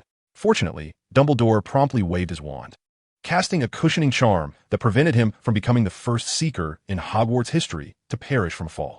Meanwhile, Harry executed several graceful rolls in the air, demonstrating formidable control, and came to a steady stop, triumphantly raising his fist, firmly clutching the golden snitch. The match was concluded. The Gryffindor stands erupted into a frenzy. Snape's countenance darkened, resembling a soot-laden pot, as he fixated intently on the radiant youth in the arena, as if to scorch him with his gaze. Not bad. Though his landing could have been more stable, his foundation somewhat unsteady. The celebration of victory continued late into the night. Exhausted, Harry lay in bed, the exhilaration of Quidditch triumph still resonating within him. Yet a familiar, chilling sense of unease quietly crept into his heart. Just as he was on the verge of slumber, a faint, yet piercing hiss unexpectedly emanated from the cold stone walls of the castle, infiltrating his mind. I crave blood. Chapter 57. the Night Steed's warning. The victory in the Quidditch match struck Ron's nerves like a potent elixir. If Harry can succeed, why can't I? He too was taught by the elder brother. As was I. The teachings of virtue and compassion are paramount. Our pursuit of excellence in the practice of magic must foster harmonious connections. Though our paths diverge, our objectives align. Holding on to this simple yet resolute conviction, Ron's enthusiasm for training surged to unprecedented heights. He transformed the edge of the Forbidden Forest into his personal sanctuary, seizing every opportunity to venture to the spot where he had last encountered the Night Steed. Clutching his uniquely designed Wunwang drum, he abandoned the shameful incantations he once uttered. He discovered that the flamboyant lyrics bore no significance to the solitary creature, having attempted to lure it with the jerky provided by Hagrid. He noted that the Night Steed merely cast a cold glance, uninterested even in a sniff. Gradually, Ron discerned the essence of communion. The Night Steed craved not material offerings, but rather a more ethereal form of companionship. Thus, Ron's practice became purer. He settled cross-legged upon the familiar clearing, placing the Wunwang drum upon his lap, closing his eyes gently and softly tapping the rough surface of a drum made from spider silk. Thump, thump, thump. The drumbeat no longer serves as a call, but rather a means of expression. He pours his day's joys, sorrows, and the myriad of unspoken emotions into the monotonous rhythm, sending them forth into the world. Meanwhile, the nightmare silently emerges from the depths of the forest, lying quietly nearby, its pure white, pupil-less eyes reflecting Ron's slender silhouette. A man, a beast, and a drum together create a bizarre, yet harmonious tableau amidst the dim shadows of the Forbidden Forest. Today, the wound on the nightmare's wing membrane has healed completely, leaving only a faint scar. As Ron immerses himself once more in the drum's cadence, the creature slowly rises, approaches him, and lowers its reptilian head to gently touch its smooth forehead against Ron's Wunwang drum. A resonant hum emanates, a pure, icy energy imbued with an ancient, desolate essence flows along the drum's surface, surging through Ron's arms like a frigid stream, instantly coursing through his entire being. He shudders, the act of drumming abruptly halting. The world, as he perceives it, has transformed. He can smell, not merely the fragrance of the earth beneath him or the decay of fallen leaves, but also the sweet aroma of sap from a white ginseng root 30 meters away, and the faint earthy scent released by a beetle gnawing at tree roots 10 centimeters underground. He can hear, the rustling of wind through the leaves is no longer a cacophony. He discerns the unique tremors of each leaf. He hears the distant sound of a spider weaving its web, the contraction of its silk gland, and the subtle friction of a tree-dwelling beetle sharpening its claws in a hollow. He can see, despite the dusk casting shadows over the Forbidden Forest. His vision is as bright as day. He perceives every slightly protruding contour of the nightmare's dark fur, the glistening dewdrops upon a distant mushroom cap, and the reflection of his own astonished face within them. His senses have been magnified manifold. This is the true essence of being touched by the ethereal. It is not the jumbled, mocking power of a mere trickster spirit, but a genuine communion with a powerful, ancient magical creature, sharing in its perception. Ron is nearly overwhelmed with excitement, but suddenly a wave of intense unease and terror crashes over him. Like a bucket of icy water poured from the spiritual link he shares with the nightmare. The creature abruptly raises its head, its massive wings fluttering anxiously, emitting a series of agitated cries. It no longer regards Ron, but fixates intently on the direction of Hogwarts Castle, its pure white eyes betraying a fear that Ron has never witnessed, one that seems to emanate from the depths of its very bloodline. It is as if something there poses a mortal threat to it. Through the shared perception with the nightmare, Ron too perceives. His vision, or rather his inner eye, penetrates layers of earth and stone, delving into the castle's hidden depths. There a vast, ancient, and viscous malevolence, akin to a swamp, is slowly awakening. The chilling aura enveloped Ron, instantly solidifying the frigid energy borrowed from Peeves and causing the desolate spiritual essence acquired from Nightshade to tremble within him. It brimmed with wrath, hunger, and the most primal malice towards all living beings. Subsequently, a chaotic and horrifying image was forcefully thrust into Ron's mind by Nightshade. The damp, slick walls of the icy stone corridor. In the darkness, a colossal, scaled body slithered through the narrow passage, scraping against the stone and producing a sound that sent shivers down his spine. It was a serpent, an unimaginably immense serpent. Its shadow loomed in the darkness, as if it could devour all light. Accompanying this vision was a series of sharp, cold hisses, eerily reminiscent of the incantations Harry had been muttering recently. Blood kill tear apart, Nightshade abruptly recoiled, urgently nudging Ron's shoulder with its head. A clear, emotionless thought resonated within Ron's mind. Flee! Hurry! That creature is hunting. It has awakened. Its nemesis has arisen. Nightshade's fragmented thoughts were laden with chaos and dread. It gazed deeply into Ron's eyes once more, pressing him to move. Do not linger in the deserted corridor. Do not approach the water. The sounds emanate from there. Ron stood frozen, his mind blank. The powerful energy coursing through him remained. Yet an overwhelming terror from the depths of his soul gripped his heart like an invisible hand. Moments later, a piercing, discordant scream shattered the tranquility of the forbidden forest. Oh! He charged through the door of the Gryffindor common room like a frenzied bull. There is something, he screamed incoherently, his face as pale as parchment. Below, a massive creature, a serpent, Li Gang, who had been resting in the corner, slowly opened his eyes. Harry, roused from his meditation, rushed to Ron's side upon witnessing his ghostly pallor. Ron, calm down. What are you saying? Nightshade. Nightshade told me. Ron grasped Harry's shoulders with astonishing strength. Panting heavily from fear, it is terrified. Even Nightshade is utterly frightened. It is beneath the castle, slithering through the pipes. It is searching for something to consume. Harry's complexion turned ashen. The hissing from the pipes. All the clues converged at that moment. Li Gang rose and walked slowly towards Ron. His usually placid demeanor replaced with an unprecedented gravity in his profound gaze. He listened intently to Ron's jumbled account, recalling the diary filled with madness and foulness, which Hermione had mentioned previously, the snake tongues that haunted Harry's ears, and the warning Ron had received from the ancient creature that night. Everything pointed to a singular source, a being far more colossal, ancient, and perilous than he had ever imagined. The essence seemed to penetrate the floor beneath Li Gang's gaze, delving into the unfathomable depths below, akin to the source of that diary, yet magnified 100-fold. It was not merely a fragment of the soul. It felt more like a part of the very essence itself. Meanwhile, in the library at the opposite end of the castle, she remained oblivious to the fact that, as she absorbed and comprehended the ancient knowledge within the tomes, the profound aura of righteousness cultivated from the Li Ji was surging within her, operating at an unprecedented velocity. Each character and historical event became astonishingly vivid in her perception, as if they had come to life. The chronicles were no longer mere monotonous text, but transformed into flowing tapestries depicting the philosophies of the four founders, the castle's evolution over millennia, and the long-forgotten magic, all grasped, remembered, and assimilated by her with an unparalleled depth. Her cognitive speed reached astounding heights, her mind a clear expanse, akin to clouds parting to reveal the sun. As she gently closed the weighty, ancient volume, a wondrous sensation arose from the depths of her spirit. She could perceive the once ephemeral righteousness within her, now swiftly condensing, compressing, and solidifying. Ultimately, at the heart of her mental ocean, it formed a grain-sized crystalline entity, radiating brilliance akin to glass. The essence of literary prowess. Though merely a trivial embryonic form, its emergence signified that Hermione's cultivation had ascended to an entirely new realm. The second tier of the Li Ji technique. The realm of Mingda. In that moment of breakthrough, Hermione felt her vision clear and the world around her transformed. She could faintly sense the drifting magical elements in the air, the weight of knowledge contained within each book in the library, and even a whisper of a chilling malevolence emanating from the depths of the castle. Hermione abruptly rose, her brow furrowed, directing her gaze toward the common room. Chapter 58, The First Whisper of the Chamber. The crackling fire in the common room illuminated the pale, astonished faces of the boys.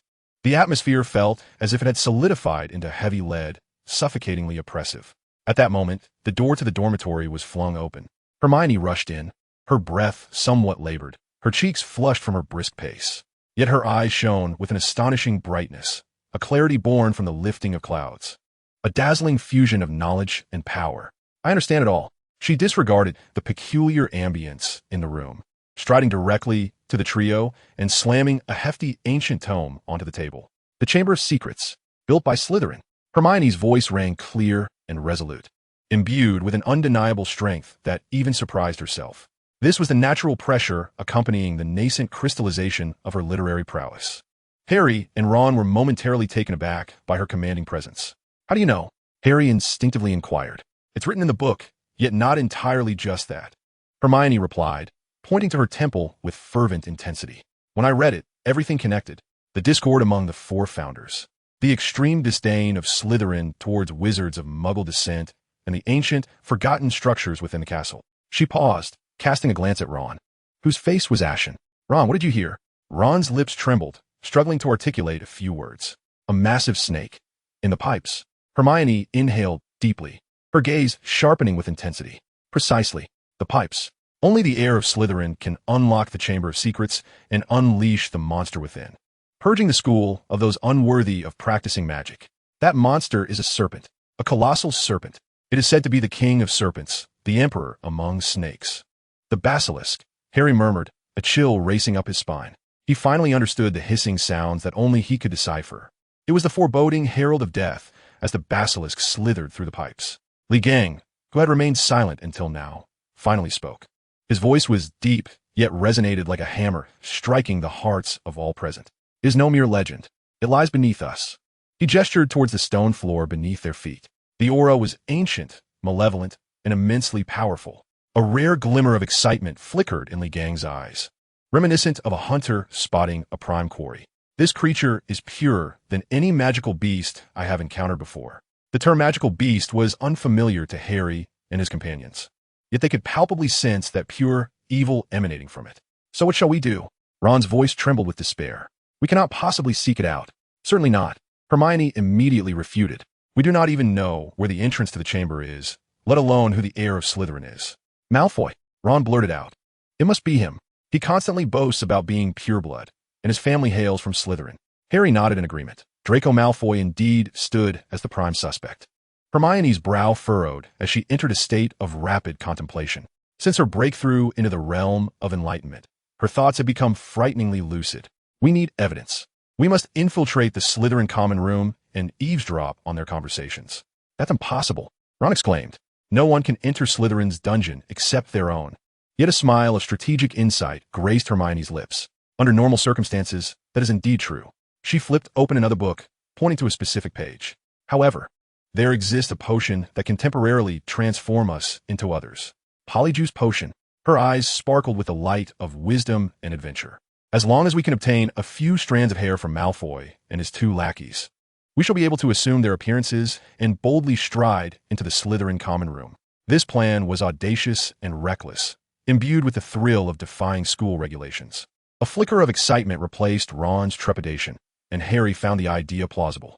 Only Li Gang scoffed at the notion. Such a hassle. He rose, stretching his limbs with a slight cracking sound. Locate the heir, give him a beating, demand entry, and then extract the tendons of that long worm. Dismantling its bones, wouldn't that suffice? Such simplicity, such brutality, exuding the quintessential style of Li Gang. Harry and Ron felt their eyelids twitch. They had no doubt that Li Gang would genuinely resort to such measures. However, Hermione shook her head gravely in disapproval. No, Li Gang. We cannot initiate an assault on our fellow students, and we lack evidence. At Hogwarts, everything must adhere to proof and regulations. Li Gang merely curled his lip, refraining from further argument. To him, a fist represented the ultimate authority. Yet, since Hermione was insistent, he was curious to see what antics these youngsters would devise. Just as they began to solidify their initial plan and the atmosphere lightened slightly, a commotion erupted outside the common room. Students screamed, accompanied by the hurried footsteps of professors. The four exchanged glances before dashing out. The corridor was crowded with students, all pointing in one direction, their faces etched with terror. Filch was forcefully parting the crowd, and Professors McGonagall and Flitwick arrived at the scene, their expressions grave. Harry squeezed through the throng, only to witness a sight that froze his blood. Colin Creevey, the first-year boy who always chased him with a camera, lay motionless on the ground. His body was as rigid as stone, his face frozen in a mask of horror. Clutched tightly in his hand was that old-fashioned camera. Among the petrified crowd, voices trembled in disbelief. Professor McGonagall knelt down, cautiously picking up Colin's camera.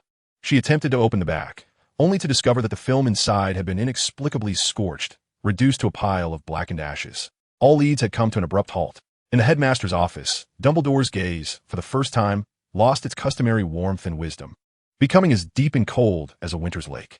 Before him, the Phoenix Fox had also ceased its usual cheer, anxiously preening its feathers. Another student had been attacked, and this time, it was a Muggle-born. This was no longer a mere prank. The darkness that had lain dormant for 50 years was revealing its grotesque fangs once more. Events were spiraling into the deepest abyss of despair. Chapter 59. The Shadow over Hogwarts. The specter of yet another attack loomed like an invisible fog, swiftly enveloping the entirety of Hogwarts. Students no longer meandered in pairs through the corridors. Instead, they clustered in large groups, hurrying with faces marked by vigilance and unease. The castle's former laughter and joy had been supplanted by hushed whispers of apprehension. That night, Harry lay in bed, but sleep eluded him. Colin Creevy's terrified, frozen visage haunted his mind. A faint crackle echoed. The house elf Dobby appeared seemingly out of nowhere, wringing his long ears in distress. His large eyes brimmed with tears and fear. Harry Potter must leave this place. His voice was sharp and urgent. Hogwarts is no longer safe. Dobby acknowledged the truth of the matter. The barrier at platform 9 3/4, along with the errant ball that relentlessly pursued him, was all the work of it. I fear not danger. Harry's voice was calm, devoid of any tremor. He sat up from his bed, slowly raising his right arm, bending it. The bicep beneath his slightly oversized nightgown formed a clear and solid contour, exuding a sense of strength that belied his age. The magical arts imparted not merely strength, but also an unyielding serenity that emanated from within. Dobby gazed at that arm, astonished to the point of forgetting his tears. He had never witnessed a wizard express his resolve in such a manner. Harry Potter. Harry interrupted him. I appreciate your goodwill, but I shall not depart. Dobby cast a desperate glance at him, uttering a mournful cry, his figure vanishing in an instant. In an effort to soothe the students' turmoil and to teach them self-defense in perilous situations, the school decided to establish a dueling club. When the announcement was made, a ripple of excitement coursed through the Great Hall. The club was to be presided over by Gilderoy Lockhart, clad in resplendent crimson robes, his face adorned with his signature. Blindingly radiant smile. To his astonishment, his assistant was Severus Snape. Snape's countenance was darker than usual, as if he could ooze venom at any moment. After a bout of ostentatious self-aggrandizement, Lockhart proposed a demonstration. I need 2 volunteers. Before he could finish, Snape's icy voice interrupted. How about Weasley and Malfoy? All eyes converged upon them. However, Lockhart evidently had his own agenda. He quickly spotted Harry amidst the crowd. Let it be Harry Potter. The corners of Snape's mouth twitched as if he wished to voice an objection, yet he ultimately opted for silence. He cast a nearly malevolent glance at Malfoy. Very well. Let it be Malfoy who faces him. Draco Malfoy strutted up to the stage, brandishing his wand, striking what he believed to be an impressive pose. Harry also stepped forward, refraining from drawing his wand immediately, standing there with a tranquil demeanor. His feet slightly apart, he seemed rooted to the ground. The foundation of the standing firm and heart-steady stance allowed him to remain as steadfast as a mountain in the face of any provocation. After you, Harry said coolly. Malfoy felt insulted, his face flushing crimson. Take this, Potter. C'est surprise. He shouted, waving his wand. The tip of the wand erupted with a plume of black smoke. In a sleek, glossy black snake materialized, crashing heavily onto the floor between them. It raised its head, flicking its forked tongue, hissing ominously. Lockhart attempted to vanquish it with a ludicrous spell, but not only did the snake refuse to vanish, it became enraged. It lunged, not towards Harry, but toward the audience. A Hufflepuff student paled in terror, retreating in haste. The crowd erupted with screams of fright. In that critical moment, Harry did not reach for his wand. He did not even pause to contemplate. An ancient and peculiar instinct surged forth from the depths of his throat. Hissus. It was neither English nor any language known to humankind. It was the language of serpents. The enraged serpent seemed to have impressed on pause, halting abruptly.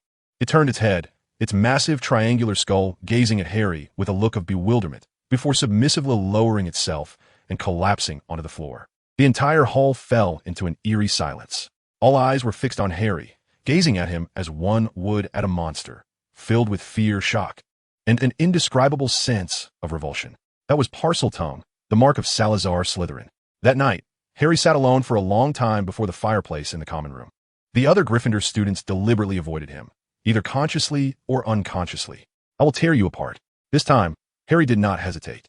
His gaze sharpened, becoming as keen as that of an eagle. He did not shout or panic. Instead, he turned and dashed out through the portrait hole, heading straight for his dormitory. He retrieved and opened a weapon from his storage bag. Inside lay a massive double-headed axe, the Mountain Splitter, a gift from Ligang. Harry grasped the colossal axe, its weight feeling almost insubstantial in his hands. He He followed the direction of the sound, striding forth with purpose. Ultimately, the noise dissipated at the end of a vast corridor. Harry halted, clutching the axe tightly.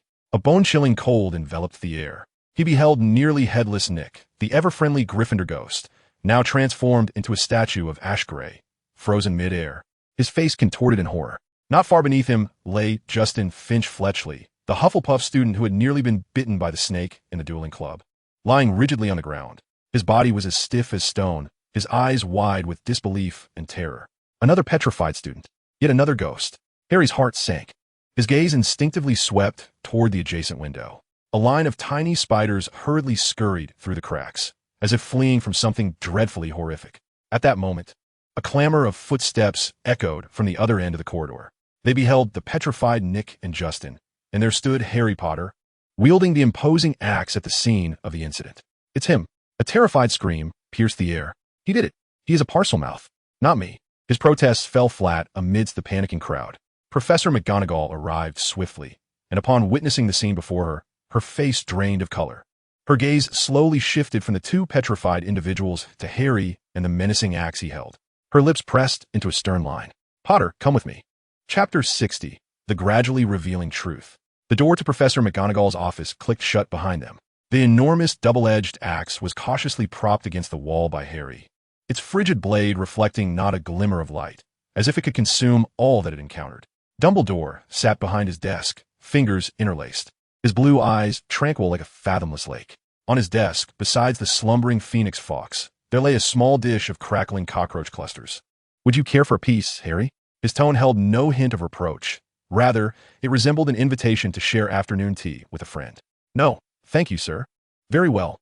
Dumbledore picked up a piece, savoring it with a satisfying crunch. "So, have you opened the Chamber of Secrets?" He fixed his gaze upon Harry, those eyes seemingly capable of piercing through any deception. After a long pause, Dumbledore smiled gently, the wrinkles at the corners of his eyes easing. "I trust you, Harry." This sentiment washed over Harry like a warm current, instantly dispelling all the chill and grievances that had settled in his heart. "Harry, are you all right? Professor McGonagall hasn't harmed you, has she?" Ron was the first to rush forward. "Dumbledore believes in me," Harry replied simply. Hermione let out a sigh of relief, pointing to a small cauldron in front of the fireplace, filled with a bubbling, viscous concoction. "Polyjuice potion complete." Her voice was tinged with an uncontainable excitement and tension. They were just one ingredient shy of perfection. Everything was proceeding according to plan. The abandoned girls' lavatory was perpetually shrouded in a damp mist and a stale, moldy scent.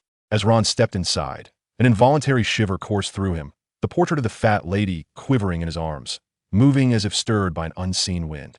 "This place is too eerie," Ron murmured, his heightened sensitivity to spirits allowing him to sense an entity weeping here for at least 50 years, its resentment nearly crystallized. No sooner had he spoken than a translucent, ghostly girl with twin pigtails erupted from a toilet, emitting a piercing wail. "Moaning Myrtle, who's speaking ill of me? Are you mocking my glasses again?" Under Hermione's deft, soothing, and her compliment about the ghost's lovely pearl earrings, Myrtle eventually recounted the tale of her demise, sobbing intermittently. "I just hid here crying because Olive Hornby bullied me. Then I heard the door open, and a boy's voice spoke something strange, hissing. I opened the door to tell him to go away, and then I saw a pair of enormous yellow eyes." The clues began to intertwine. Disguised as Goyle and Crabbe, Harry and Ron clumsily followed Draco Malfoy into the chilly Slytherin common room.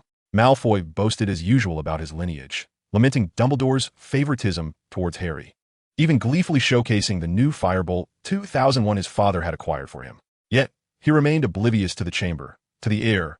He was merely a spoiled, vain boy, far from the shadowy puppet master. The plan had faltered. "I can allow you a glimpse into my past." In the next instant, Harry felt himself yanked into a tremendous force. The world spun around him. He found himself standing in the corridors of Hogwarts 50 years ago, witnessing a strikingly handsome young man addressing a clumsy giant with righteous indignation. It was Tom Riddle confronting a younger Hagrid. Riddle pointed accusingly at a massive, furry spider peering out from a box. "It was you, Hagrid. You opened the Chamber of Secrets and unleashed the monster." The scene shattered, and Harry gasped, breaking free from the vision. He immediately relayed his experience to everyone. Li Gang's expression turned grave for the first time, his murmurs about the diary from 50 years ago imbued with unprecedented seriousness. Hermione quickly grasped the implication, That malevolent presence was the same as the one I sensed during my breakthrough.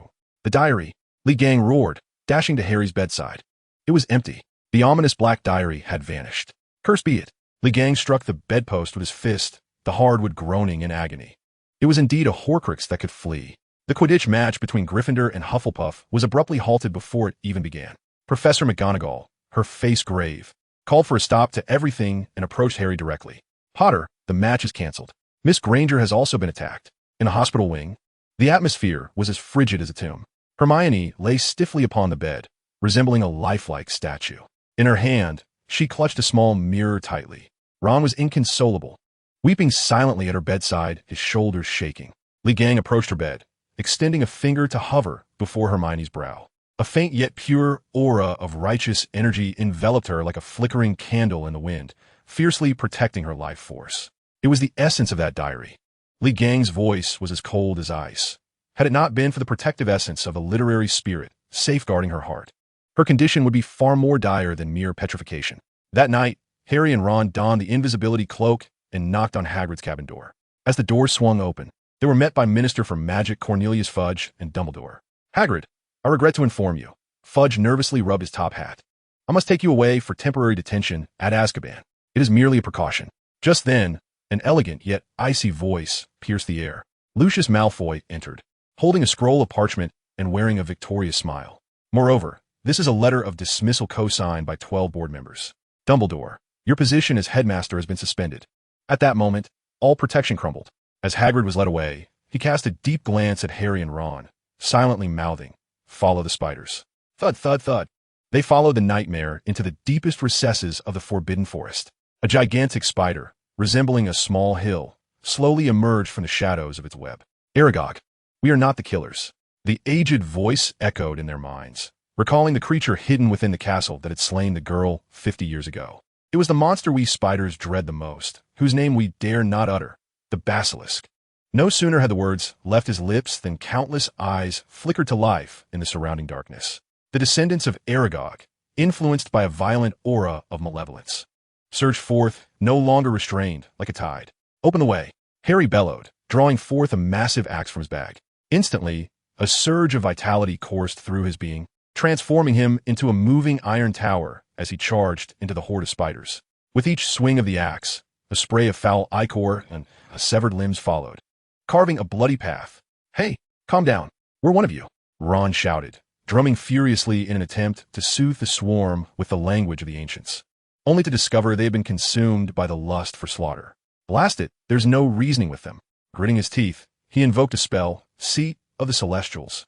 Just as they were on the brink of being engulfed by the sea of spiders, a blaring car horn pierced the night, accompanied by two brilliant headlights that tore through the darkness. Beep! The blue Ford Anglia charged in like a frenzied beast, crashing through the chaos. The doors swung open with a resounding bang, and the two tumbled into the vehicle. Chapter 61. The Chamber Appears. The Ford Anglia came to a halt at the edge of the Forbidden Forest, panting like an exhausted bull. Harry and Ron emerged from the car, their bodies drenched in the sticky, rancid ichor of spiders, their condition a disheveled mess. The nauseating stench of decay wafted around them, disorienting their senses. As Ron regained his footing, he leaned against a tree and retched, his face as pale as a ghost. He clutched the bloodied and viscous drum tightly in his arms, as if it were his own brother. I swear in this life, the next, and the one after that, I never want to see another eight-legged creature again. Li Gang stood solemnly before Hermione's bedside, his expression dark enough to wring water from it. He did not even glance at the two disheveled boys. His eyes were fixed intently on Hermione's hand, which was tightly clenched into a fist, seemingly frozen in time. Almost there, Harry's voice was hoarse, the spider's nest. A small, circular mirror slipped from her palm, beneath which lay a torn corner of paper from a book, bearing a single hastily scrawled word. Pipe. A mirror? Ron stared, then smacked his thigh. The Myrtle. She said she saw a pair of large yellow eyes before she died. Harry immediately connected the dots. She had seen those eyes reflected in the toilet bowl, thus witnessing the monster's reflection. No wonder she had merely been petrified. Li Gang picked up the slip of paper and pinched it between his fingers. Pipe. Washroom. The clues are complete. At that moment, Professor McGonagall burst into the room like a whirlwind, her usually immaculate hair disheveled, her face etched with unprecedented panic and despair. Miss Weasley, her voice trembled, nearly losing its pitch. She has been taken into the chamber. Ron felt a deafening buzz in his head, the strength to lean against the tree evaporating, the world around him fading to black and white. This announcement struck like an absurdly cruel joke, landing a harsh blow on the face of each person present. A surge of furious flames erupted from the depths of Ron's heart, shooting straight up to the crown of his head. His crimson eyes fixated on Harry and Lee, resembling a beast intent on devouring its prey. Go! The word squeezed through his clenched teeth. The trio exchanged no further words, turning on their heels to depart. The atmosphere thickened with their resolute and violent demeanor, rendering the air around them almost palpable. They moved down the empty corridor like soldiers marching towards battle, silent and determined. As they rounded a corner, they unexpectedly encountered a furtive figure, Gilderoy Lockhart. The best-selling author was tiptoeing, clutching a large suitcase, appearing as though he intended to sneak away. Upon seeing the three formidable students blocking his path, Lockhart trembled in fright, quickly donning a hypocritical smile. "Oh, children, I was just about to look for you. We must devise a meticulous plan." Lee, uninterested in Lockhart's prattle, advanced menacingly with his heavy iron staff. The end of the staff scraped against the stone floor, producing a piercing sound that sent sparks flying. "Come with us." Lee's voice was devoid of emotion. Alternatively, he raised the staff, its tip aimed directly at Lockhart's nose. "I could reduce you to a pulp and drag your lifeless body along." Lockhart's face turned ashen, his legs quaking like leaves in the wind.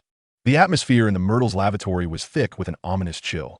Hiss! To Ron and Lockhart, it was a chilling language, seemingly from the depths of hell.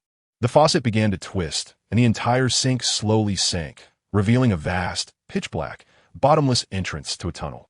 Harry was the first to leap in, followed closely by Ron, while Lee, like a farmer handling a distressed chick, unceremoniously hurled the wailing Lockhart down after them. Upon landing, they found themselves amidst a multitude of animal bones, slick and damp. The moment Lockhart hit the ground, he swiftly snatched Ron's wand, which had fallen, and screamed at Harry and Ron's retreating figures, "Obliviate!" Unfortunately, he had seized Ron's broken wand, hastily repaired with magical tape. Ron spat in disdain. "Serves you right." Ignoring the fool, the three strode purposefully deeper into the passage. Passing through a circular stone door adorned with 7 intertwining serpents, they finally reached the heart of the chamber. Towering stone columns were carved with grotesque snake heads, casting a green, chilling illumination over everything. At the end of the chamber lay a small girl with red hair, Ginny Weasley. From the shadows emerged a blurred, translucent figure. He was handsome and tall, yet his eyes burned with a madness not befitting his age. "Welcome, Harry Potter." The young Tom Riddle smiled, his voice slithering like a serpent. One wielding an axe, another carrying a drum, and yet another brandishing a fire poker? When did Slytherin's chamber become a circus backstage? In that moment, the truth became painfully clear. The diary, the Horcruxes, and Voldemort's youthful form. "Now, let us convene with our mutual acquaintance." Riddle turned, facing the imposing stone statue intricately carved with the visage of Salazar Slytherin, and issued a command in Parseltongue. "Hiss! Speak to me, O King of Slytherin's serpents." The statue's mouth slowly parted, and from the shadows emerged a magnificent behemoth. It was a serpent, an enormous serpent beyond imagination. Its scales shimmered with a venomous emerald hue, its body thicker than the stoutest oak trunk, and its enormous, lantern-like yellow eyes radiated an unbridled malice, intent on crushing all life. "Harry," Lee's voice trembled with barely contained excitement. "This is your trial. Harness your power. Ron, fall back." Harry growled, without a moment's hesitation, gripping the handle of the colossal axe known as the Mountain Splitter, feeling his blood surge with fervor.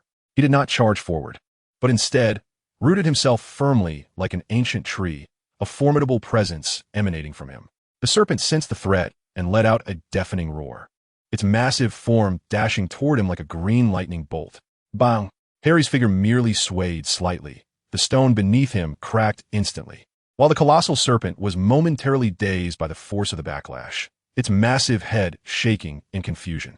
At that moment, Ron had retreated to a safe distance, vigorously striking the drum on the ground, his legs spread wide, embodying a wild and exuberant stance as he sang and danced. "Heavenly spirits, earthly spirits, summon forth all manner of divine warriors. Flames of the hearth, spirits of the cupboard, I do not beseech you to vanquish demons, but rather to dispel evil, urgently, as the law commands." This self-created battle chant was so stirring it could bring tears to a giant's eyes. But in the next instant, a resounding and high-pitched phoenix cry pierced the cold air. A ball of golden-red flames materialized, and a splendid phoenix emerged from the fire, its golden tail feathers casting a radiant light in the dim chamber. Chapter 62, 80, Bang, bang, eat, die. The phoenix's call was clear and soaring, filled with boundless vitality and radiant majesty. It shattered the chilling order established by Riddle's parcel tongue, striking like a bolt of golden lightning directly into the serpent's enormous, deathly gleaming yellow eyes. Blood gushed forth. The serpent emitted a scream of profound agony, its massive form thrashing violently, colliding with the surrounding stone pillars, causing debris to rain down like hail. Its eyes, capable of petrifying all, had now transformed into two gory, empty sockets. It was blinded. Well done, magnificent rooster. Ron shouted madly as he pounded the drum, giving a thumbs up to the circling phoenix. The phoenix fox seemingly understood, shot Ron a displeased glance for calling a rooster, proudly shook its magnificent tail feathers, and casually dropped a tattered, patched-up old hat that floated gently down from the air. Riddle's expression darkened to an extreme as he glared at Harry. Even blinded, its venomous fangs and strength are sufficient to tear you apart. This is precisely what I desire. Li Gang's voice was calm and unwavering, yet it carried an undeniable command. Harry, go. Use your mountain splitter to vanquish it. To hear the truth at dawn is to embrace death at dusk. Knowing its presence by day, it must be slain tonight. He did not glance at the fallen hat, but focused solely on the frenzied serpent, driven wild by agony. He sank his legs deeply, and the stone beneath him cracked in response, as if he had become one with the earth. A profound, heavy aura, immovable as a mountain, erupted around him. The basilisk sensed his presence, its massive head whipping toward him with tremendous force, its gaping maw prepared to strike. Harry stood firm, gripping the mountain splitter tightly, driving the axe's handle forcefully into the ground. With a resounding crash, an invisible wall of pure power seemed to rise between Harry and the serpent's head. The violent shockwave surged through Harry's arms into the earth, causing the entire chamber to tremble. The basilisk's hard skull emitted a sickening thud upon impact, its colossal body reeling backward, momentarily dazed.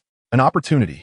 With a surge of energy, Harry propelled himself forward like a cannonball, the mountain splitter carving a fierce arc through the air as it struck at the serpent's vulnerable spot. Clang! Sparks flew, as if striking the hardest metal.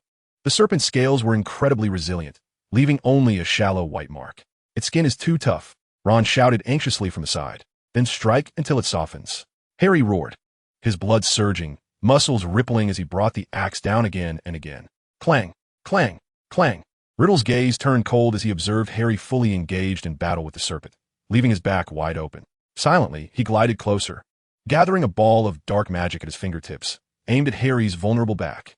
Just then, a massive shadow, accompanied by malevolent wind, surged toward him from the side. Instinctively, Riddle dodged as the statue of the serpent's severed head, casually torn off by Li Gang, soared past him, crashing into the distant wall with a thunderous roar. Scattering debris, Li Gang brandished the dark iron wand before Riddle, his gaze tinged with amusement and disdain. Your opponent is me, a mudblood wielding a mere stick? Riddle scoffed, magic swirling around him. A disembodied spirit dares to claim superiority before me? Li Gang stepped forward, causing the ground to tremble. He did not employ any magic. The sheer pressure of his physical presence alone left Riddle gasping. He seemed to realize that conventional physical attacks were ineffective against this youthful incarnation of Voldemort. Meanwhile, Harry's battle spirit surged to its peak. His pajamas were soaked with sweat, tattered from the vigorous movement, revealing bronze muscles brimming with explosive strength. His frame appeared larger, invigorated by the rush of blood. If the scales are tough, then I shall strike where they are not. Harry seized the opportunity as the basilisk thrashed its head in agony. With a daring leap, he landed directly upon the creature's back. His legs clamped down like iron pincers around its serpentine body, while his mighty axe, the mountain splitter, plunged forcefully into the basilisk's mangled eye socket. With a sickening squelch, Harry persisted in his relentless assault, refusing to yield despite the creature's frantic writhing. Gripping a ray scale with one hand to steady himself, he viciously churned the axe within the basilisk's eye. In excruciating pain, the basilisk abruptly lashed its tail, attempting to flee. Trying to escape? Have you consulted me? Harry bellowed, leaping from the serpent's back. Upon landing, he firmly grasped the basilisk's thick tail, his feet carving deep furrows into the ground, effectively halting its retreat. A foul, death-laden wind assailed him, yet Harry did not flinch. Rather, his gaze sharpened. He glimpsed the relatively tender flesh within the creature's maw. Releasing the tail, He rolled aside, just in time to evade a lethal bite, while his axe arced upward in a flawless trajectory, crashing down upon the basilisk's jaw. With a resounding crack, bones shattered, accompanied by the scattering of numerous venomous fangs. The lower half of the basilisk's mouth, along with its venom sacs, was cleaved apart. It collapsed, convulsing in agony, dark green venom pooling upon the ground. But the battle was far from over. Energized by the fray, Harry mounted the basilisk's head, raising his axe high to deliver blow after blow to its remaining half-jaw. Each strike sent forth gouts of blood and shattered bone. As all eyes were drawn to Harry's ferocity, Ron spotted a particularly stout basilisk fang that had fallen to the ground. Like a hungry tiger, he pounced, grasping the fang and scrambling toward Ginny, who lay on the ground beside her black diary. No! Riddle screeched in terror, attempting to intervene, but was met with a forceful strike from Lee, which drove him back. Ron, summoning all his strength, plunged the sharp fang into the cover of the diary with fierce determination. A piercing scream echoed as Riddle's form began to distort and blur, a vast inky void appearing upon him. He reached out as if to grasp something, but ultimately dissolved into a wisp of smoke, vanishing amidst a final, anguished cry. With a final, forceful strike, Harry reduced the basilisk's head to an unrecognizable mass of flesh and gore. Its massive body twitched once and then lay still. Breathing heavily, Harry rose from the serpent's remains, his upper garments completely torn away, his bare chest splattered with the foul blood of the beast. Sweat mingling with the viscous liquid trailing down his chiseled physique. Wielding the axe, he stood beside the colossal carcass, reminiscent of a youthful god of war emerging from an ancient battlefield. However, Lee's gaze was fixed upon the still-twitching serpent body, his eyes gleaming with intensity. The snake's skin is resilient and can be fashioned into armor. Its bones are sturdy, suitable for crafting tools. The flesh of the serpent harbors quintessence, perfect for alchemical transformation. Its blood is laden with venomous essence, capable of refining the body. Indeed, it is a treasure trove. Ron, initially eager cheer, felt his stomach churn at the sight of the putrid flesh. Can this even be utilized? Of course. Li Gang shot him a glance, explaining that the bones of this serpent creature contain millennia of dark energy, making them prime materials for crafting talismans and seals, invaluable for practitioners like you. Ron's eyes sparkled with newfound enthusiasm, all previous disdain vanishing as he rubbed his hands together in anticipation. Then what are we waiting for? Let us get to work. However, while Harry's colossal mountain splitter axe was formidable for breaching defenses, it proved too unwieldy for the delicate task of dissection. The trio's gaze fell in unison upon the tattered hat nearby, resting beside a magnificent long sword, its hilt adorned with rubies, quietly lying on the ground. The sword of Gryffindor hummed softly. Do not approach. I am the noble sword of Gryffindor, a symbol of unparalleled courage. I am meant to slay evil and uphold justice, not your kitchen knife. I sense your barbaric intentions to skin, butcher, and bleed me. By Merlin's beard, this is a sacrilege against valor, an affront to nobility. Help me. Sorting Hat, save me. Alas, its lamentations went unheard.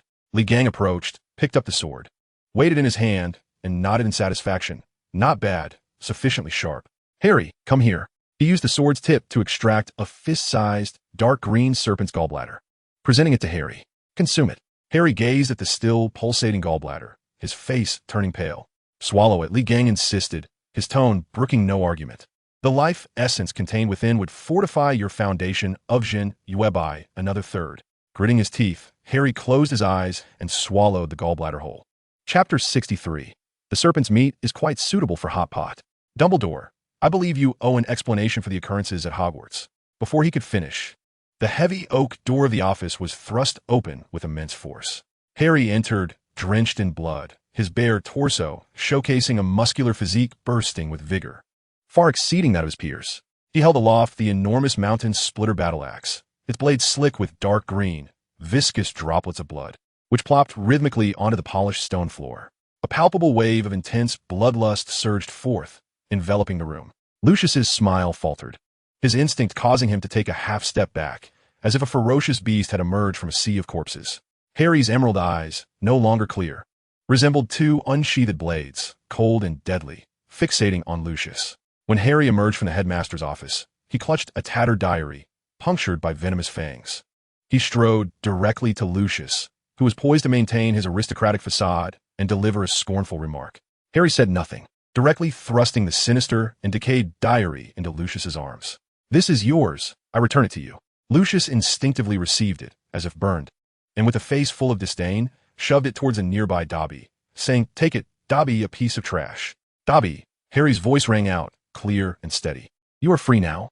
Dobby's large, tennis ball-sized eyes widened in disbelief as it glanced at the diary, which held a dirty sock, and then at Harry. Suddenly, overwhelming, uncontrollable joy washed over it.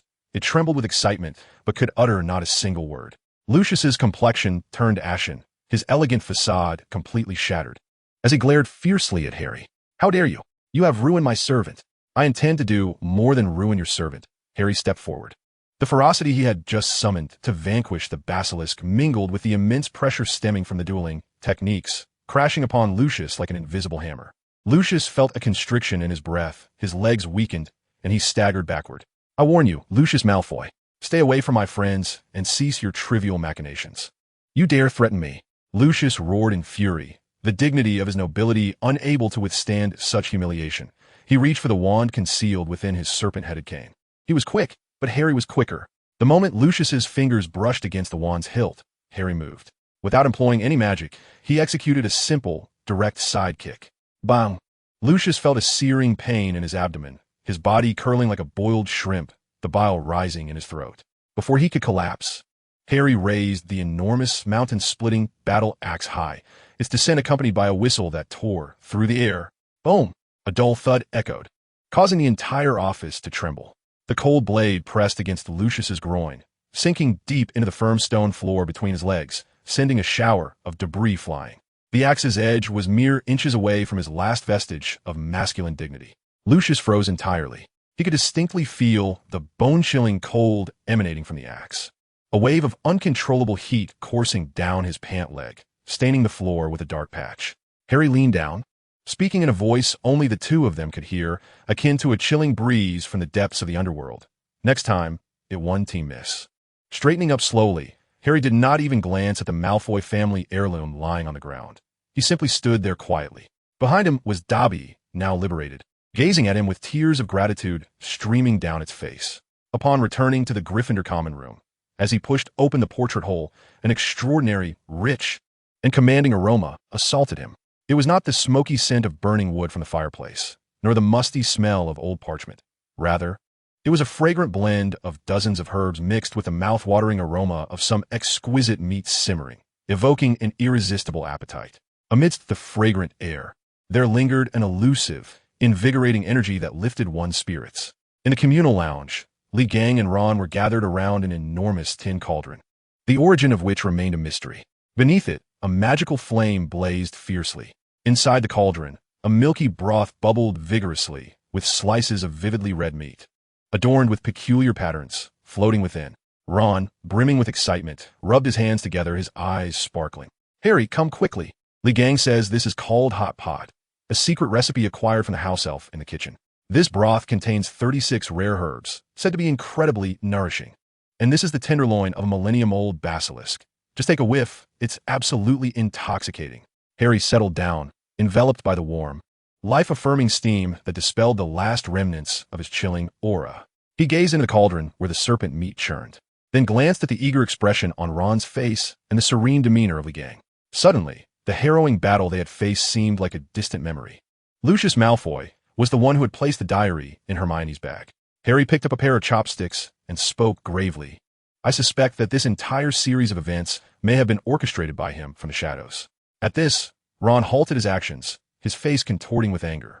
However, Li Gang merely cast him a sidelong glance, regarding Harry with an expression of bemusement.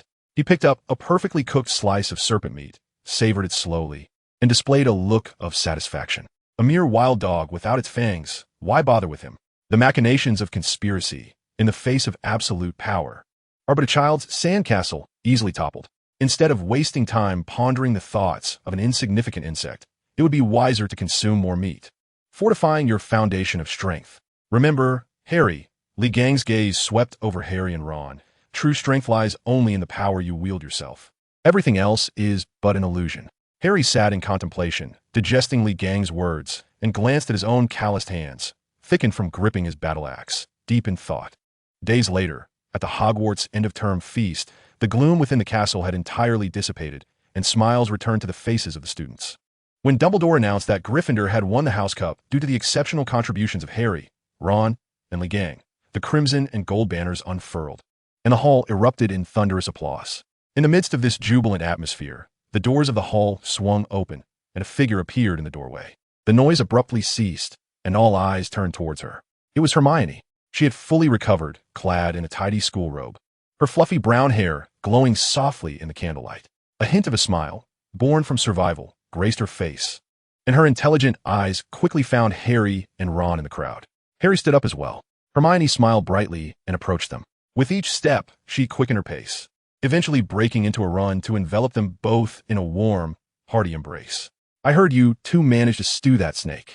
She nestled between Harry and Ron, her voice tinged with a hint of sobbing and uncontainable laughter as she asked in a muffled tone. Harry gently patted her back, feeling the heart that had hardened from battle soften once more in this moment. A pleasant sensation indeed. The tumultuous school year, marked by trials of blood and fire and a cauldron of boiling snake meat, had finally drawn to a close. Yet for these young souls, everything was just beginning. Chapter 64. The Return of Hagrid. The end-of-year feast in the Great Hall of Hogwarts had never been so lively. Shadows of dread and fear had been completely dispelled, replaced by a jubilant celebration of survival. The ceiling, enchanted, transformed into a splendid summer night sky, dotted with twinkling stars. The 4 long tables overflowed with golden plates and goblets, the aroma of roasted chicken mingling with the sweetness of pumpkin juice and the cheerful laughter of students, concocting a heady, celebratory brew. The Slytherin table was unusually silent, while the Gryffindor table became a sea of joy. The scarlet and gold-lined banners hung from the ceiling, nearly brushing the heads of every exuberant student. Ron clutched a massive chicken leg, animatedly boasting to Dean and Seamus about how he had summoned the Phoenix Fox with a discordant rendition of Help the Soldier. Harry sat quietly beside them, savoring his steak in small bites, relishing this hard-won peace. The fierce battle with the basilisk seemed like a distant dream. Hermione had fully recovered, engrossed in a hefty tome titled Advanced Potion Making, as she sought theoretical foundations for crafting the ultimate antidote from basilisk venom and phoenix tears. Her scholarly instincts were ever present. In front of Lee, his plate resembled a small mountain. He ate with remarkable decorum, yet at astonishing speed. Each morsel of meat, every piece of bread, swiftly transformed into the purest vitality, replenishing the immense energy he had expended in battle. Dumbledore stood at the head table, a warm smile gracing his face, as he announced Gryffindor's victory of the House Cup for their extraordinary courage and special contributions during a dire moment. The hall erupted in thunderous applause and cheers. All eyes turned in unison toward the heavy oak door of the hall. The door slowly creaked open, revealing a colossal figure silhouetted against the light, standing at the entrance. Suddenly, Lee, having just taken a large gulp of pumpkin juice, unexpectedly sprayed it out, hitting Ron squarely in the face. The warm, sweet liquid trickled down Ron's forehead, across his nose, and dripped into his wide-open mouth. His expression froze in shock. Harry's knife and fork clattered onto his plate with a crisp sound. Hermione's hands relaxed, causing her heavy potions book to thud onto the table, splattering a few drops of gravy. The trio's gaze was fixated on the figure in the doorway, as if petrified by Medusa's gaze. Standing there was unmistakably Hagrid, his hulking form reminiscent of a small mountain, clad in that familiar moleskin coat. There could be no mistake. But his iconic, disheveled black hair and beard had vanished, replaced by a gleaming bald head. Under the magical candlelight, that enormous cranium reflected a gentle, warm glow, brighter than Dumbledore's crystal ball. Furthermore, he seemed to be enveloped in a faint golden aura, imperceptible to the eye yet distinctly palpable to the soul. This was not the radiance of magic, but rather a peculiar energy emanating from within, solid as the earth and weighty as mountains. He was still Hagrid, yet he was no longer the same Hagrid. After a brief silence, the hall erupted into applause, tenfold more fervent than when they had just won the House Cup. Hagrid appeared taken aback by the commotion. He touched his bald head with his large, fan-like hand, chuckling bashfully, though his eyes glistened with emotion. He made his way through the crowd, directly to the Gryffindor table. By Merlin's beard, Ron finally snapped out of his stupor, hastily wiping the pumpkin juice from his face with his sleeve, whispering to Harry and Lee, "Where's his hair? Did the Dementors suck it away? This isn't documented in any book I've read." Hermione rubbed her forehead, her worldview undergoing a violent upheaval. Even if it were a case of permanent hair loss caused by dark magic, it was inconceivable for his beard to vanish so completely. Moreover, he felt strangely warm, like a walking hearth. Only Harry, After the initial shock, sensed a familiar essence emanating from Hagrid. It was that indomitable calm he occasionally experienced deep within while practicing the Danny technique. However, the sensation radiating from Hagrid was 100 times more profound and pure.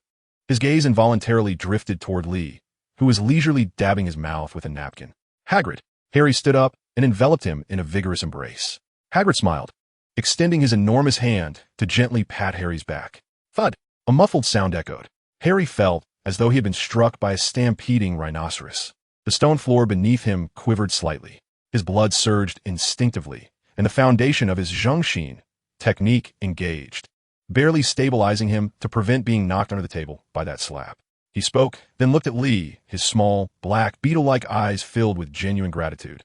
He did not utter a word, but brought his hands together in a slight bow toward Lee, a striking visual contrast to his massive physique.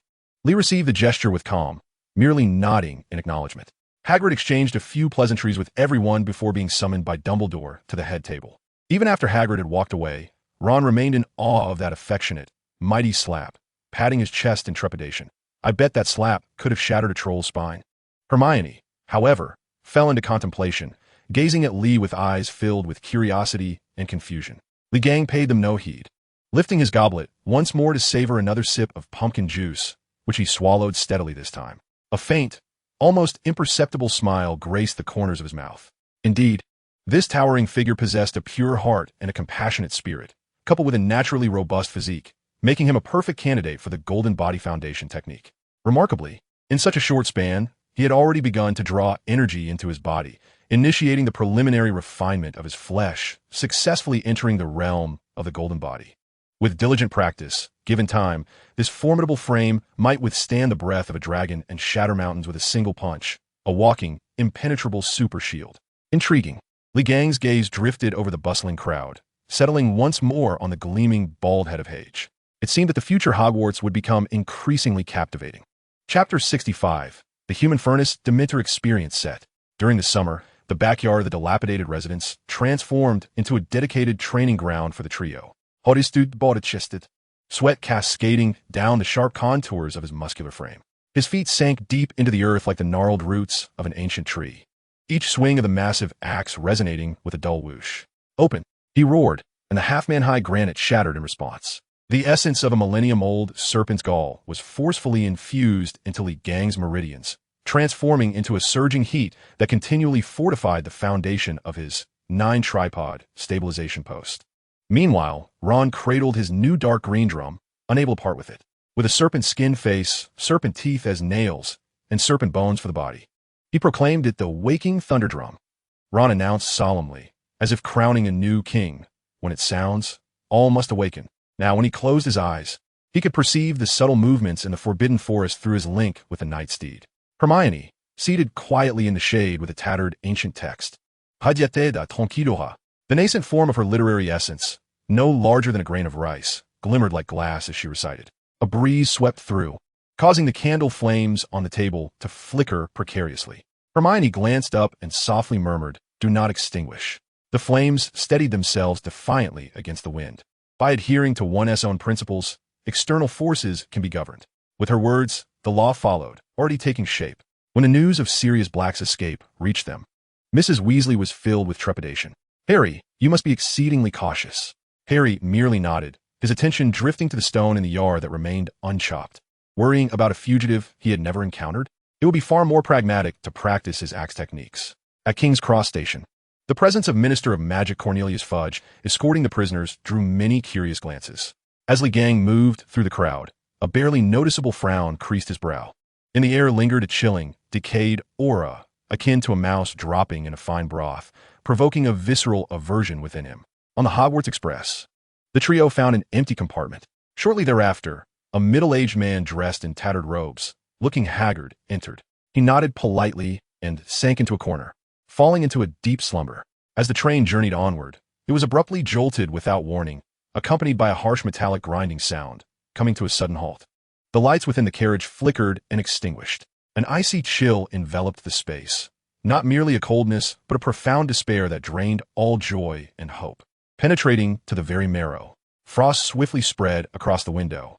The compartment door creaked open, pulled by a frail, withered hand, crusted with a sticky residue. A tall figure, cloaked in black, silently glided inside. A monster, a dementor. It advanced directly towards Harry. No, do not take Harry. Please, take me instead.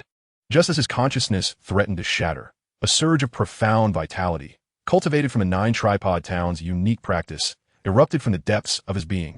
He clenched his teeth tightly, fists balled, his body trembling violently from excruciating pain, yet he did not succumb to unconsciousness. Thud! The thunder drum before Ron stirred without a breeze, emitting a muffled sound. An ethereal energy, tinged with the sorrow of the night steed, shielded his heart, allowing him to maintain a flicker of clarity amidst the overwhelming fear.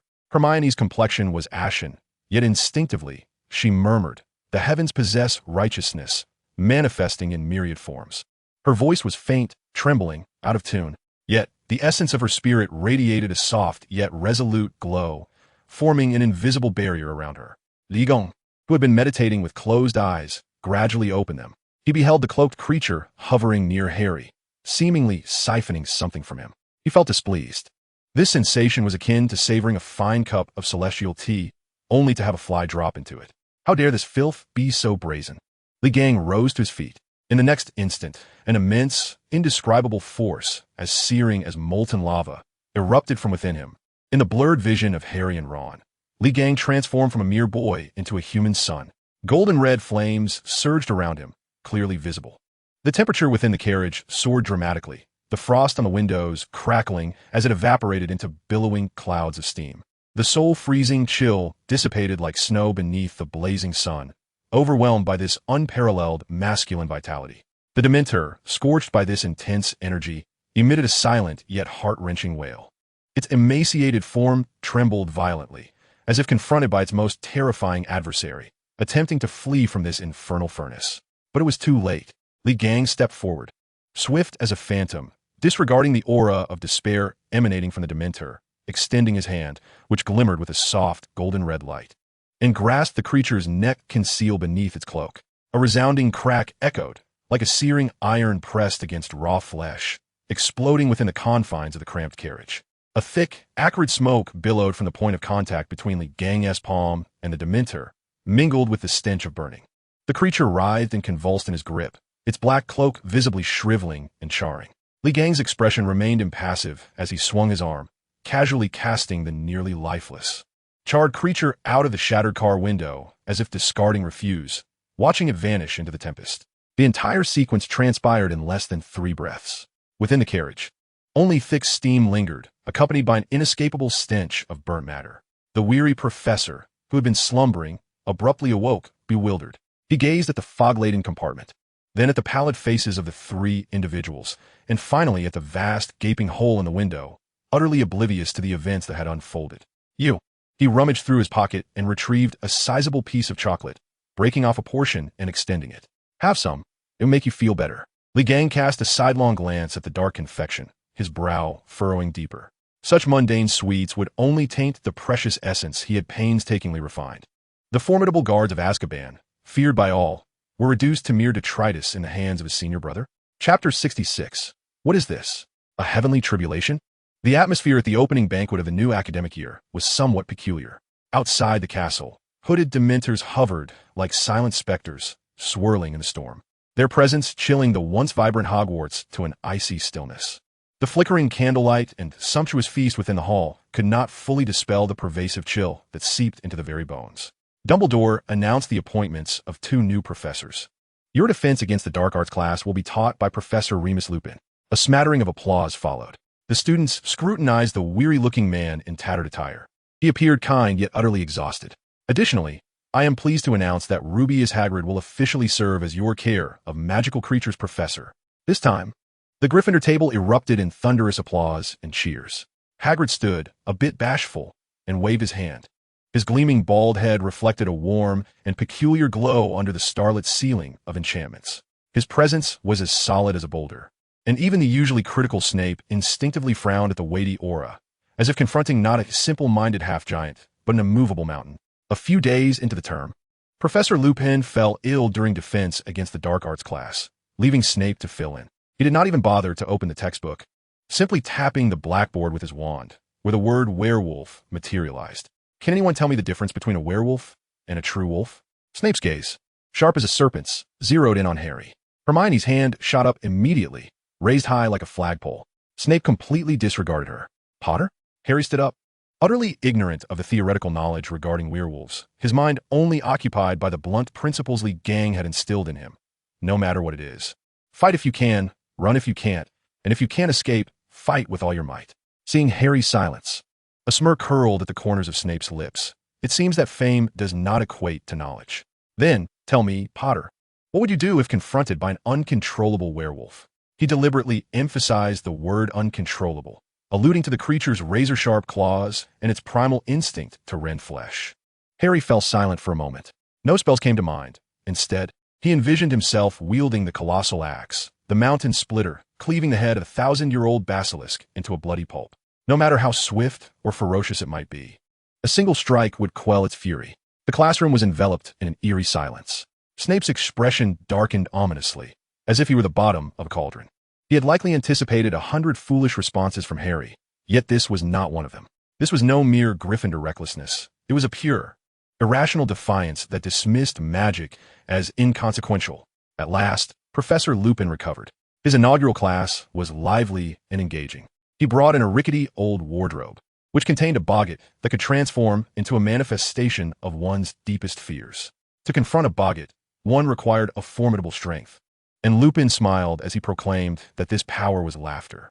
The incantation was simple, ridiculous. Students formed a long queue, stepping forward in turn. Neville's boggart morphed into Snape, who, under the spell, donned an absurd outfit adorned with taxidermied griffin feathers, eliciting peals of laughter from the entire class. When it was Ron's turn, his palms became clammy with anxiety. Emerging from the wardrobe was indeed a colossal, hairy acromantula, Aragog. Ron's face blanched, instinctively wanting to retreat.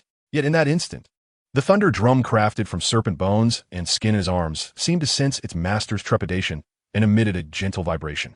A sense of melancholic and lofty energy, reminiscent of the nightmare, surged from the drum's surface, instantly soothing his panic.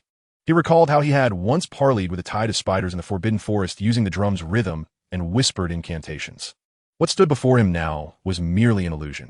Taking a deep breath, Ron not only refrained from casting a spell, but stepped forward confidently, straightening his back, and boldly commanded the monstrous spider be gone. This utterance carried the weight of his nascent authority, imbued with an undeniable sense of command. The menacing boggart, resembling a giant spider, appeared momentarily daunted, its 8 eyes reflecting confusion as its massive form shrank back slightly.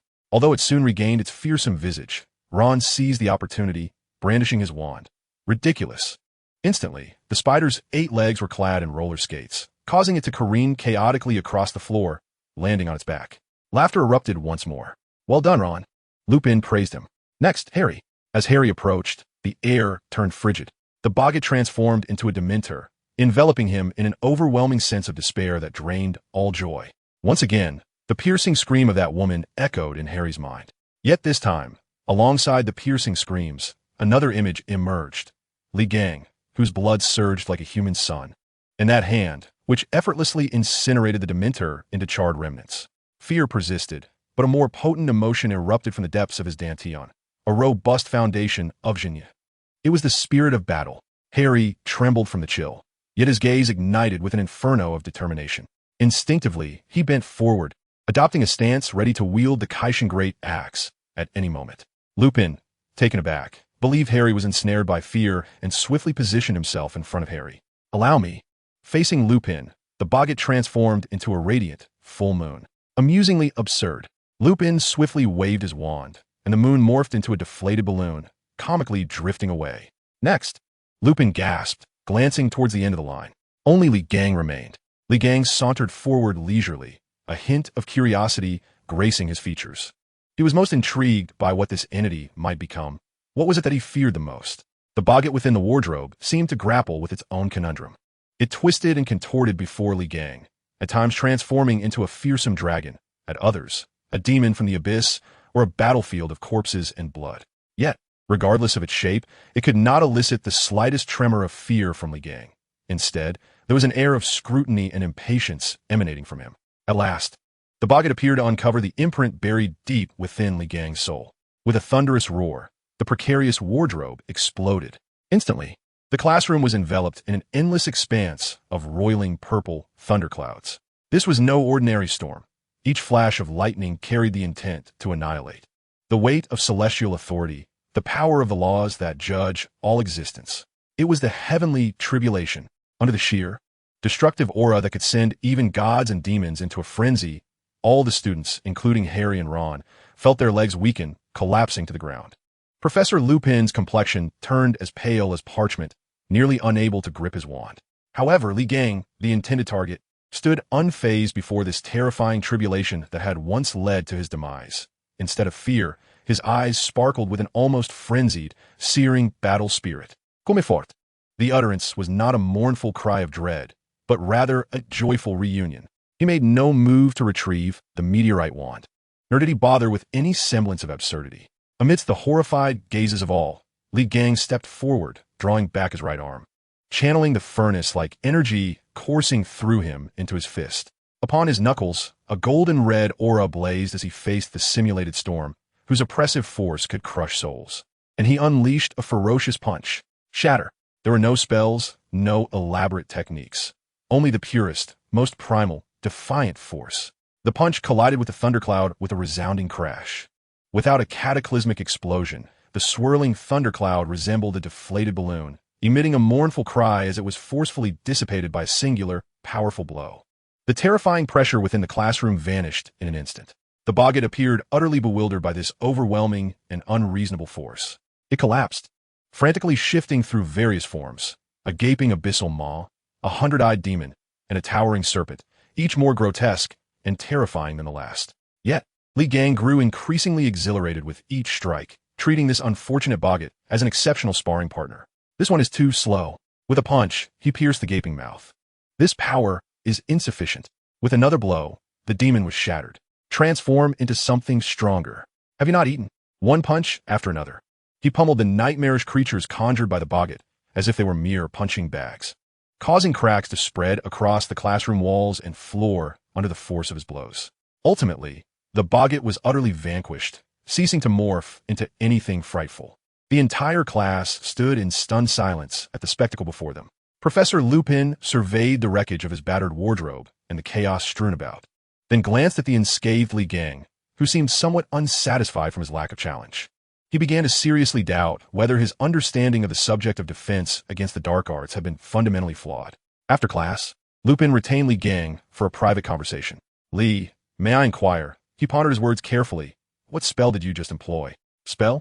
Li Gang shot him a glance, as if he had heard a joke. Then, with a tone of factuality, he replied, the aura surrounding you is quite mixed. Every full moon, the scent of blood and beasts becomes overwhelmingly potent. The smile on Lupin's face froze instantly. Chapter 67 Ahem. The location for the Care of Magical Creatures class was set upon a broad expanse of grass at the edge of the Forbidden Forest. As Hagrid emerged from his hut, the previously relaxed atmosphere solidified immediately. The familiar coat, crafted from mole skin, now stretched tightly over his robust frame, each bulging muscle seemingly challenging the fragile seams. Most striking was his head, which gleamed under the autumn sun, smooth and round. His disheveled black hair and thick beard were nowhere to be found. He presented himself like a meticulously polished granite mountain on the brink of awakening, enveloped in a peculiar aura that radiated both the tranquility of a Buddha and the weight of a monolithic stone. Good morning, children.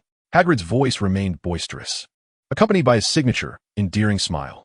Today, we shall learn about a most noble creature. He turned, leading forth from the depths of the woods a dozen hippogriffs. These beings bore the upper bodies of majestic eagles and the lower bodies of splendid horses, their gazes sharp, proud, and ever vigilant. To approach them, one must first possess a heart full of compassion, Hagrid explained slowly. His demeanor, complemented by his new appearance, seemed oddly out of place. It is essential to touch their hearts with love, allowing them to sense your goodwill. However, before that, you must first calm them down, making them willing to listen.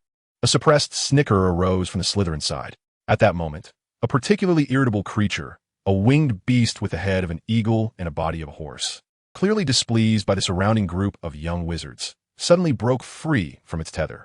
It emitted a sharp shriek and charged towards the students. The girls screamed in terror. Hagrid's smile remained unchanged. He extended his enormous palm, not flinching, seemingly nonchalantly pressing it onto the rushing beast's head. There was no violent collision, no flash of magic. A muted thud resounded. The magical creature, weighing half a ton and capable of crashing through walls, came to an abrupt halt, as if a speeding truck had collided with an immovable mountain. Its massive form was anchored in place, its hooves plowing deep furrows into the grass due to its tremendous inertia, yet it could advance no further. Time seemed to freeze in that moment. Hagrid's hand remained firmly placed atop the creature's head, his fingers gripping like iron claws.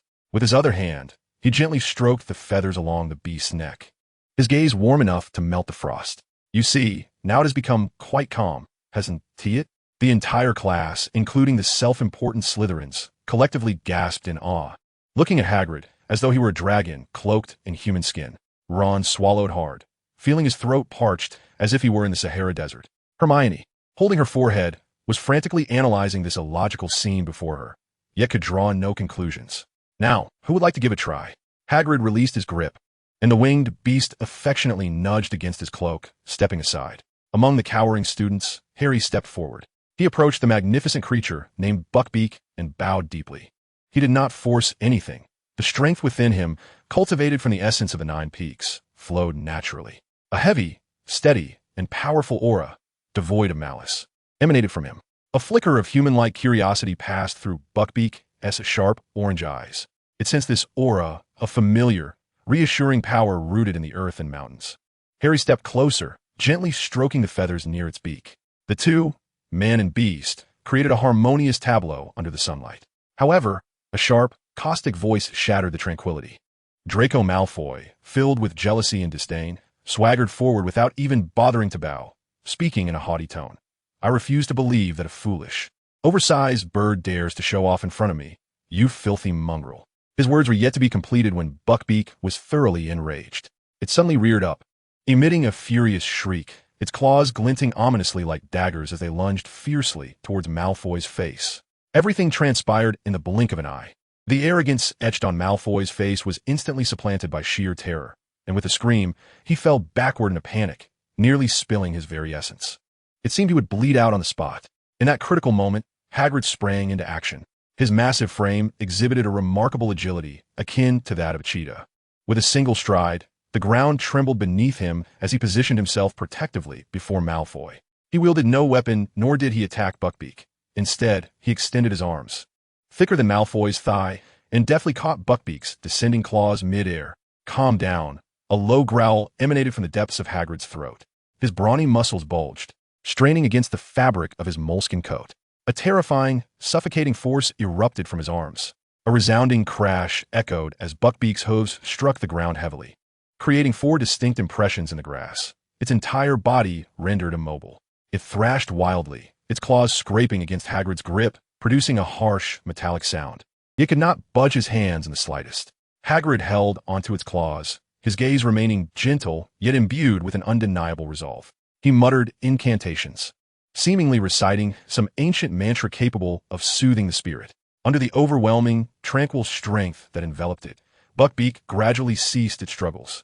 The fury in its eyes faded, replaced by confusion, submission, and even a hint of awe that was hard to conceal. It lowered its head submissively. Malfoy sat crumpled on the ground, his trousers dampened. Although he had not been clawed by Buckbeak, he was utterly petrified by Hagrid's display of inhuman strength. He stared blankly at Hagrid's arms, broader than a battering ram, and at the gleaming bald head in the sunlight. A primal fear seized his heart. This hulking figure was a monster, a creature 100 times more terrifying than the hippogriff. I must tell my father. His complaint's focus had evidently shifted from the hippogriff's attempt to attack the noble young Malfoy to that of the mad, bald gamekeeper who sought to kill him. Li Gong, who had been observing from a distance, nodded in satisfaction at the scene. The initial stages of the golden body had begun to form, and he had grasped the methods of subduing demons. The child was indeed teachable. This trip to Azkaban had not been in vain. Chapter 68, Repaying Wrongs with Integrity. Harry found himself excluded from this lively spectacle. The Dursleys would undoubtedly refuse to sign that permission slip, leaving him alone in the empty Gryffindor common room. The flames in the fireplace flickered, casting reflections upon his silent profile. He could envision Ron shouting excitedly in Honeydukes, and could also picture Hermione dragging Ron into the elegant wizarding outfitters. These imaginings pierced his heart like countless tiny needles. We went to Hagrid's, where Hermione sat beside Harry, her voice somewhat subdued. Things are not looking good, Harry. The Malfoy family is pressuring the Ministry of Magic to hold a hearing regarding Buckbeak. That little git, Ron exclaimed angrily, flattening a piece of bubblegum with his fist. He has not even hurt. He just wants to harm Hagrid. Hermione did not echo Ron's curses.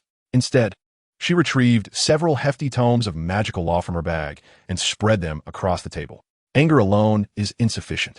Buckbeak indeed injured someone. That is a fact. Lucius Malfoy is adept at exploiting the rules. She straightened her posture, her gaze fixed on the obscure legal texts before her. In an instant, her expression transformed into one of remarkable focus and clarity, as if the surrounding clamor had faded into oblivion. Within her mind lay a tiny spark of insight, radiating an imperceptible brilliance, guiding her through the labyrinthine legal jargon to uncover the most lucid path, to wield the rules against those who manipulate them. Such is the power of propriety. Just as Harry felt overwhelmed by the oppressive atmosphere, Fred and George stealthily approached. You look so miserable. We've decided to gift you something, Fred remarked. A present that will relieve your boredom and unveil the secrets of Hogwarts, George added. They thrust a blank piece of parchment into Harry's hands and whispered the enchanting incantation. Harry pointed his wand at the parchment and softly intoned. I solemnly swear that I'm up to no good. The ink flowed like a living entity across the parchment, delineating every corner and hidden passage of Hogwarts. Countless little ink dots traversed the map, each accompanied by a name. This was the Marauder's map. Harry's heart leaped. He located the marked secret passage leading to Hogsmeade. An impulsive thrill surged within him. Cloaked in his hood, Harry blended into the bustling crowd and swiftly found the 3 broomsticks. The pub was warm and noisy, the aroma of butterbeer wafting through the air. He spotted Ron and Hermione, as well as Professor McGonagall, Minister of Magic Cornelius Fudge, and Madame Rosmerta. At their table sat a familiar figure, Rubeus Hagrid. His bald head shone under the warm light of the pub, where he sat quietly before a large, steaming drink. Harry quietly hid in a corner, straining to listen. What a dreadful fellow, Madame Rosmerta said, her voice tinged with fear. The thought of him being close by sends shivers down my spine. Sirius Black, I assure you, Madame Rosmerta, Minister Fudge said, feigning calmness as he patted his round belly.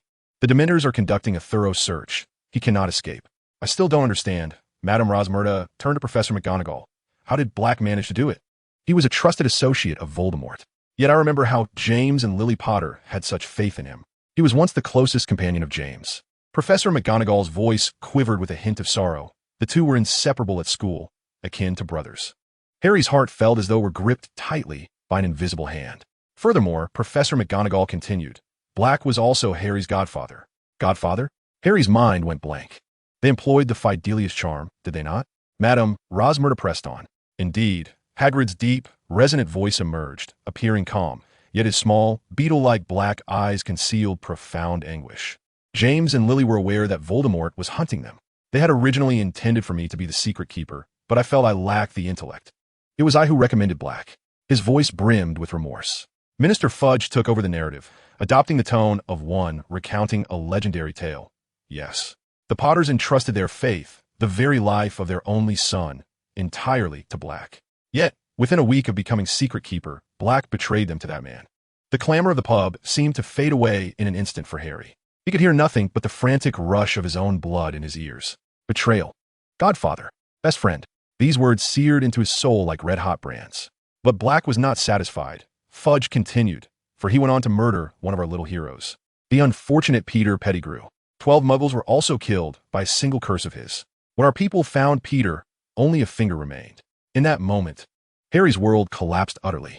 The hazy, warm fragments of memories about his parents were shattered by this cruel truth.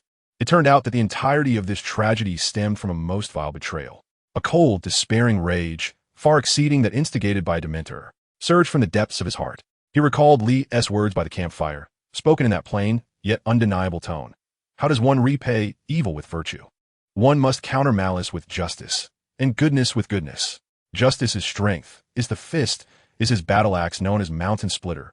This profound anger ignited a fierce energy within him, cultivated through the Virtue Hall techniques, solid as a mountain. This formidable power, which ought to bear great virtue, began to spiral out of control, driven by his wrath. The air around him thickened and grew heavy in an instant. The untouched glass of butterbeer on the table suddenly cracked audibly, a clear fissure appearing without warning.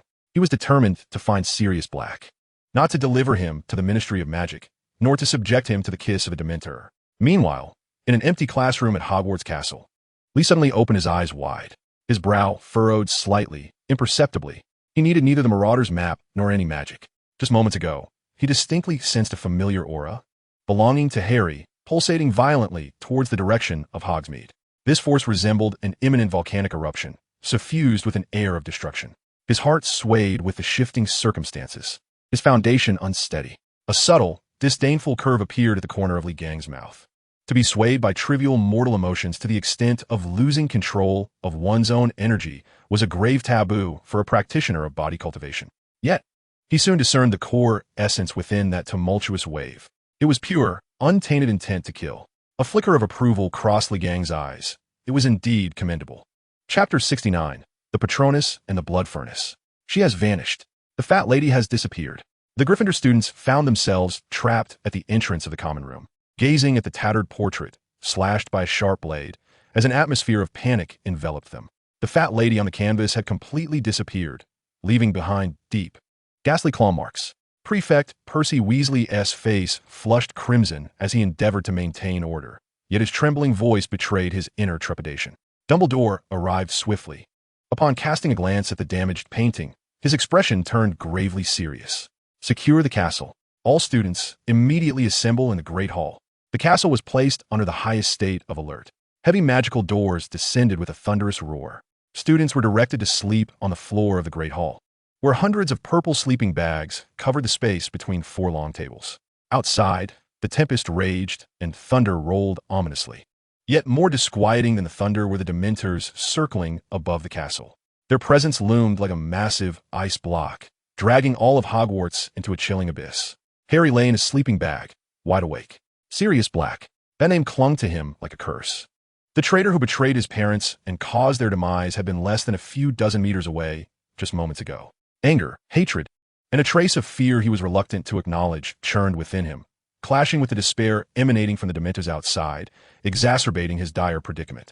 The dense energy within his Danteon, as solid as a mountain, became restless due to his disordered mind, akin to a wild beast trapped in a cage, frantically battering against his meridians.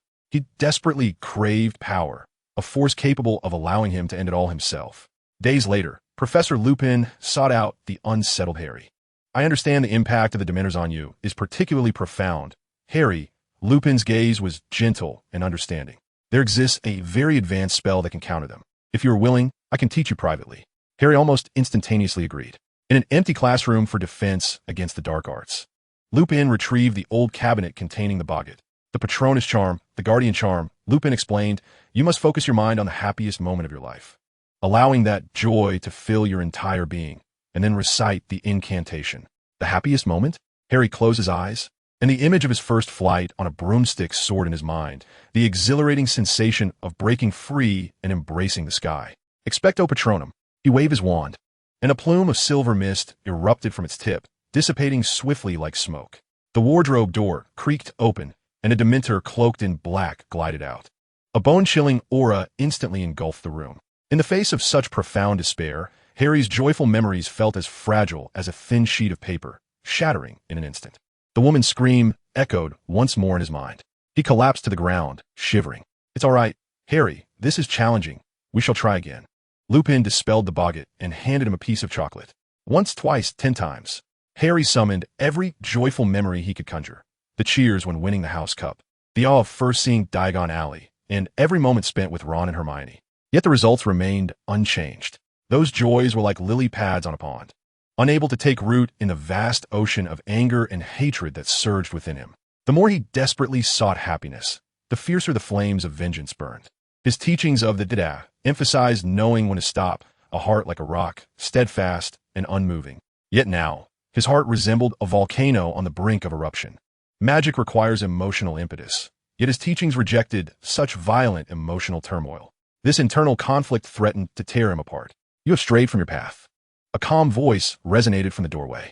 Lee Gang had appeared unbeknownst to him, leaning against the doorframe, observing the disheveled Harry with a gaze devoid of sympathy, only scrutiny. Brother Harry struggled to rise. Li Gang disregarded the vigilant Lupin and approached Harry directly, looking down upon him. Magic relies on emotion, while Dada seeks a heart like a rock, unyielding. The more you pursue that elusive happiness, the greater the fluctuations in your spirit, the less stable your foundation becomes. In such a state, facing that foul entity is akin to leaving the door wide open. His words fell upon Harry's fervent mind like a bucket of cold water. What should I do then? Harry's voice brimmed with despair. A Patronus? Li Gang scoffed, his laughter tinged with the innate arrogance of a martial practitioner. It is merely a manifestation of mental strength, borrowing power from external sources. We as cultivators never seek guardianship.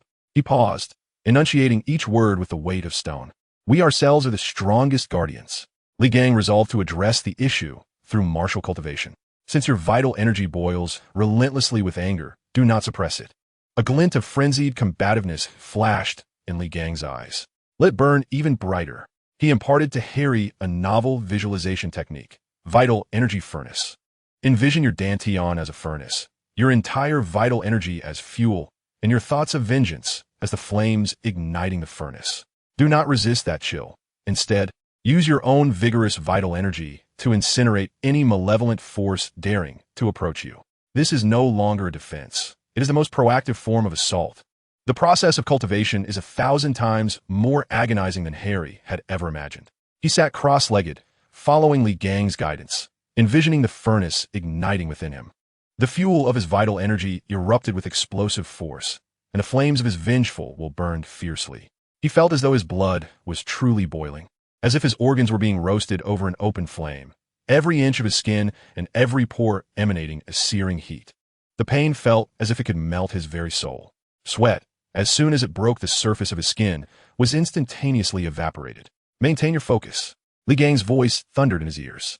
Harry clenched his teeth, his lips already bloodied. The metallic taste of blood only spurred him on, driving him to unleash the flames within him with even greater fervor. He could not falter. He must grow stronger. He must seek revenge. Just as he was on the verge of being overwhelmed by this searing heat, a peculiar drumbeat resounded. Thump, thump, thump. More remarkably, with the drumming, a wave of ethereal energy, cold and desolate as the night steed, gradually flowed into Harry's body. This energy did not suppress his flames. Rather, it coursed through his nearly parched meridians like a refreshing spring, allowing him to retain a sliver of clarity amidst the excruciating pain. One was the aggressor, the other the supporter. One kindled the flames, the other controlled the winds. In the midst of them, Hermione held a tome of Confucian classics, quietly reciting its verses. The serene aura she emanated seemed to establish an invisible anchor within the tumultuous training chamber. Time became irrelevant, and when Harry finally extricated himself from the sensation of being immersed in molten lava, he felt as though he had been pulled from water, utterly drained. Yet his gaze had transformed completely. Gone was the confusion in his emerald eyes, replaced instead by a fervent resolve akin to flames. Lupin opened the wardrobe once more. The Dementor glided forth. That familiar, despairing sensation that drained away all joy swept over him again. But this time, Harry did not conjure any happy memories. He did not even utter the incantation.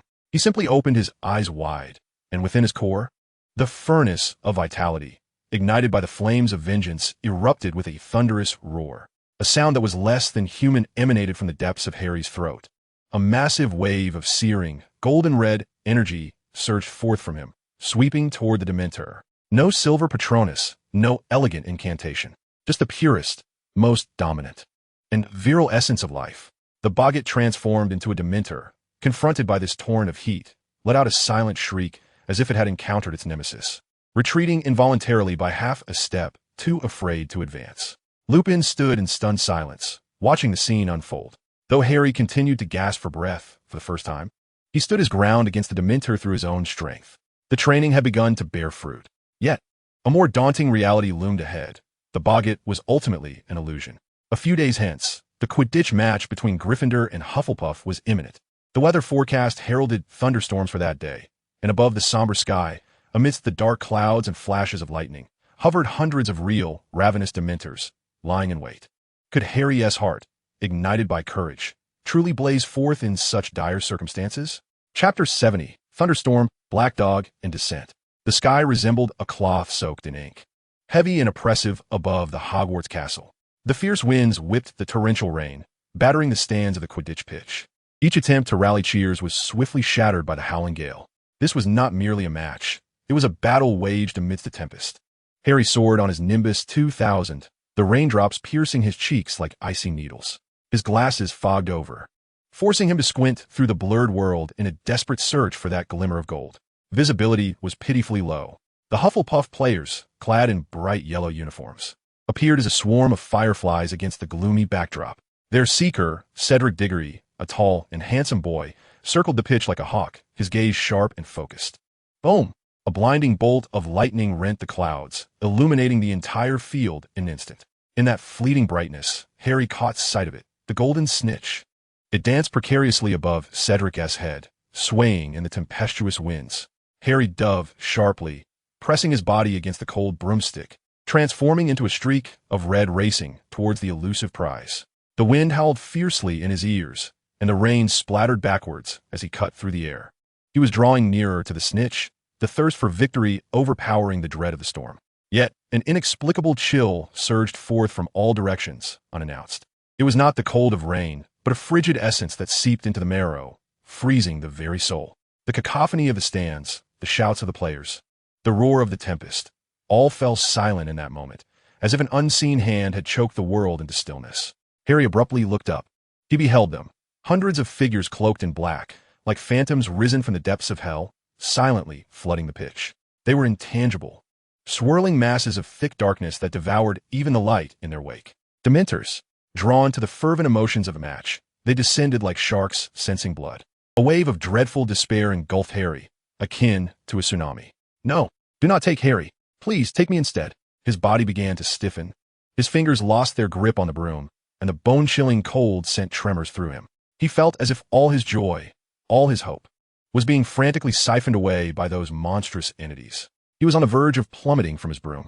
In that instant, when consciousness seemed poised to be consumed by darkness, a sharp pain erupted from his tongue. He bit down fiercely, breaking the skin. The pungent scent of blood erupted within his mouth, the agony and metallic taste piercing through layers of despair, akin to a searing, red-hot cone, momentarily clearing the chaos in his mind with a surge of ferocity. I cannot falter. I seek vengeance. This thought ignited like a spark, awakening the dormant furnace deep within him. A low growl, suppressed deep in his throat, emerged, not quite human, but rather reminiscent of a cornered beast's roar. The vitality furnace roared to life, fueled by the flames of retribution and his own robust life force. An intensely scorching wave of masculine energy erupted from within him. A golden-red blaze enveloped him, forming a visibly distorted protective barrier. This overwhelming vitality clashed violently with the bone-chilling despair of the outside world. The raindrops that approached him sizzled upon contact with this aura, instantly vaporizing into white mist. Harry resolutely withstood the pressure that could incapacitate a wizard. Regaining his balance on the broom, he had succeeded. He had not succumbed. He could still search for that glimmer of gold amidst the swirling black robes.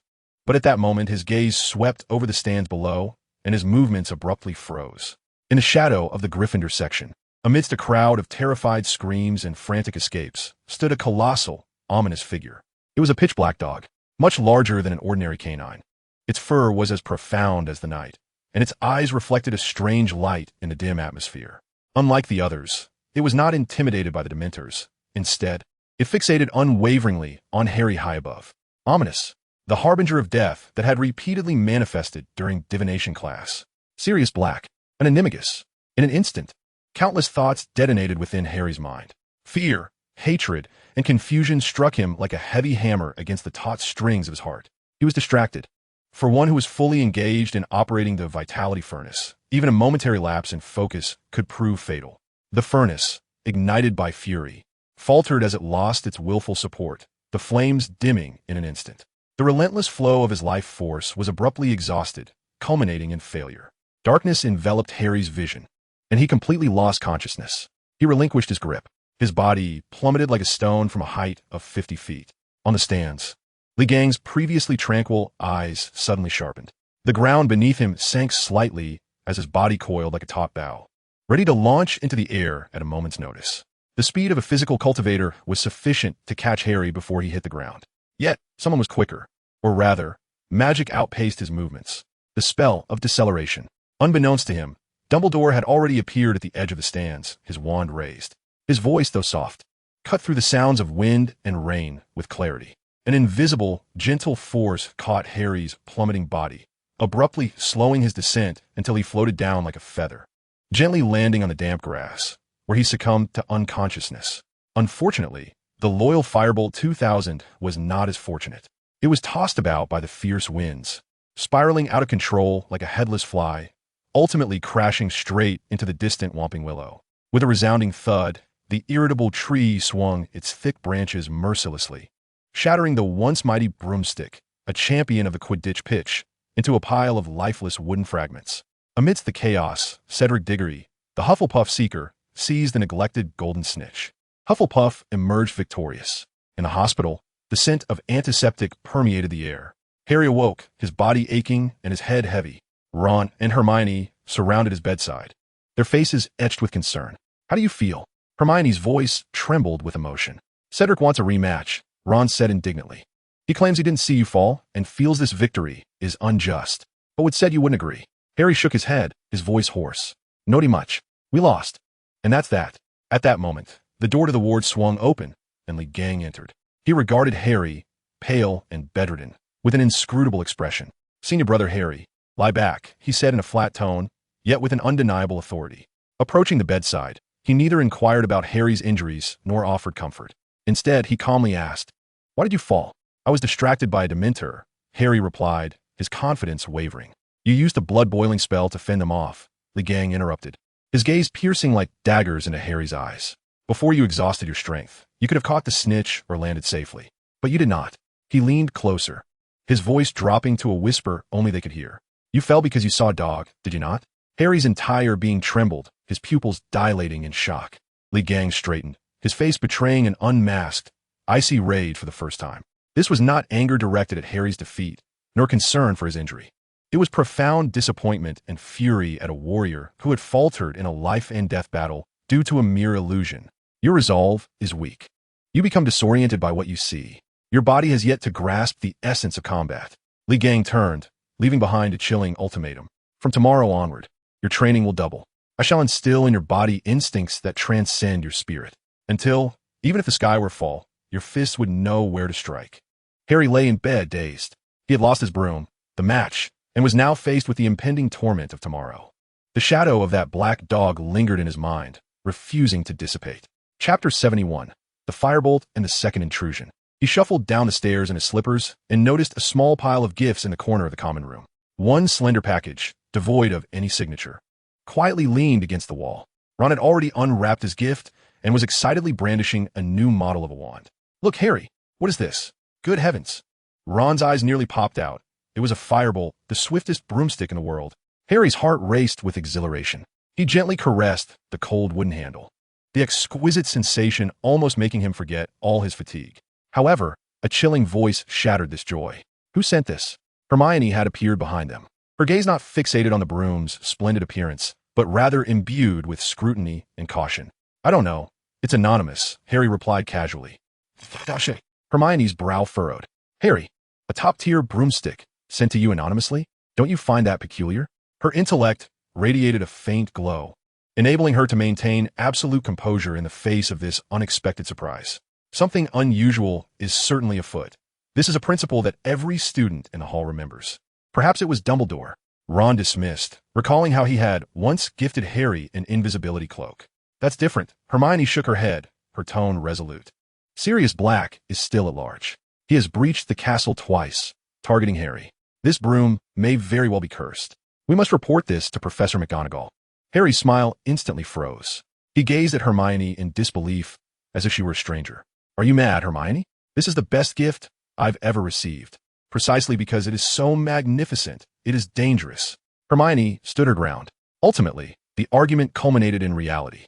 Hermione, indeed, reported to Professor McGonagall.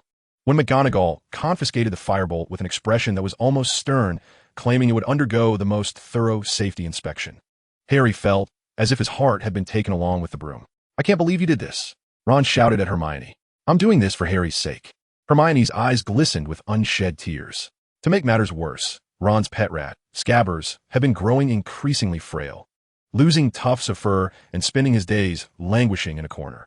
Meanwhile, Hermione's clever, fluffy cat, Crookshanks, seemed to hold a grudge against Scabbers, pouncing at every opportunity, nearly turning him into dinner on several occasions.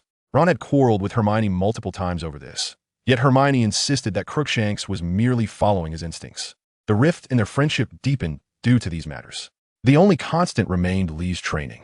In an abandoned classroom within the castle, Lupin once more brought out the rickety old wardrobe. "Are you ready, Harry?" Harry nodded, standing before the wardrobe, feet apart, firmly grounded as if he were one with the earth. This was the foundation of his training in the Nine Dragon Town technique, the bedrock of all his strength. As the wardrobe doors opened, a Dementor draped in a black cloak glided forth. A chilling despair, capable of siphoning away all joy, once again enveloped him. Yet this time, Harry refrained from contemplating any happy memories. His visage bore no expression, save for a pair of eyes that ignited with a tangible, golden-red flame. A low, guttural roar erupted from the depths of his throat. The furnace of chi and blood within him, forged repeatedly by hatred and will, erupted with cataclysmic force. A vast wave of searing heat, visible to the naked eye, surged outward from him, directed toward the boggart. No incantation, no wand. Only the purest, most domineering essence of life force. The boggart, transformed into a Dementor, appeared as fragile as a snowflake confronted by its nemesis in the face of this power. It emitted a silent shriek, its form contorting in midair, ultimately forced backward by the onslaught, and with a resounding pop, it dissipated into a wisp of smoke. Lupin stood in stunned silence, unable to comprehend the extraordinary event before him. This transcended all his understanding of magic. How could a single individual dispel a boggart, the embodiment of ultimate fear, merely through sheer presence? Unbeknownst to him, it was not merely presence, but the natural emanation of a cultivator's life energy propelled to its zenith, creating a realm of masculine vigor that incinerated all malevolence upon contact. Ron, brimming with pride, flaunted his triumph to Hermione, while Harry quietly accepted the broom. The weight upon his heart finally lifted. The much-anticipated Quidditch match against Ravenclaw loomed on the horizon. The moment Harry mounted the firebolt, he truly experienced the symbiosis of man and broom. The broom soared like a flash of lightning, yet remained as stable as a mountain. Regardless of the extreme aerial maneuvers he executed, his body felt as if it were anchored to the broom. The foundation of his skills endowed him with an unparalleled stability during high-speed flight. The Ravenclaw seeker, Cho Chang, was a girl of remarkable flying prowess. However, against the unmatched performance of the firebolt and Harry's rock-solid control, her efforts appeared utterly futile. In less than 10 minutes, during a nearly vertical dive, Harry outpaced everyone and firmly grasped the elusive golden snitch. Gryffindor emerged victorious. That evening, the common room transformed into a jubilant sea of celebration. Fred and George had somehow procured butterbeer and an array of snacks, and the cacophony of music, cheers, and whistles was deafening. Harry was hoisted aloft by his teammates and tossed into the air. He beheld Ron's exhilarated, flushed face and caught sight of Hermione, whose smile, though tinged with modesty, could not conceal her joy. The shadows in his heart dissipated completely. The revelry continued well into the night. Ron, having indulged too much, felt unwell and rose in the middle of the night to visit the restroom. There, he encountered an exceedingly gaunt man, his matted, filthy long hair tangled, and beneath his tattered prison garb, his skin appeared as pale as that of a corpse. Moonlight streamed through the window, illuminating a long, glinting knife in the man's hand, while his own bed curtains lay in tatters, slashed to shreds by that very blade. Ron's mind was a blank slate. He longed to scream, yet his throat felt as though it were choked, rendering him voiceless. The man appeared to have noticed the empty bed, turning his head. His eyes, sunken and frenzied, fixated intently on Ron at the doorway. A heart-wrenching scream, potent enough to pierce the night sky, erupted from Ron's throat. Almost simultaneously, in the adjacent room, Li Gang, seated in a meditative posture, abruptly opened his eyes. Not a single muscle in his ears twitched. It was a primal instinct, transcending mere auditory perception. Etched deep within his soul, an unfamiliar energy, rife with madness and the scent of death, infiltrated his space. Seeking death, a glint of cold light flickered in Li Gang's eyes as he seized the iron staff beside his bed, his entire being erupting forth like an awakened primordial beast. Bolting out in a singular stride, without a trace of hesitation, his movements were so swift that they left an afterimage in the air. By the time he reached the doorway of Ron's dormitory, the shadow had vanished without a trace. Only Ron lay crumpled on the floor, trembling uncontrollably, amidst the scattered remnants of torn bed curtains. Soon, the entire Gryffindor Tower was ablaze with light.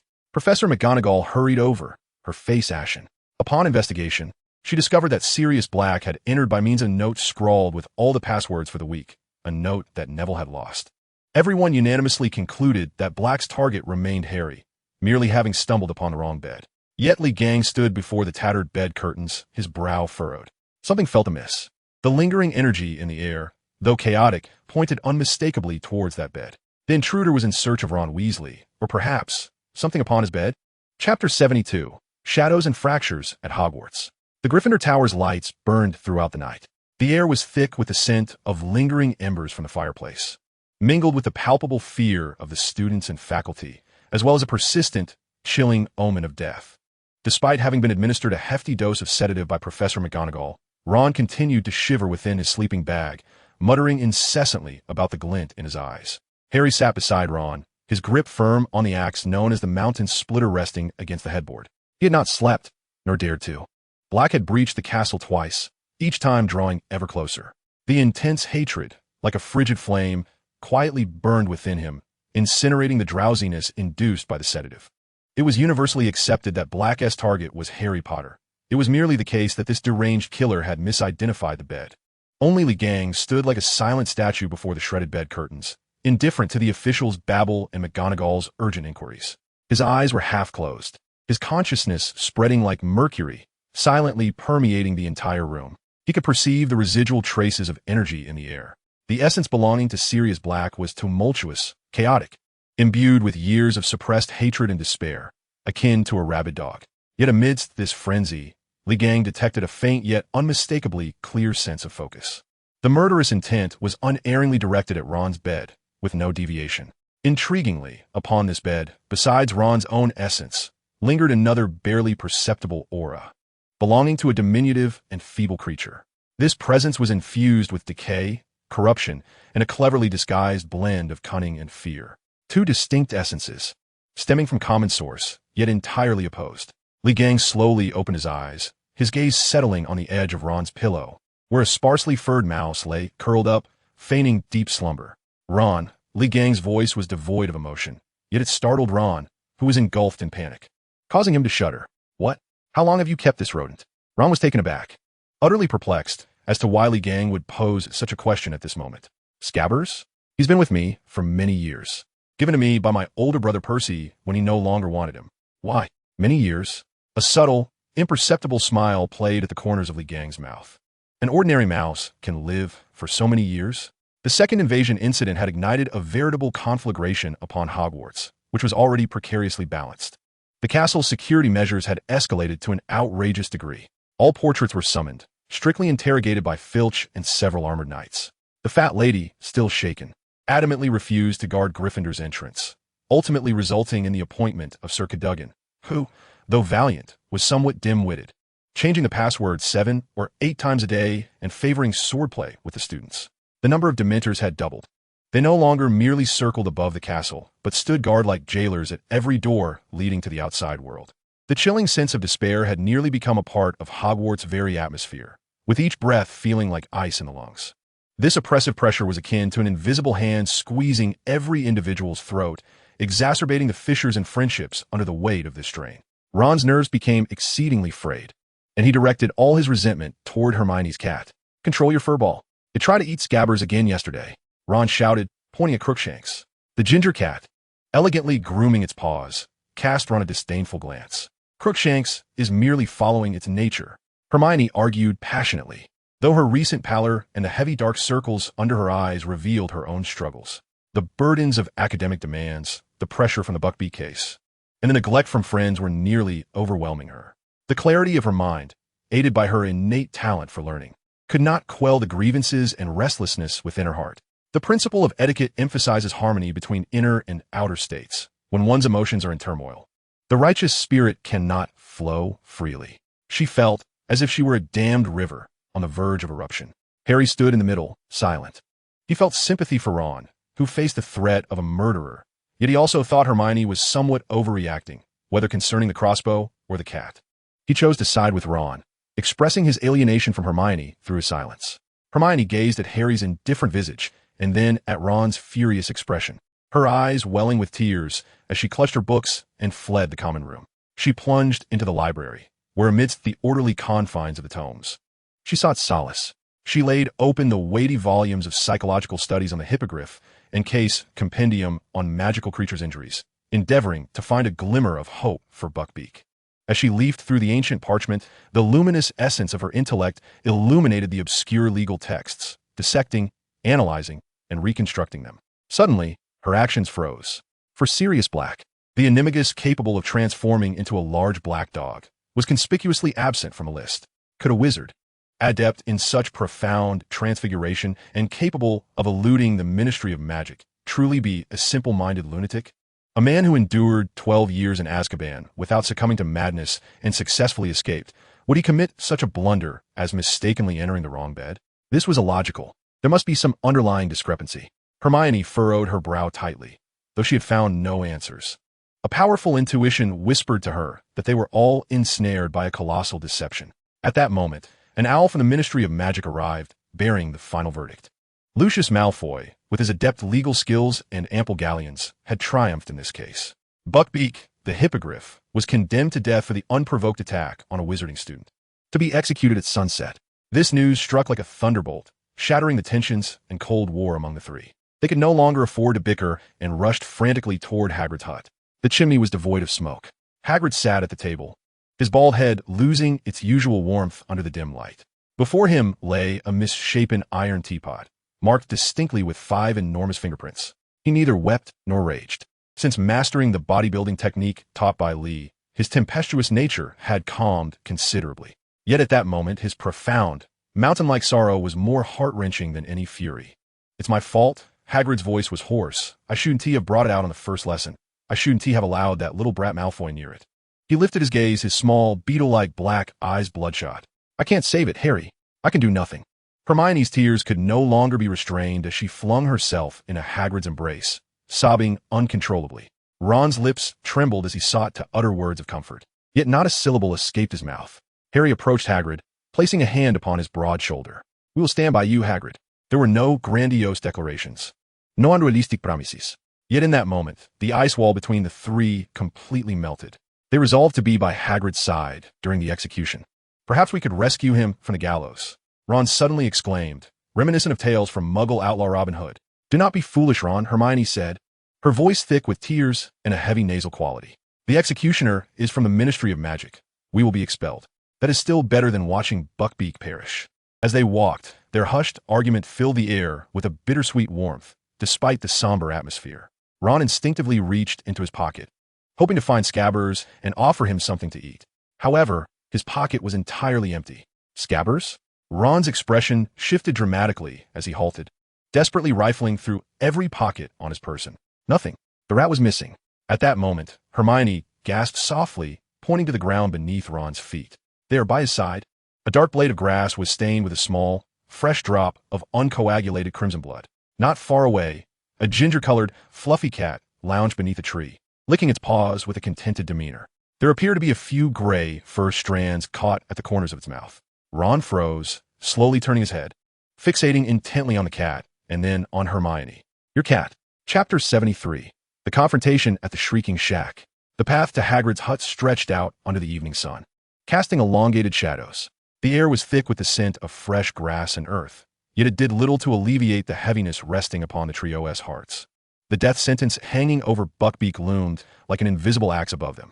As they pushed open the enormous oak door of Hagrid's hut, an overwhelming wave of sorrow washed over them. Hagrid sat at the table, his normally vibrant face now as gray and desolate as a weathered stone.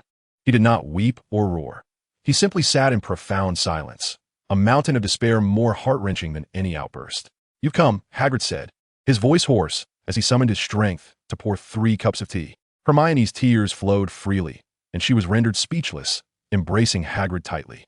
Harry and Ron sat in silence, the atmosphere oppressive and suffocating. At that moment, Ron's gaze fell upon a familiar shade of gray in a milk jug on the table. "Scabbers!" he exclaimed with delight, reaching in to retrieve the trembling rat from the jug. Scabbers struggled violently in his palm, appearing terrified. as if desperate to escape the confines of the hut. "I knew you weren't dead," Ron exclaimed, his excitement rendering him incoherent, completely oblivious to Scabbers' unusual fear. But there was no time to celebrate this reunion. A knock echoed at the door, and Dumbledore entered, followed by Cornelius Fudge, the Minister of Magic, and a grim-faced executioner named McNair, who carried a black bag. The three of them quickly slipped out through the back door, hiding in the pumpkin patch, their hearts racing. They watched as Fudge signed a document, and McNair retrieved a massive, gleaming axe from a bag. With a dull thud, the sound of the axe cleaving flesh resonated through the air. Hermione emitted a stifled wail, her body collapsing weakly into Harry's embrace. Ron's face instantly drained of color, his legs trembling, barely able to support him. Harry's heart plummeted. A tumultuous surge of blood and energy coursed through him, ignited by an unnamed fury that scorched his reason. He was oblivious to the complexities of the law. All he comprehended was that an innocent life had been extinguished. Yet in that moment of profound despair, Ron's pet Scabbers suddenly went wild, sinking its teeth into his finger. "Ouch!" Ron cried out in pain, his grip loosening, and Scabbers darted away like a flash of gray lightning. Without a second thought, Ron pursued with fervor. In that instant, calamity struck. A colossal shadow, darker than the night itself, lunged forth from the woods. It was a massive, pitch-black dog, its size monstrous and its eyes glinting with hunger and madness in the twilight. Its target was not Harry or Hermione. Its focus was chillingly precise, the fleeing rat. The great hound missed its bite, but, in its momentum, tackled Ron to the ground, its sharp teeth clamping down on his leg. With a powerful tug, it dragged him toward the sinister willow tree. "Ah!" Ron let out a piercing scream. Yet in the next moment his cry transformed. A tremor of overwhelming terror mingled with sudden realization escaping his throat. His innate ability, the gift of synesthesia, erupted with unprecedented intensity amidst the life and death peril. He perceived it. He saw the essence of that black dog's soul. It was not merely a dog. Harry. It was a man, an animagus. Harry and Hermione's minds went blank. With no time for contemplation, Harry withdrew the enormous axe, the mountain splitter, from his back, while Hermione brandished her wand, and the two of them recklessly pursued. The thrashing branches froze in an instant. Without a hint of hesitation, they plunged into the dark passage beneath the roots of the willow. At the end of the tunnel lay the infamous forbidden area of Hogwarts, the Shrieking Shack. The room was thick with dust, the dilapidated furniture exuding a rancid odor. Ron lay on the ground, his pant leg soaked in blood, his face contorted with agony and dread. Before him, the massive black dog, under their horrified gaze, twisted and contorted, its bones reshaping until it assumed the form of a man. A gaunt figure, disheveled hair, tattered prison garb, and eyes that burned with a frenzied flame.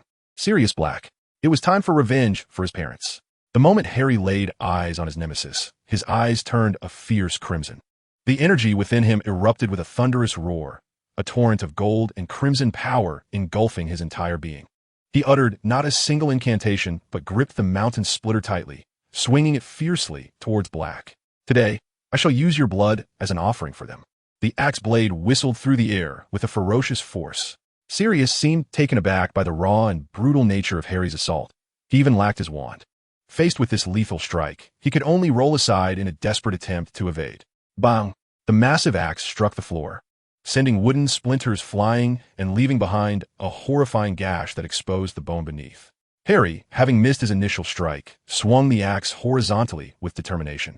He channeled the essence of the Tang technique, transforming his focus and composure into pure murderous intent. Each movement was concise, efficient, and aimed directly at the vital points. In the cramped space, Sirius found himself cornered, astonished by the sight of this boy wielding a colossal axe. This was not the manner of a wizard's battle, but rather that of an unrelenting beast, driven solely by the instinct to kill. Just as Harry prepared to launch a third attack to conclude his adversary, the door of the shack was thrust open. "Disarm." A flash of red light surged forth, knocking Harry's great axe aside with tremendous force, causing it to crash heavily to the ground. Professor Lupin stood at the entrance, his expression a complex mixture of emotions as he surveyed the scene within. Both Harry and Hermione were taken aback. "Professor Lupin, quick!"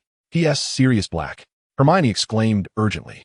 Yet Lupin did not turn his wand upon Black. He slowly lowered his wand and approached, step by step, embracing the murderer tightly as Harry and Hermione looked on in disbelief.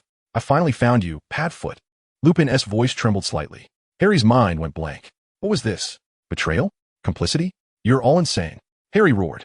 Harry, let us explain. Lupin turned, his expression pained and desperate, insisting that the traitor was not him. They had all been deceived. Both Lupin and Sirius pointed accusingly at the figure curled in the corner, overlooked by everyone. Or rather, the rat. He is the traitor, the one who betrayed your parents. Peter Pettigrew. Sirius howled, his voice laced with 12 years of grievance and hatred. Ron stared blankly at his pet rat, which he had cared for over the past 12 years. The revelations were overwhelming, and the chaos reached a fever pitch. Hermione's intellect screamed in alarm, as everything unfolding before her completely shattered her understanding of reality. Just then, a deafening roar erupted. The already precarious door of the shack was shattered into countless fragments by an irresistible force from outside. A tall figure, backlit and wielding a heavy iron wand, stepped inside with an expression as cold as water. Li Gang's gaze swept over each person in the room, finally settling on the trembling rat, his brow furrowing slightly. He did not inquire who was virtuous or who was malevolent. He merely spoke in a tone tinged with irritation, as if disturbed from a moment of tranquility. What is all this noise? Is there no peace to be had? Chapter 74. Snape, why am I the one who is wounded? Suddenly, Snape appeared, emerging from the shadows of the shack. His black cloak flowed like a stream of ink, nearly merging with the night. His pale, gaunt face bore eyes like obsidian, glinting with a chilling light, akin to a predator locking onto its prey. The wand in his hand remained perfectly still, pointing directly at the chaotic center of the room, a barely concealed look of vengeful delight gracing his face. His arrival was akin to a chilling gust of wind, instantly solidifying the already tense atmosphere within the ramshackle dwelling. Severus Snape was the quickest to react. Disarm. He instinctively waved his wand, casting a red beam toward the entwined forms of Sirius and Remus. Years of pent-up resentment and a thirst for vengeance dulled his awareness of the oppressive figure lurking at the entrance. However, before the spell's light could reach its target, another shadow moved faster. With a resounding thud, akin to the collision of flesh and bone, Snape was struck as if by a rampaging rhinoceros, his feet leaving the ground as he was sent spiraling backward to crash against the wall, sliding down to the floor. A muffled groan of pain escaped his lips as his wand slipped from his grasp, rolling across the dust-laden floor. It was Harry, the moment Li Gang appeared. The taut nerves he had been holding finally found an unwavering anchor. As Snape made his move, Harry acted almost instinctively. "Stay out of this," he growled, his eyes ablaze with fury. Snape struggled to rise, feeling as though a boulder lay upon his chest, nearly gasping for breath in the process. Enough. Li Gang finally stepped into the dilapidated house, each footfall eliciting a groan from the weary floorboards beneath him. He paid no heed to Snape, nor did he glance at Harry, striding directly toward the trembling rat huddled in the corner. "Now, clarify who the traitor is." Remus and Sirius exchanged a glance, their hesitation dissipating entirely. In unison, they raised the confiscated wands, aiming at the creature known as Scabbers. Transform. The light from their spells intertwined, enveloping Scabbers. The rat emitted a sharp, piercing squeak as its body violently expanded and contorted. Its bones elongated, the gray fur vanished, revealing pale skin, as its limbs morphed into those of a human. In an instant, a diminutive, balding man with a cowardly visage knelt upon the ground, trembling, his eyes darting around. It was Peter Pettigrew, missing for 12 long years. "Sirius, Remus, my old friends," Peter cried out, scrambling towards them on hands and knees. "You can't." Li Gang's presence loomed like an invisible mountain pressing down upon Peter. Even the dust suspended in the air seemed to freeze. An indescribable aura of raw physical power radiated from him, sending a shiver stemming from the depths of the soul through every wizard present.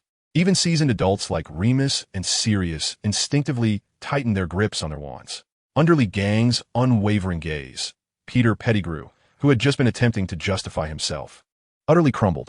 His legs buckled, and he fell to the ground, weeping uncontrollably, his corpulent frame shaking like a leaf. "It was me. I was wrong," he cried incoherently, desperately adopting the most abject posture in hopes of garnering sympathy. "But I was forced. You don't know how terrifying he is. He would kill me. I had no choice." He crawled towards Sirius and Remus, using both hands and feet, his face contorting into a grimace more grotesque than tears. "Sirius, Remus, my old friends. We're the best of friends, aren't we? You will forgive me, won't you? James, he would forgive me too." As he spoke, his beady, darting eyes scanned the room for any possible escape route, desperate for a glimmer of hope. Sirius trembled with rage, 12 years of grievances and hatred igniting a fire in his sunken eyes. He longed to cast a spell that would obliterate this despicable traitor. However, Li Gang exhibited no interest in this farcical display. He stepped forward slowly, the aged floorboards groaning beneath the weight of his presence. He regarded Peter, writhing on the ground, and spoke in a calm, factual tone. Lies are the disabilities of the soul. Peter's cries faltered as he looked up in confusion. Li Gang's gaze fell upon him, as if he were examining a lifeless object. As it is a disability, it must be corrected with an iron fist. Before the last word left his lips, his figure flickered like a specter. No one present could discern his movement. In the blink of an eye, he stood before Peter. With a single hand, he grasped Peter's hefty neck, lifting him off the ground as though he were a lifeless animal. Ugh! Peter's feet dangled in the air, kicking wildly, his face turning the color of a liver. The magic within him, under the sheer, unyielding force of Li Gang's grip, felt as if it were frozen in time, unable to stir even a ripple. He wished to plead for mercy, but only meaningless gasps escaped his throat. This scene sent a chilling wave through all present. At that moment, a cold voice, laced with profound hatred, echoed from a corner of the room. Potterblack, the unconscious Snape, stirred back to consciousness. Ignoring Peter, who was held in Li Gang's grasp, he directed all his animosity towards Sirius Black, the figure who had humiliated him throughout his youth. Today, both of you shall be drained of your souls by the Dementors. He drew another wand from his robe, lifting it without hesitation. Souls! In the critical moment, a look of resolute determination flashed across Hermione's pale face, taut with anxiety. The brilliance of her inner strength illuminated her mind. She straightened her slender spine, gathering her courage, and shouted at Snape, "Do not move." These 4 words were not a spell, yet they embodied the righteous spirit of the Hall's disciples, upholding order and propriety. The instant her voice rang out, it was as if an invisible shackle ensnared Snape. The incantation he was about to complete momentarily faltered and hesitated. In the clash of skilled opponents, victory hinged upon a fleeting moment. Seizing the opportunity, Harry acted without a trace of hesitation and without retreat. At the very moment Hermione's voice resonated, the chi blood furnace within him erupted once more. He advanced rather than retreated, akin to a furious lion. With a deafening roar, he wielded the Mountain Splitter axe, its formidable and broad blade acting as a battering ram, crashing against Snape's chest with tremendous force. The resounding thud echoed ominously, sending chills through one's teeth. The venomous expression on Snape's face instantly froze, only to be replaced by immense pain and disbelief. He was struck as if by a galloping, 8-eyed giant spider, his feet leaving the ground as he was hurled backward, crashing heavily against the wall, before sliding down like a puddle of mud, utterly unconscious. This time, he could not even muster a groan. The entire shrieking shack fell into a profound silence, save for the faint, labored breaths of Peter, reminiscent of a deflating bellows in Li Gang's grasp. Sirius and Lupin gazed in astonishment at the 2 children before them, who had displayed such remarkable synergy. One had immobilized the master of potions with a mere word, while the other, possessing immense strength, had rendered him unconscious with the axe's back. They began to seriously question whether they had overlooked something extraordinary during the past 12 years. When had Hogwarts students become so formidable? Harry, panting heavily, felt his chest rise and fall violently, the golden-red energy gradually subsiding. He glanced at the now motionless Snape and then at Peter, who was clutched in Li Gang's hand. The blazing fire of hatred that had burned within him for nearly a year finally found a means of expression. He approached Li Gang and, in a hoarse voice, inquired, "Brother, what shall we do now?" With a casual flick, he discarded Peter onto the ground. Thud! Peter landed in a heap, but his instinct for survival prompted him to instantaneously transform into a rat, seeking refuge in the cracks of the floor. However, as soon as he morphed, a large foot pinned him down. The weight was as heavy as a mountain, rendering him completely immobile despite his frantic struggles. What now? He raised his head to look at Harry, his eyes reflecting a unique understanding of judgment that a cultivator possesses. The mundane laws were far too intricate and weak. For this traitor, who had sullied the path of righteousness, we practitioners have our own set of rules. He paused, each word pronounced as if declaring an ancient, irrefutable law. With true fire, refine his soul, forcing him to wail day and night, never to attain rebirth.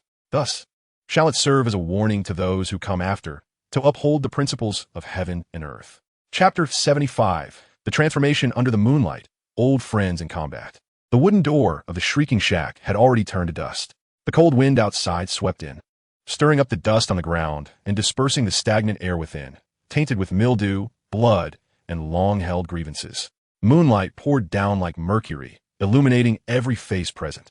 Harry, still breathing heavily, felt his hand gripping the mountain splitter tremble slightly, not from fear, but from the turbulent energy within him, yet to calm. He gazed at Snape, who lay unconscious on the ground from the second blow he had dealt, and then glanced at Peter, who was pinned down by Lee Gang's foot. The intense hatred that had smoldered within him for an entire year finally found an outlet. Yet, Lee Gang's final words sent a chill coursing through his veins. With true fire, refine his spirit, never to be reborn. This was infinitely more terrifying than the most brutal punishments of the Ministry of Magic. Let us leave this place. Lupin's voice shattered the oppressive silence.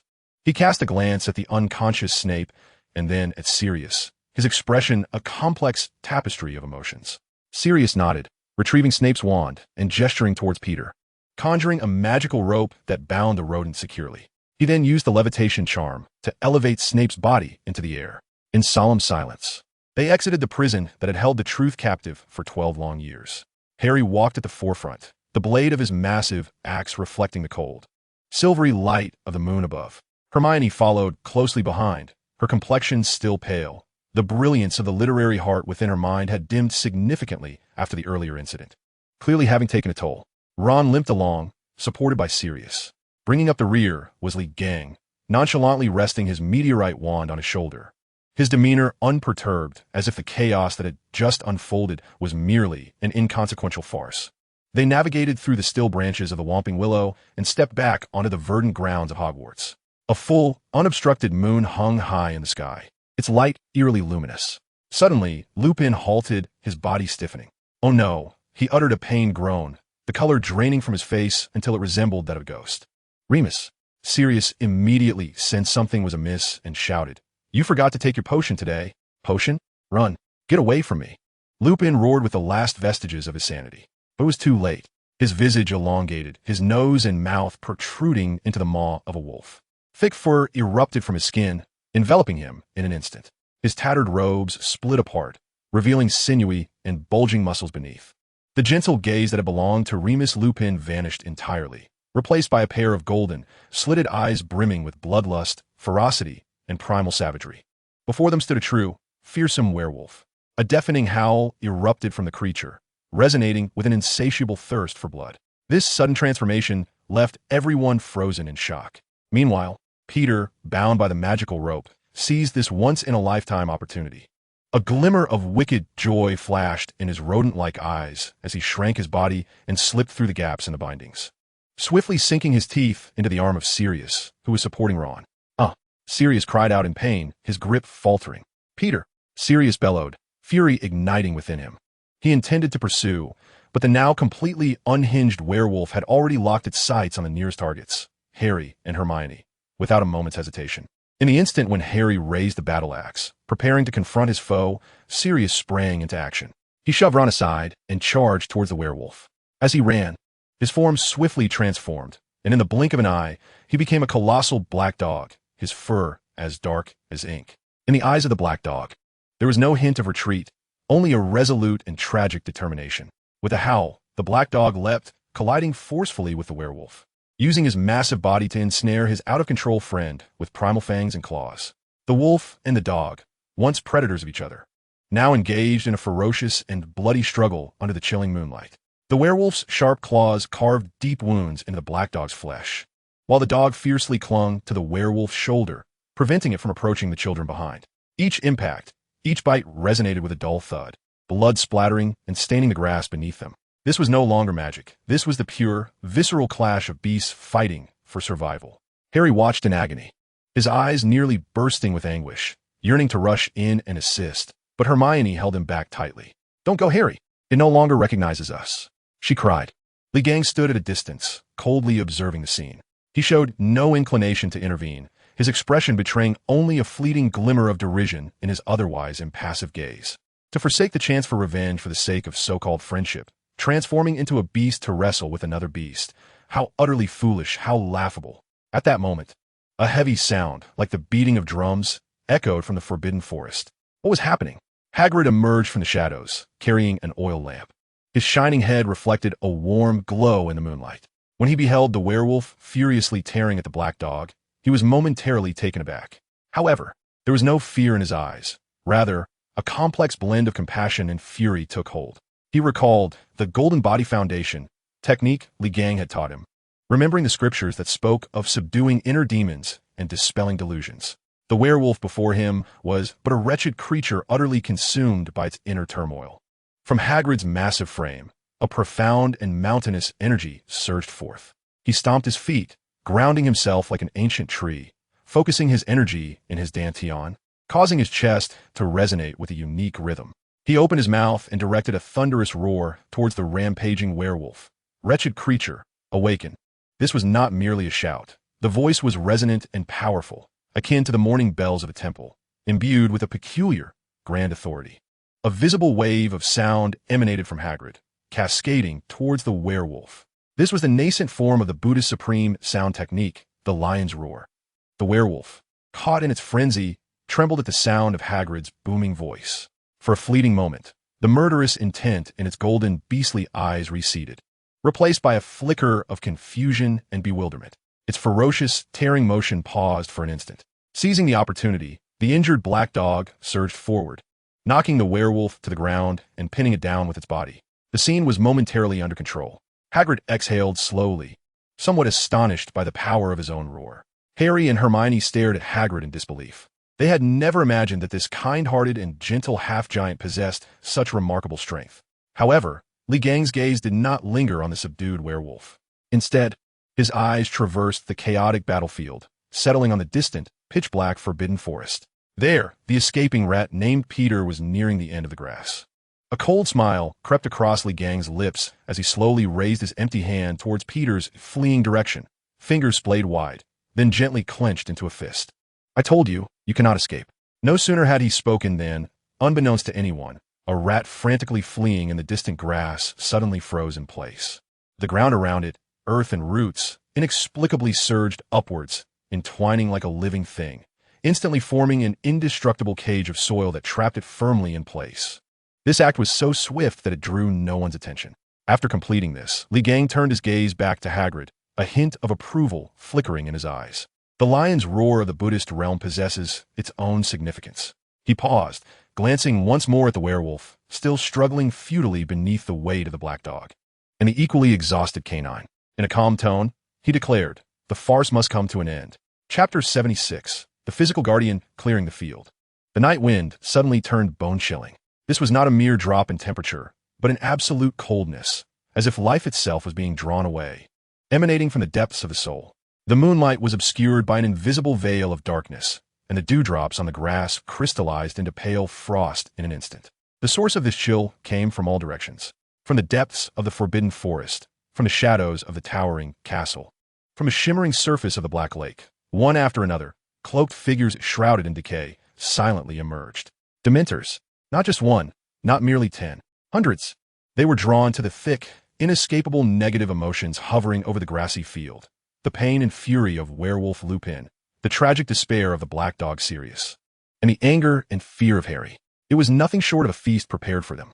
The werewolf seemed to sense this deadly threat, abandoning its struggle with the black dog and unleashing an anxious howl towards the heavens. After 12 years in Azkaban, he understood better than anyone the horrors these creatures embodied. It was over. Harry, quickly, think of something happy. Hermione's voice trembled with a sob, raising her wand high, yet the cold rendered her unable to articulate a complete spell. Harry, too, lifted his wand, his teeth chattering violently. Happy thoughts? His mind was a tumultuous whirlpool. Memories of his parents' indistinct smiles and the exhilarating sensation of first riding a broomstick fading into the distance, eroded by a biting chill, unable to coalesce into form. Patronus. A wisp of feeble silver smoke billowed from the tip of his wand, fragile enough to be scattered by a breath, dissipating into the frigid air. Failure. The Dementors drew ever closer, ignoring everyone else, gravitating directly towards the most intensely emotional and vulnerable Sirius Black. The Dementor nearest to him had extended its oozing, festering hand. Sirius's body began to convulse violently, frost enveloping his brow, his mouth agape yet soundless. The light in his eyes was being siphoned away by that abyss-like hood. No, Harry watched in horror, a furious blaze igniting within him. His recently found godfather, his parents' dearest friend, the one willing to battle his out-of-control friend to protect them. He cannot perish here. Protego. I must protect him. In that moment, Harry's mind was devoid of distractions, devoid of spells, devoid of joyous memories. Only a singular, pure thought remained, emanating from the very essence of the Dharma technique. A virtuous person nurtures themselves to safeguard others. With great virtue, one can bear all. Begone! Harry roared, a sound unrecognizable as human, thrusting his wand fiercely into the earth beside him and stamping his foot. 9 tripod, Towns Yuan Zhuang. Deep within his dantian, the chi and blood furnace, which had always operated steadily, erupted with unprecedented fervor. Boom! A colossal, visibly vibrant golden-red surge of life force erupted like a volcanic explosion. Radiating from Harry's core, it was neither light nor magic. It was the most pure, masculine, and overwhelming vitality. A massive, incandescent sphere of golden-red energy unfurled instantaneously, enveloping Harry, Sirius, Hermione, and Ron within its embrace. This was not merely a Patronus charm. This was Harry's physical guardian spirit. The nearest Dementors collided with this golden-red life force field, as if ice met searing sunlight. They were unable to retreat in time, and under this overwhelming warmth, their decaying black robes disintegrated into ash, their forms twisting and evaporating in the intense heat, vanishing into wisps of smoke. No shriek escaped their lips. The surrounding swarm of Dementors seemed to strike an invisible barrier, emitting cries of fear as they retreated in frenzy. Yet the alluring negative emotions tethered them, forcing them to hover in a massive, swirling vortex of darkness at the periphery of the life force field. Hermione and Ron stared in astonishment at Harry, who stood there, eyes tightly shut, body trembling slightly, yet radiating light and warmth akin to the sun, isolating all coldness and despair. In that moment, Harry seemed not like a wizard, but like a divine warrior, vanquishing evil. In the distance, Li Gang gazed at the swirling filth in the sky, his brow furrowed in irritation. The cacophony did not surprise him.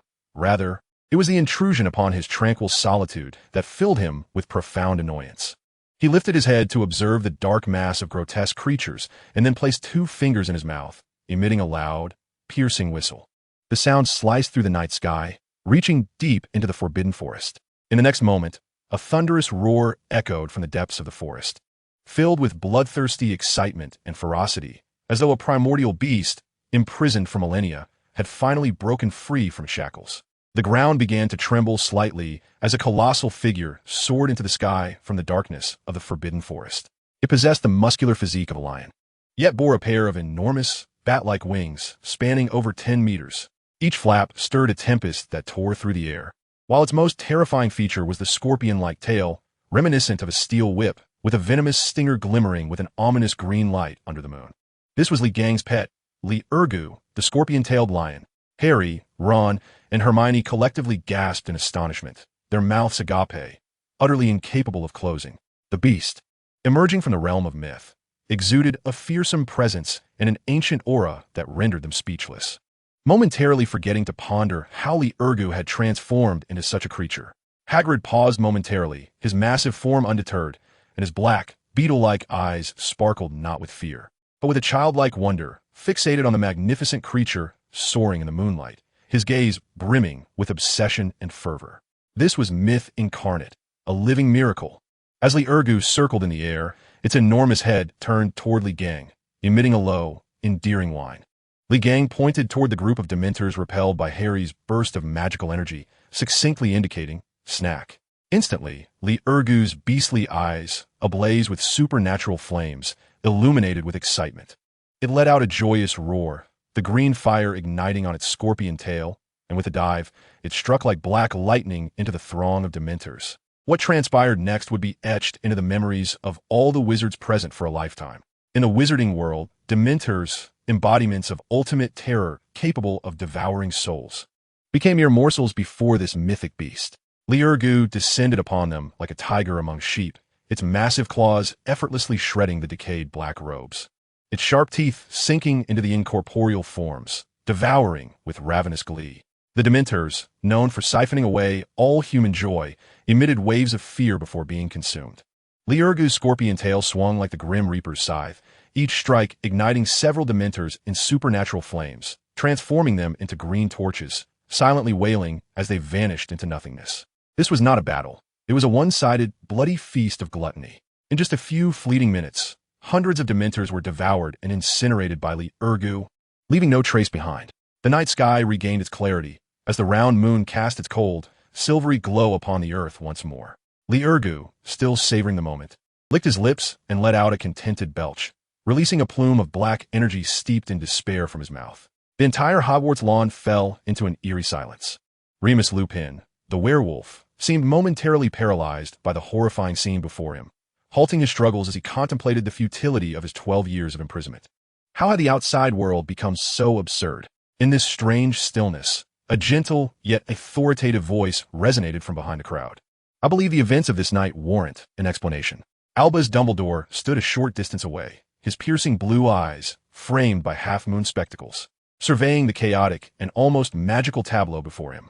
His gaze traversed from a genuine werewolf to the bloodied visage of Sirius Black, then to the unconscious potions master, before resting on the mythical beast, which was casually scratching itself with its scorpion tail.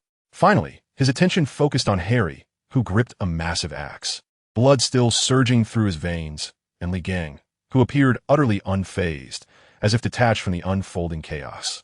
The esteemed White Wizard, having witnessed over a century of tumult and turmoil, felt a rare tremor in his usually composed white beard. Chapter 77. The Farce of Judgment and Lucius's Conspiracy. Dumbledore stood there, for the first time in his long life, confronted by a spectacle that transcended even his wildest dreams. A true werewolf was being subdued by a blood-soaked black dog. The unconscious potions master lay sprawled on the ground, resembling a discarded sack. The guardian of the Forbidden Forest exuded a majestic golden aura unlike anything he had ever encountered. And there was the mythical creature, the Manticore, leisurely scratching itself with its scorpion tail. Ultimately, his gaze fell upon Harry and Li Gang, one brandishing a colossal axe, fierce and vibrant, the other bearing a staff, his demeanor inscrutable. This night certainly demands an explanation. Dumbledore's voice pierced through the disarray. Good heavens! Dumbledore, look at what you've done. Cornelius Fudge, the Minister of Magic, rushed over with a group of anxious aurors, his green bowler hat askew, his plump face etched with terror and indignation. He quickly sought a simple answer to make sense of the chaos. Black, I knew you were behind this. Fudge shouted, pointing an accusatory finger at Sirius, his voice shrill. You madman, not only did you escape from prison, but you dare commit murder at Hogwarts. Minister, it is not as you perceive. Harry stepped forward, slamming the giant axe onto the ground with a resounding thud. The traitor is Peter. Wormtail Peter. We are not intimidated. Hermione stepped forward. Her intellect, though dimmed, remained steadfast. She straightened her spine and spoke each word with clarity. We witnessed it with our own eyes. Little Peter Pettigrew is the traitor. He is an animagus and transformed into Ron's pet rat. Fudge paused momentarily, then erupted into a fit of incredulous laughter. Up Beitrat. Miss Granger, I believe you truly need to visit Madame Pomfrey for a calming draft. Just then, a painful groan echoed through the air. Snape awoke, struggling to rise. Upon seeing Sirius and the werewolf, an overwhelming hatred instantly eclipsed his physical agony. Minister, Snape's voice was hoarse and filled with malice. Black and Lupin are in cahoots. They intend to kill me, and they seek to murder Harry as well. I saw it with my own eyes. This werewolf is Remus Lupin. This revelation detonated like a bomb among the aurors. A werewolf, serving as a professor at Hogwarts. Fudge's face drained of color. This was an enormous scandal. He looked at Dumbledore with eyes brimming with anger and suspicion. Dumbledore, is this true? Dumbledore paused for a moment before nodding. Indeed, Remus is a werewolf. But I can assure you. Assure? What can you possibly offer as assurance? Fudge shouted in a fit of rage. Look at this patch of grass. A murderer. A werewolf. This is Hogwarts under your governance. He felt he was on the verge of madness, desperate to end this nightmare. The Dementors. Call on the Dementors. Fudge screamed. I demand the Dementor's kiss be executed on Black. Immediately. You cannot do this. Harry roared, his blood surging within him. He is innocent. Silence, Potter. Snape barked harshly. Do not allow yourself to be deceived again. Your father met his demise because he placed too much trust in him. Those words pierced Harry's heart like a poisoned dagger. Yet at the pinnacle of this chaos, a voice, elegant and haughty, rang out slowly. It appears I have arrived, just in time. Lucius Malfoy, wielding a cane adorned with a serpent-headed silver ornament, approached leisurely, accompanied by several high-ranking ministry officials in fine robes. His platinum hair shimmered coldly in the moonlight, and a perfectly measured concern adorned his face. Minister Fudge, you have worked tirelessly. It is truly disheartening to see Hogwarts' safety compromised to such an extent. Lucius inclined his head slightly, his tone laced with feigned sympathy. Upon seeing Lucius, Fudge felt as if he had encountered a savior and hurried forward. Lucius, you have arrived just in time. Look, Dumbledore has allowed a werewolf to teach at the school. Oh, how shocking. Lucius feigned surprise, raising an eyebrow. Then, glancing into the empty sky, he shifted the conversation.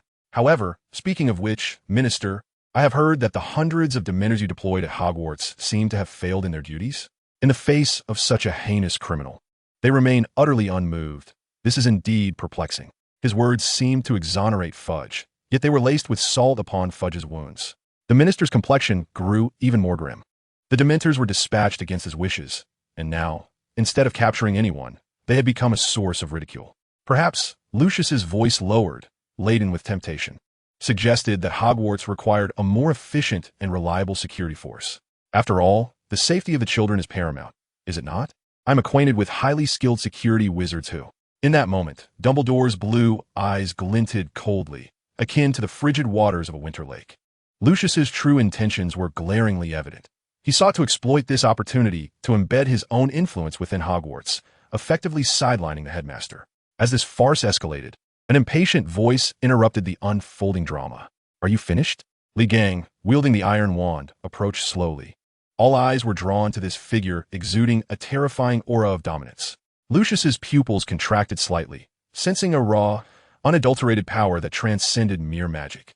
Severus instinctively took a half-step back, the sharp pain in his chest serving as a grim reminder of the boy's terrifying prowess. Fudge, perplexed, exclaimed, "Whose child are you? Leave this place." Li Gang disregarded him, merely nodding toward the nearby, makeshift cage composed of earth and roots, where a trembling mouse was ensnared. A traitor there, he stated succinctly. All gaze in the direction he indicated, discovering the peculiar clump of dirt and the quaking rodent within. A mouse? Fudge inquired, baffled. That is Peter Pettigrew, Sirius shouted with his last ounce of strength. A near cruel smile curled at the corners of Li Gang's mouth as he surveyed the so-called civilized wizards, finding them utterly laughable. The evidence is irrefutable. The criminal is here. Yet, you stand around, performing a farce for mere power and ancient grievances. He extended his foot, lightly tapping the earthen prison. Do you require my assistance in interrogating him? His tone was flat, yet the undeniable pressure he exerted sent a shiver through the hearts of all present. Fudge opened his mouth, but no words emerged. For the first time, Lucius Malfoy's demeanor shifted. From the boy's gaze, he perceived a chilling indifference, as if viewing all things as mere fodder. However, fear would ultimately be vanquished by folly and prejudice. Yet, the surrounding area was desolate. There was no sign of the Dementors. The Aurors exchanged glances, none daring to advance. On one side stood a frenzied werewolf, and on the other, an unidentified, terrifying boy with his legendary familiar. The scene remained tense, the air seemingly frozen. Harry's heart plummeted. He gripped the axe's handle, ready for one final stand. At that moment, Dumbledore approached Hermione. While the attention of all was fixated on Li Gang and Fudge, he whispered in a tone only Hermione could discern, 3 circles, Miss Granger. Time is of the essence. Hermione jolted, instinctively touching the inconspicuous time-turner that had hung around her neck. In an instant, she comprehended Dumbledore's meaning. Dumbledore surveyed the irreconcilable chaos before him, gazing at Fudge's face, twisted by power and fear, a flicker of profound weariness crossing his eyes. Thus, unconventional measures would have to be employed. Chapter 78, The Debate in the Great Hall. The might of the word. Under the moonlight, the Hogwarts lawn transformed into a stage for an absurd drama. The Minister of Magic's bellowing, Lucius Malfoy's feigned concern, Snape's venomous accusations, and the still howling werewolf intertwined into an inextricable tangle. I have had enough. Fudge's rotund face turned purple with rage and terror as he completely lost his patience, shrieking at the equally bewildered Aurors behind him. What are you waiting for? Seize Black. Now, immediately at once. If he resists, you're authorized to use any necessary force. This was a perilous signal. The Aurors exchanged glances, despite their trepidation toward the scorpion-tailed beast and the boy wielding the iron staff. The minister's orders brooked no dissent. They steeled themselves, raising their wands, advancing step by step toward the nearly exhausted Sirius Black, who leaned against the rock. Harry's heart plummeted. He gripped the mountain splitter axe tightly, its edge still bearing remnants of the fabric fibers from his clash with Snape. The blood within him surged anew, preparing for a final, desperate struggle. Sirius, gazing at the encroaching wands, felt the last glimmer of hope dim, leaving only a profound, suffocating despair. He had endured for 12 long years, only to be executed as a criminal on a night when the truth would finally emerge. It was over. Just as an Auror's hand was about to rest upon Sirius's shoulder, a crisp, calm voice, imbued with undeniable authority, resonated throughout the hall. "Stop!" Everyone froze, turning toward the source of the voice. Hermione Granger had stepped to the forefront of the crowd. No longer was she the girl who would weep out of nervousness. She stood there, her slender spine erect as if measuring the very laws of heaven and earth. Though her complexion remained pale, her eyes, usually sparkling with intelligence, now held the tranquil depth of a still pond, imbued with a power that transcended her years, an essence named order. Her voice, though soft, struck each heart like a resounding bell. The air around seemed to solidify in response to her words. The Aurors halted, exchanging uncertain glances. They were enforcers, intimately familiar with the legal codes of the Ministry of Magic, yet the regulation Hermione invoked was utterly unfamiliar. It was so ancient that it had nearly been forgotten. Nonsense. Fudge's face flushed in even deeper shade of red. There is no such provision. Do not think to stall for time with your tomes. I'm not speaking nonsense. Hermione's resolve intensified, her wordsmith operating at full capacity, endowing her with unparalleled confidence and gravitas. This law was designed to safeguard the bloodlines of ancient families from political persecution or hasty judgments. Sirius Black, as the sole male heir of the Black family, was fully covered by this clause. Minister, if you insist on executing him here, then the order you are issuing is indeed an unlawful one. Every executioner present shall become a co-conspirator in this illicit act. Fudge trembled with rage, pointing at Hermione, yet unable to utter a word. He could dismiss a student's outcry, but he could not openly defy an ancient law safeguarding pure-blood aristocrats in the presence of Lucius Malfoy and a host of officials. Such an act would undermine the very foundation of his power. For the first time, the elegant smile that adorned Lucius Malfoy's face faltered. A shadow flickered in his gray eyes. His meticulously orchestrated plan to infiltrate Hogwarts through the escape of Black had been disrupted by a muggle-born girl invoking a long-forgotten statute. How profoundly ironic. Harry and Ron stared at Hermione in disbelief. They had never witnessed her in such a light. In that moment, Hermione resembled a judge wielding a codex, radiating authority. The most astonished of all was Sirius himself. A faint spark of hope rekindled in his dull gray eyes. A glimmer of unnoticeable pride and relief crossed Dumbledore's gaze. He recognized Hermione's exceptional qualities, yet he had not anticipated that her training in the Great Hall had reached such heights, embodying the very essence of decorum. The atmosphere hung in tense suspension. Fudge found himself in a predicament, caught between a rock and a hard place. He sought Lucius's counsel, hoping that the largest benefactor would provide a solution. However, Lucius concealed all emotion, reapplying his noble facade. He gently tapped his cane upon the ground, speaking in a measured tone. Miss Granger's assertions, while somewhat obscure, indeed underscore the necessity of procedural justice. I believe the esteemed members of Wisingamot would be more than willing to engage in a public discourse on the matter. His seemingly casual remark cemented the farcical proceedings. Fudge immediately grasped the implication, seizing it as a lifeline. He cleared his throat and assumed an official demeanor. In that case, let's adhere to protocol. Guards, apprehend the criminal Sirius Black, along with Remus Lupin, and confine them to the deepest cells of the Ministry.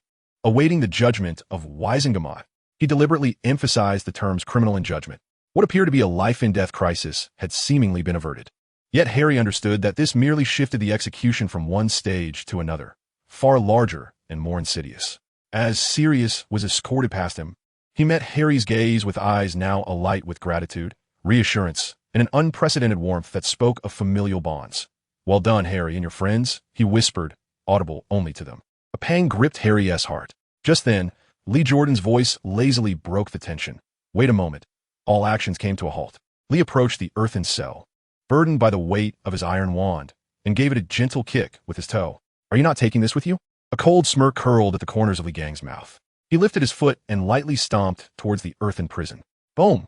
The prison erupted instantaneously, revealing the diminutive, repugnant figure of Peter Pettigrew amidst the onlookers. Peter let out a terrified shriek, collapsing to the ground, tears streaming down his face. Everything Hermione had just said was irrefutably confirmed in that moment. Fudge's face darkened, eclipsing even Snape's robes and hue. He felt like a complete fool, toyed within the palm of someone else's hand. "Take him away, too," he managed to force out through clenched teeth. The farce finally came to an end. Fudge and the officials escorted the 3 prisoners away in disarray. Hagrid followed anxiously, intending to negotiate with the Ministry for Lupin. On the lawn, only Dumbledore, Lee Gang, Harry, Hermione, Ron, and the dog, Lee Ergo, who was busy cleaning its teeth with its scorpion tail, remained. Dumbledore approached Hermione, his blue eyes filled with admiration.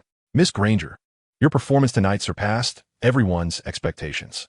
You defended the dignity of the rules with both knowledge and courage. Gryffindor earns 50 points for you." He then turned to Harry, his expression shifting to one of seriousness. "Harry, this is far from over. A trial at Wisingamot is infinitely more complex and perilous than a duel under the moonlight." His gaze lingered meaningfully on the time-turner around Hermione's neck. Sometimes, adhering to the rules is essential to find the most opportune moment to break them. The elder's words concealed deeper wisdom. Harry nodded, only partially understanding. He knew without a doubt that he would never allow anyone to take Sirius away from him again. His eyes drifted towards the dark expanse of the Forbidden Forest, gripping the massive axe, the mountain splitter, even tighter. Chapter 79, The Thunder of Awakening. Whispers of the Night Steed. The hour was late. The crackling fire in the Gryffindor common room cast a warm glow upon the walls.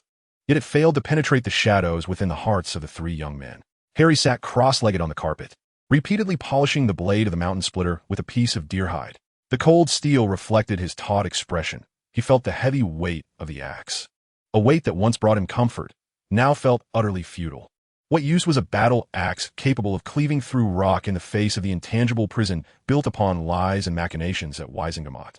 A wave of agitation surged from the depths of his being. Hermione sat in an armchair, an imposing tome of magical law spread open on her lap. Yet her fingers absently turned the pages. The words blurred before her eyes, rendering them indecipherable. 3 turns, Miss Granger. Time is of the essence. Dumbledore's words intertwined with the cold touch of the time-turner resting against her chest. The small pendant felt heavy, constricting her breath. In a vast sea of consciousness, the once radiant pin now dims, exuding waves of fatigue. She understands that the principal has bestowed upon her a key potent enough to reverse fate. Yet finding the opportune moment to unlock it proves far more elusive than the lock itself. Meanwhile, Ron huddles alone in the shadows of the corner, motionless. His vacant gaze fixated upon his empty hands. Just hours ago, nestled there lay a mouse, his companion for 12 long years. 12 years, a number devoid of chill, representing countless mornings spent sharing cereal, treats carefully prepared for it in Christmas stockings, and the comforting presence that accompanied him through sleepless nights. All of this, however, reveals itself as a filthy, utter deception. The cowardly traitor lies in his bed, feasting upon his provisions, peering at them with those rodent eyes. A wave of visceral disgust, intertwined with the sting of betrayal, gnaws mercilessly at his heart. He feels sullied to the core, as though Peter's rancid aura has seeped into his very soul. This tempest of emotions sends his recently awakened sensation awakening, spiraling into chaos. He hears the mournful cries of the wood and the hearth, the sobbing of the night wind outside the window, even the whispered murmurs of the portraits on the walls, filled with pity and curiosity. The cacophony of the world pierces his mind like countless red-hot needles. "Ron, are you all right?" Hermione's voice carries concern. Startled, Ron rises abruptly, wordless, seizing the nearby spring thunderdrum and striding resolutely towards the portrait hole. "Ron." Harry stands, attempting to intercede. "Let him go." A languid voice emanates from the staircase of the boys' dormitory. Lee Gang leans there, his iron wand resting on his shoulder. It's merely a mental demon, a trivial matter for a commoner. He glances at Ron's retreating figure, then surveys the worried expressions of Harry and Hermione. If he cannot surmount this small emotional turmoil, then his journey has reached its end. Besides, do you intend to accompany him merely to weep? Lee Gang's tone is self-evident, leaving Harry and Hermione speechless. They know he speaks the truth. This is Ron's own trial, one he must face alone.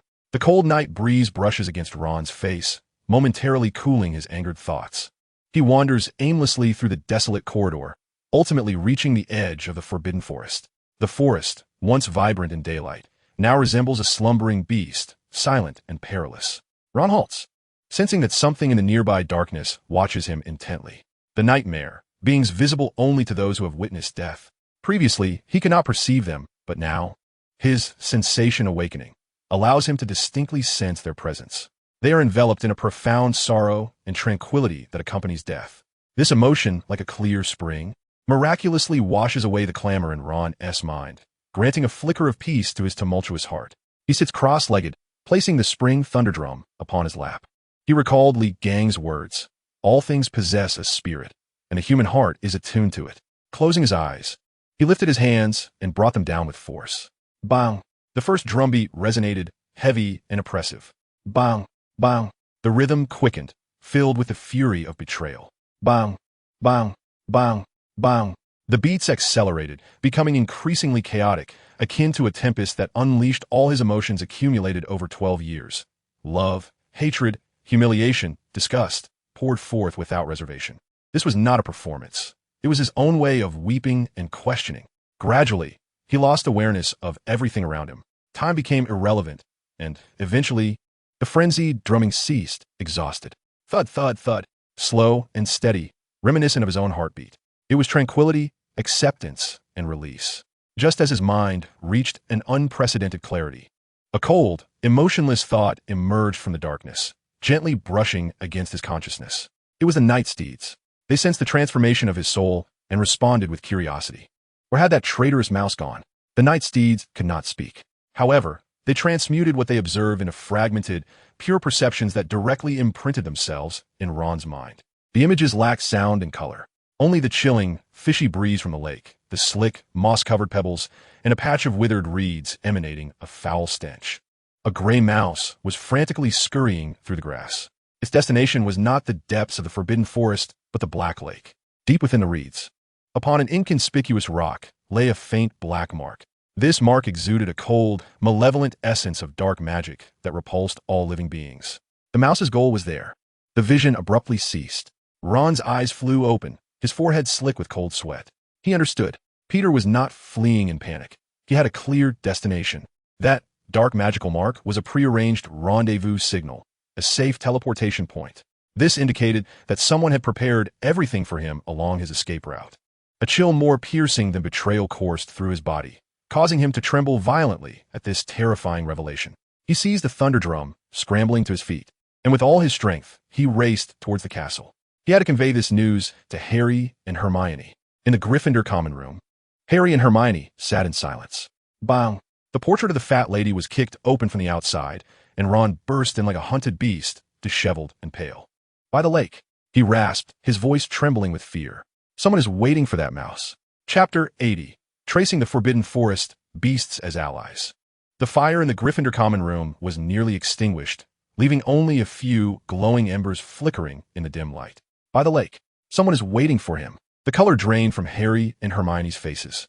This revelation is far more chilling than the fact that Peter is a traitor. It implies that behind the chaos of Sirius's escape, Peter's exposure, and Remus's werewolf identity being unveiled, there exists an invisible hand meticulously manipulating the chessboard. Peter's flight was no mere coincidence. It was part of a grand design. How can we search in such a vast black lake? Harry's voice was tinged with dryness as he gazed into the unfathomable darkness outside, feeling an unprecedented sense of helplessness. We must go. Ron's eyes sparkled with an unprecedented determination, a keen insight bestowed upon him by the sense of resonance. I can feel the aura of that mark. It is faint, yet it is there. If we delay any longer, he will truly escape. That's too dangerous, Ron. Hermione immediately countered, her mind's sounding alarm bells. We know nothing about our enemy. Charging out now would be akin to walking into a trap. Are we to simply wait here? Wait for the Ministry to send Sirius to trial while the real traitor roams free? Harry slammed his fist on the table, producing a dull thud. The atmosphere was thick with argument, panic, and despair. At that moment, a languid voice floated down from the boys' dormitory stairs. What's the fuss?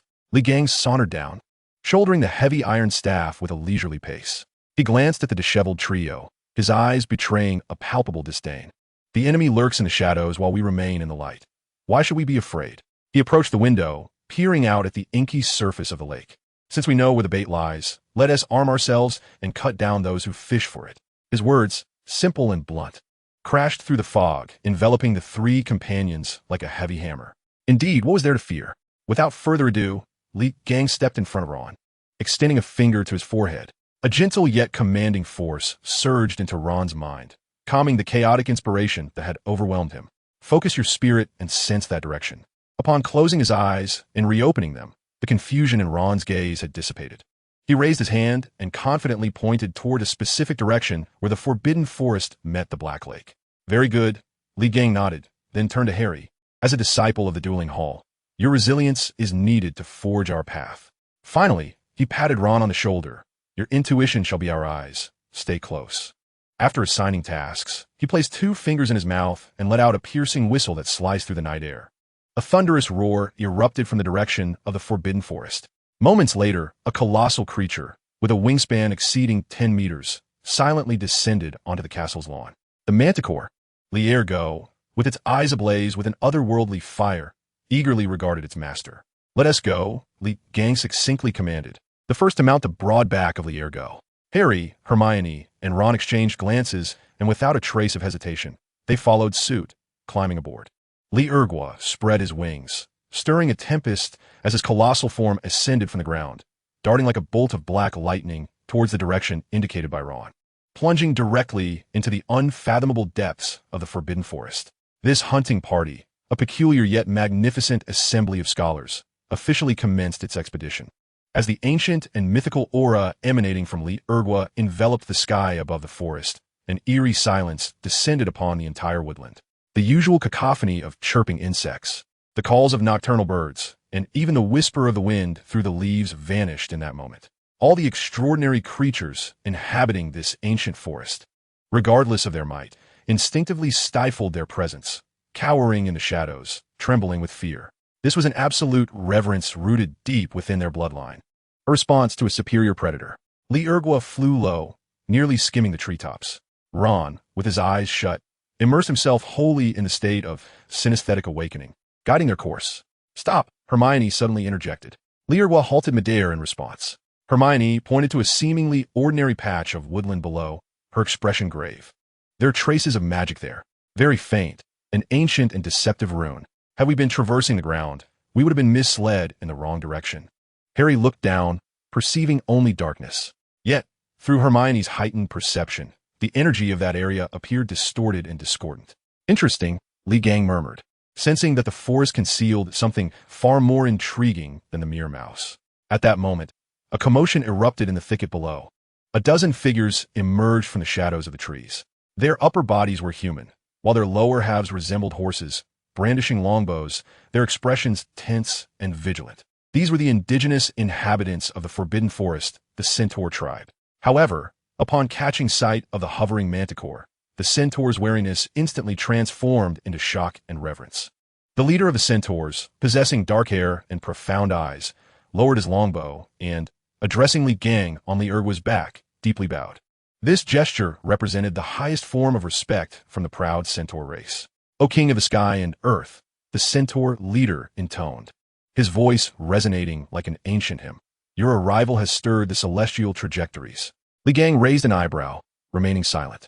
The centaur leader lifted his gaze, his eyes reflecting the cosmos, passing over Li Gang to rest upon Harry. Harry Potter, he began slowly. The stars shine exceptionally bright tonight, heralding turmoil and strife. From the celestial revelations, we have glimpsed a vision. Harry's heart tightened abruptly. The centaur leader's gaze deepened, devoid of emotion, as he recounted an ancient prophecy. When a mouse finds the servant of the old master, the slumbering serpent shall awaken once more. This declaration thundered through the minds of Harry, Ron, and Hermione like a lightning bolt. The mouse referred to as Peter.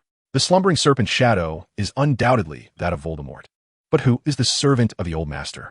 Hermione's mind raced, a multitude of possibilities flashing before her. Who is aiding Peter? Who is paving the way for Voldemort's return? An overwhelming, suffocating sense of conspiracy enveloped them all. What they were pursuing was no longer merely a despicable traitor. They were racing against a colossal plot aiming to resurrect the Dark Lord. Zilengsa envo pet liegu. What shall we do now? Ron's voice trembled slightly. What else can we do? The answer came from Li Gang. There was no trace of fear or gravity on his face, but rather an extreme excitement.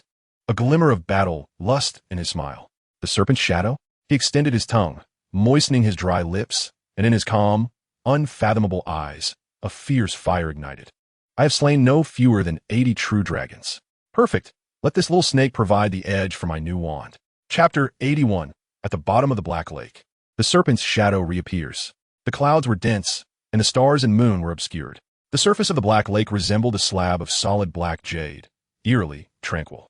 Liergo's massive form silently descended upon the muddy lakeside, his claws sinking deep without a sound.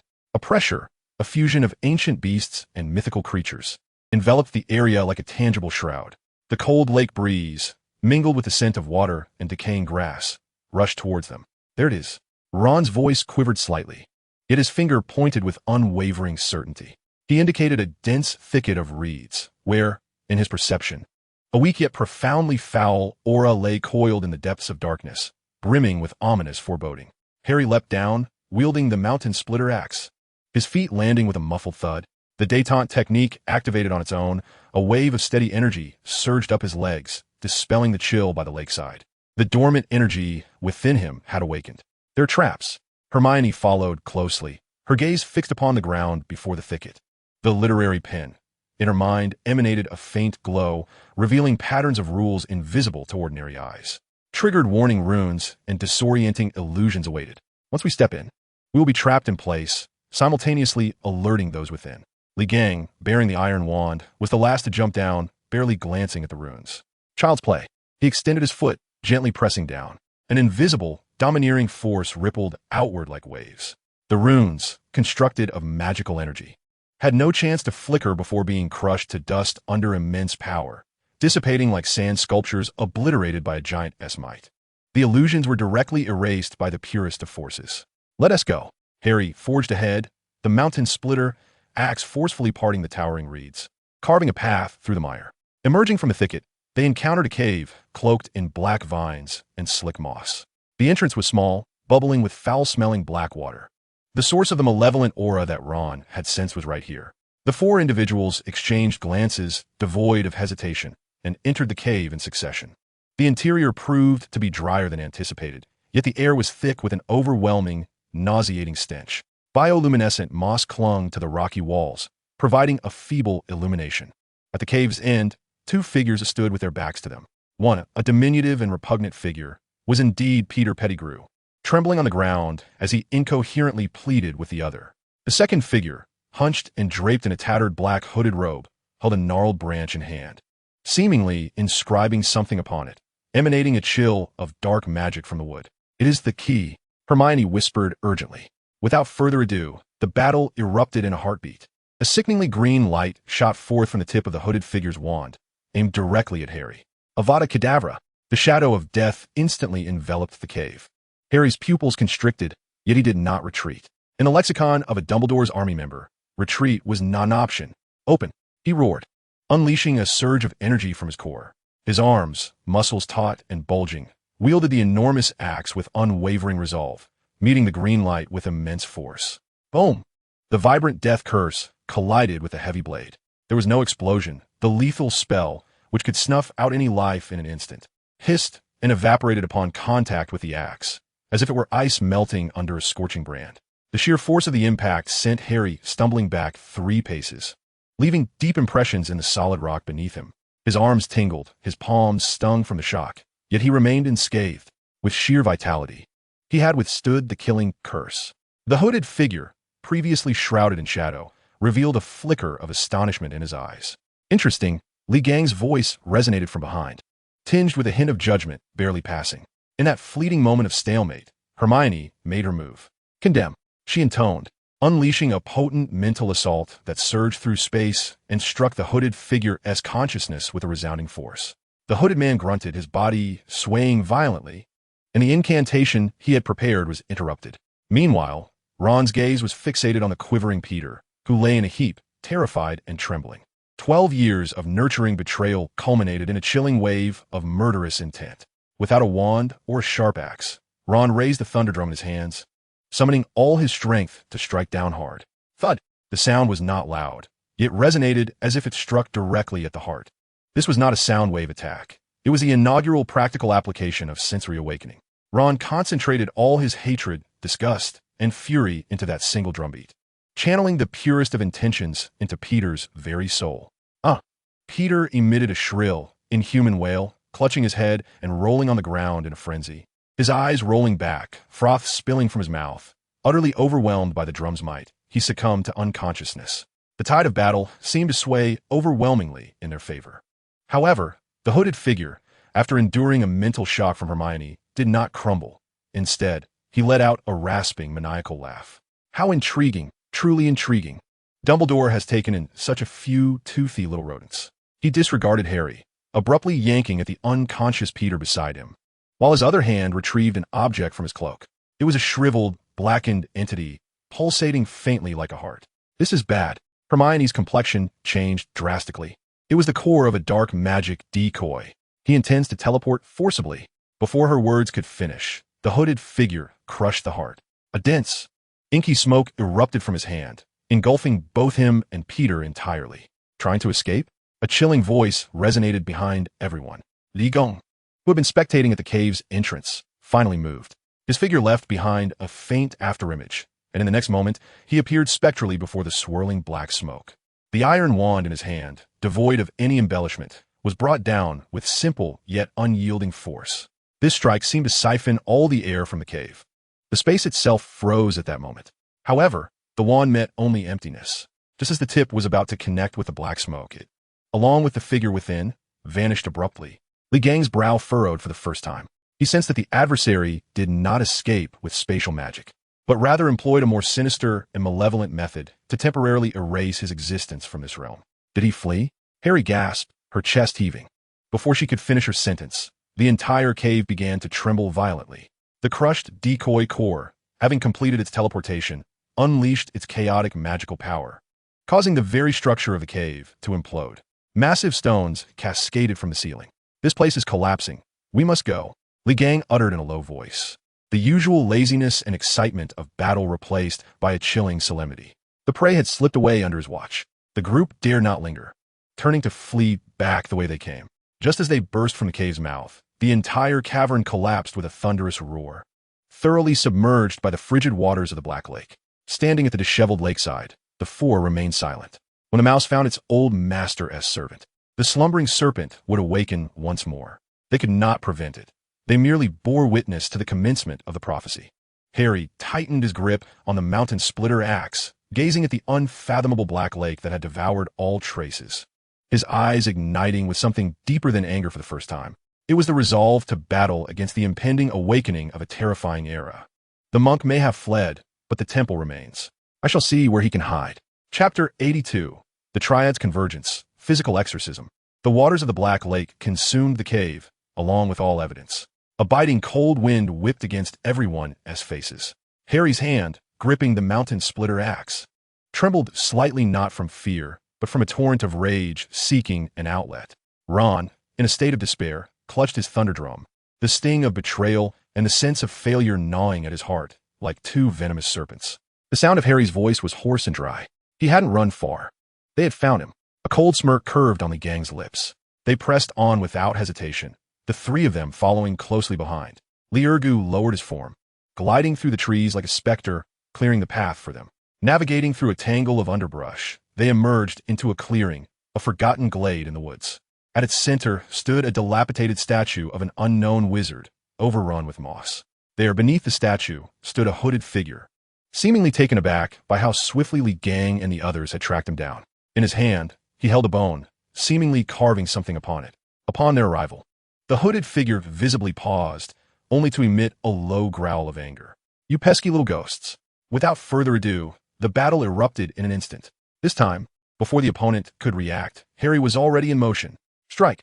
His voice boomed, his inner energy erupting like molten lava, transforming him into a crimson blur as he charged forward. The mountain-cleaving axe descended with a shriek that tore through the air. This strike bore no embellishments of magic, only the purest, most primal force. A flicker of disdain crossed the hooded figure's eyes as he swiftly vanished, appearing several meters away, effortlessly evading the blow. "Foolish brute strength," he scoffed, raising his wand. Yet before he could utter the incantation, thud, thud, thud, it was Ron, his eyes aflame with fury. He fixed his gaze upon the hooded figure, his hands frantically pounding the thunderdrum. This was not music, it was a cacophony of mental noise, ignited by the sensory awakening. The drum beats struck directly at the hooded figure's psyche, interrupting his concentration as his mind buzzed, akin to being trapped in a swarm of bees. To his horror, As the drumming intensified, several slick green heads emerged from the dark lake nearby. Grindylows, these creatures, typically lurking beneath the waters, now surged ashore as if summoned by a king, scrambling forward to cling to the hooded figure's legs with their long claws. "Get off, you filthy creatures!"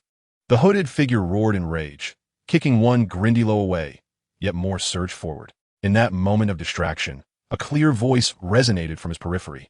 "Do not move." Hermione, stepping onto the cosmic step, flitted like a wraith into his blind spot. Her intellect, a beacon of brilliance, unleashed the veritable words of etiquette-s rule. These 4 words acted like an invisible shackle, binding the hooded figure's soul with a fierce grip. He felt his body stiffen, his thoughts momentarily frozen. In a duel between masters, life and death can be determined in an instant. Seizing the opportunity, Harry acted. Instead of striking again, he abruptly leveled the axe handle and, summoning all his strength, charged like a raging bull. The impact was titanic. The art of the detang technique surged forth with unrestrained vigor. As he seemed to merge with the very earth beneath him, heavy as a mountain, a resounding thud echoed. As the hooded figure was struck squarely in the chest by this immense force, sent hurtling backward like a kite severed from its string, crashing violently against the crumbling statue. Debris scattering in all directions. The formation of the 3 talents of Confucianism had triumphed in its initial engagement. Harry, the primary assailant, advanced like a deity of war. Unstoppable in his momentum, Ron disrupted with raucous reverberations, ensnaring the mind, drawing forth the spirits. Hermione maintained control, her movements ethereal, her words manifesting spells with ease. This flawless triad of attack, defense, and control cornered the seasoned dark wizard into a dire predicament. Coughing and gasping, the hooded figure struggled to rise. A noticeable indentation marking his chest, clearly wounded. He gazed at the trio before him, their synergy uncanny, their tactics bewildering. And from the shadows of his eyes emerged an unmistakable madness and murderous intent. No longer holding back, he disregarded Ron and Hermione as distractions, channeling all his malice toward Harry. "I shall see you dead," he rasped in a hoarse roar. "Avada Kedavra!" A grotesquely vivid green light erupted from the tip of his wand, exuding an inescapable aura of death, aimed directly at Harry. Harry felt his pupils constrict. He sensed the incantation's potency was far greater than before. He attempted to raise his axe in defense, yet found his body ensnared by the grip of that deathly aura. His movements sluggish. It was over. Yet, before the green light could reach him, a figure appeared, swifter than lightning, as if teleporting directly before Harry. It was Li Gang. Without even glancing at the lethal curse, he extended a hand toward the green light. "Magic is the lament of the weak," he murmured, his palm devoid of vitality. Lacking any radiance, merely an unremarkable hand. An uncanny spectacle unfolded. The fatal curse, capable of obliterating all life, vanished without a sound upon contact with his palm, like a brook merging into the ocean.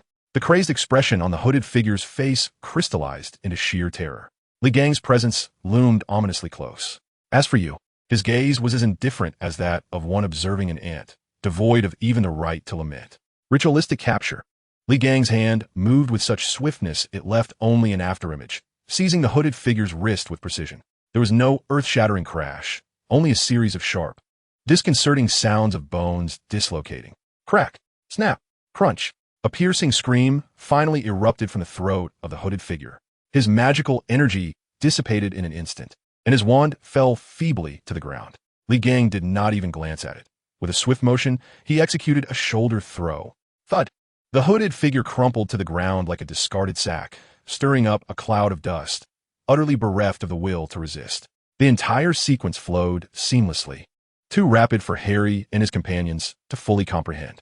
Harry stepped forward, trembling hands revealing the hood. Beneath it lay a face both familiar and foreign. Pale, emaciated, eyes vacant, with a hint of a nervous twitch at the corner of his mouth. It was none other than young Barty Crouch Jr., that Death Eater who should have perished in Azkaban. It was he, Harry murmured, a chill surging from his feet to the crown of his head.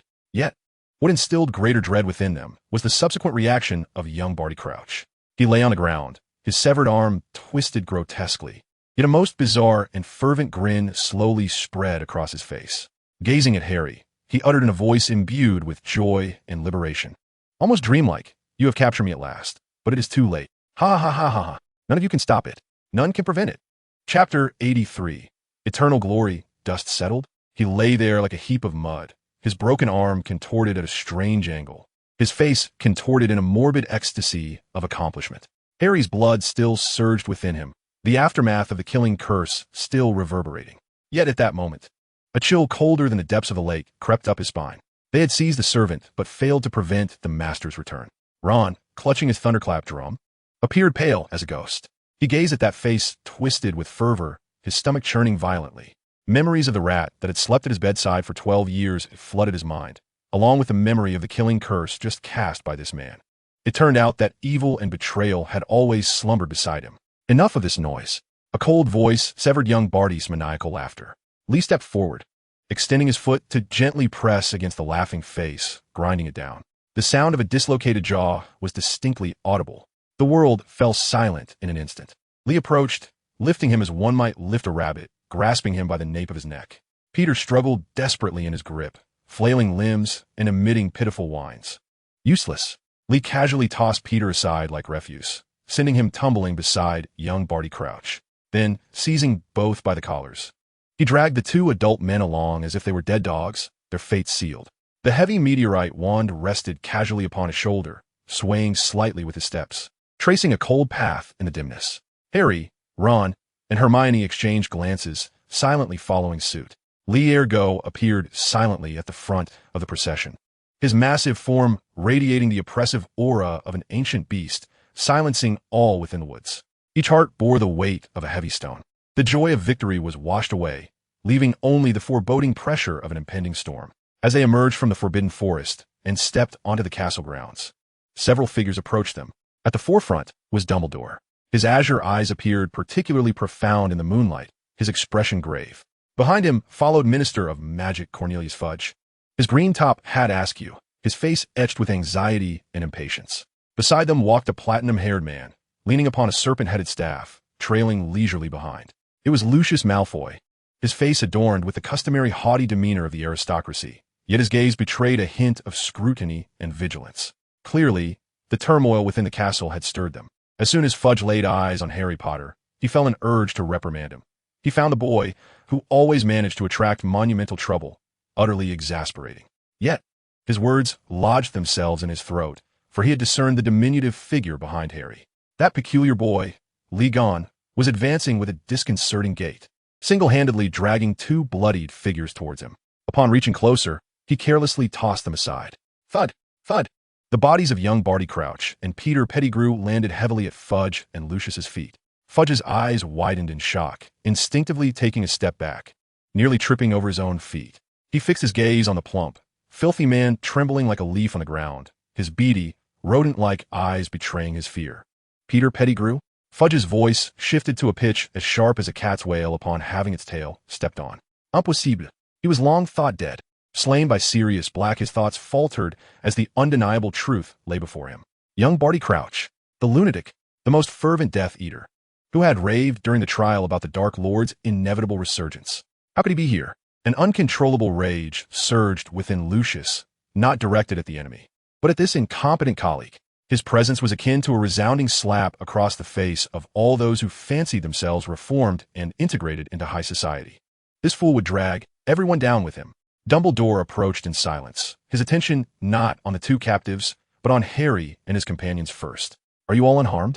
Harry shook his head, his gaze penetrating through the crowd, landing on Fudge's face, now the color of a liver. Minister, Harry's voice, though soft, resonated clearly with everyone present. Do you believe me now? My godfather, Sirius Black, is innocent. The true traitor, the one who betrayed my parents, is he. Harry pointed directly at the trembling figure of Peter Pettigrew. The evidence was irrefutable. The man was caught red-handed. Fudge's lips quivered as he struggled to refute the claims, to uphold his authority as minister, to cling to his prior conviction of Black over the past year. Yet, in the presence of the living Peter Pettigrew, all his arguments appeared feeble and devoid of substance. He felt as though the entire wizarding world was mocking him. Dumbledore drew his wand and with a gentle flick, conjured two robust magical ropes that securely bound Barty and Peter. Cornelius, Dumbledore's voice was calm, yet imbued with undeniable authority. I believe an emergency hearing at the Wisingamot is in order. Naturally, this time, we shall require both a Dementor and Veritasrum. Fudge's face shifted between shades of red and white, ultimately nodding in defeat, resembling a vanquished rooster. At long last, the injustice suffered by Sirius was set to be rectified.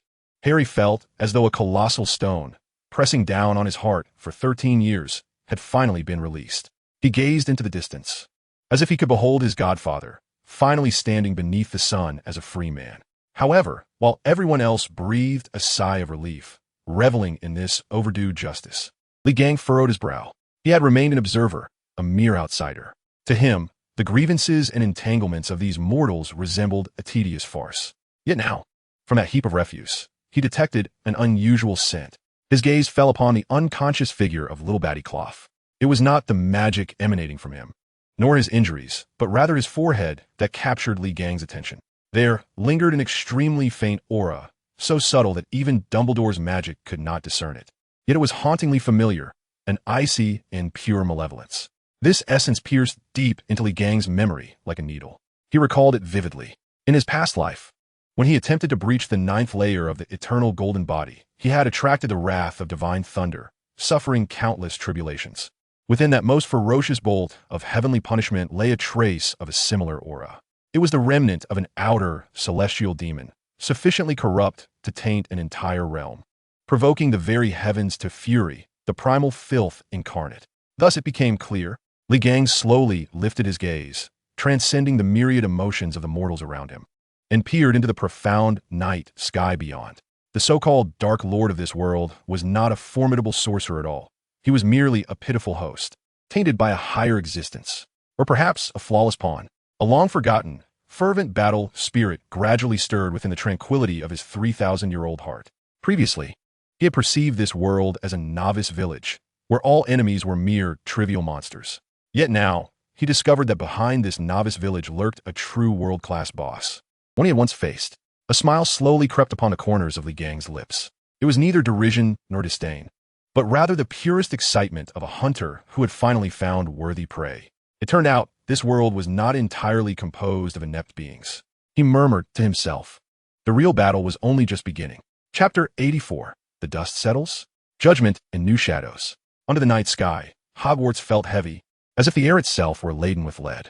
On the lawn, magical ropes bound 2 limp figures, presenting an absurd yet irrefutable tableau before Fudge, Lucius, and the others.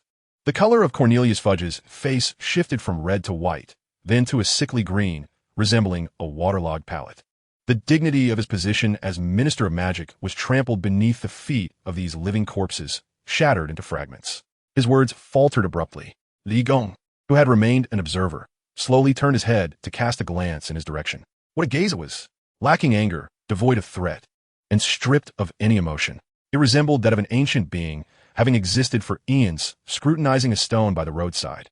The gaze penetrated Lucius's opulent robes, cutting through the facade of power and wealth he had meticulously cultivated over the years, revealing the pallid, frail, and pitiable soul sustained solely by lineage and conspiracy. In that fleeting moment, Lucius Malfoy felt his very blood freeze. All the carefully prepared rhetoric and arguments for procedural justice slipped through his fingers like grains of sand, lodging in his throat, rendering him speechless. Instinctively, he took a half-step back, his hand gripping the serpent-headed cane, beads of cold sweat forming. Cornelius. Dumbledore's voice shattered the suffocating silence, calm yet unequivocal. I trust you do not wish for tomorrow's headline in the Daily Prophet to proclaim that the Ministry has allowed a Death Eater to escape, while unjustly implicating an innocent hero. Fudge trembled, casting a glance at Peter on the floor, then back at Dumbledore. Ultimately, as if resolved to a decision, he gritted his teeth and declared trial. Here now, a subterranean chamber within the castle had been hastily transformed into a courtroom. Snape entered with an impassive expression, holding a vial of colorless potion, the air instantly thickening with a complex herbal aroma, the highest concentration of Veritasium. He approached Peter Pettigrew, roughly gripping his chin and forcing the entire vial down his throat. The effects were swift. Peter's murky eyes lost focus, and he began to tremble uncontrollably. His face streaked with snot and tears as he emitted pitiful whimpers. Name, Dumbledore inquired.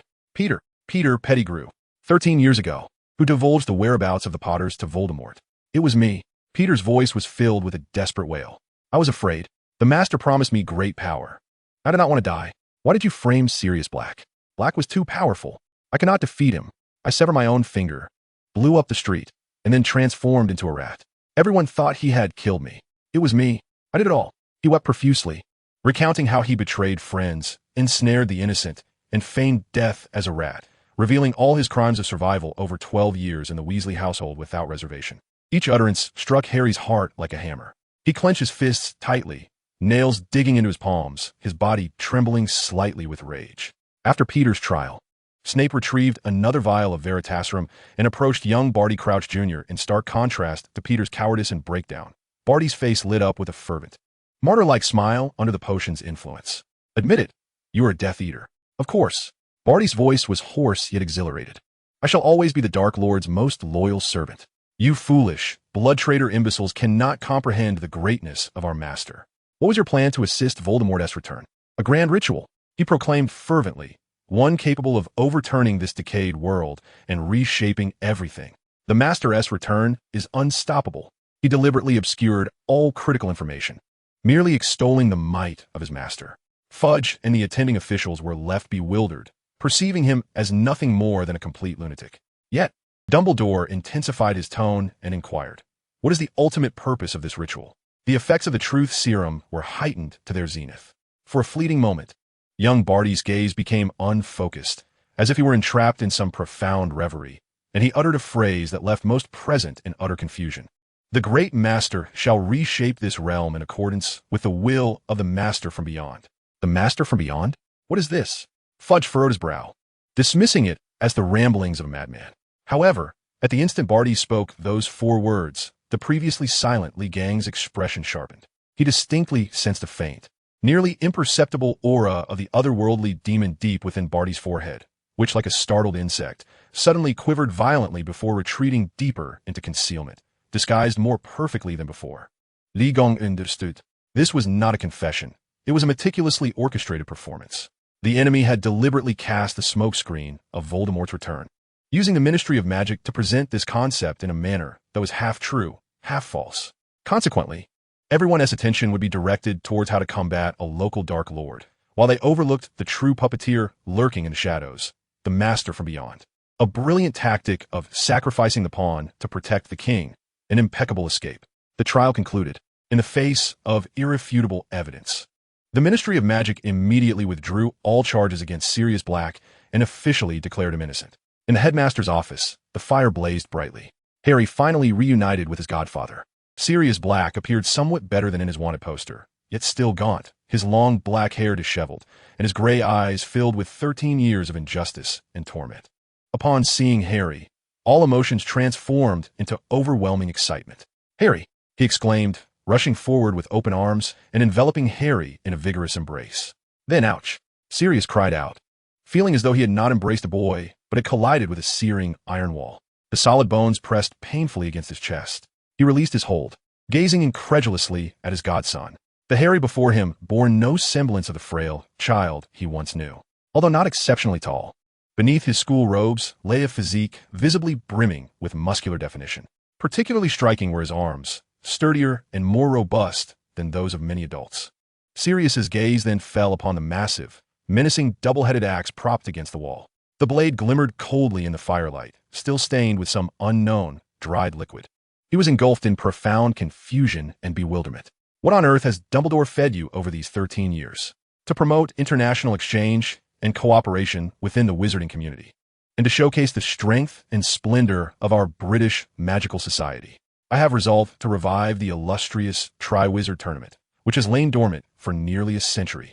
This time, the esteemed host will be none other than Hogwarts. This announcement ignited a fervent cheer among the weary crowd. Everyone was enveloped in the joy of vindication and the excitement of the grand event on the horizon, oblivious to Lee Gang's approach to Dumbledore's side. "Those 2 inept individuals are mere pawns."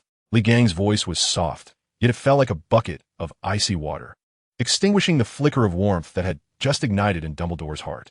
"The true strategist has merely utilized your hand to set the chessboard." The smile upon Dumbledore's face gradually solidified.